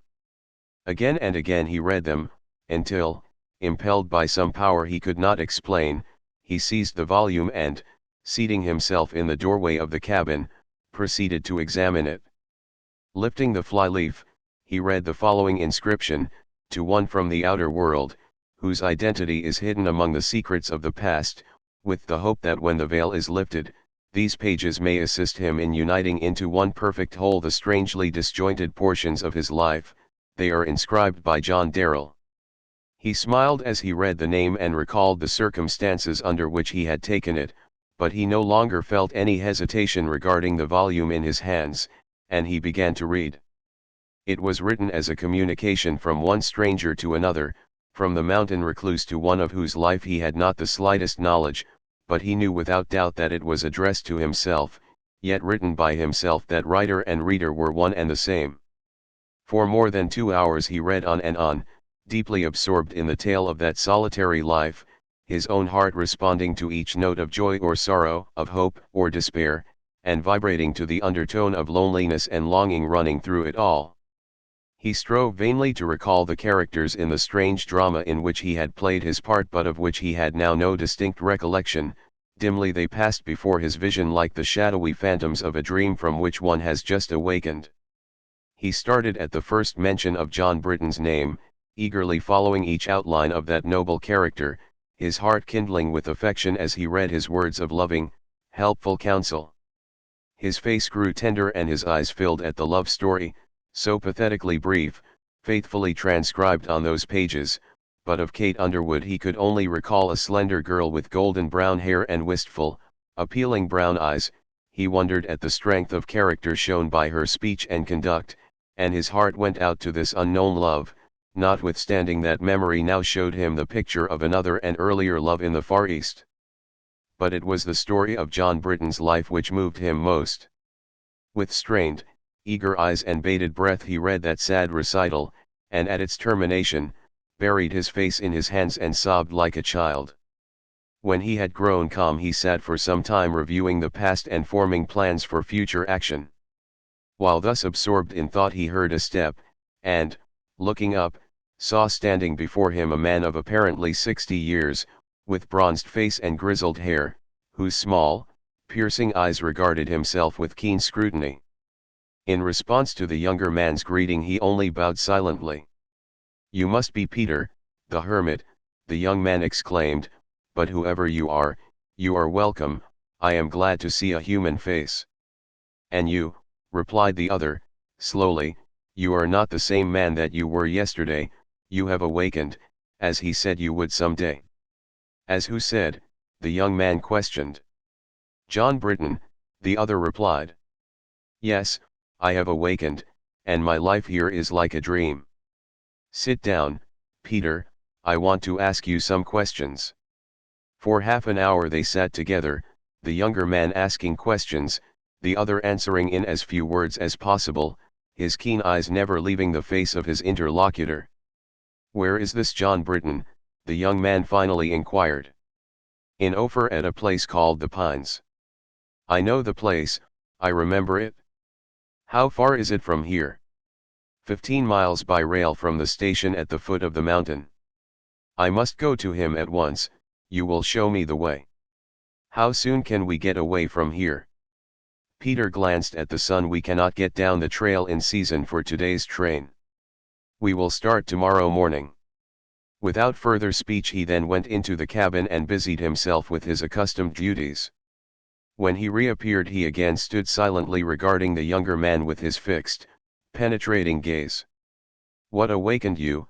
he asked, at length. The abruptness of the question, as well as its tenor, startled the other. That was a phase of the mystery surrounding himself of which he had not even thought. "I do not know," he replied, slowly, "that question had not occurred to me before. What do you think? Might it not have come about in the ordinary sequence of events?" Peter shook his head. "Not likely," he muttered, "there must have been a shock of some kind." The young man smiled brightly. "Well, I cannot answer for yesterday's events," he said, having neither record nor recollection of the day, "but I certainly sustained a shock this morning on awaking on the bare rocks at such an altitude as this and with no trace of a human being visible." "On the rocks?" Peter repeated. "Where?" "Yonder," said the young man, indicating the direction. "Come, I will show you the exact spot." He led the way to his rocky bed, near one end of the plateau, then watched his companion's movements as he knelt down and carefully inspected the rock, then, rising to his feet, looked searchingly in every direction with his ferret-like glance. "Ah!" the latter suddenly exclaimed, with emphasis, at the same time pointing to a rock almost overhanging their heads. Following the direction indicated, the young man saw a pine tree on the edge of the overhanging rock, the entire length of its trunk split open, its branches shriveled and blackened as though by fire. Peter, notwithstanding his age, sprang up the rocks with the agility of a panther, the younger man following more slowly. As he came up, Peter turned from an examination of the dead tree and looked at him significantly. "An electric shock," he said, "that was a living tree yesterday. There was an electric storm last night, the worst in years. It brought death to the tree, but life to you." To the younger man the words of the old hermit seemed incredible, but that night brought him a strange confirmation of their truth. Upon disrobing for the night, what was his astonishment to discover upon his right shoulder and extending downward diagonally across the right breast a long, blue mark of irregular, zigzag form, while running parallel with it its entire length, perfect as though done in India ink with an artist's pen, was the outline of the very scene surrounding him where he lay that morning, cliff and crag and mountain peak traced indelibly upon the living flesh, an indubitable evidence of the power which had finally aroused his dormant faculties and a souvenir of the lost years which he would carry with him to his dying day. 29 Chapter John Darrell's story. On the following morning the cabin on the mountainside was closed at an early hour, and its late occupant, accompanied by Peter and the collie, descended the trail to the small station near the base of the mountain, where he took leave of the old hermit. On his arrival at Ophir he ordered a carriage and drove directly to the Pines, for he was impatient to see John Britton at as early a date as possible, and was fearful lest the latter, with his migratory habits, might escape him. It was near noon when, having dismissed the carriage, he rang for admission. He recalled the house and grounds as they appeared to him on his first arrival, but he found it hard to realize that he was looking upon the scenes among which most of that strange drama of the last 2 years had been enacted. Mr. Underwood himself came to the door. "Why, Darrell, my boy, how do you do?" he exclaimed, shaking hands heartily. "Thought you'd take us by surprise, eh? Got a little tired of living alone, I guess, and thought you'd come back to your friends. Well, it's mighty good to see you. Come in, we'll have lunch in about an hour." To Mr. Underwood's surprise the young man did not immediately accept the invitation to come in, but seemed to hesitate for a moment. "I am very glad to meet you, Mr. Underwood," he responded, pleasantly, but with a shade of reserve in his manner. "I remember you very well, indeed, and probably yours is about the only face I will be able to recall." For a moment Mr. Underwood seemed staggered, unable to comprehend the meaning of the other's words. The young man continued, "I understand Mr. Britton is stopping with you. Is he still here, or has he left?" "He is here," Mr. Underwood replied, "but, good God! Darrell, what does this mean?" Before the other could reply Mr. Britton, who was in an adjoining room and had overheard the colloquy, came quickly forward. He gave a swift, penetrating glance into the young man's face, then, turning to Mr. Underwood, said, "It means, David, that our young friend has come to his own again. He is no longer of our world or of us." Then turning to the young man, he said, "I am John Britton, do you wish to see me?" The other looked earnestly into the face of the speaker, and his own features betrayed emotion as he replied, "I do, I must see you on a specially important business. David, you will let us have the use of your private room for a while?" Mr. Britton inquired. Mr. Underwood nodded silently, his eyes fixed with a troubled expression upon the young man's face. The latter, observing his distress, said, "Don't think, Mr. Underwood, that I am insensible to all your kindness to me since my coming here 2 years ago. I shall see you later and show you that I am not lacking in appreciation, though I can never express my gratitude to you, but before I can do that, before I can even tell you who I am, it is necessary that I see Mr. Britton." "Tut! Tut!" said Mr. Underwood, gruffly, "don't talk to me of gratitude, I don't want any, but, my God! Boy, I had come to look on you almost as my own son." And, turning abruptly, he left the room before either of the others could speak. "He is a man of very strong feelings," said Mr. Britton, leading the way to Mr. Underwood's room, "and, to tell the truth, this is a pretty hard blow to each of us, although we should have prepared ourselves for it. Be seated, my son." Seating himself beside the young man and again looking into his face, he said, "I see that the day has dawned. When did the light come, and how?" Briefly the other related his awakening on the rocks and the events which followed down to his finding and reading the journal which recorded so faithfully the history of the missing years, Mr. Britton listening with intense interest. At last the young man said, "Of all the records of that journal, there was nothing that interested me so greatly or moved me so deeply as did the story of your own life. That is what brought me here today. I have come to tell you my story, the story of John Darrell, as you have known him, and possibly you may find it in some ways a counterpart to your own. I was drawn towards you in some inexplicable way from our first meeting," Mr. Britton replied, slowly. "You became as dear to me as a son, so that I gave you in confidence the story that no other human being has ever heard. It is needless to say that I appreciate this mark of your confidence in return, and that you can rest assured of my deepest interest in anything concerning yourself." The younger man drew his chair nearer his companion. "As you already know," he said, "I am a mine expert. I came out here on a commission for a large Eastern syndicate, and as there was likely to be lively competition and I wished to remain incognito, I took the name of John Darrell, which in reality was a part of my own name. My home is in New York State. I was a country-bred boy, brought up on one of those great farms which abound a little north of the central part of the state, but, though country-bred, I was not a rustic, for my mother, who was my principal instructor until I was about 14 years of age, was a woman of refinement and culture. My mother and I lived at her father's house, a beautiful country home, but even while a mere child I became aware that there was some kind of an unpleasant secret in our family. My grandfather would never allow my father's name mentioned, and he had little love for me as his child, but my earliest recollections of my mother are of her kneeling with me night after night in prayer, teaching me to love and revere the father I had never known, who, she told me, was gone away, and to pray always for his welfare and for his return. At 14 I was sent away to a preparatory school, and afterwards to college. Then, as I developed a taste for mineralogy and metallurgy, I took a course in the Columbian School of Mines. By this time I had learned that while it was generally supposed my mother was a widow, there were those, my grandfather among them, who believed that my father had deserted her. My first intimation of this was an insinuation to that effect by my grandfather himself, soon after my graduation.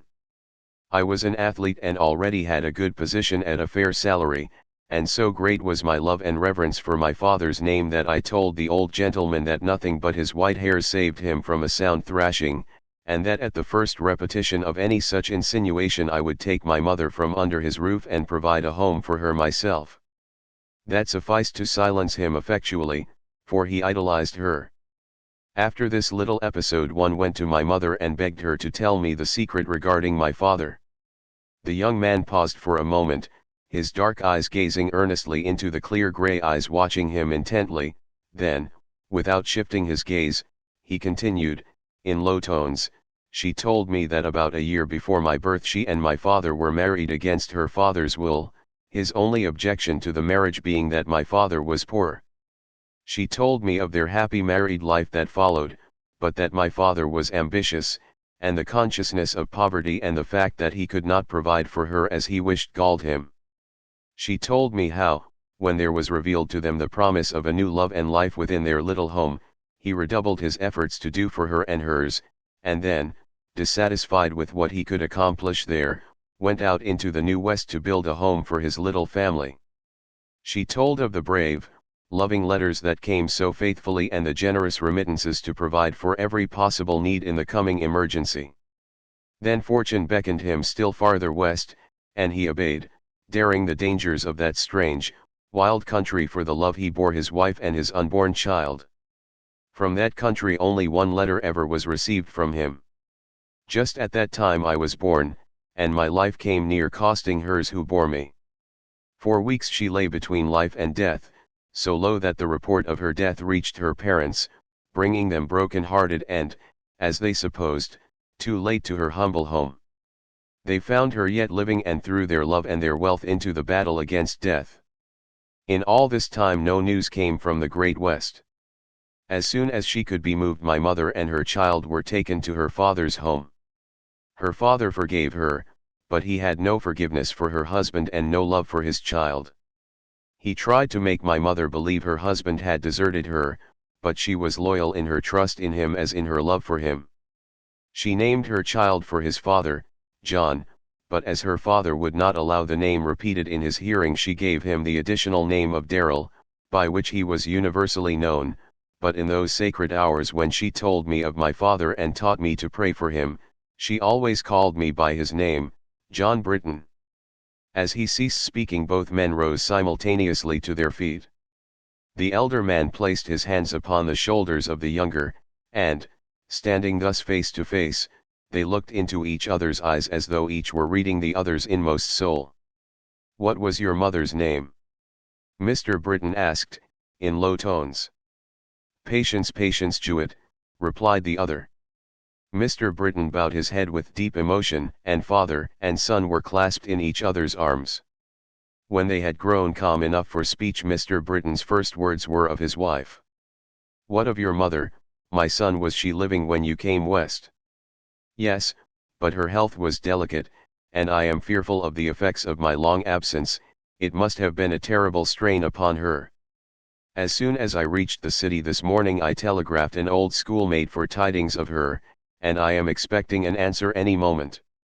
They talked of the strange chain of circumstances which had brought them together and of the mysterious bond by which they had been so closely united while as yet unconscious of their relationship. The summons to lunch recalled them to the present. As they rose to leave the room, Mr. Britton threw his arm affectionately about Darrell's shoulders, exclaiming, "My son! Mine!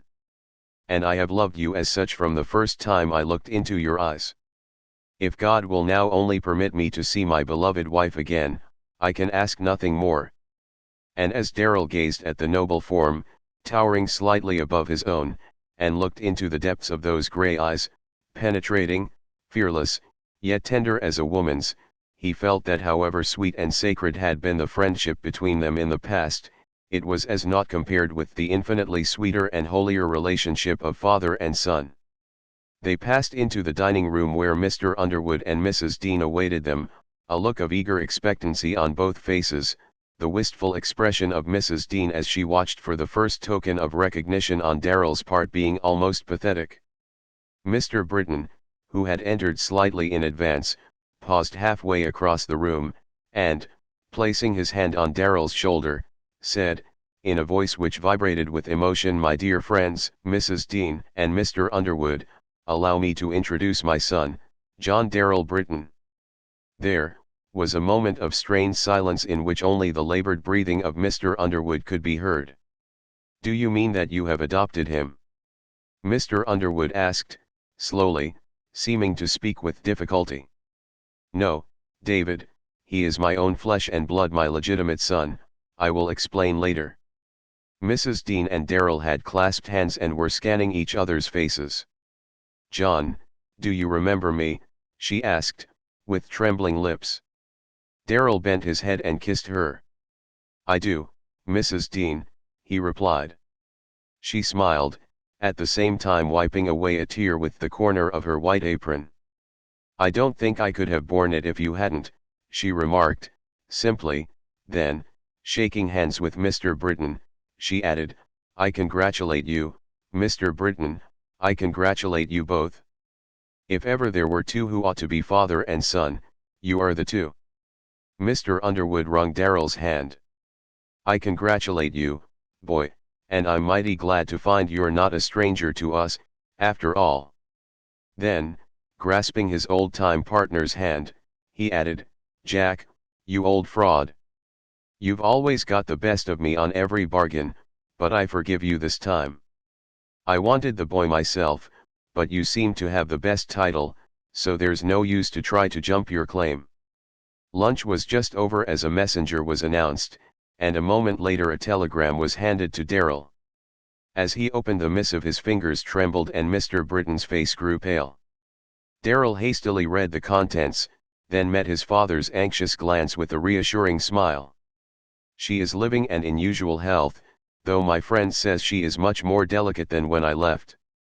"We must go to her at once, my boy," said Mr. Britton. "How soon can you leave?" "In a very few hours, father. When do you wish to start?" Mr. Britton consulted a timetable. "The eastbound express leaves at 10:30 tonight, can we make that?" "Sure," Darrell responded, with an enthusiasm new to his Western friends. "You can't start too soon for me, and there isn't a train that travels fast enough to take me to that little mother of mine, especially with the good news I have for her." Half an hour later, as he was hastily gathering together his possessions, he came suddenly upon a picture, at sight of which he paused, then stood spellbound, all else for the time forgotten.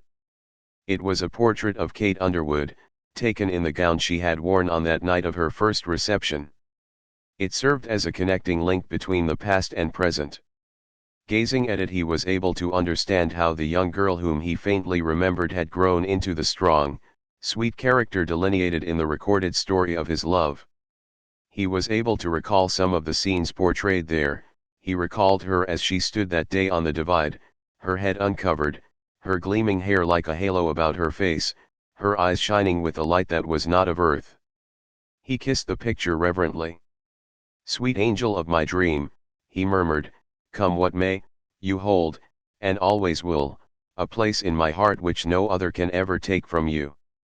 I will lay your sweet face away, never again to be lifted from its hiding place until I can look upon it as the face of my betrothed." His trunk was packed, his preparations for departure nearly complete, when there came a gentle tap at his door, and Mrs. Dean entered. "I was afraid," she said, speaking with some hesitation, "that you might think it strange if you did not see Catherine, and I wanted to explain that she is away. She went out of town, to be gone for a few days. She will be very sorry when she returns to find that she has missed seeing you."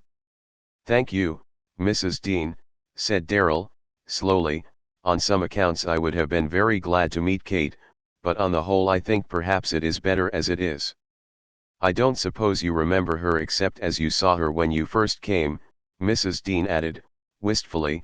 "I should like to have you see her as she is now. I think she has matured into a beautiful young woman."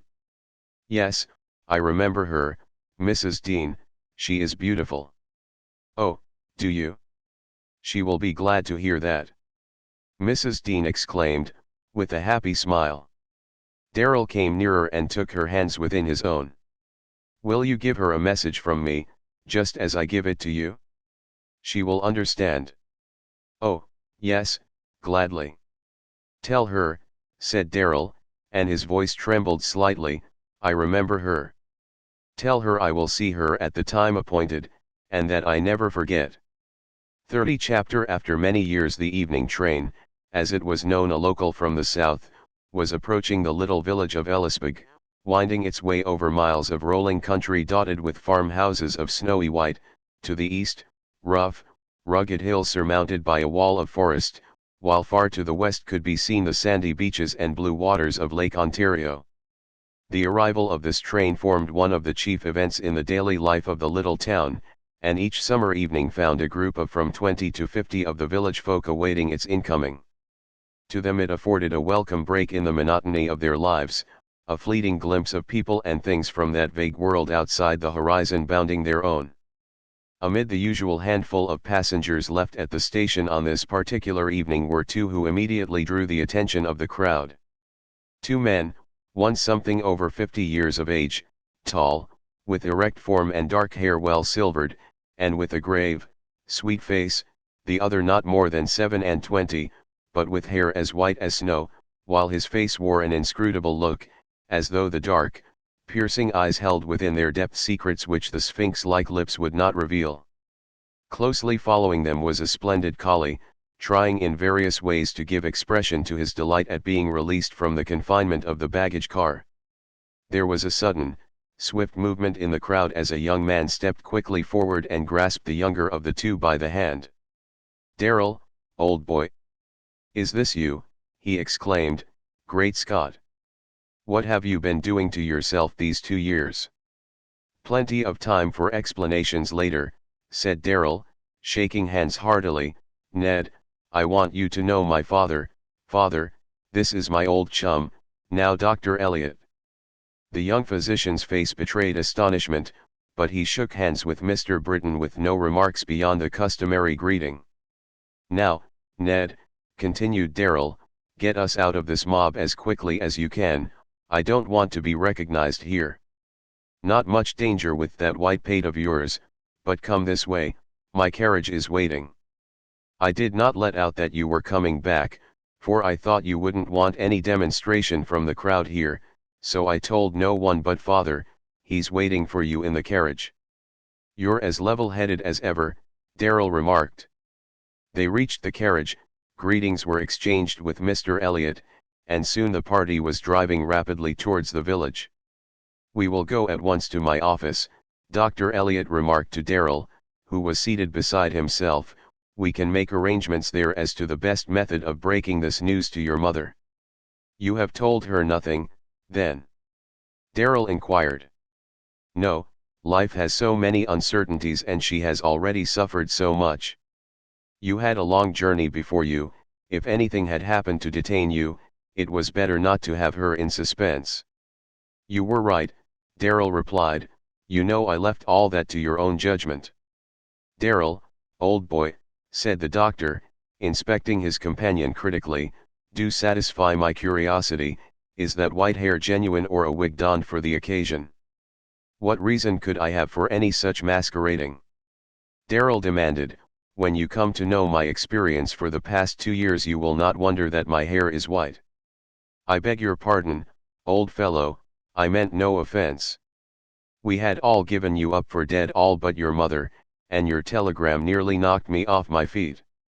Here the doctor drew rein, and, fastening the horses outside, they entered his office, a small, one-story building standing close to the street in one corner of the great dooryard of his father's home, and sheltered alike from sun and storm by giant maples. After brief consultation it was decided that as Dr. Elliot and his father were frequent callers at the Jewett home, the entire party would drive out there, and, in the probable event of not seeing Mrs. Britton, who was an invalid and retired at an early hour, Darrell and his father would spend the night at the old homestead, but their presence would not be known by the wife and mother until the following morning. "You see, sir," Dr. Elliot remarked to Mr. Britton, "your coming has complicated matters a little. I would not apprehend any danger from the meeting between Mrs. Britton and her son, for she has looked for his return every day, but I cannot say what might be the result of the shock her nervous system would sustain in meeting you. We are safe, however, in going out there this evening, for she always retires to her room before this time." Both Mr. Britton and Darrell grew silent as the old Jewett homestead came in view. It was a wide-spreading house of colonial build, snowy white with green shutters and overrun with climbing roses and honeysuckle vines. It stood back at a little distance from the street, and a broad walk, under interlacing boughs of oak, elm, and maple, led from the street to the lofty pillared veranda across its front.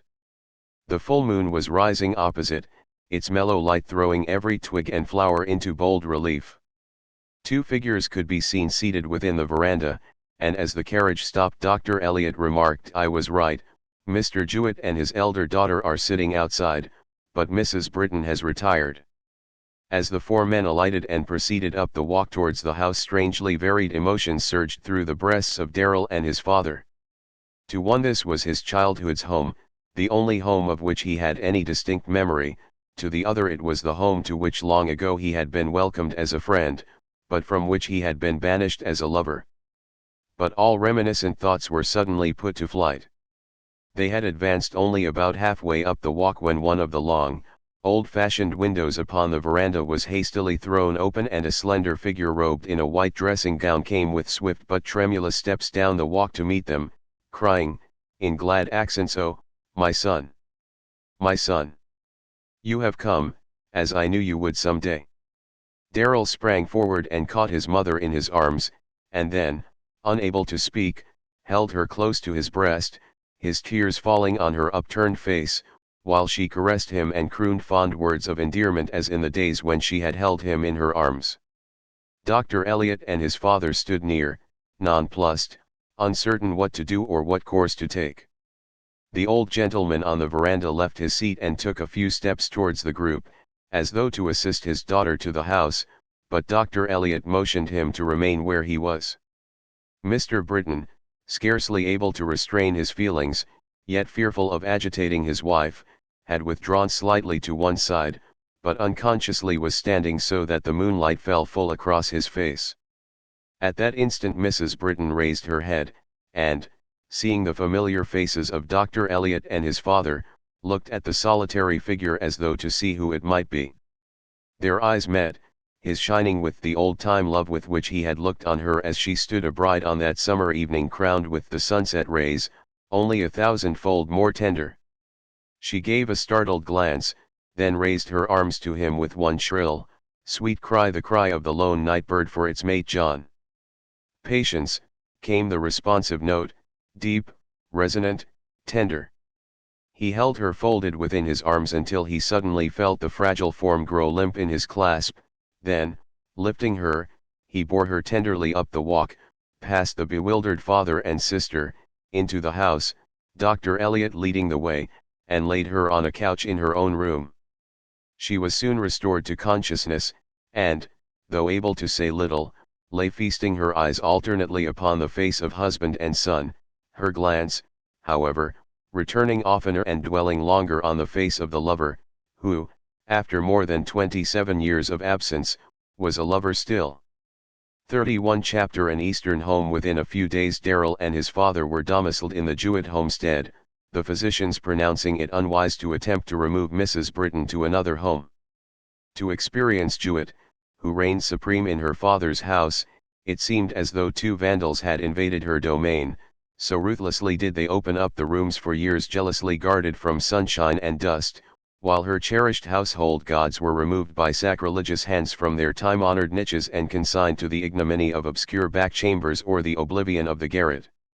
Under Mr. Britton's supervision, soon after his arrival, the great double parlors, which had not been used since the funeral of Mrs. Jewett some 7 years before, were thrown wide open, Sally, the help, standing with open mouth and arms akimbo, aghast at such proceedings, while Miss Jewett executed a lively quick step in pursuit of a moth, which, startled by the unusual light, was circling above her head.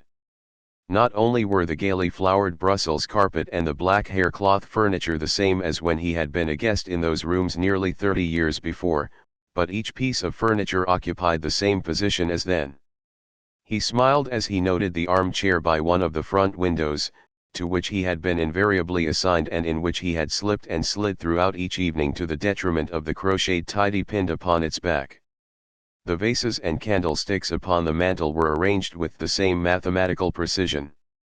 He could detect only one change, which was that to the collection of family photographs framed and hanging above the mantel, there had been added a portrait of the late Mrs. Jewett. Within a week the old furnishings had been relegated to other parts of the house and modern upholstery had taken their places, the soft subdued tints of which blended harmoniously, forming a general impression of warmth and light. Most of these innovations Miss Jewett viewed with disfavor, particularly the staining of the floors preparatory to laying down 2 Turkish rugs of exquisite coloring and design. "I don't see any use in being so skimping with the carpets," she remarked to Sally. "If I'd been in his place I'd have got enough to cover the whole floor while I was about it, even if I'd bought something a little cheaper. A carpet with bare floor showing all round it puts me in mind of Dick's hatband that went part way round and stopped." "That's just what it does," Sally assented. "I wanted to lay down some strips of carpeting along the edges, but he wouldn't hear to it," Miss Jewett continued, regretfully. "I suppose," Sally remarked, sagely, "it's all on account of livin' out west along with them wild Injuns and cowboys so many years. Western folks most always has queer ideas about things." "I never would have believed it to see such overturnings in my house," exclaimed Miss Jewett, with a sigh, "and if 'twas anybody but John Britton I wouldn't stand it. I wonder if he won't be telling me how to make butter and raise chickens and turkeys next.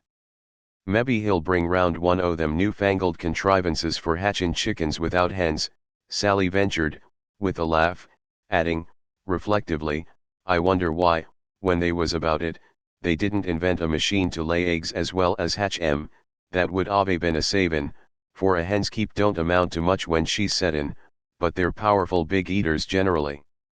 Miss Jewett prided herself upon her thrift and economy, her well-kept house where nothing was allowed to go to waste, her spotless dairy rooms and rolls of golden butter which never failed to bring 1.5 cents more a pound than any other, her fine breeds of poultry which annually carried off the blue ribbons at the county fair. She had achieved a local reputation of which she was quite proud. She would brook no interference in her management of household affairs, and, as she said, no one but John Britton would ever have been allowed to infringe upon her established rules and regulations. There had been a time when she had shared equally with her sister John Britton's attentions. It had been the only bit of romance in her life, but a lingering sweetness from it still remained in her heart through all the commonplace years that had followed, like the faint perfume from rose leaves, faded and shriveled, but cherished as sacred mementos. She had not blamed him for choosing her younger and more attractive sister, and she had secretly admired her sister for braving their father's displeasure to marry him. And now she was glad that he had returned, glad for his own sake that the imputations cast upon him by her father and others were refuted, for her sister's sake, that her last days should be so brightened and glorified, but deep within her heart, glad for her own sake, because it was good to look upon his face and hear his voice again. Sally's strident tones broke in upon her retrospection. "There's one thing, Miss Jewett, I guess you needn't be afeard they'll meddle with, and that's your cookin'. Mr. Darrell, he was tellin' me about the prices people had to pay for meals on them eatin' cars diners he called 'em, and I told him there wasn't no victuals on earth worth any such price as that, and I up and asked him whether they was as good as the victuals he gets here, and he laughed and said there wasn't nobody could beat his Aunt Espy at cookin'." Miss Jewett's eyes brightened. "Bless the boy's heart," she exclaimed, "I'm glad they're going to be here for Thanksgiving. I'll see that they get such a dinner as they neither of them ever dreamed of." Darrell had won a warm place in her heart in his baby days with his earliest efforts to speak her name. Espy had been the result of his first attack on the formidable name of experience, and Aunt Espy she had been to him ever since.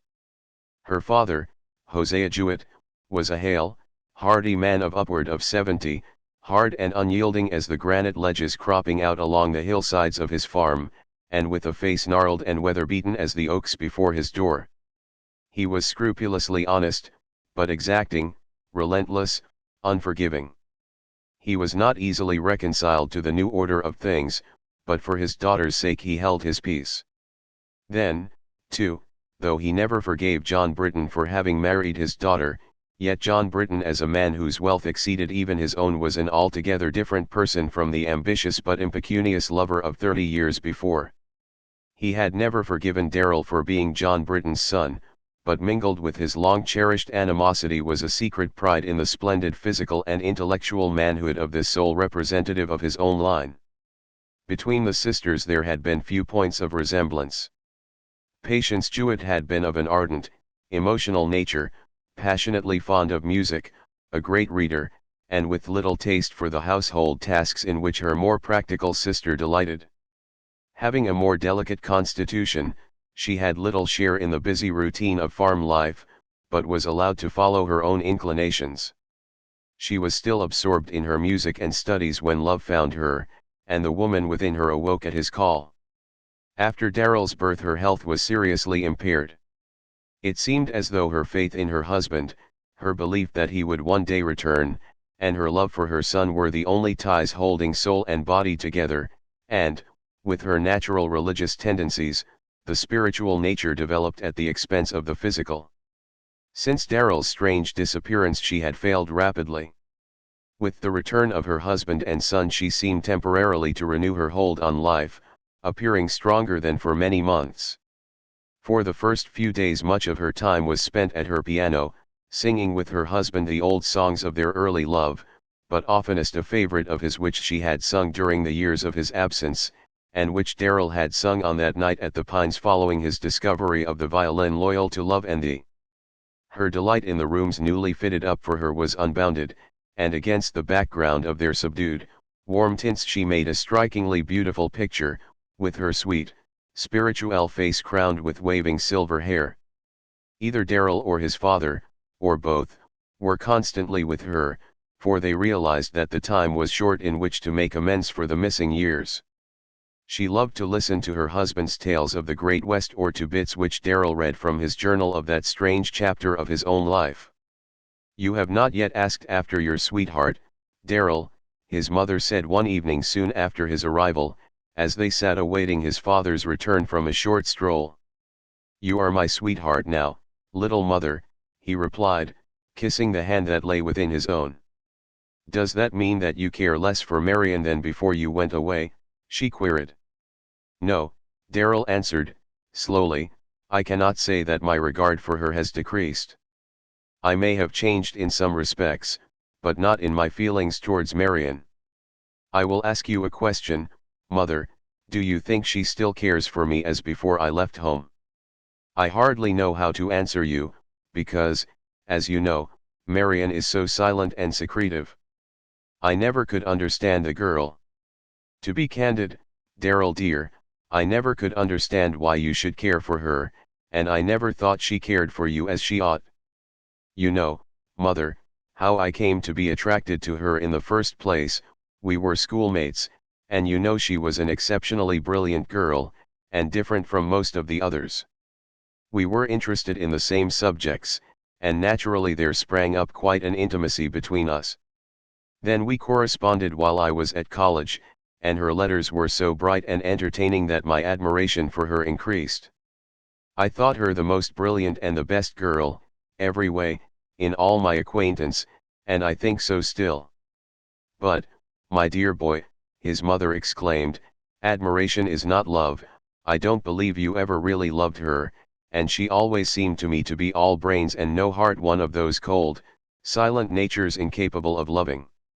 I think you are wrong there, mother. Marian is silent, but I don't believe she is cold or incapable of loving. She may, or may not, be incapable of expressing it, but I believe she could love very deeply and sincerely were her love once awakened. You know she has taken up the study of medicine. Ned Elliot told me she had been studying with Dr. Parker for about a year. Dr. Parker tells me she is making remarkable progress.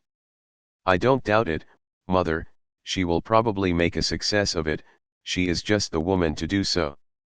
There never was any mention of love between you two, was there, or any engagement?" Darrell's mother asked, with some hesitation, after a brief silence. "None whatever," he replied, then added, with a smile, "We considered ourselves in love at the time, at least, I did, but as I look back now it seems a very platonic affair, but I thought I loved her, and I think she loved me. You say, Darrell, that your regard for her is unchanged." "Yes, the same as ever." "But you do not think now that you love her or loved her then?" "No, mother, I know I do not, and did not." "Then, Darrell, my boy, Someone else has taught you what love really is. For answer Darrell bowed his head in assent over his mother's hand. For a few moments she silently stroked his hair as in his boyish days, then she said, in low tones, answer me one question, Darrell, was she a good, pure woman? Darrell raised his head, his eyes looking straight into the searching dark eyes, so like his own. My little mother, he replied, tenderly, don't think that your teachings all the past years or the lessons of your own sweet life were lost in those 2 years, their influence lived even when memory had failed. He bent and kissed her, then added, she was scarcely more than a child, not so brilliant, perhaps, as Marian, but beautiful, good, and pure as the driven snow. Hearing his father's voice outside, Darrell rose and, picking up his journal, opened it at the story of his love and Kate's. Then placing it open upon a table beside his mother, he said, there, mother, is the story of my dream love, as I call her. Read it, and if you should wish to know anything further regarding it, ask my father, for he knows all. 32 Chapter Marian Holmes. The following day when Darrell entered his mother's rooms he found her with his journal lying open before her. Looking up with a smile, she said, Darrell, my dear, I would like to meet your Kathy, but that can never be in this world. But you will meet her again, and when you do, give her a mother's love and blessing from me. Then, laying her hand on his arm, she added, I understand now your question regarding Marian. As I told you, it is difficult to judge anything about her real feelings. For the first year after you went away she came often to see me and frequently inquired for tidings of you, but this last year she has seemed different. She has come here less frequently and seldom referred to you, and appeared so engrossed in her studies I concluded she had little thought or care for you. I may have misjudged her, but even were that so and she did care for you still, you would not marry her now, loving another as you do, would you? Darrell smiled as he met his mother's eager, questioning gaze. If I had won the love of a girl like Marian Holmes, he said, I would do nothing that would seem like trifling with that love, but, in justice to all parties concerned, herself in particular, I would never marry her without first giving her enough knowledge of the facts in the case that she would thoroughly understand the situation. His mother seemed satisfied.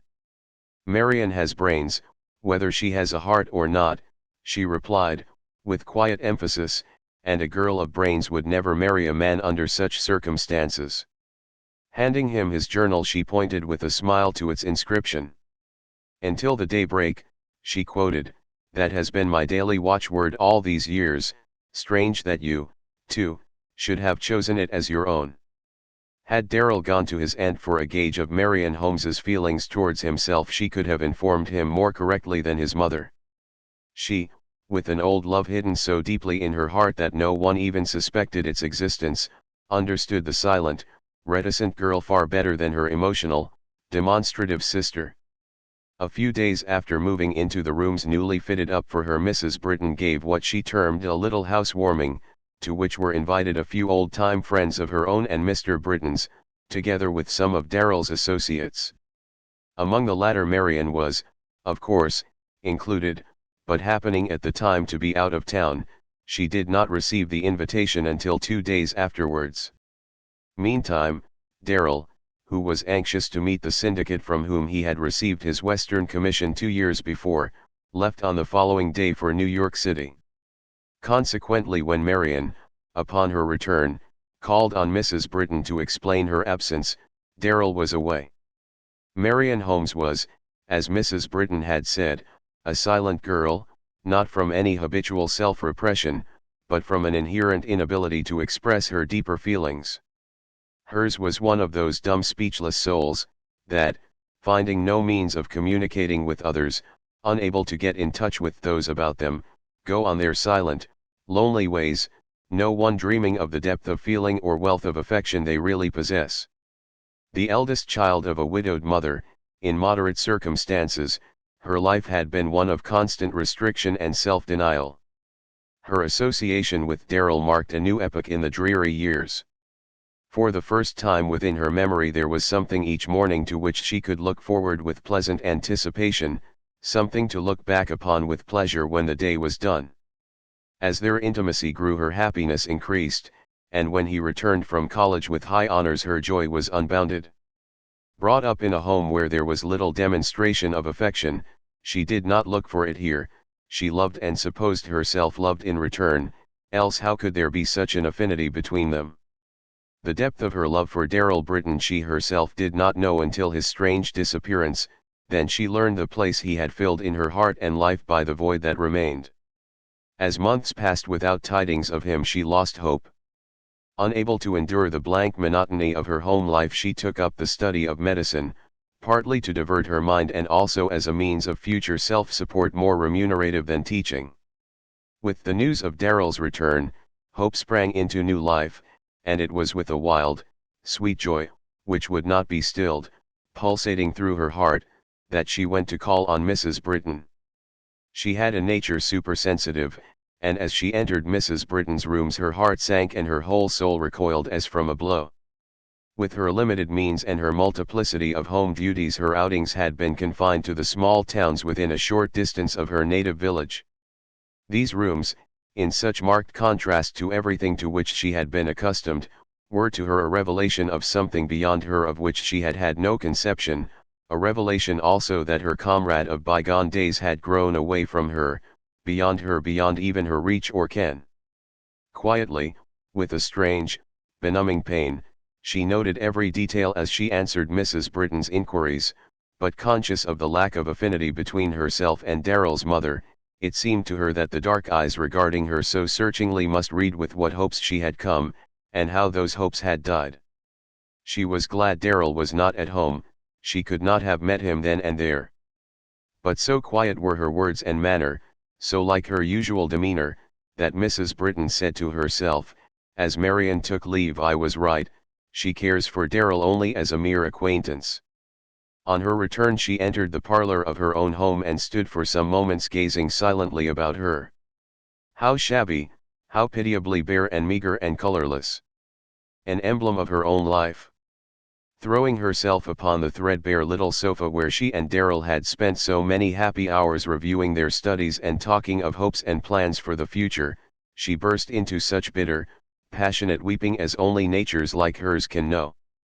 Darrell's trip proved successful beyond his anticipations. He found the leading members of the syndicate, to whom he explained his 2 years' absence and into whose possession he gave the money instead to his keeping. So delighted were they to see him after having given him up for dead, and so pleased were they with his honesty and integrity that they tendered him his old position with them, offering to continue his salary from the date of his Western commission. This offer he promptly declined, declaring that he would undertake no commissions or enter into no business agreements during his mother's present state of health. He had taken with him the completed manuscript of his geological work, and this, through the influence of 1 or 2 members of the syndicate, he succeeded in placing with a publishing house making a specialty of scientific works.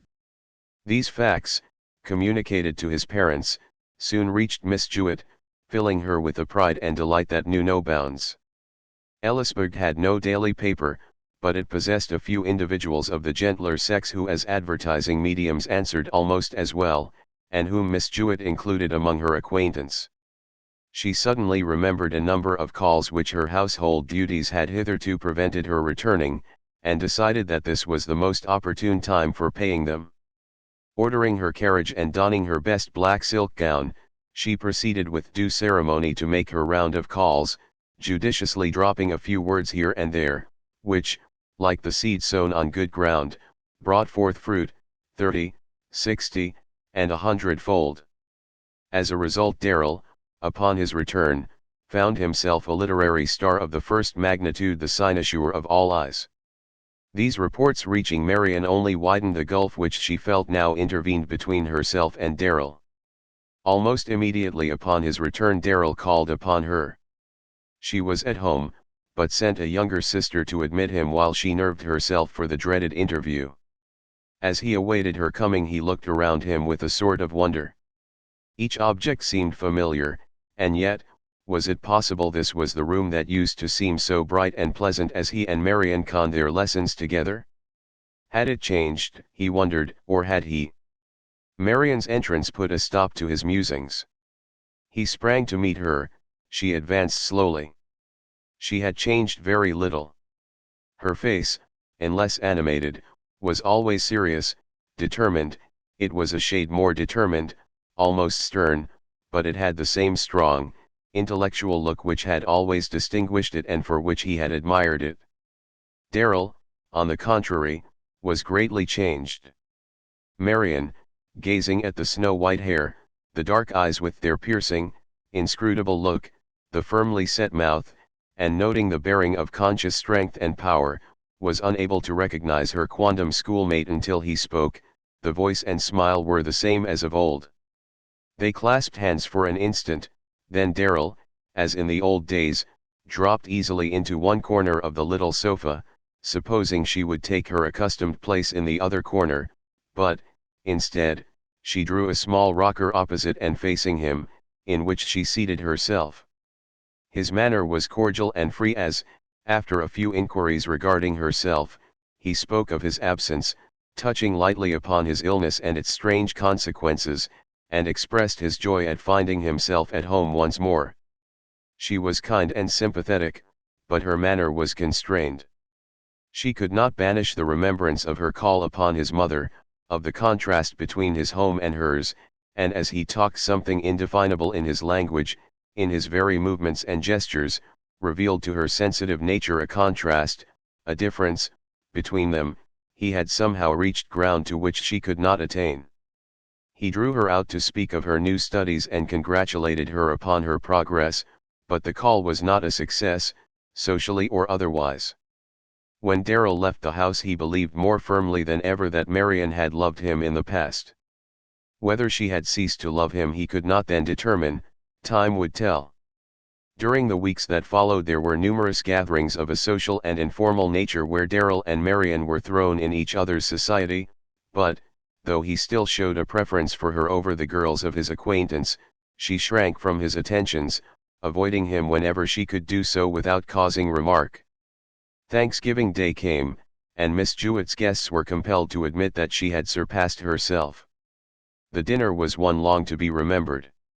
Her prize turkey occupied the place of honor, flanked on one side by a roast duck, superbly browned, and on the other by an immense chicken pie, while savory vegetables, crisp pickles, and tempting relishes such as she only could concoct crowded the table in every direction. A huge plum pudding headed the second course, with an almost endless retinue of pies, mince, pumpkin, and apple, while golden custards and jellies, red, purple, and amber, of currant, grape, and peach, brought up the rear. A third course of fruits and nuts followed, but by that time scarcely anyone was able to do more than make a pretense of eating. To this dinner were invited the minister and his wife, one or two far-removed cousins who usually put in an appearance at this season of the year, Marion Holmes, and a decrepit old lady, a former friend of Mrs. Jewett's, who confided to the minister's wife that she had eaten a very light breakfast and no lunch whatever in order that she might be able to do justice to experience's dinner.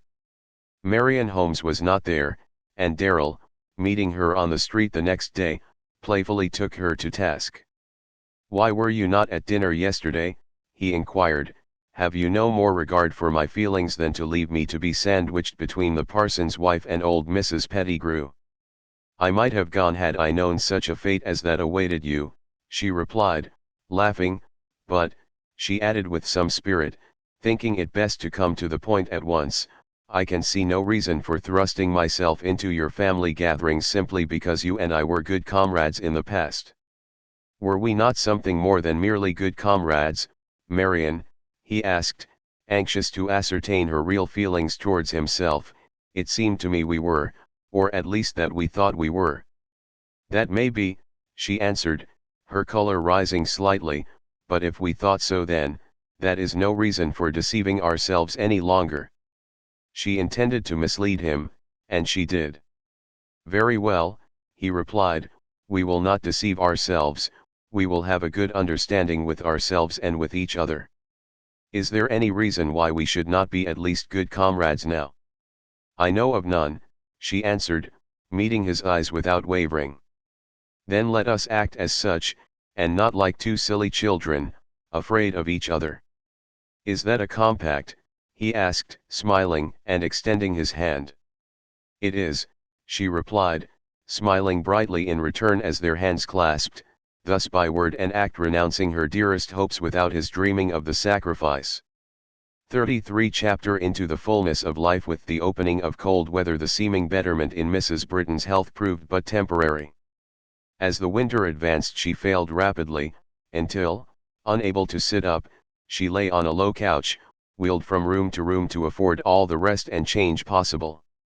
Day by day her pallor grew more and more like the waxen petals of the lily, while the fatal rose flush in her cheek deepened, and her eyes, unnaturally large and lustrous, had in them the look of those who dwell in the borderland.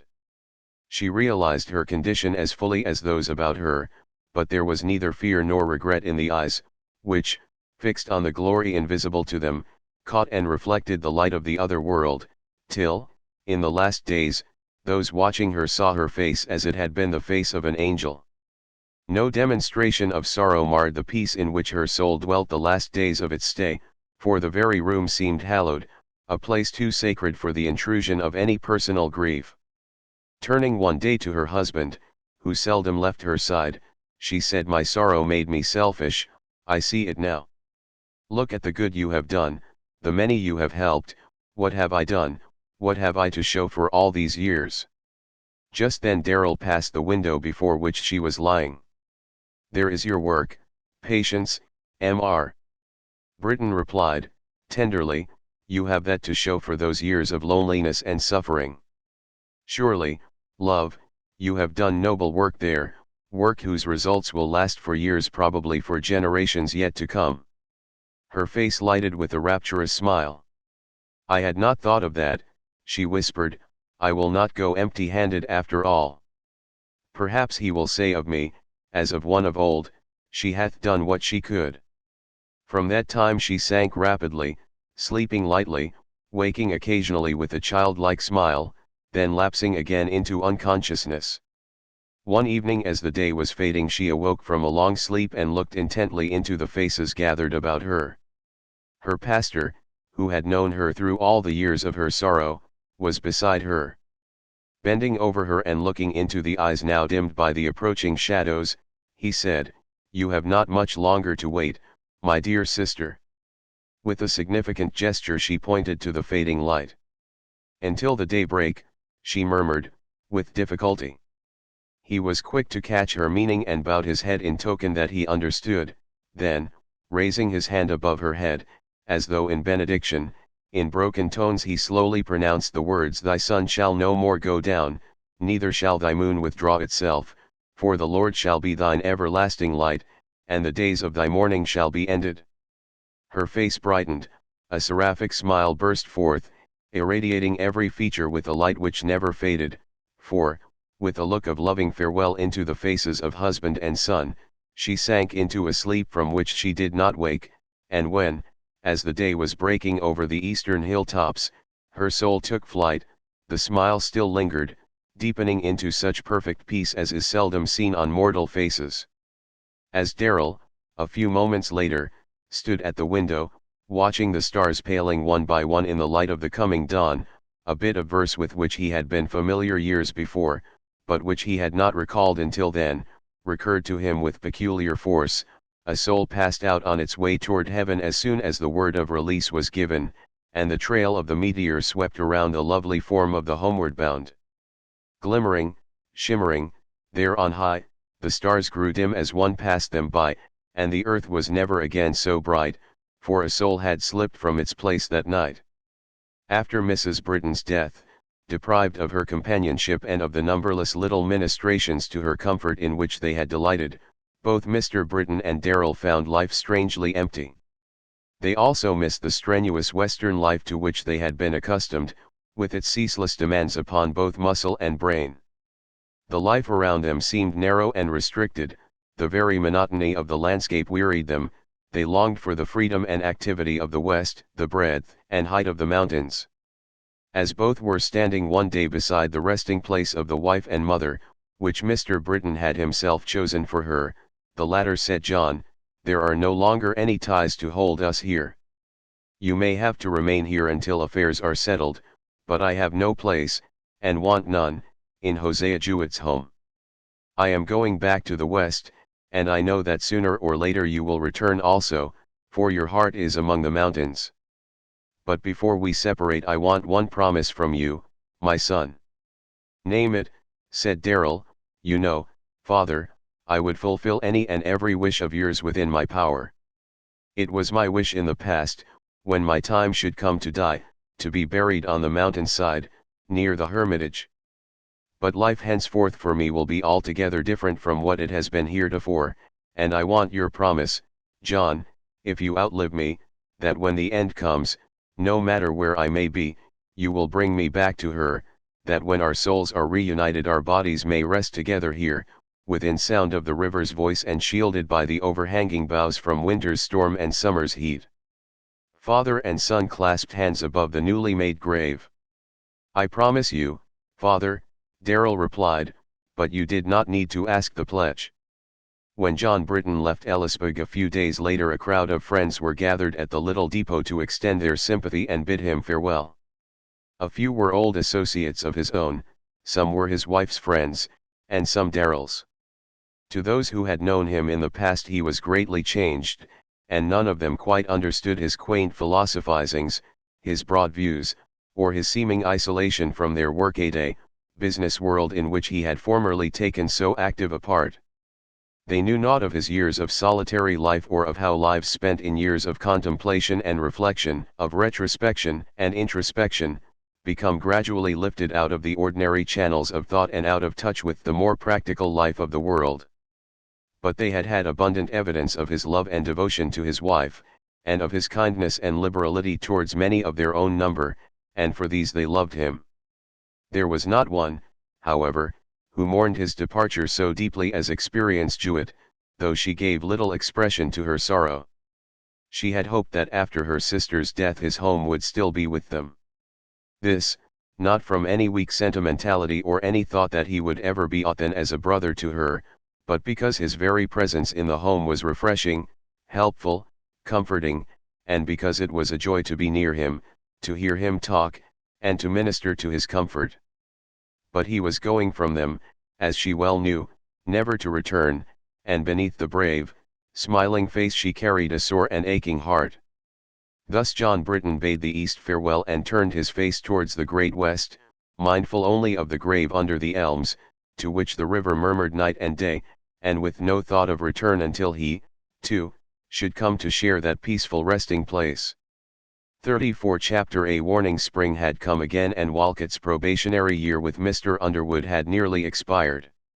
For a while he had maintained his old suavity of manner and business had been conducted satisfactorily, but as months passed and Kate Underwood was unapproachable as ever and the prospect of reconciliation between them seemed more remote, he grew sullen and morose, and Mr. Underwood began to detect signs of mismanagement. Determined to wait until he had abundance of evidence with which to confront him, however, he said nothing, but continued to watch him with unceasing vigilance. Mr. Underwood, though able to attend to business, had never fully recovered from the illness of the preceding year. His physician advised him to retire from business, as any excitement or shock would be likely to cause a second attack far more serious than the first, but to this Mr. Underwood would not listen, clinging tenaciously to the old routine to which he had been accustomed. Kate, realizing her father's condition, guarded him with watchful solicitude from every possible worry and anxiety, spending much of her time with him, and even familiarizing herself with many details of his business in order to assist him. In the months since Darrell's return East, Kate had matured in many ways. Her tall, slender form was beginning to round out in symmetrical proportions, and her voice, always sweet, had developed wonderfully in volume and range. She had taken up the study of music anew, both vocal and instrumental, devoting her leisure hours to arduous practice, her father having promised her a thorough course of study in Europe, for which she was preparing herself with great enthusiasm. Though no words were exchanged between Mr. Underwood and Walcott, the latter became conscious of the other's growing disfavor, and the conviction gradually forced itself upon him that all hope of gaining his partner's daughter in marriage was futile. For Kate Underwood he cared little, except as a means of securing a hold upon her father's wealth. As he found himself compelled to abandon this scheme and saw the prize he had thus hoped to gain slipping farther and farther from his grasp, his rage made him desperate, and he determined to gain all or lose all in one mad venture. To make ready for this would require weeks, perhaps months, but he set about his preparations with method and deliberation. Either the boldness of his plan or his absorption in the expected outcome made him negligent of details, however, and slowly, but surely, Mr. Underwood gathered the proofs of his guilt with which he intended to confront him when the opportune moment arrived. But even yet he did not dream the extent of his partner's frauds or the villainy of which he was capable, he therefore took no one into his confidence and sought no assistance. Kate was quick to observe the change in Walcott's manner and to note the Molly Goodnighty lurking in the half-closed eyes whenever they encountered her own or her father's gaze, and, while saying nothing to excite or worry the latter, redoubled her vigilance, seldom leaving him alone. Affairs had reached the state when, with the early spring days, Mr. Britton returned from the east and stopped for a brief visit at the Pines. In a few days he divined enough of the situation to lead him to suspect that danger of some kind threatened his old friend. A hint from Kate confirmed his suspicion, and he resolved to prolong his stay and await developments. One afternoon soon after his arrival Kate, returning from a walk, while passing up the driveway met a woman coming from the Pines. The latter was tall, dressed in black, and closely veiled, a stranger, yet something in her appearance seemed familiar. Suddenly Kate recalled the señora who sent the summons to Walcott on that day set for their marriage, more than a year before. Though she had caught only a brief glimpse of the black-robed and veiled figure within the carriage, she remembered a peculiarly graceful poise of the head as she had leaned forward for a final word with Walcott, and by that she identified the woman now approaching her. Each regarded the other closely as they met. To Kate it seemed as though the woman hesitated for the fraction of a second, as though about to speak, but she passed on silently. On reaching a turn in the driveway Kate, looking back, saw the woman standing near the large gates watching her, but the latter, finding herself observed, passed through the gates to the street and walked away. Perplexed and somewhat annoyed, Kate proceeded on her way to the house. She believed the woman to be in some way associated with Walcott, and that her presence there presaged evil of some sort. As she entered the sitting room her aunt looked up with a smile from her seat before the fire. "You have just had rather a remarkable caller, Catherine." "That woman in black whom I just met?" Kate asked, betraying no surprise, for she felt none. She was prepared at that moment for almost any announcement. "Who was she, Aunt Marcia? And what did she want with me?" "She refused to give her name, but said to tell you a friend called. She seemed disappointed at not seeing you, and as she was leaving she said, 'Say to her she has a friend where she least thinks it, and if she, or anyone she loves, is in danger, I will come and warn her.' She was very quiet appearing, notwithstanding her tragic language." "You say you met her, what do you think of her?" Kate had been thinking rapidly. "I have seen her once before, Auntie. I am positive she is in some way connected with Mr. Walcott, and equally positive that he has some evil designs against Papa, but why she should warn me against him, if that is her intention, I cannot imagine." "Is there no way of warning your father, Catherine?" Mrs. Dean inquired, anxiously. "Mr. Britton and I have talked it over, Auntie. We think Papa suspects him and is watching him, but so long as he doesn't take either of us into his confidence we don't want to excite or worry him by suggesting any danger. This woman may or may not be friendly, as she claims, but in any event, if she comes again, I must see her. Whatever danger there may be I want to know it, then I'm not afraid but that I can defend Papa or myself in case of trouble." For several days Kate scanned her horizon closely for portents of the coming storm.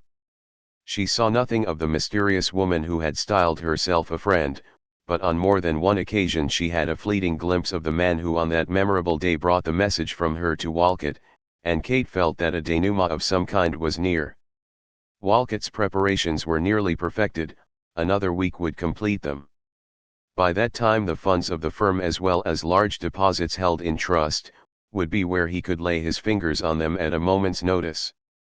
At a given signal 2 trusted agents would be at the side entrance with fleet horses on which they would travel to a neighboring village, and there, where their appearance would excite no suspicion, they were to board the late express, which would carry them to a point whence they could easily reach a place of safety. But his well-laid plans were suddenly checked by a request one afternoon from his senior partner to meet him in his private office that evening at 8 o'clock. The tone in which this request was preferred aroused Walcott's suspicions that an investigation might be pending, and, enraged at being thus checkmated, he determined to strike at once. At dinner Mr. Underwood mentioned an engagement which would, he said, detain him for an hour or so that evening, but having never since his illness gone to the offices in the evening, no one supposed it more than an ordinary business appointment with some friend. He had left the house only a few moments when a caller was announced for Miss Underwood. Kate's heart gave a sudden bound as, on entering the reception hall, she saw again the woman whose coming was to be a warning of danger. She was, as usual, dressed in black and heavily veiled. Kate was conscious of no fear, rather a joy that the suspense was over, that there was at last something definite and tangible to face. "Señorita, may I see you in private?" The voice was sweet, but somewhat muffled by the veil, while the words had just enough of the Spanish accent to render them liquid and musical. Kate bowed in assent, and silently led the way to a small reception room of her own. She motioned her caller to a seat, but the latter remained standing and turned swiftly, facing Kate, still veiled. "Señorita, you do not know me." The words had the rising inflection of a question. "No," Kate replied, slowly, "I do not know you, but I know that this is not your first call at the Pines. I called some 10 days since to see you." "You called," Kate spoke deliberately, "more than a year since to see Mr. Walcott." The woman started and drew back slightly. "How could you know?" she exclaimed, "surely he did not tell you." "I saw you." There was a moment's silence. When next she spoke her voice was lower and more musical. "Señorita, I come as your friend, do you believe me?" "I want to believe you," Kate answered, frankly, "but I can tell better whether I do or not when I know more of you and of your errands here."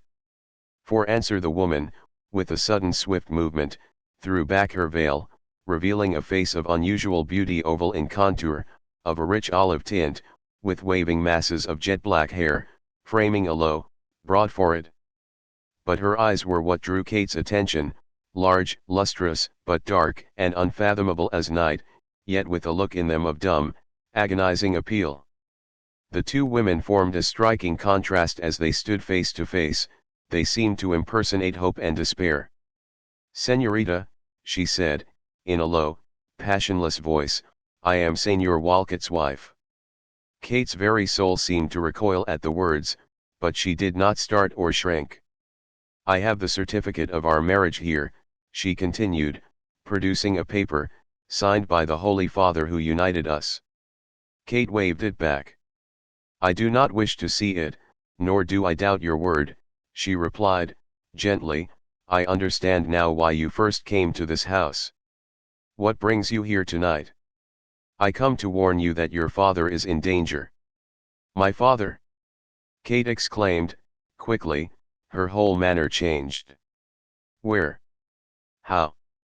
"Señor Walcott has an engagement with him at 8 o'clock at their offices, and he means to do him harm, I know not just what, but he is angry with him, I know not why, and he is a dangerous man when he is angry."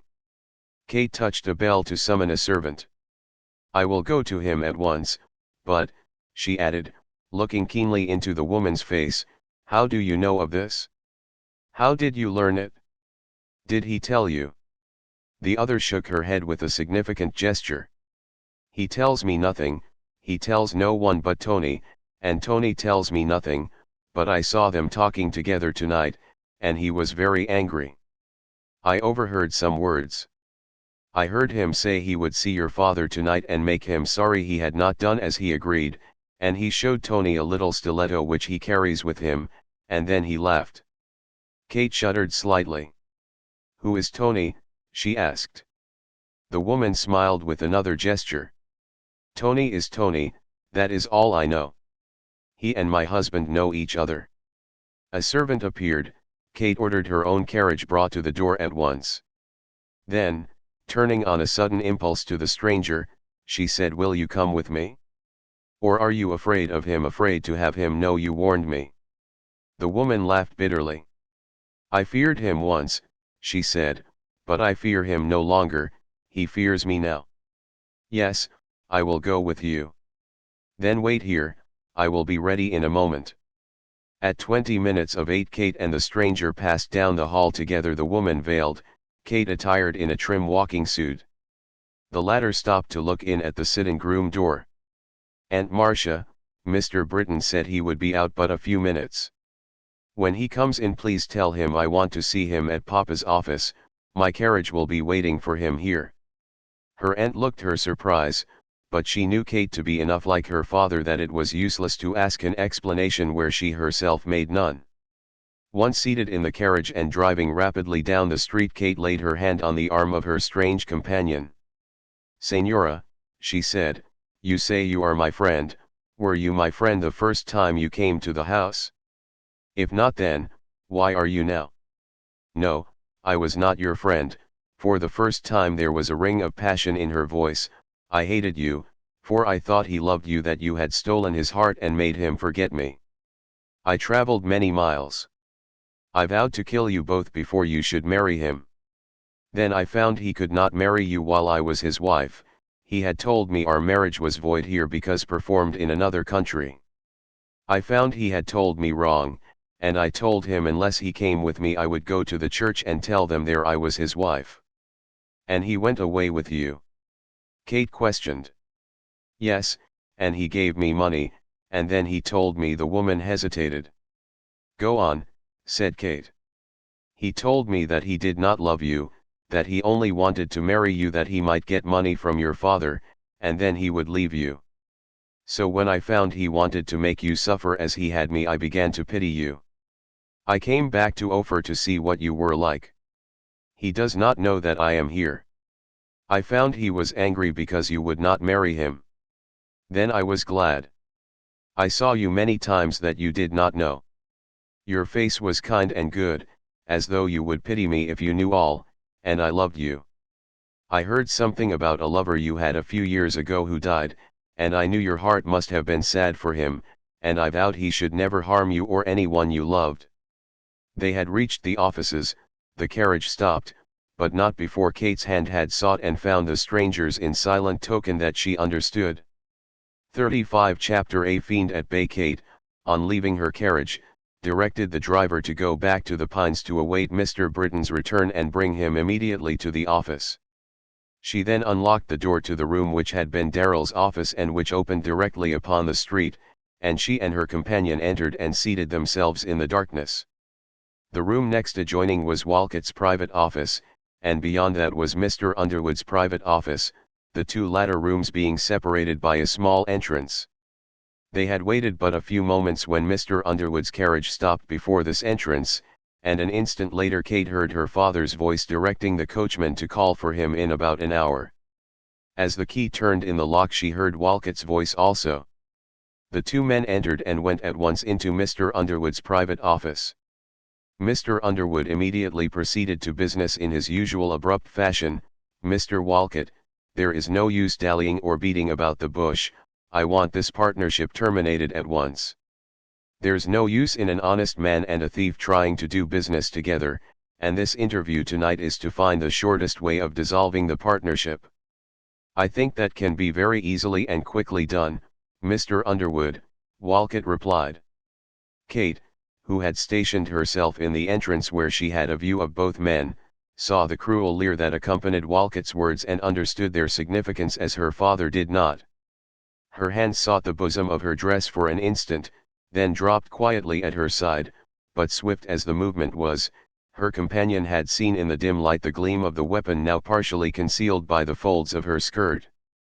With noiseless, cat-like step she approached Kate and touched her arm. "You will not shoot? You will not kill him," she breathed rather than whispered.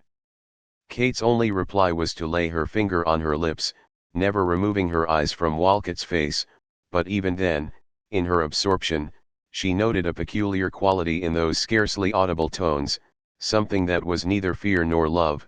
There seemed somehow an element of savagery in them. Meanwhile, Mr. Underwood was going rapidly through the evidence which he had accumulated, showing mismanagement and fraud in the conduct of the business of the firm and misappropriation of some of the funds held in trust. Of the wholesale robbery, the plans for which Walcott had so nearly perfected, he knew absolutely nothing. As Walcott listened, the sneer on his face deepened. "You seem to have gone to a vast amount of labor for nothing," he remarked, as Mr. Underwood concluded. "I could have given you that much information offhand. You have not lived up to your part of the contract, and I see no reason why I should be expected to fulfill mine. You promised me your daughter in marriage, and then simply because she saw fit we will leave my daughter's name out of this controversy." "Sir," Mr. Underwood interposed, sternly. "Were it not for the fact that your name has been publicly associated with hers, I would prosecute you for the scoundrel and blackleg that you are. But for the sake of your daughter's name you intend to deal leniently with me," Walcott sneered. "Supposing we come at once to the point of dissolving our partnership, it cannot be done any too quickly for me. May I inquire on what terms you propose to settle?" Mr. Underwood went briefly over the terms which he had outlined on a sheet of paper before him on his desk.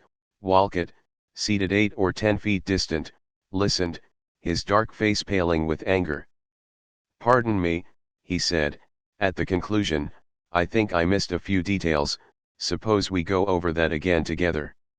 He rose and advanced towards Mr. Underwood's chair as though to look over his shoulder, at the same time thrusting his right hand within the inner pocket of his coat.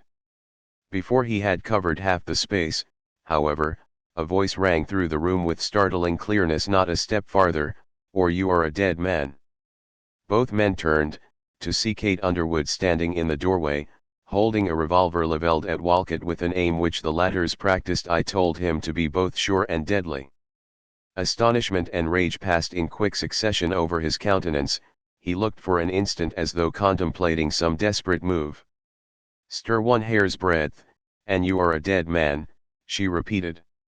He remained motionless, and the hand just withdrawn from his coat disclosed to view a tiny, glittering stiletto. Kate's only anxious thought was for her father, who, too bewildered to move or speak, was for the time as motionless as Walcott himself. She feared lest the suddenness of the shock might prove too much for him. To her relief, she heard Mr. Britton entering. He took in the situation at a glance and sprang at once to her side. "I am all right," she cried, brightly. "Look after Papa, first, then we will attend to this creature." With the revolver still levelled at Walcott, Kate slowly advanced towards him. "Give me that weapon," she demanded. He gave a sinister smile, but before she had taken another step, her companion sprang into the room with a piercing cry and intercepted her. "No, no, señorita," she exclaimed, "do not touch it. Mother of God! It is poisoned, a single scratch means death." At sight of her, Walcott's face grew livid. "You fiend! You she-devil," he hissed, "this is your doing, is it?" and he burst into a torrent of curses and imprecations. "Be silent!" Mr. Britton ordered, sternly, and Kate accompanied the command with an ominous click of her revolver. The wretch cowered into silence, but his eyes glowed with fairly demoniac fury. "Now," said Mr. Underwood, his faculties fully restored, "I want to know the meaning of this. Let us sift this whole thing to the bottom." "Search your man, first, David," said Mr. Britton, and suiting the action to the word he approached Walcott, but was warded off by the woman standing near. "No, no, Señor, a little turn of the wrist, so slight you would not see, would cause death. I will take it from him, the viper dare not sting me. As she extended her hand she tauntingly held her wrist close to the tiny point, scarcely larger than a good-sized pin. Life and freedom are precious, Señor, she said, in low, mocking tones, as she took the weapon from him and handed it to Mr. Britton, who laid it carefully on a table nearby, and then proceeded to search Walcott's clothing, saying, I want you to see what you have been dealing with, David. To the stiletto already placed upon the table were added another of larger size, 2 loaded revolvers, several packages of valuable securities taken from the vaults of the firm that afternoon, and a nearly complete set of duplicate keys to the safes and deposit boxes of the offices. Mr. Britton then relieved Kate, congratulating her warmly, and stationed himself near Walcott, who glowered like a wild beast that, temporarily restrained by the keeper's lash, only awaits opportunity for a more furious onslaught later. Kate stepped at once to her father's side. He turned upon her a look of affectionate pride, but before he could speak, she had drawn forward her companion, saying, Here is one, Papa, to whom we owe much. She has saved your life tonight, for I would not have known you were in danger if she had not warned me, and she saved me from worse than death in preventing the carrying out of the farce of an illegal marriage with that villain, by giving me a glimpse of his real character before it was too late. The change that passed over Mr. Underwood's countenance during Kate's words was fearful to see. From the kindliness and courtesy with which he had greeted the stranger his face seemed changed to granite, so hard and relentless it became. An illegal marriage? What do you mean? He demanded, and there was something in his voice that no one present had ever heard there before. Illegal, Papa, because this woman is his lawful wife. And Kate gave a brief explanation of the situation. Is that so? He appealed to the woman, his tones strangely quiet. Yes, Señor, I have the papers to prove it. Do you admit it?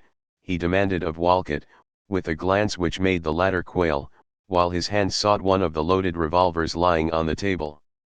We were married years ago, but I did not know the woman was living, I swear I did not. I supposed she was dead until the day she came to me. How about the past year? You have known all this time that she was living, yet you have dared to press your suit for my daughter, you dog. Not another word, he exclaimed, as Walcott strove to form some excuse. He raised his hand and the revolver gleamed in the light. Mr. Britton grasped him by the arm. David, old friend, calm yourself, he exclaimed. Don't be rash or foolish, let the law take its course. The law, interposed Mr. Underwood, fiercely, do you think I'd take a case of this kind into the courts? Charges such as these against a man whose name has been publicly associated with my daughter's as her betrothed husband, and the principal witness against that man his own wife. Do you suppose for a moment I'll have my daughter's name dragged through such mire? No, by God. I'll blow the dog's brains out with my own hand first. A fierce struggle ensued for a moment between the two men, which ended in John Britton's disarming his friend, Kate meanwhile keeping Walcott at bay as he sought in the momentary confusion to effect an escape. Once calmed, Mr. Underwood, notwithstanding Mr. Britton's protestations, sullenly refused to prosecute Walcott. Telephoning for an attorney who was an old-time and trusted friend, he had an agreement drawn and signed, whereby, upon the repayment of the funds belonging to him, after deducting an amount therefrom sufficient to replace what he had misappropriated, he was to leave the country altogether. You have escaped this time, were Mr. Underwood's parting words, but remember, if you ever again seek to injure me or mine, no power on earth can save you, and I'll not go into the courts either. As Kate and her strange companion parted, the former inquired, Why did you ask me not to shoot him? You surely cannot love him. Love him, she exclaimed, softly. No, but I feared you would kill him. His time has not come yet, señorita, but when it does, this must be the hand. She lifted her own right hand with a significant movement as she said this, and glided out into the darkness and was gone ere Kate could recall her. When Kate and her father, with Mr. Britton's assistance, before returning home for the night, removed the articles taken from Walcott's pockets, the tiny, poisoned stiletto was nowhere to be found. 36 Chapter Señora Martinez. Although Mr. Underwood escaped the stroke which it was feared might follow the excitement of his final interview with Walcott, it was soon apparent that his nervous system had suffered from the shock. His physician became insistent in his demands that he not only retire from business, but have an entire change of scene, to ensure absolute relaxation and rest. This advice was earnestly seconded by Mr. Britton, not alone for the sake of his friend's health, but more especially because he believed it unsafe for Mr. Underwood or Kate to remain in that part of the country so long as Walcott had his liberty. Their combined counsel and entreaties at length prevailed. A responsible man was found to take charge, under Mr. Britton's supervision, of Mr. Underwood's business interests. The Pines was closed, 2 or 3 faithful servants being retained to guard and care for the property, and early in April Mr. Underwood, accompanied by his sister and daughter, left Ophir ostensibly for the south. They remained south, however, only until he had recuperated sufficiently for a longer journey, and then sailed for Europe, but of this fact no one in Ophir had knowledge save Mr. Britton. During the last days of Kate's stay in Ophir she watched in vain for another glimpse of her strange friend. On the morning of her departure, as the train was leaving the depot, she suddenly saw the olive-skinned messenger of former occasions running alongside the Pullman in which she was seated. Catching her eye, he motioned for her to raise the window. She did so, whereupon he tossed a little package into her lap, pointing at the same time farther down the platform, and lifting his ragged sombrero, vanished. An instant later the Señora came into view, standing at the extreme end of the platform, a lace mantilla thrown about her head and shoulders, the ends of which she now waved in token of farewell. Kate held up the little package with a smile. She responded with a deprecatory gesture indicative of its insignificance, then with another wave of the lace scarf and a flutter of Kate's handkerchief, they passed out of each other's sight. Kate hastily undid the package. A little box of ebony inlaid with pearl slipped from the wrappings, which, upon touching a secret spring, opened, disclosing a small cross of Etruscan gold of the most exquisite workmanship. In her first letter to Mr. Britton Kate related the incident, and begged him to look out for the woman and render her any assistance possible. To this Mr. Britton needed no urging. Since his first sight of her that night in Mr. Underwood's office he had been looking for her, for a twofold purpose. For a number of weeks he failed to get even a glimpse of her, nor could he obtain any clue to her whereabouts. One night, well into the summer, he came upon her, unexpectedly, standing in front of a cheap restaurant, looking at the edibles displayed in the window. She was not veiled, her face was pale and haggard, and there was no mistaking the expression in her eyes as she finally turned away. "My friend," said Mr. Britton, laying his hand gently on her shoulder, "are you hungry?" She shrank from him with a start till a glance in his face reassured her, and she answered, with an expressive gesture, "Yes, Señor, I have had nothing to eat today, and but little yesterday." "This is no fit place, come with me," Mr. Britton replied, leading the way 2 or 3 blocks down the street, to a first-class restaurant. He conducted her through the ladies' entrance into a private box, where he ordered a substantial dinner for 2. "Señor," she protested, as the waiter left the box, "I have no money, no way to repay you for this, you understand." "I understand," he answered, quickly, "I want no return for this. Miss Underwood wished me to find you, and help you, if I could." "Yes, I know, you are the señorita's friend. And your friend also, if I can help you. You saved his life that night, Señor, I do not forget," the woman said, with peculiar emphasis. "Yes, I undoubtedly saved the scoundrel from a summary vengeance. Possibly I might not have done it, had I known what the alternative would be." "Where is that man now?" he asked, with sudden directness. "I do not know, Señor, he tells me nothing, but I have heard he went south some time ago. The entrance of the waiter with their orders put a temporary stop to conversation. The woman ate silently, regarding Mr. Britton from time to time with an expression of childlike wonder. When her hunger was appeased, and she seemed inclined to talk, he said, "Tell me something of yourself. When and where did you marry that man?" "We were married in Mexico, 7 years ago." "Your home was in Mexico?" "No, Señor, my father owned a big cattle ranch in Texas. Señor Walcott, as you call him here, worked for him. He wanted to marry me, but my father opposed the marriage. We lived close to the line, so we went across one day and were married.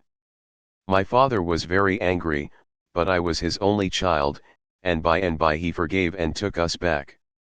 "Do I understand you that Walcott is not this man's real name?"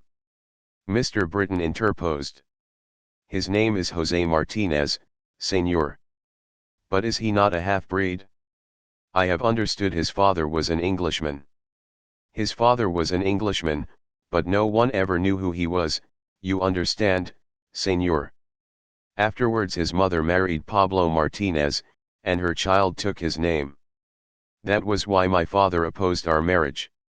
"I understand," said Mr. Britton, "but he claims heavy cattle interests in the South. How did he come by them?" "My father's, all of them," she replied. "He and my father quarreled soon after we went there to live. Then we came away north. We lived for a while in the state." She paused and hesitated as though fearing she had said too much, but Mr. Britton's face betrayed nothing, and she continued, "Then, in a year or so, we went south and he and my father quarreled again. My father was found dead on the plains, trampled by the cattle, but no one knew how it came about. Then Jose took everything and told me I had nothing. He went north again 3 years ago. A year later he came back and told me I was not his wife, that our marriage was void because it was not performed in this country. I became very ill.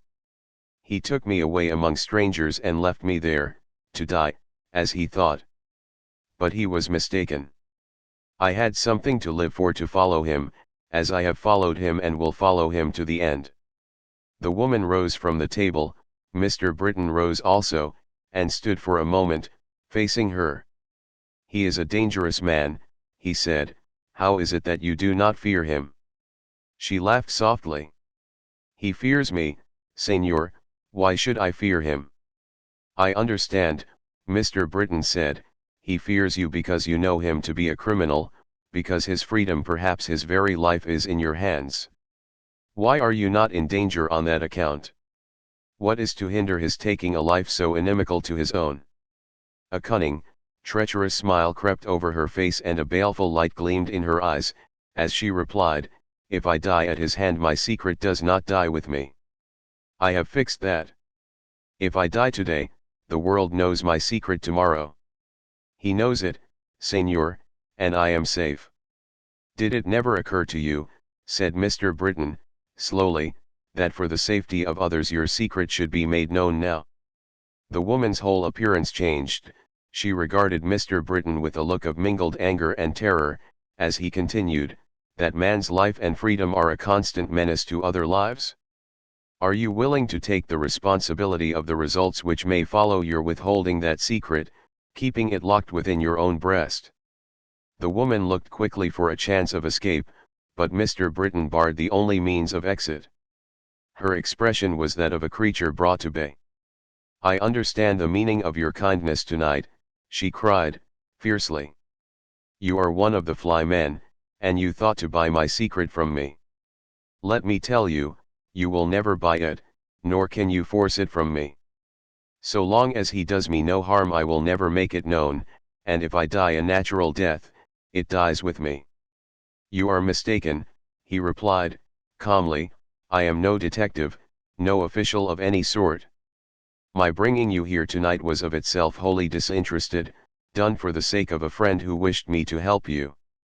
I have wished to meet you and talk with you, as I was interested to learn your story, out of sympathy for you and a desire to help you, and also to shed new light on your husband's character, of which I have made quite a study, but I am not seeking to force you into making any disclosures against your will." Her anger had subsided as quickly as it had been aroused. "Pardon me, Señor," she said, "I was wrong.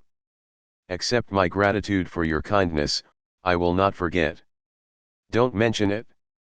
If you need help at any time, let me know, I do not forget that you saved my friend's life.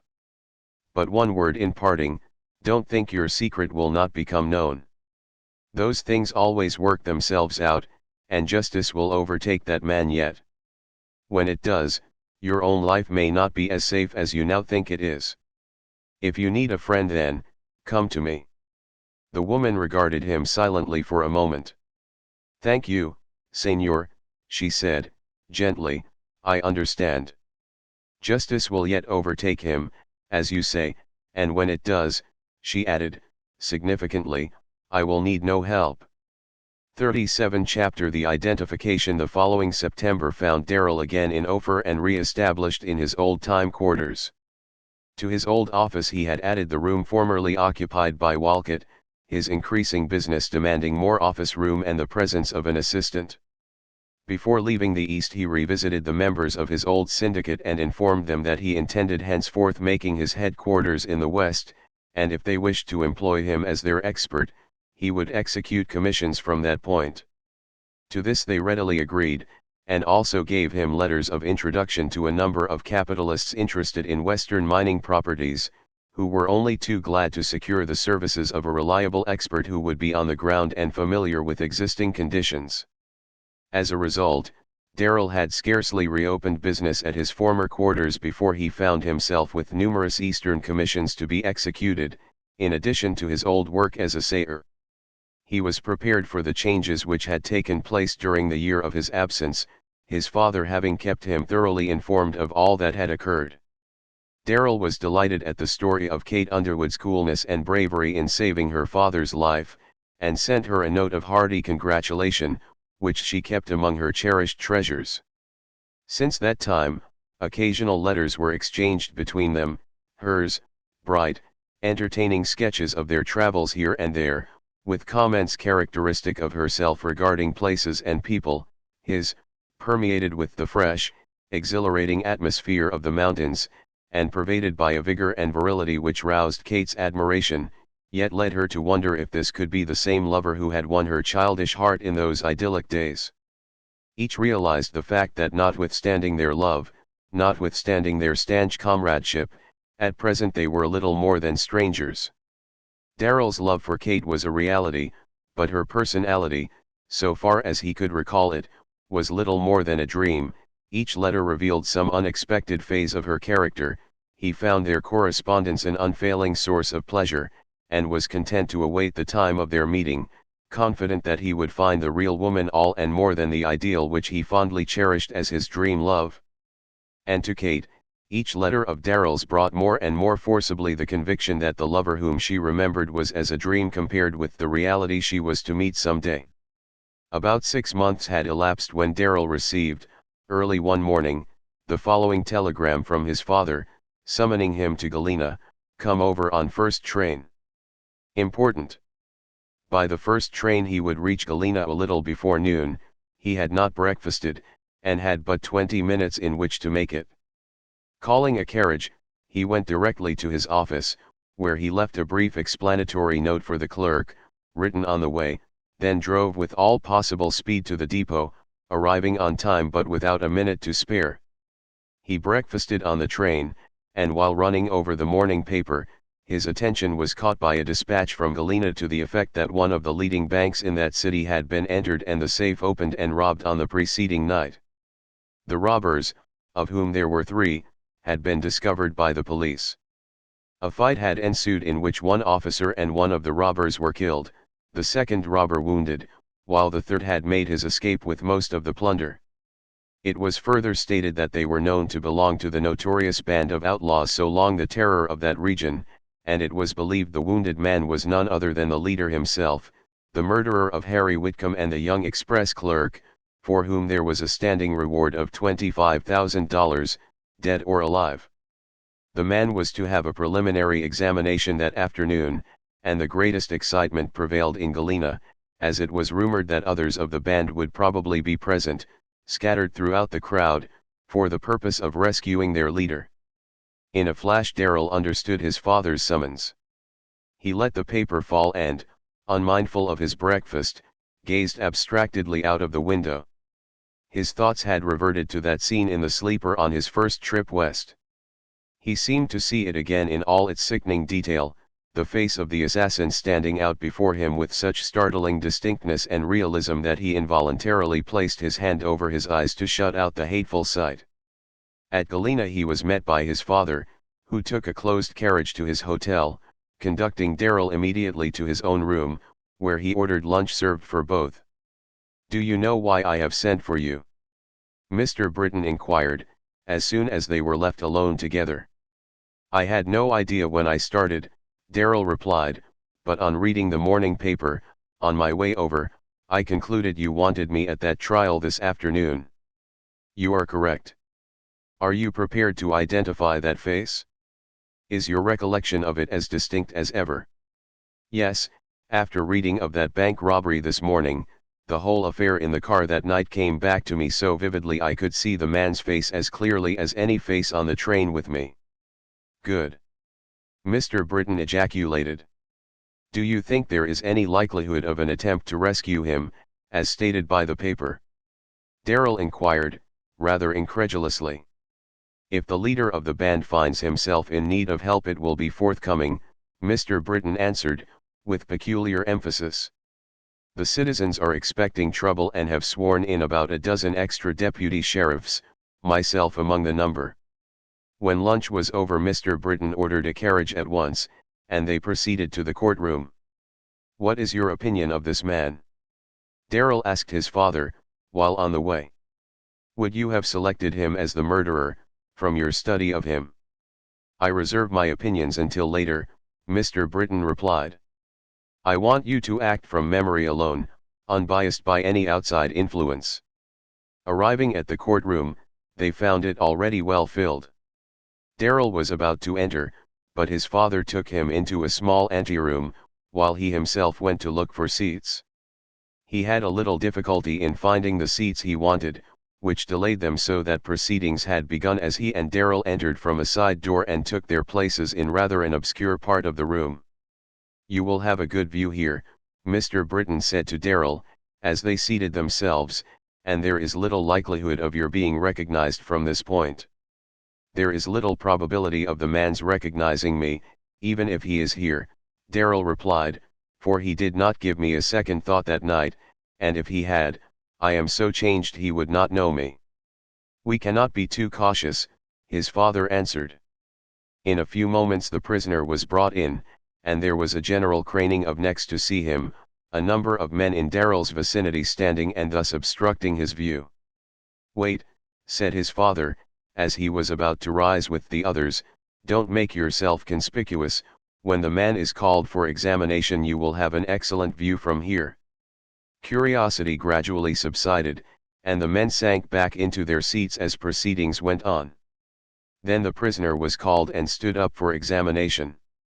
Darrell drew a quick breath and leaned eagerly forward.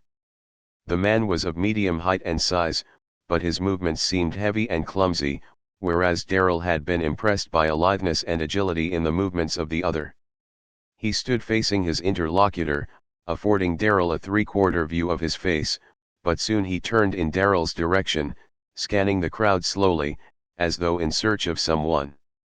Darrell saw a squarely built, colorless face, surmounted by a shock of coarse, straight black hair, with heavy, repulsive features, and small, bullet-shaped, leaden eyes of rather light blue. The face was so utterly unlike what he had expected to see that he sank back into his seat with a smothered exclamation of disgust. His father, watching closely, smiled, seeming rather pleased than otherwise, but Darrell was half indignant. "The idea of a lout like that being taken for the leader," he exclaimed. "He is nothing but a tool, and a pretty clumsy one at that." Notwithstanding his vexation, Darrell continued to watch the proceedings, and in a few moments began to grow interested, not so much in the examination as in the conduct of the prisoner. The latter evidently had found the face for which he was looking, for his eyes seemed glued to a certain spot.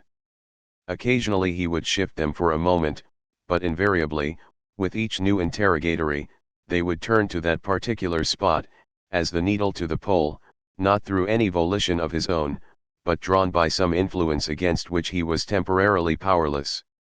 "That man is under a spell, he is being worked by someone in the crowd," Darrell exclaimed to his father, in a low tone. "Yes, and by someone not very far from us. I have spotted him, see if you cannot." Following the direction of the man's glance, Darrell began to scan the faces of the crowd. Suddenly his pulses gave a bound. Seated at a little distance and partially facing them was a man of the same size and height as the prisoner, but whose every move and poise suggested alertness. He was leaning his arms on the back of the seat before him, his head was lowered so that his chin rested lightly on one hand, while the other hand played nervously with the seat on which he leaned. His whole attitude was that of a wild beast crouched, ready to spring upon his prey.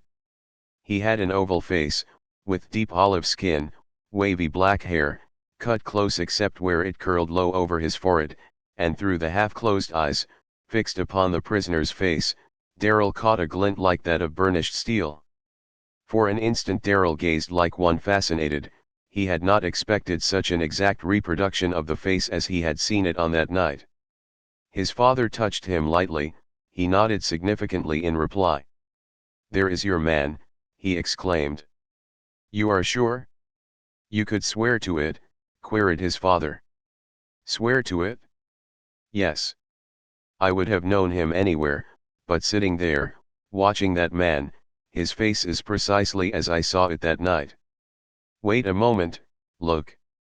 The man, in his agitation at some word of the prisoner's, raised one hand and brushed his forehead with a nervous gesture, which lifted his hair slightly, disclosing one end of a scar.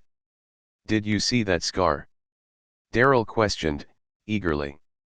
"You will find it almost crescent-shaped, rather jagged, and nearly 3 inches in length." "That is all I wanted," his father replied. "I have the warrant for his arrest with me, and the examination is so nearly over I shall serve it at once. Can I help you?" Darrell asked, as his father moved away. "No, stay where you are, don't let him see you until after he is under arrest." The examination of the prisoner had just ended when Mr. Britton, accompanied by 2 deputies, re-entered the courtroom. The man still maintained his crouching attitude, intently watching proceedings. Mr. Britton approached from the rear. Seizing the man suddenly by the arms, he pinioned him so that for an instant he was unable to move, and one of the deputies, leaning over, snapped the handcuffs on him before he fairly realized what had happened. Then, with a swift movement, Mr. Britton raised him to his feet and lifted him quickly out into the aisle, while his voice rang authoritatively through the courtroom. "Jose Martinez, alias Walcott, I arrest you in the name of the state." The man shouted something in Spanish, evidently a signal, for it was repeated in different parts of the room. Instantly all was confusion. A shot fired from the rear wounded one of the deputies. A man seated near Darrell drew a revolver, but before he could level it Darrell knocked it from his hand and felled him to the floor. The officers rushed to the spot, and as the outbreak subsided Mr. Britton brought forward his prisoner. A murmur of consternation rose throughout the room, for Walcott had been known years before among the businessmen of Galena, and there were not a few citizens present who had known him as Mr. Underwood's partner. Walcott, taking advantage of the situation, began to protest his innocence. Mr. Britton, unmoved, at once beckoned Darrell to his side. Upon seeing him Walcott's face took on a ghastly hue and he seemed for a moment on the verge of collapse, but he quickly pulled himself together, regarding Darrell meanwhile with a venomous malignity seldom seen on a human face. Not the least surprised man in the crowd was Darrell himself. "Do you mean to say," he asked his father, "that this is the Walcott of whose villainy you have been writing me, and that he and the murderer of Harry Whitcomb are one and the same?" "So it seems," Mr. Britton replied, "but that is no more than I have suspected all along.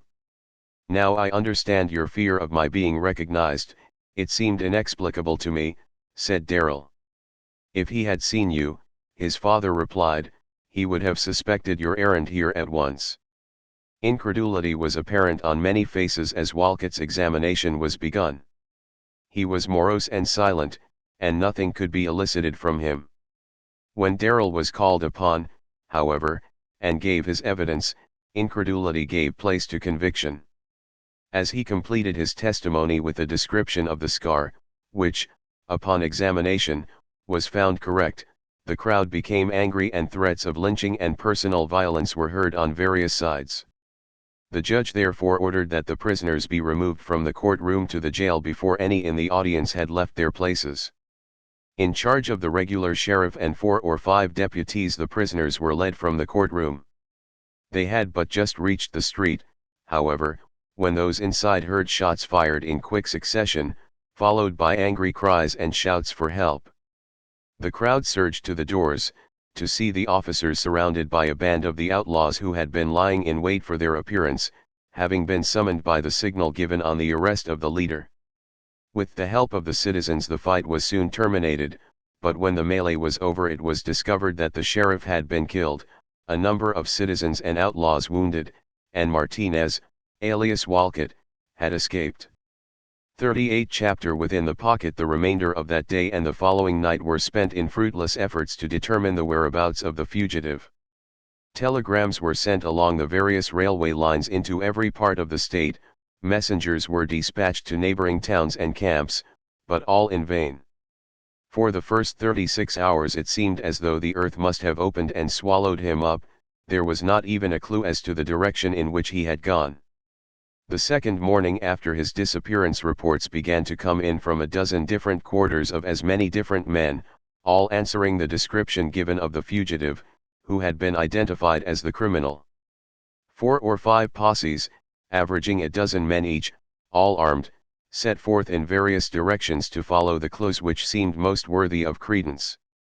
For the next few days reports were constantly received from one posse or another, to the effect that they were on the right trail. The fugitive had been seen only the preceding night at a miner's cabin where he had forced 2 men at the point of a revolver to surrender their supper of pork and beans, or some lonely ranchman and his wife had entertained him at dinner the day before. He was always reported as only about 10 hours ahead, footsore and weary, but at the end of 10 days they returned, disorganized, dilapidated, and disgusted, without even having had a sight of their man. Other bands were sent out with instructions to separate into squads of 3 or 4 and search the ground thoroughly. Some of them were more successful, in that they did, occasionally, get sight of the fugitive, but always under circumstances disadvantageous to themselves. 3 of them stood one day talking with a rancher, who only 2 hours before had furnished the man, under protest, with a hearty dinner and a fine rifle. The rancher pointed out the direction in which he had gone, over a rocky road leading down a steep, rough ravine. As he did so, his guest appeared on the other side of the ravine, within good rifle range. A mutual recognition followed, the men started to raise their rifles, but the other was too quick for them. Covering them with the rifle which he carried, he walked backward a distance of about 40 yards and then, with a mocking salute, disappeared. Bloodhounds were next employed, but the man swam and waded streams and doubled back on his own trail till men and dogs were alike baffled.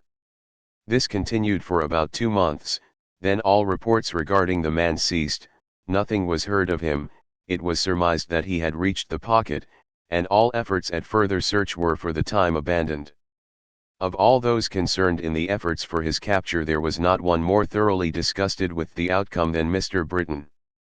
For months he had had this man under surveillance, convinced that he was a criminal and planning to bring about his capture. Through his own efforts he had been identified, and by his coolness and presence of mind he had accomplished his arrest when 9 out of 10 others would have failed, and all seemed now to have been effort thrown away. He regretted the man's escape the more especially as he felt that his own life, as well as that of his son, was endangered so long as he was at liberty. About a month after the search was abandoned, Mr. Britton was one day surprised by a call from the wife of Martinez. He had not seen her since his one interview with her months before. He was sitting in Mr. Underwood's office, looking over the books brought in for his inspection, when she entered, alone and unannounced. She seated herself in the chair indicated by Mr. Britton and proceeded at once to the object of her visit. "Señor, you told me when I last saw you that my secret would one day come out. You were right, it has. It is my secret no longer, and José Martinez fears me no longer. You have been kind to me. You saved his life once, you fed me when I was hungry and asked no return.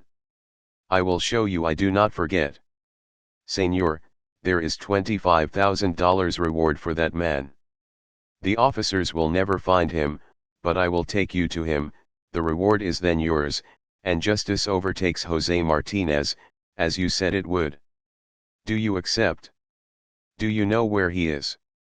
Mr. Britton queried, somewhat surprised by the woman's proposition. "Yes, señor, I have just come from there. He is in the pocket, is he not?" "Yes, señor, but neither you nor your men could find the pocket without a guide." "I know it well, I have lived there. What is your proposition?" Mr. Britton inquired, after a brief silence. "How do you propose to do this?" "I will start tomorrow for the pocket. You come with me and bring the dogs. I will take you to a cabin where you can stay overnight while I go on alone to the pocket to see that all is right. I will leave you my veil for a scent. The next morning you will set the dogs on my trail and follow them till you come to a certain place I will tell you of. From there you will see me, I will watch for you and give you the signal that all is right. The dogs will bring you to the pocket in half an hour. The rest will be easy work, señor, I promise you." "But isn't the place constantly guarded?" "Not now, señor, the men have gone away on another expedition, but José does not dare go out with them at present. Only one man is there beside José, I know him well, he will be asleep when you come. I shall need men with me to help in bringing him back," said Mr. Britton. "Bring them, but I think he will give you little trouble, señor." As Mr. Britton cared nothing for the reward himself, he chose 5 men to accompany him to whom he thought the money would be particularly acceptable, and the following morning, with 2 bloodhounds, they started forth in 3 separate detachments to attract as little attention as possible. The first part of their journey was by rail, the men taking the same train as the woman herself. On their arrival at the little station which she had designated, conveyances, for which Mr. Britton had privately wired a personal friend living in that vicinity, were waiting to take them to their next stopping place. They reached the cabin of which the woman had spoken, late in the afternoon. Here they picketed their horses and prepared to stay overnight, while she went on to the pocket. Before leaving she gave Mr. Britton the lace scarf which she wore about her head. "I shall not go in there until night," she said, "then I can watch and find if all is right. You start early tomorrow morning on foot. Set the dogs on my trail and follow them to the fork, then turn to the left and follow them till you come to a small tree standing in the trail, on which I will tie this handkerchief. Straight ahead of you you will see the entrance to the pocket. Wait by the tree till you see my signal. If everything is right I will wave a white signal. If I wave a black signal, wait till you see the white one, or till I come to you." Early the next morning Mr. Britton and his men set forth with the hounds in leash, leaving the horses in charge of their drivers. The dogs took the scent at once and started up the trail, the men following. They found it no easy task they had undertaken. The trail was rough and steep and in many places so narrow they were forced to go in single file. Some of the men, in order to be prepared for emergencies, were heavily armed, and progress was necessarily slow, but at last the fork was passed, and then the time seemed comparatively short ere a small tree confronted them, a white handkerchief fluttering among its branches. They paused and drew back the hounds, then looked about them. Less than 10 feet ahead the trail ended. The rocks looked as though they had been cut in two, the half on which they were standing falling perpendicularly a distance of some 80 feet, while across a rocky ravine some 40 feet in width, the other half rose, an almost perpendicular wall 80 or 90 feet in height. In this massive wall of rock there was one opening visible, resembling a gateway, and while the men speculated as to what it might be, the woman appeared, waving a white handkerchief, and they knew it to be the entrance to the pocket. "She evidently expects us to come over there," said one of the men, "but blamed if I can see a trail wide enough for a cat." "Send the dogs ahead," ordered Mr. Britton. The dogs on taking the scent plunged downward through the brush on one side, bringing them out into a narrow trail leading down and across the ravine. Just above, on the other side, they could see the woman watching their every move. "I've always heard," said one of the men, "there was no getting into this place without you had a special invitation, and it looks like it. Just imagine one of those fellows up there with a gun. Holy Moses! He'd hold the place against all the men the state, or the United States, for that matter, could send down here." The ascent of the other side was difficult, but the men put forth their best efforts, and ere they were aware found themselves before the gateway in the rocks, where the woman still awaited them. She silently beckoned them to enter. Emerging from a narrow pass some 6 feet in length, they found themselves in a circular basin, about 200 feet in diameter, surrounded by perpendicular walls of rock from 100 to 500 feet in height. The bottom of the basin was level as a floor and covered with a luxuriant growth of grass, while in the center a small lake, clear as crystal, reflecting the blue sky which seemed to rise like a dome from the rocky walls, gleamed like a sapphire in the sunlight.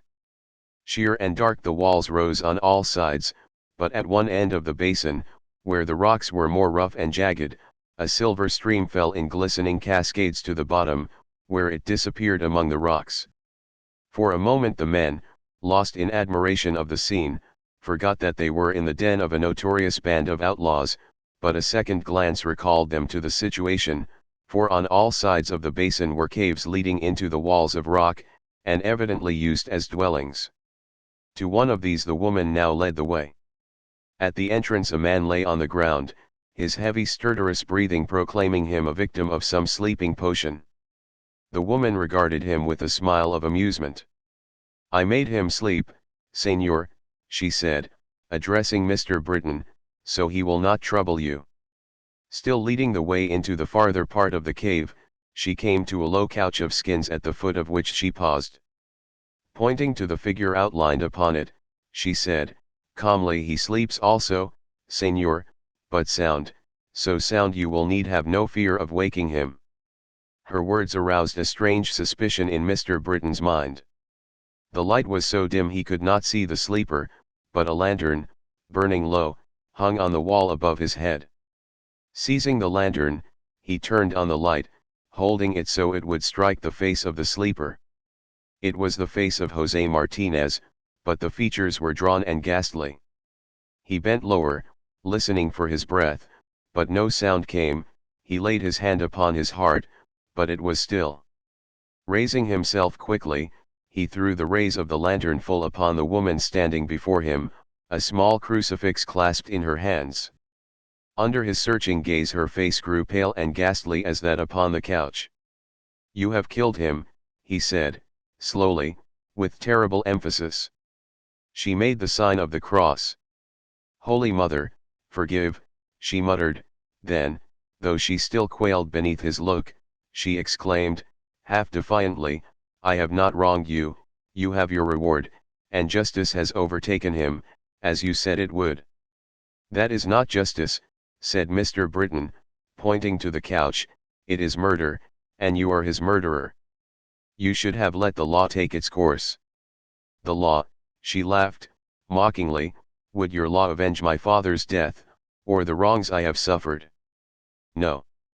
My father had no son to avenge him, I had no brother, but I have avenged him and myself.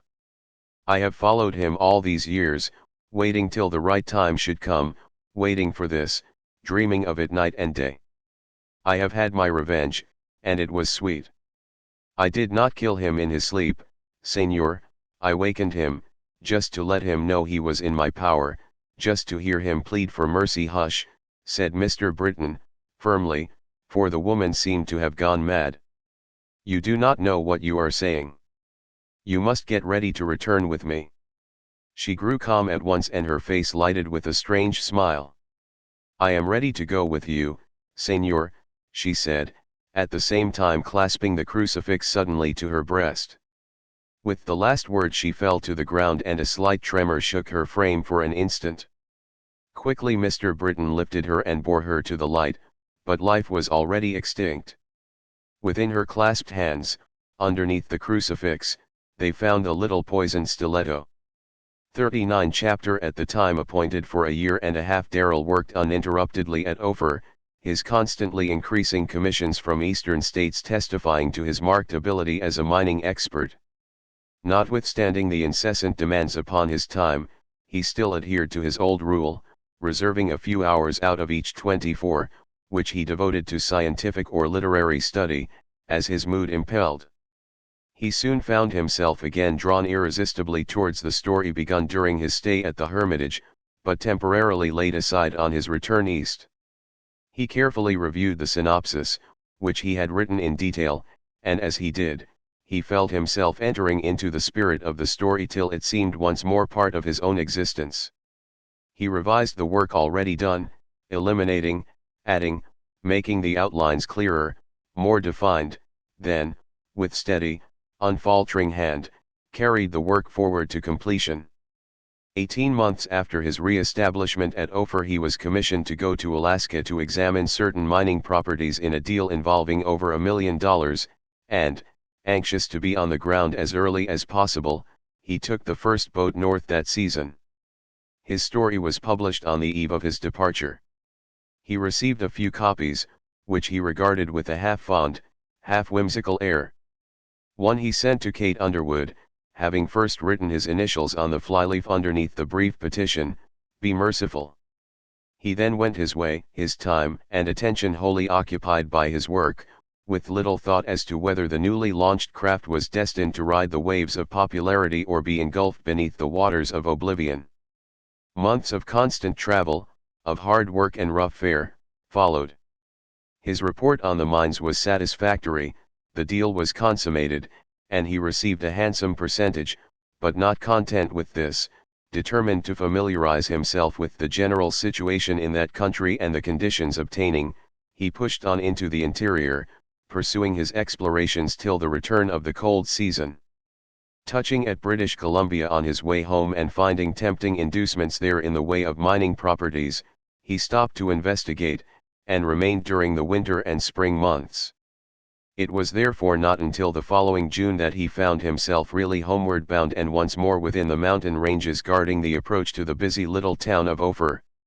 He had been gone considerably over a year, he had accumulated a vast amount of information invaluable for future work along his line, and he had succeeded financially beyond his anticipations.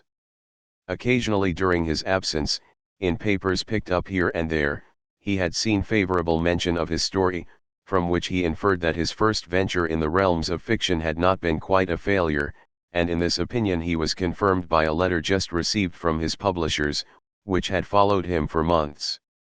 But all thought of these things was for the time forgotten in an almost boyish delight that he was at last on his way home. As he came within sight of the familiar ranges his thoughts reverted again and again to Kate Underwood. His whole soul seemed to cry out for her with a sudden, insatiable longing. His mail had of necessity been irregular and infrequent, their letters had somehow miscarried, and he had not heard directly from her for months. Her last letter was from Germany, she was then still engrossed in her music, but her father's health was greatly improved and he was beginning to talk of home. His father's latest letter had stated that the Underwoods would probably return early in July.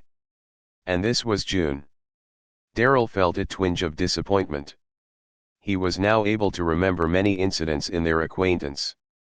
He recalled their first meeting at the Pines on that June day 5 years ago. How beautiful the old place must look now! But without Kate's presence the charm would be lost for him. He regretted he had started homeward quite so soon, the time would not have seemed so long among the mining camps of the great Northwest as here, where everything reminded him of her. The stopping of the train at a health resort far up among the mountains, a few miles from Ophir, roused Darrell from his reverie. With a sigh he recalled his wandering thoughts and left the car for a walk up and down the platform. The town, perched saucily on the slopes of a heavily timbered mountain, looked very attractive in the gathering twilight. Though early in the season, the hotel and sanitarium seemed well filled, while numerous pleasure seekers were promenading the walks leading to and from the springs which gave the place its popularity.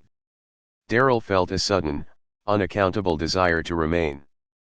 Without waiting to analyze the impulse, as inexplicable as it was irresistible, which actuated him, he hastened into the sleeper and secured his grip and topcoat. As the train pulled out he stepped into the station and sent a message to his father at Ophir, stating that he had decided to remain over a day or two at the Springs and asking him to look after his baggage on its arrival. He then took a carriage for the hotel. It was not without some compunctions of conscience that Darrell wired his father of his decision, and even as he rode swiftly along the winding streets he wondered what strange fancy possessed him that he should stop among strangers instead of continuing his journey home. To his father it would certainly seem unaccountable, as it did now to himself. Mr. Britton, however, on receiving his son's message, could not restrain a smile, for only the preceding day he had received a telegram from Kate Underwood, at the same place, in which she stated that they had started home earlier than at first intended, and as her father was somewhat fatigued by their long journey, they had decided to stop for 2 or 3 days' rest at the Springs. Darrell arrived at the hotel at a late hour for dinner. The dining room was therefore nearly deserted when he took his place at the table. Dinner over, he went out for a stroll, and, glad to be alone with his thoughts, walked up and down the entire length of the little town. His mind was constantly on Kate. Again and again he seemed to see her, as he loved best to recall her, standing on the summit of the divide, her wind-tossed hair blown about her brow, her eyes shining, as she predicted their reunion and perfect love. Over and over he seemed to hear her words, and his heart burned with desire for their fulfillment. He had waited patiently, he had shown what he could achieve, how he could win, but all achievements, all victories, were worthless without her love and presence. The moon was just rising as he returned to the hotel, but it was still early. His decision was taken, he would go to Ophir by the morning train, learn Kate's whereabouts from his father, and go to meet her and accompany her home. He had chosen a path leading through a secluded portion of the grounds, and as he approached the hotel his attention was arrested by someone singing. Glancing in the direction whence the song came, he saw one of the private parlors brightly lighted, the long, low window open upon the veranda. Something in the song held him entranced, spellbound. The voice was incomparably rich, possessing wonderful range and power of expression, but this alone was not what especially appealed to him. Through all and underlying all was a quality so strangely, sweetly familiar, which thrilled his soul to its very depths, whether with joy or pain he could not have told, it seemed akin to both. Still held as by a spell, he drew nearer the window, until he heard the closing words of the refrain, words which had been ringing with strange persistency in his mind for the last 2 or 3 hours. Sometime, and that will be God's own good time for you and me. His heart leaped wildly.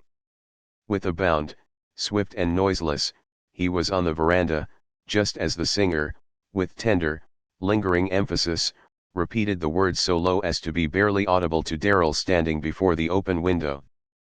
But even while he listened he gazed in astonishment at the singer. Could that magnificent woman be his girl love? She was superbly formed, splendidly proportioned, the rich, warm blood glowed in her cheeks, and her hair gleamed in the light like spun gold. He stood motionless, he would not retreat, he dared not advance. As the last words of the song died away, a slight sound caused the singer to turn, facing him, and their eyes met. That was enough. In that one glance the memory of his love returned to him like an overwhelming flood. She was no longer his dream love, but a splendid, living reality, only more beautiful than his dreams or his imagination had portrayed her. He stretched out his arms towards her with the one word, Kathy. She had already risen, a great, unspeakable joy illumining her face, but at the sound of that name, vibrating with the pent-up emotion, the concentrated love of all the years of their separation. She came swiftly forward, her bosom palpitating, her eyes shining with the love called forth by his cry. He stepped through the low window, within the room.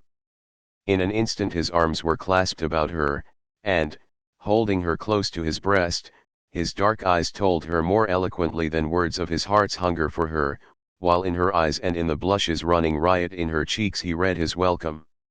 He kissed her hair and brow, with a sort of reverence, then, hearing voices in the corridor and rooms adjoining, he seized a light wrap from a chair nearby and threw it about her shoulders. "Come outside, sweetheart," he whispered, and drawing her arm within his own led her out onto the veranda and down the path along which he had just come. In the first transport of their joy they were silent, each almost fearing to break the spell which seemed laid upon them. The moon had risen, transforming the somber scene to one of beauty, but to them love's radiance had suddenly made the world inexpressibly fair. The very flowers as they passed breathed perfume like incense in their path, and the trees whispered benedictions upon them. Darrell first broke the silence. "I would have been in Ophir tonight, but some mysterious, irresistible impulse led me to stop here." "Did you weave a spell about me, you sweet sorceress?" he asked, gazing tenderly into her face. "I think it must have been some higher influence than mine," she replied, with sweet gravity, "for I was also under the spell. I supposed you many miles away, yet, as I sang tonight, it seemed as though you were close to me, as though if I turned I should see you just as I did," she concluded, with a radiant smile. "But how did you find me?" "How does the night bird find its mate?" he queried, in low, vibrant tones. Then, as her color deepened, he continued, with passionate earnestness, "I was here, where we are now, my very soul crying out for you, when I heard your song. It thrilled me, I felt as though waking from a dream, but I knew my love was near. Down through the years I heard her soul calling mine, following that call, I found my love, and listening, heard the very words which my own heart had been repeating over and over to itself, alone and in the darkness." Almost unconsciously they had stopped at a turn in the path. Darrell paused a moment, for tears were trembling on the golden lashes. Drawing her closer, he whispered, "Kathy, do you remember our parting on the divide?" "Do you think I ever could forget?" she asked. "You predicted we would one day stand reunited on the heights of such love as we had not dreamed of then. I asked you when that day would be. Do you remember your answer?" "I do," he continued, in impassioned tones. "Are not the conditions fulfilled, sweetheart?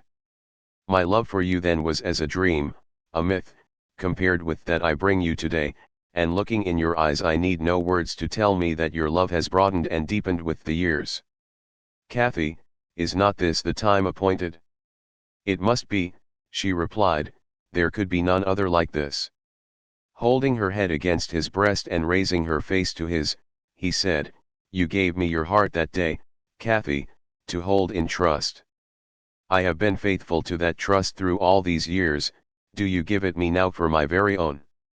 "Yes," she answered, slowly, with sweet solemnity, "to have and to hold, forever." He sealed the promise with a long, rapturous kiss, but what followed, the broken, disjointed phrases, the mutual pledges, the tokens of love given and received, are all among the secrets which the mountains never told. As they retraced their steps towards the hotel, Darrell said, "We have waited long, sweetheart." "Yes, but the waiting has brought us good of itself," she answered. "Think of all you have accomplished. I know better than you think, for your father has kept me posted, and better yet, what these years have fitted you for accomplishing in the future. To me, that was the best part of your work in your story. It was strong and cleverly told, but what pleased me most was the evidence that it was but the beginning, the promise of something better yet to come. If only I could persuade all critics to see it through your eyes." Darrell replied, with a smile. "Do you wish to know," she asked, with sudden seriousness, "what will always remain to me the noblest, most heroic act of your life?" "Most assuredly I do," he answered, her own gravity checking the laughing reply which rose to his lips. "The fight you made and won alone in the mountains the day that you renounced our love for honor's sake. I can see now that the stand you took and maintained so nobly formed the turning point in both our lives. I did not look at it then as you did. I would have married you then and there and gone with you to the ends of the earth rather than sacrifice your love, but you upheld my honor with your own.